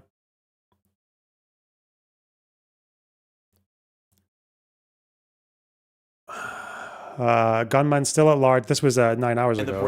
They had a person of interest, but they let him go. News this morning, just a stunning development here on the campus of Brown University in Providence, Rhode Island. Police released the man who had been detained as a person of interest in the deadly shooting here that happened right in that building behind me with those white squares. That's the engineering building where 2 people were killed and 9 injured. Rhode Island's Attorney General says that the evidence now points in a different direction. Speaking overnight, the mayor of Providence acknowledged that authorities have no way of knowing if the shooter is still in the area or has left the state. If anyone wants to challenge Sev's claims that the rabbi was fucking... Because I literally know nothing about this guy. I know nothing, apart from that people said stuff about him on Twitter. Like, I'm just taking... I have no idea. If you want to disprove anything Sev said, then go ahead. That this is likely to cause fresh anxiety for our community. And we want to reiterate what we said earlier, which remains true, which is ever since the initial call, now a day and a half ago, we have not received any credible or specific threats to the Providence community. All right, 2 students were killed, at least 9 others injured in the attack, which happened Saturday afternoon in a Principles of Economics review session. Surveillance footage shows someone who the police believe is the gunman wearing dark clothing leaving the university building where it has happened. Again, that's the street that we're standing on right now, Hope Street. CNN's Brian Todd is here with me with this breaking news, which just so radically changes the situation here at Brown this morning. Brian, what are you learning? It is extraordinary, John, this turn of events where this person of interest, by the way, regarding whom they had gathered a lot of evidence. We were there all day yesterday at that hotel in Coventry when they were processing evidence for that person, now is released. The decision as to why they released it, the police chief, Oscar Perez, did speak about that. Here is some of what the police chief said about basically how they came to this decision last night. This was a very complex investigation, and it still is. So in the sense, we followed on the lead, and we followed on this. I meant to look at channel activity, not fucking. I meant to look. Hey! I meant to look at channel activity, not fucking the channel itself. Who's this guy? I need to see what's going on here. Channel activity. Thank you.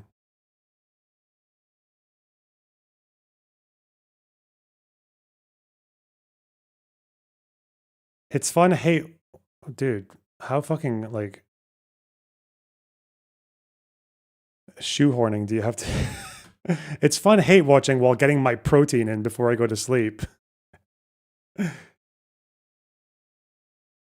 It's fun streaming before I go and lift all my fucking weights and pump my shit full of iron.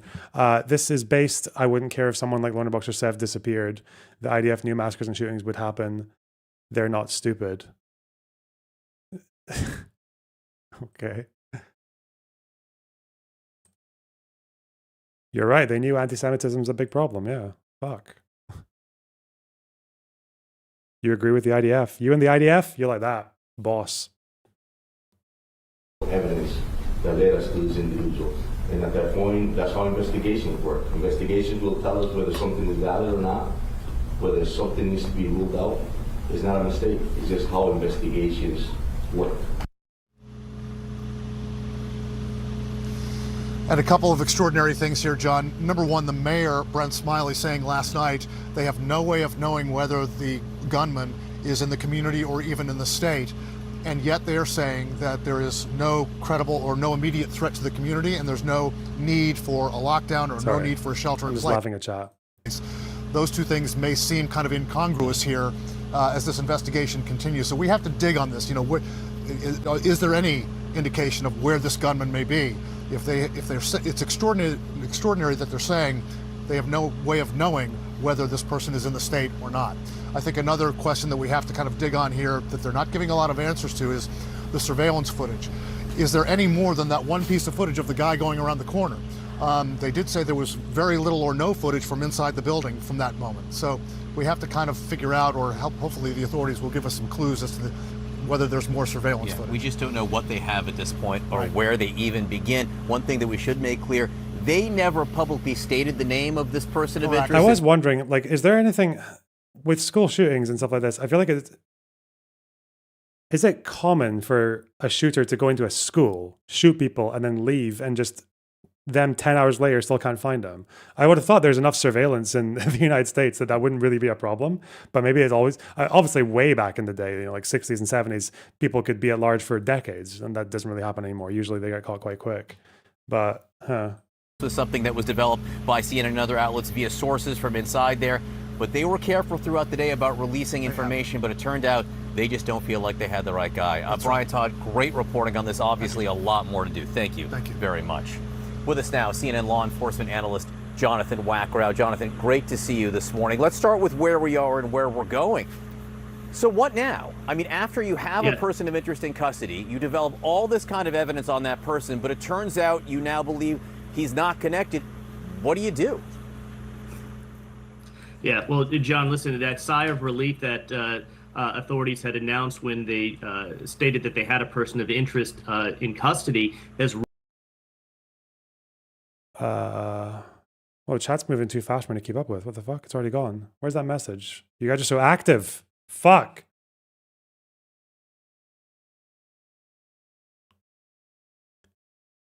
Let's say, for example, a random Palestinian say that Jews should be driven out of Israel. If he gets shot, that's fine by Sev's attitude. Okay, I'm not as triggered by this as you guys are, because I don't I'm not. If Sev thinks it's okay that the guy that got shot, he's going to get banned like in 2 seconds. I don't think Sev thinks it's okay the guy got shot. He has an issue with people elevating him and calling him something that Sev thinks he's not. Right? Like the same thing with Charlie Kirk. It's like, it doesn't mean it's good that Charlie Kirk got shot, or it's okay that he got shot. It's just that we don't, the obituaries are fucking just like annoying, right? Spot the difference.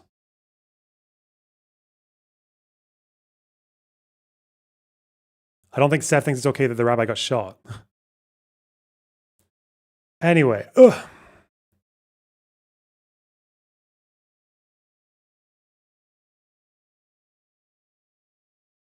Very thin line to walk.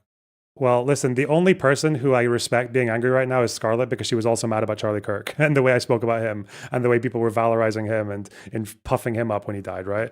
Other than that, it's just fucking side shit.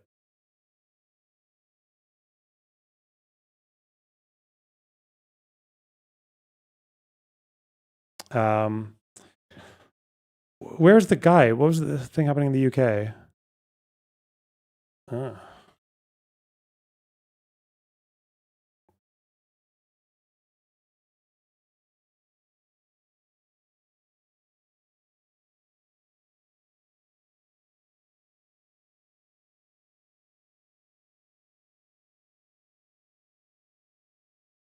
It's not the same as Charlie Kirk. It's a random person being gunned down for being Jewish.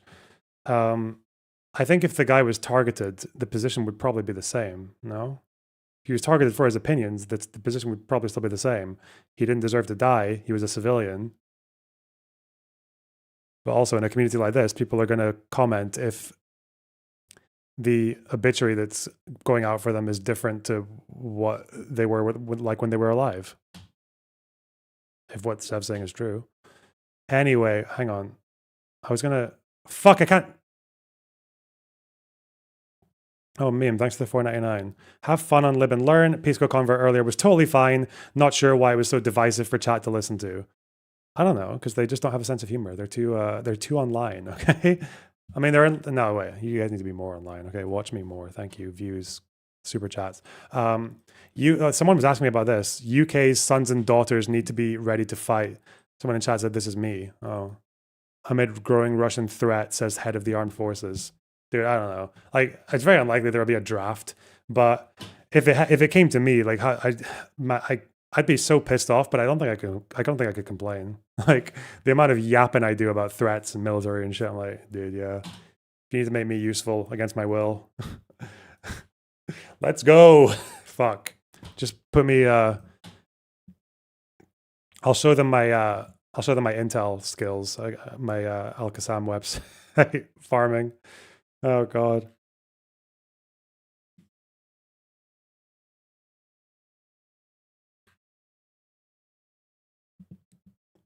Frontline debates. It's serious. Like it is. I believe them. I feel like they would not, because you remember that this is such an unpopular thing to say, to tell the people of a country that's been at peace on the home front, at least for fucking since 1945, going to these guys and being like, hey, kids, the most spoiled motherfuckers on the planet, right? If you are from a top G7 fucking top country, liberal democracy, you are easily one of the most pampered motherfuckers on earth, even if you're not even that well off. And then and we're going to be like telling these guys, you might have to go to war to defend the good times. Fuck.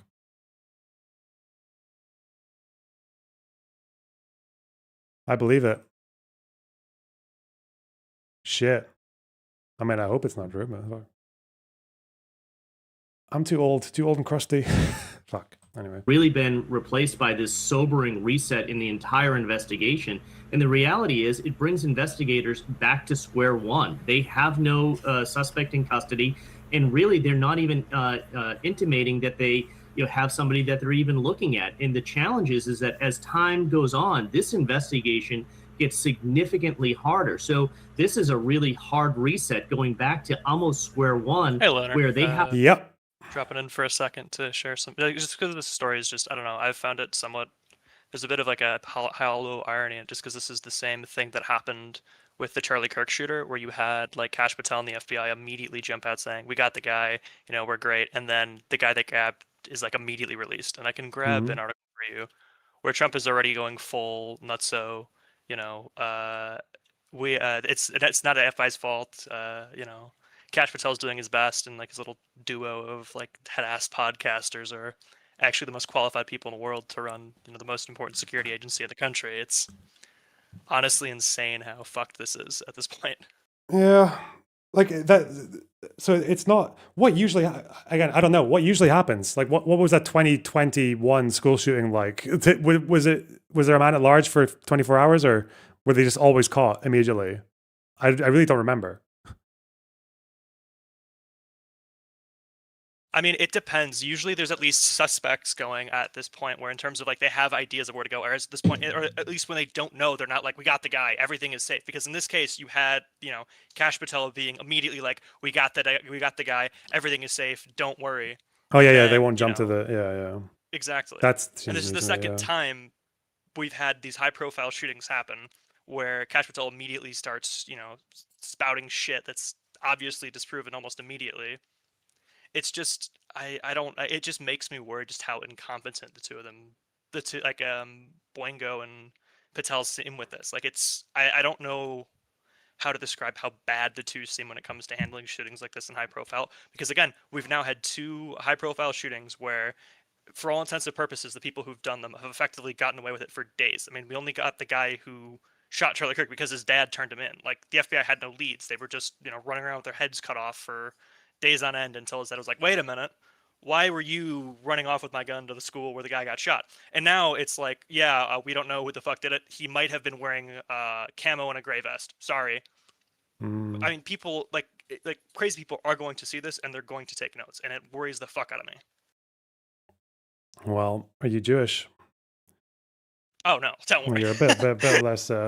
It's not. Yeah, no. Obviously, it's just God. Again, it just seems like things are getting bad, and especially,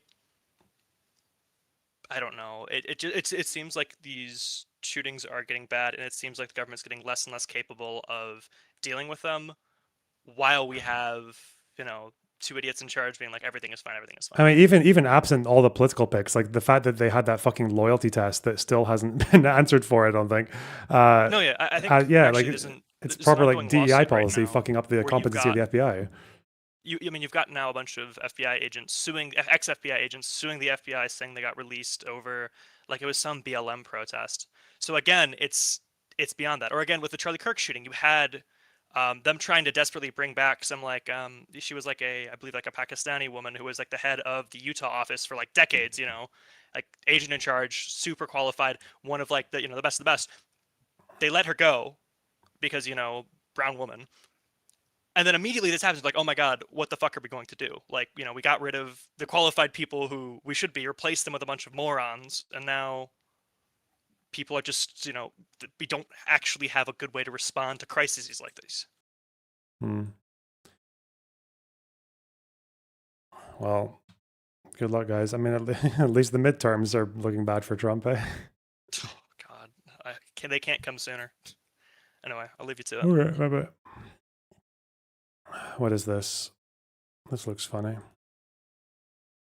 This is apparently a Arab poster from, I'm guessing, the 60s of the armies pushing Jews into the sea. Okay. Who made this? Who made this poster? Was this like a government thing, or was this an activist group? What the fuck? Whoa. Shit. Have to go back and reassess every single lead that they had. AI. Is it? Dude. Oh no, not AI. It could be. What the fuck? I need to verify everything now. It's so cringe. I do wonder if AI is going to make people like just not want to bother anymore. It really makes, because you shouldn't really take stuff from Discord or DMs or whatever anyway, but it's like it is just a little bit fucking, what's the point when there's so much shit out there that you can't tell is like, yeah, fuck. I mean, at least now it's okay because you can usually have a whiff of it, but in 5 years you won't. In 5 years it will just look like exactly like real life or indiscernible. Eek. The aftermath of the shooting, going back to reassessing all of the ballistic evidence, all of the digital leads, to the point that Brian Todd was making just a moment ago. They have to go back through that surveillance video and dig deeper. They have to dig deeper into the neighborhood, into the community, and anything that will give us a better image of who this suspect potentially is and where they're going. So again, there is a monumental task ahead with a lot of challenges around time, distance, and resources that are up against law enforcement investigators this morning. And there is this reality, Jonathan. There's a killer on the run, on the loose right now. They have no one in custody. A lot of, I think, the atmosphere on campus yesterday was this sigh of relief that they had someone. People felt safer. I'm standing right on the street. That is the crime scene right behind me. No police cars within view. Some police tape there, though, right now. How safe is this city? Well, listen, this is the challenge for public safety officials right now and university officials. What they must do is they must act on facts, not fear, while trying to keep the city. I say this thing about AI and someone just sent me a tweet. No, no. Hang on.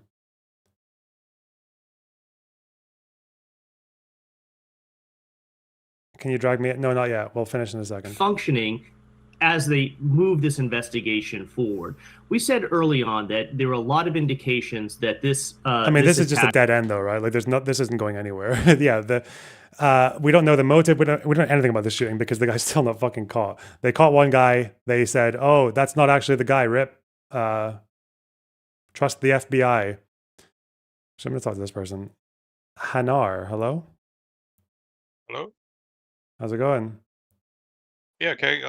Well, if you have any questions, I live like 8 kilometers away from Bondi Beach. 8 kilometers. Yeah. So I live just on the other side of the CBD. Whoa. Oh, I think you said you spoke in chat. Did you know people who were there?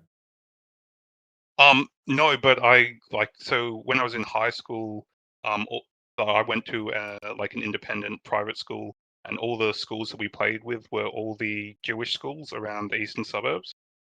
So like even since like 9/11, like the security outside those schools, like they would have armed guards at their front gates and stuff, Okay. which is very unusual, like for Australia.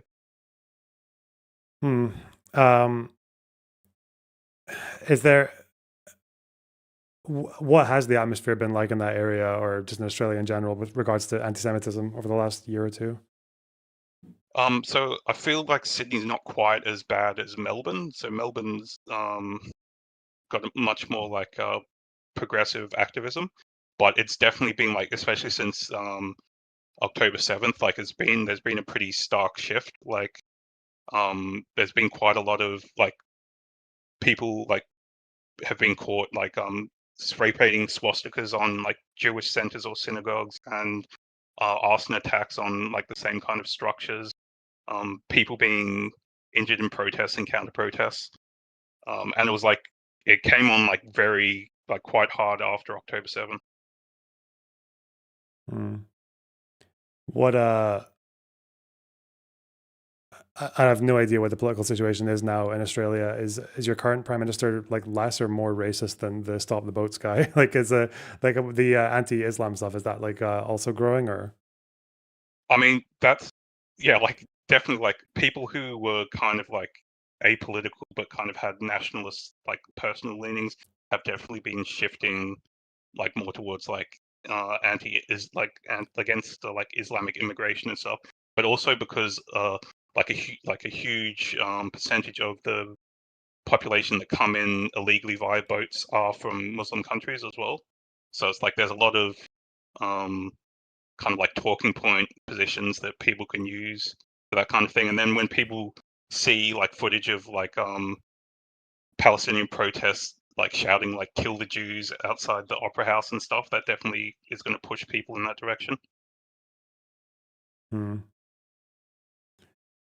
But so about the government, so the current government is Labour, so they're kind of centre left. The thing is that when the Howard government started like the campaign against like irregular migration via boat, they're like foil to the Liberals, which are our centre-right party. The Labour, I think their position was that they saw how popular that position was, so they've kind of took that on as well, but they're not as vocal about it. But they're more progressive, and their position is more like try and get more people in via refugee programs and also trying to stop illegal migration. Okay. Do you think there's been like any? I know Netanyahu was talking about the government's lack of response to anti-Semitism. Do you think that's actually a thing, or do you think they haven't done enough? Or, well, hard to say maybe about the shooting. The Labour Party kind of has like a bit like the Democratic Party in the US, kind of has a more like far left sect within it, which is like more progressive and like more focused on like countering Islamophobia or anything. So I think it's more of like a party discipline problem from their point of view. But I mean, generally, I think I definitely don't agree with all this, but I think generally Albanese like he's been in politics quite a long time. He seems like he's, as far as politicians go, more sensible than your average person, but he's definitely got to fight like party internal politics. So I mean, there's definitely more they could have done, but like generally the Labour Party position has been quite supportive of like the Jewish community in Australia, but at the same time, for the Jewish community in Australia, it's like how much are they going to like? It's going to be enough for them to be satisfied. Like it's like it's a position where you can't really win. Okay. Well, I'm glad to know that no one you know is hurt. I mean, do you have anything else that you wanted to say about it that we've missed? Or I mean, it's so when I heard reports about it, like happening like shortly after it started, it's so where the shooting happened, it's like super open. There's no cover, and seeing anyone with even a long gun in Sydney is like a very unusual thing. Like I was very surprised. Like I wouldn't have expected that to happen at all. But just like, and definitely the police weren't expecting it based on their response time stuff as well. But yeah, it was Saturday afternoon. And I've been to Bondi Beach like heaps of times. It's like my closest like sea beach. Yeah, and it's just I think a lot of people are very surprised, like shocked by what's happened. It's not something like because it's like it's one thing having like pro-Palestinian protests, but having two people come in with firearms and just start mowing people down like along a promenade, like at the most popular beach, is like quite stark. Yep, not good. But yeah, like when I there you saw go. the footage, I wasn't at all surprised how quickly the death toll shot up from 2 initially to the 15 now. Yeah, pretty Because high. if they were celebrating in that small park area, it's like there's no like you'd have to run like 100 meters to get to some kind of hard cover, like anything beyond a car.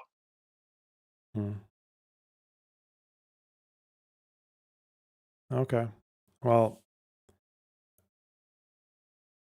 yeah, sorry, I don't have anything else to comment. I was just it's up to you if you wanted to add anything No, else.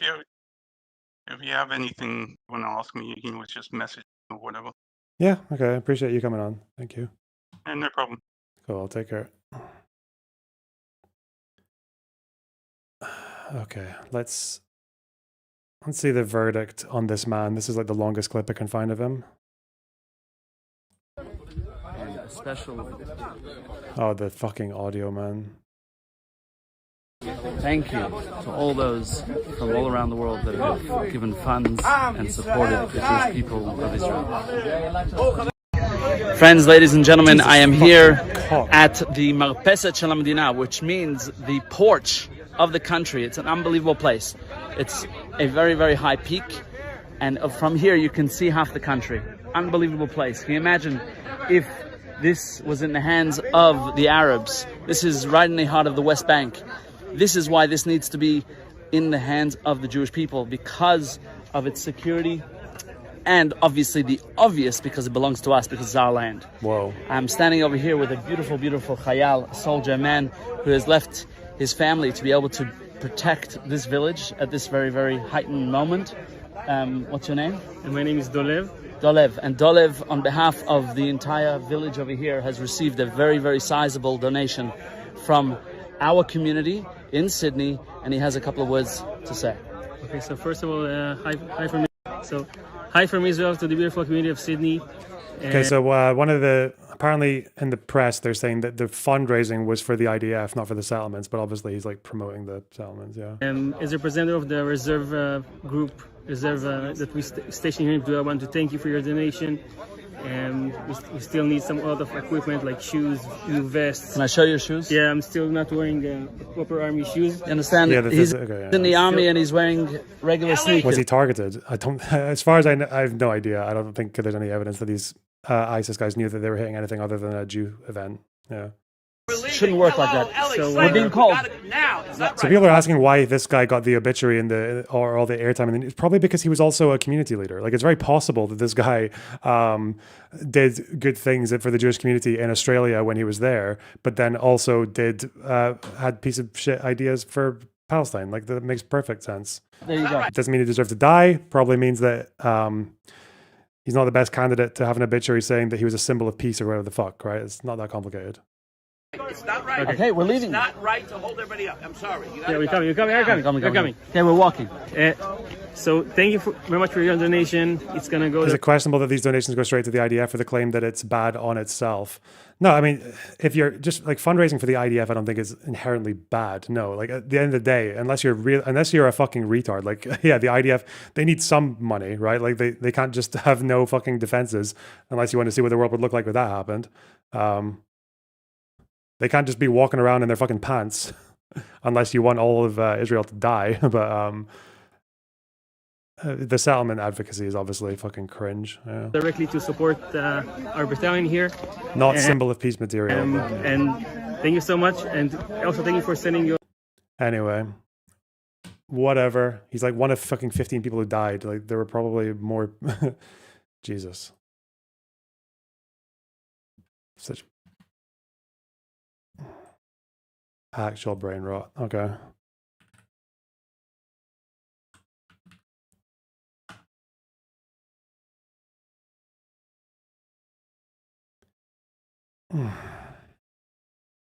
Okay. Warthongs, hello. Good morning. Yeah, so about it really got me angry, to be honest, but I'm more chill now. Yeah, about those comments. I mean, I said stuff after October 7th, right? But probably I wouldn't say now. And you know, I donate to the IDF. Like, if I die, it's my is it fine? Like, in a terrorist attack, like, is it gonna be fine to like laugh at me and stuff? Like, I don't know. It's like comparing him, like this rabbi. Sure, like he had bad takes or whatever. Like to be okay to laugh about him. It's a bit, you know, insensitive. Like he did. Yeah, okay, but first of all, I don't think anyone's denied, like, I don't even know if Seb would deny that's insensitive. It's just that we're insensitive about people all the fucking time when they have like, glowing like, reviews and shit, like again, after they die. Right? My point is, why are they romanticizing him to be something he's not? That's my point. I'm not advocating for his death. It's obviously still bad he's dead. You shouldn't be killed for your views, no matter how extreme they are. But the hypocrisy I'm seeing in this chat... very extreme. Okay, but yeah, but no, the hypocrisy. No, hold on, Warthongs. The hypocrisy I'm seeing man, but from I here. don't want to talk to you. Listen, You don't want to talk to me? Boo fucking who? You brought me up. Shut the fuck up. Yeah, because you also bring me up. Whatever. Listen, I don't want to talk to you. You sound like a dumb shit. I disagree with you. Good, you love settlers. I don't give a fuck. I don't like settlers either, but if he's a settler, you're romanticizing. You're upset about I'm me not, after why he's being romanticized. Listen, you're comparing him to like Anas, who like served in Hamas. You're no, actually, more compared him to Fafo, who actually didn't do anything wrong, who fucking just said, "But I did rockets." First of all, I didn't laugh at Fafo, right? I didn't like him getting killed by his own people. I don't know, like. Why didn't you get upset when people made jokes about it in the chat here? Like, not just jokes, by the way. Not saying, oh, why are they saying he's a good dude when he clearly supported Hamas? You're comparing Fafo, a person who celebrated like October 7th fall of vet against Jews, to this guy who doesn't like say, oh yeah, let's kill all Palestinians, yes, go, like stuff like that. If you support settlements in the West Bank, you support like literally oppressing Palestinians. Why Listen, the fuck? I don't want to argue with you, Steph. I really don't. I said my thing. That's it. I think it's very insensitive. I think it's like I wrong. don't care. Okay, fine. I don't care either. I'm not talking to you. Great. Now, Loner, one small thing. What I want to talk before about the Ethan Klein stuff, right? Why don't you just ask him what he meant or thought? Like, he won't lie to you, right? Like, why don't you just ask him? I mean, I'm not that direct because like honestly, it's because I don't care enough about like that going You that had, deep like, a into it. 2-hour Like, conversation I could, yeah. I mean, I could about go into that. his DMs as some fucking tiny little shitter creator who's been on his show twice to talk about Israel, and then be like, "Hey, Ethan, I wanted to address the concerns that are really only brought to my attention because, like Pisco and fucking Queeman or whoever else, these people want to know, what did you really say? Did you really think that was a sincere apology? No, just ask Why him did that. you really go Do after you these really people? think it Like, was a sincere apology? well, because regardless, one, because I just don't think, I just feel like I'm buying into, it matters to them. I don't know why it matters to them. It doesn't matter enough to me to waste like my fucking social, like energy on someone to just like ask them that question. Like, but also, to them, it wouldn't matter either, because if he said, oh no, yeah, I believed it was, of course not, but what if he just said the same thing? Like maybe there's like a legal thing where he can't just be like, oh yeah, Casey was definitely just making shit up or saying stuff he doesn't believe to get through the case and I move guess. on, right? He couldn't say But that. he can you just know? DM Yeah. you and say, don't spread it, right? He trusts you, no? Like, just... Yeah, but the only reason I'd be asking is because people in the public want to know, right? Okay, I guess you personally don't care Like enough. what if he DM'd me and said, "Oh yeah, no, I think it was a beautiful, heartfelt." What if he said it to me just to double down the joke again because he has no idea why I'm asking him? I mean, yeah. obviously, I don't think the apology was genuine, but I think he thinks it was genuine. Like that's my like at least on You the think most he part, thinks right? it was genuine? Yes, I Oh God, you're making my life so much more difficult, man. I mean, not entirely. I don't think like everything, like, but I don't know what they agreed on behind closed doors, right? It probably went back and forth. It's just like between the lawyers, I guess. But I don't think like he asked her to lie or stuff like that, right? Like, No, we're not. When we say genuine, we don't mean what she said was false. Like she didn't say anything that was untrue factually. We're asking whether or not he thinks that she was giving a sincere apology. Oh, I see what you mean. Yeah. Okay, yeah. Okay, yeah, I'm not sure about that. There's obviously, he obviously doesn't think that, right? Yeah. Yeah. Yeah. That she was biting her Okay. tongue or Yeah. swallowing her She obviously pride. did Yeah, it yeah. like against her will, kind of thing. Yeah. But I think like the stuff she said like mostly is true. Anyways, okay, that's all. Sorry. All right. Is there anything? If there's any good questions for Ethan, I could try and pass them on. No, I don't. Listen, I don't really. Man, leave this poor guy alone. I mean, he suffered enough. He suffered enough. But I agree with like the takes. But like obviously, it's he did it out of like because they attacked him first of all. But the second, they gave him an excuse to do it, right? Like to. Basically, he was looking for an excuse, and in my opinion, it was a very good excuse. Like morally, I think he's like totally fine to sue them. Like I would do the same thing, 100%. Like if I was Ethan, and I had the money and everything. Like morally, I would sleep like a baby. Yeah. Would you go further though? That's a question because I mean, I remember thinking that like when people were talking about bankrupting them and like destroy and like. Suing them for everything they've got and then any money they make for the next 5 years or whatever, then I'm like, okay, that's maybe a bit fucking, but it seems to be that they got the GoFundMe money, so yeah. No, I wouldn't like destroy their life, but definitely like, you know, what he did is fine. Okay. Oh, okay. That's it. All right. Bye-bye. Bye-bye.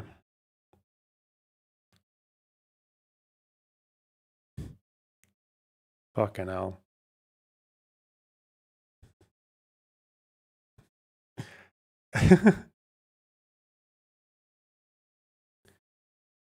Yes, there was a fucking ISIS attack on American troops as well. Just to complete the list of wonderful things that happened over the weekend. Did it kill 2 American troops and 1 interpreter, a civilian interpreter? Yeah, one of the people killed was an interpreter. Trump said that the U.S. will retaliate.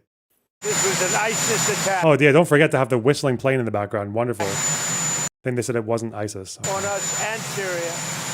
And again, we mourn the loss. Whatever. We pray for them and their parents and their loved ones. Very, very sad. Mr. President, will the U.S. retaliate against this. Yeah, we will. And Whoa. will you U.S. forces are attacked again? You're going to be seeing. And should the U.S. still be We will retaliate. Thank you very much. Oh, God. Ouch. Now, did Trump use the mother of all bombs on ISIS or Taliban? When did he drop the mother of all bombs?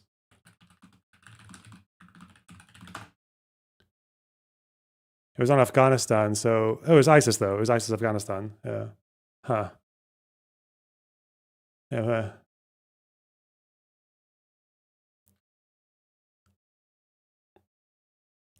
Talibamna. Fuck's sake.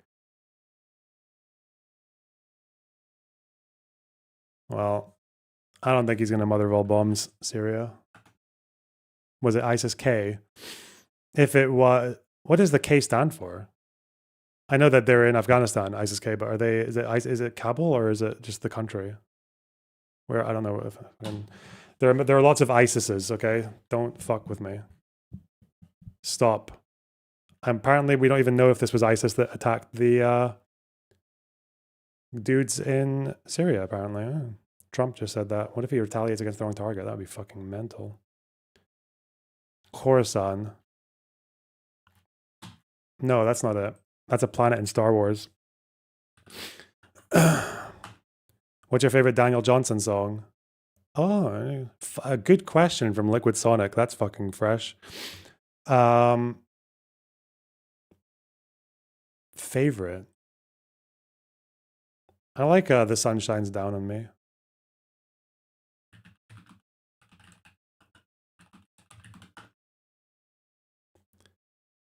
That's a cool song.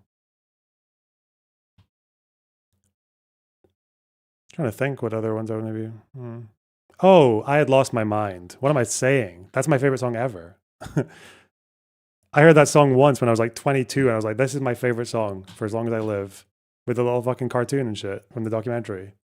Absolutely amazing.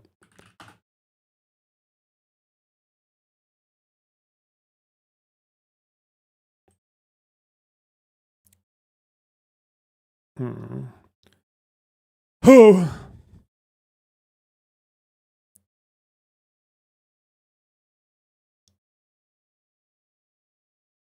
Oh, have I missed anything? What's your topic for Lib and Learn? Fuck off. Wait, UK. UK and the boats, I guess. To be honest, fuck, I was going to get food. I don't know if I should just leave my loading screen on for half an hour and just have a break. It was a former SDF guy who, oh no. Dude, if it was if it was a lone actor and if they link it to SDF attacking America, oh god, that's not good. That's not good. Hopefully not. Let's say no. In any case, if it's SDF, Trump won't blame the SDF. He'll blame ISIS. Won't part of your VOD get cut at 11 hours? I'm not going to be on for 11 hours. How long's the Lib and Learn podcast? Oh, fuck.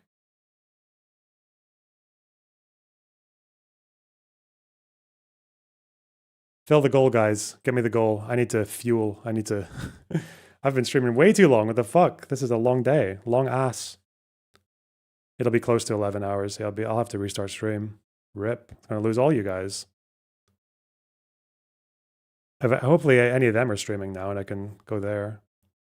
Bara Bass, thanks to $5. Pouring one out for the homie Ahmed, hoping he has a speedy recovery. Drive in time, thanks to tier 1 sub.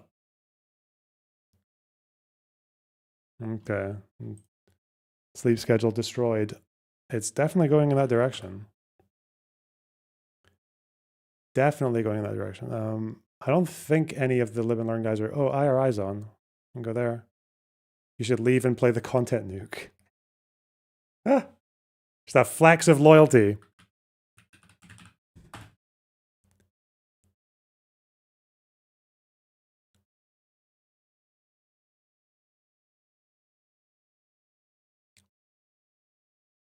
This is going to be my thumbnail. This is going to be my dumbest Destiny Orbiter torn apart and bridge burning to pay. Uh-oh. They spoke for 4... No, he's reacting. Okay. I just heard they argued about H3 for fucking ages, man. Really? Oh God. Will the shooting coverage be a segment? Yeah, of course. Yeah, we got community people fighting over. Yeah, of course. Jesus.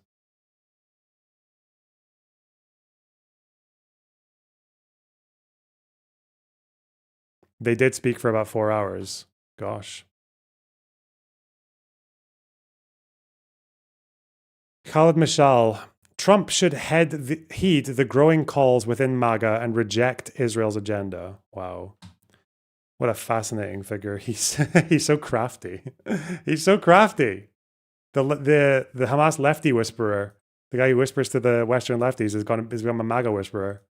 What a fucking genius.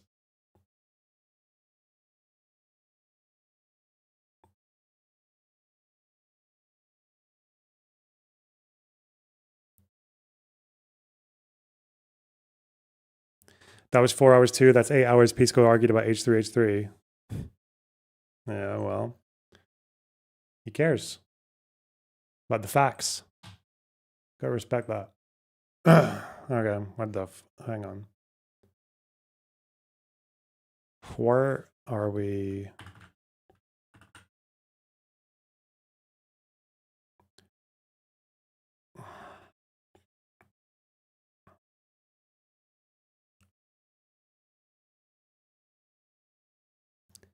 It's more like 16.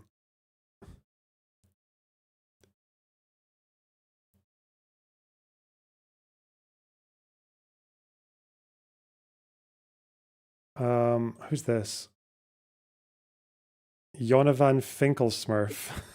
What the fuck? Hello. Yeah, okay. I don't have long, but give me your best shot. What's up? I don't know if you remember me. I'm the former Baha'i. We talked a couple months back. You're who? Oh, the former Baha'i. Yeah, of course. Yeah, yeah. Yeah, just making sure. I was just curious because I heard the part was Sev, I believe his name is. To be honest, I do mostly agree with him, but it did bring back a specific thought. Do you remember the hullabaloo with Kyle Rittenhouse? I remember some of it. Yeah, it's been a while. Yeah, I remember it because I believe one of the people who got shot was like a child sex offender. Yeah. And a lot of Republicans brought that up specifically to like discredit the fact that he was shot, just because he was around the area, not because of any specific targeting because of his shitty behavior. Well, the sex offender guy was shot because he attacked Kyle, right? Yeah, yeah. I do understand that.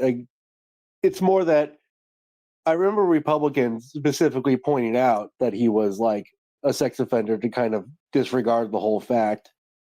So I do completely understand Seth's position and agree with it. I guess I'm just a bit worried that, like, because this one rabbi was kind of a piece of shit, that it'll kind of inadvertently come off like the whole shooting was slightly justified. And that's the thing I'm worried about.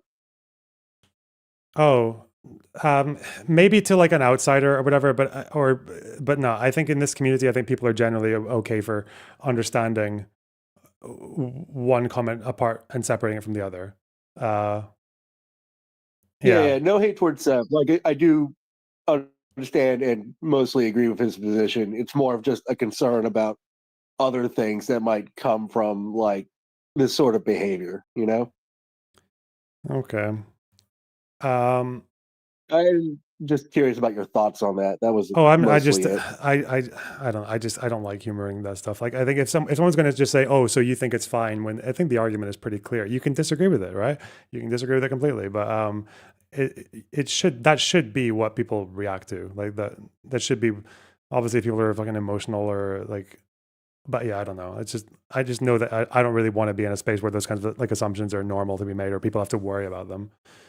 Like what I said about Charlie Kirk, right? When people was talking about Charlie Kirk and saying a bunch of things about him that weren't true, and like that's not true about him. Like he actually was a fucking quite a nasty fucker. And then you're like, oh, so it's okay that he got shot? It's like, no, I didn't say that. Yeah, like say that when I say it, Yeah, no, I get your point and agree. Like I said, really don't believe Seb believes any of that. It's more of the broader context, you know?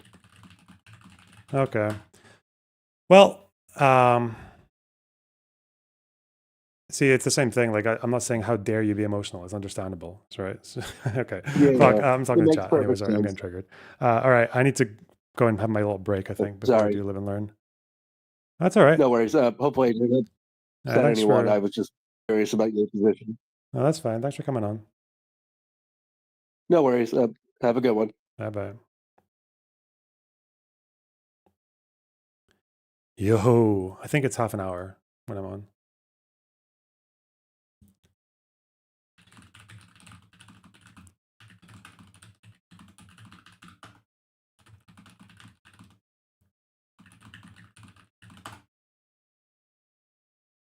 Skewer Gecko and Dense Pixel, thanks for the €5 and the $5. Appreciate it. Whoa. Okay, God, can I? Okay, 30 minutes. All right, I'm gonna get my fucking food. I'm gonna. Barabbas, thanks for the $5. Holy shit. Get me out of. Oh, God. Stop. Don't stop. Give me money, but also get me out of here. Fuck. Are you calling us back? I'll be back in half an hour. Okay.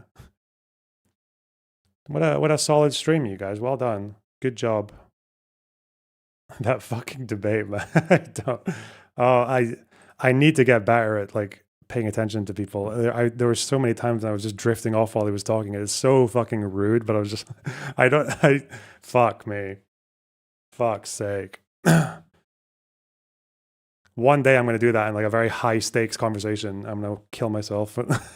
Fuck.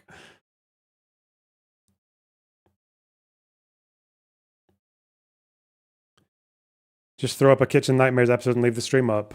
That would be very funny. I could put a segment up for half an hour. I could put one of my segments on. Pisco just induces. Don't say that. No, that I mean, the topic might have. I just don't care enough about that topic to go into that much of a debate. But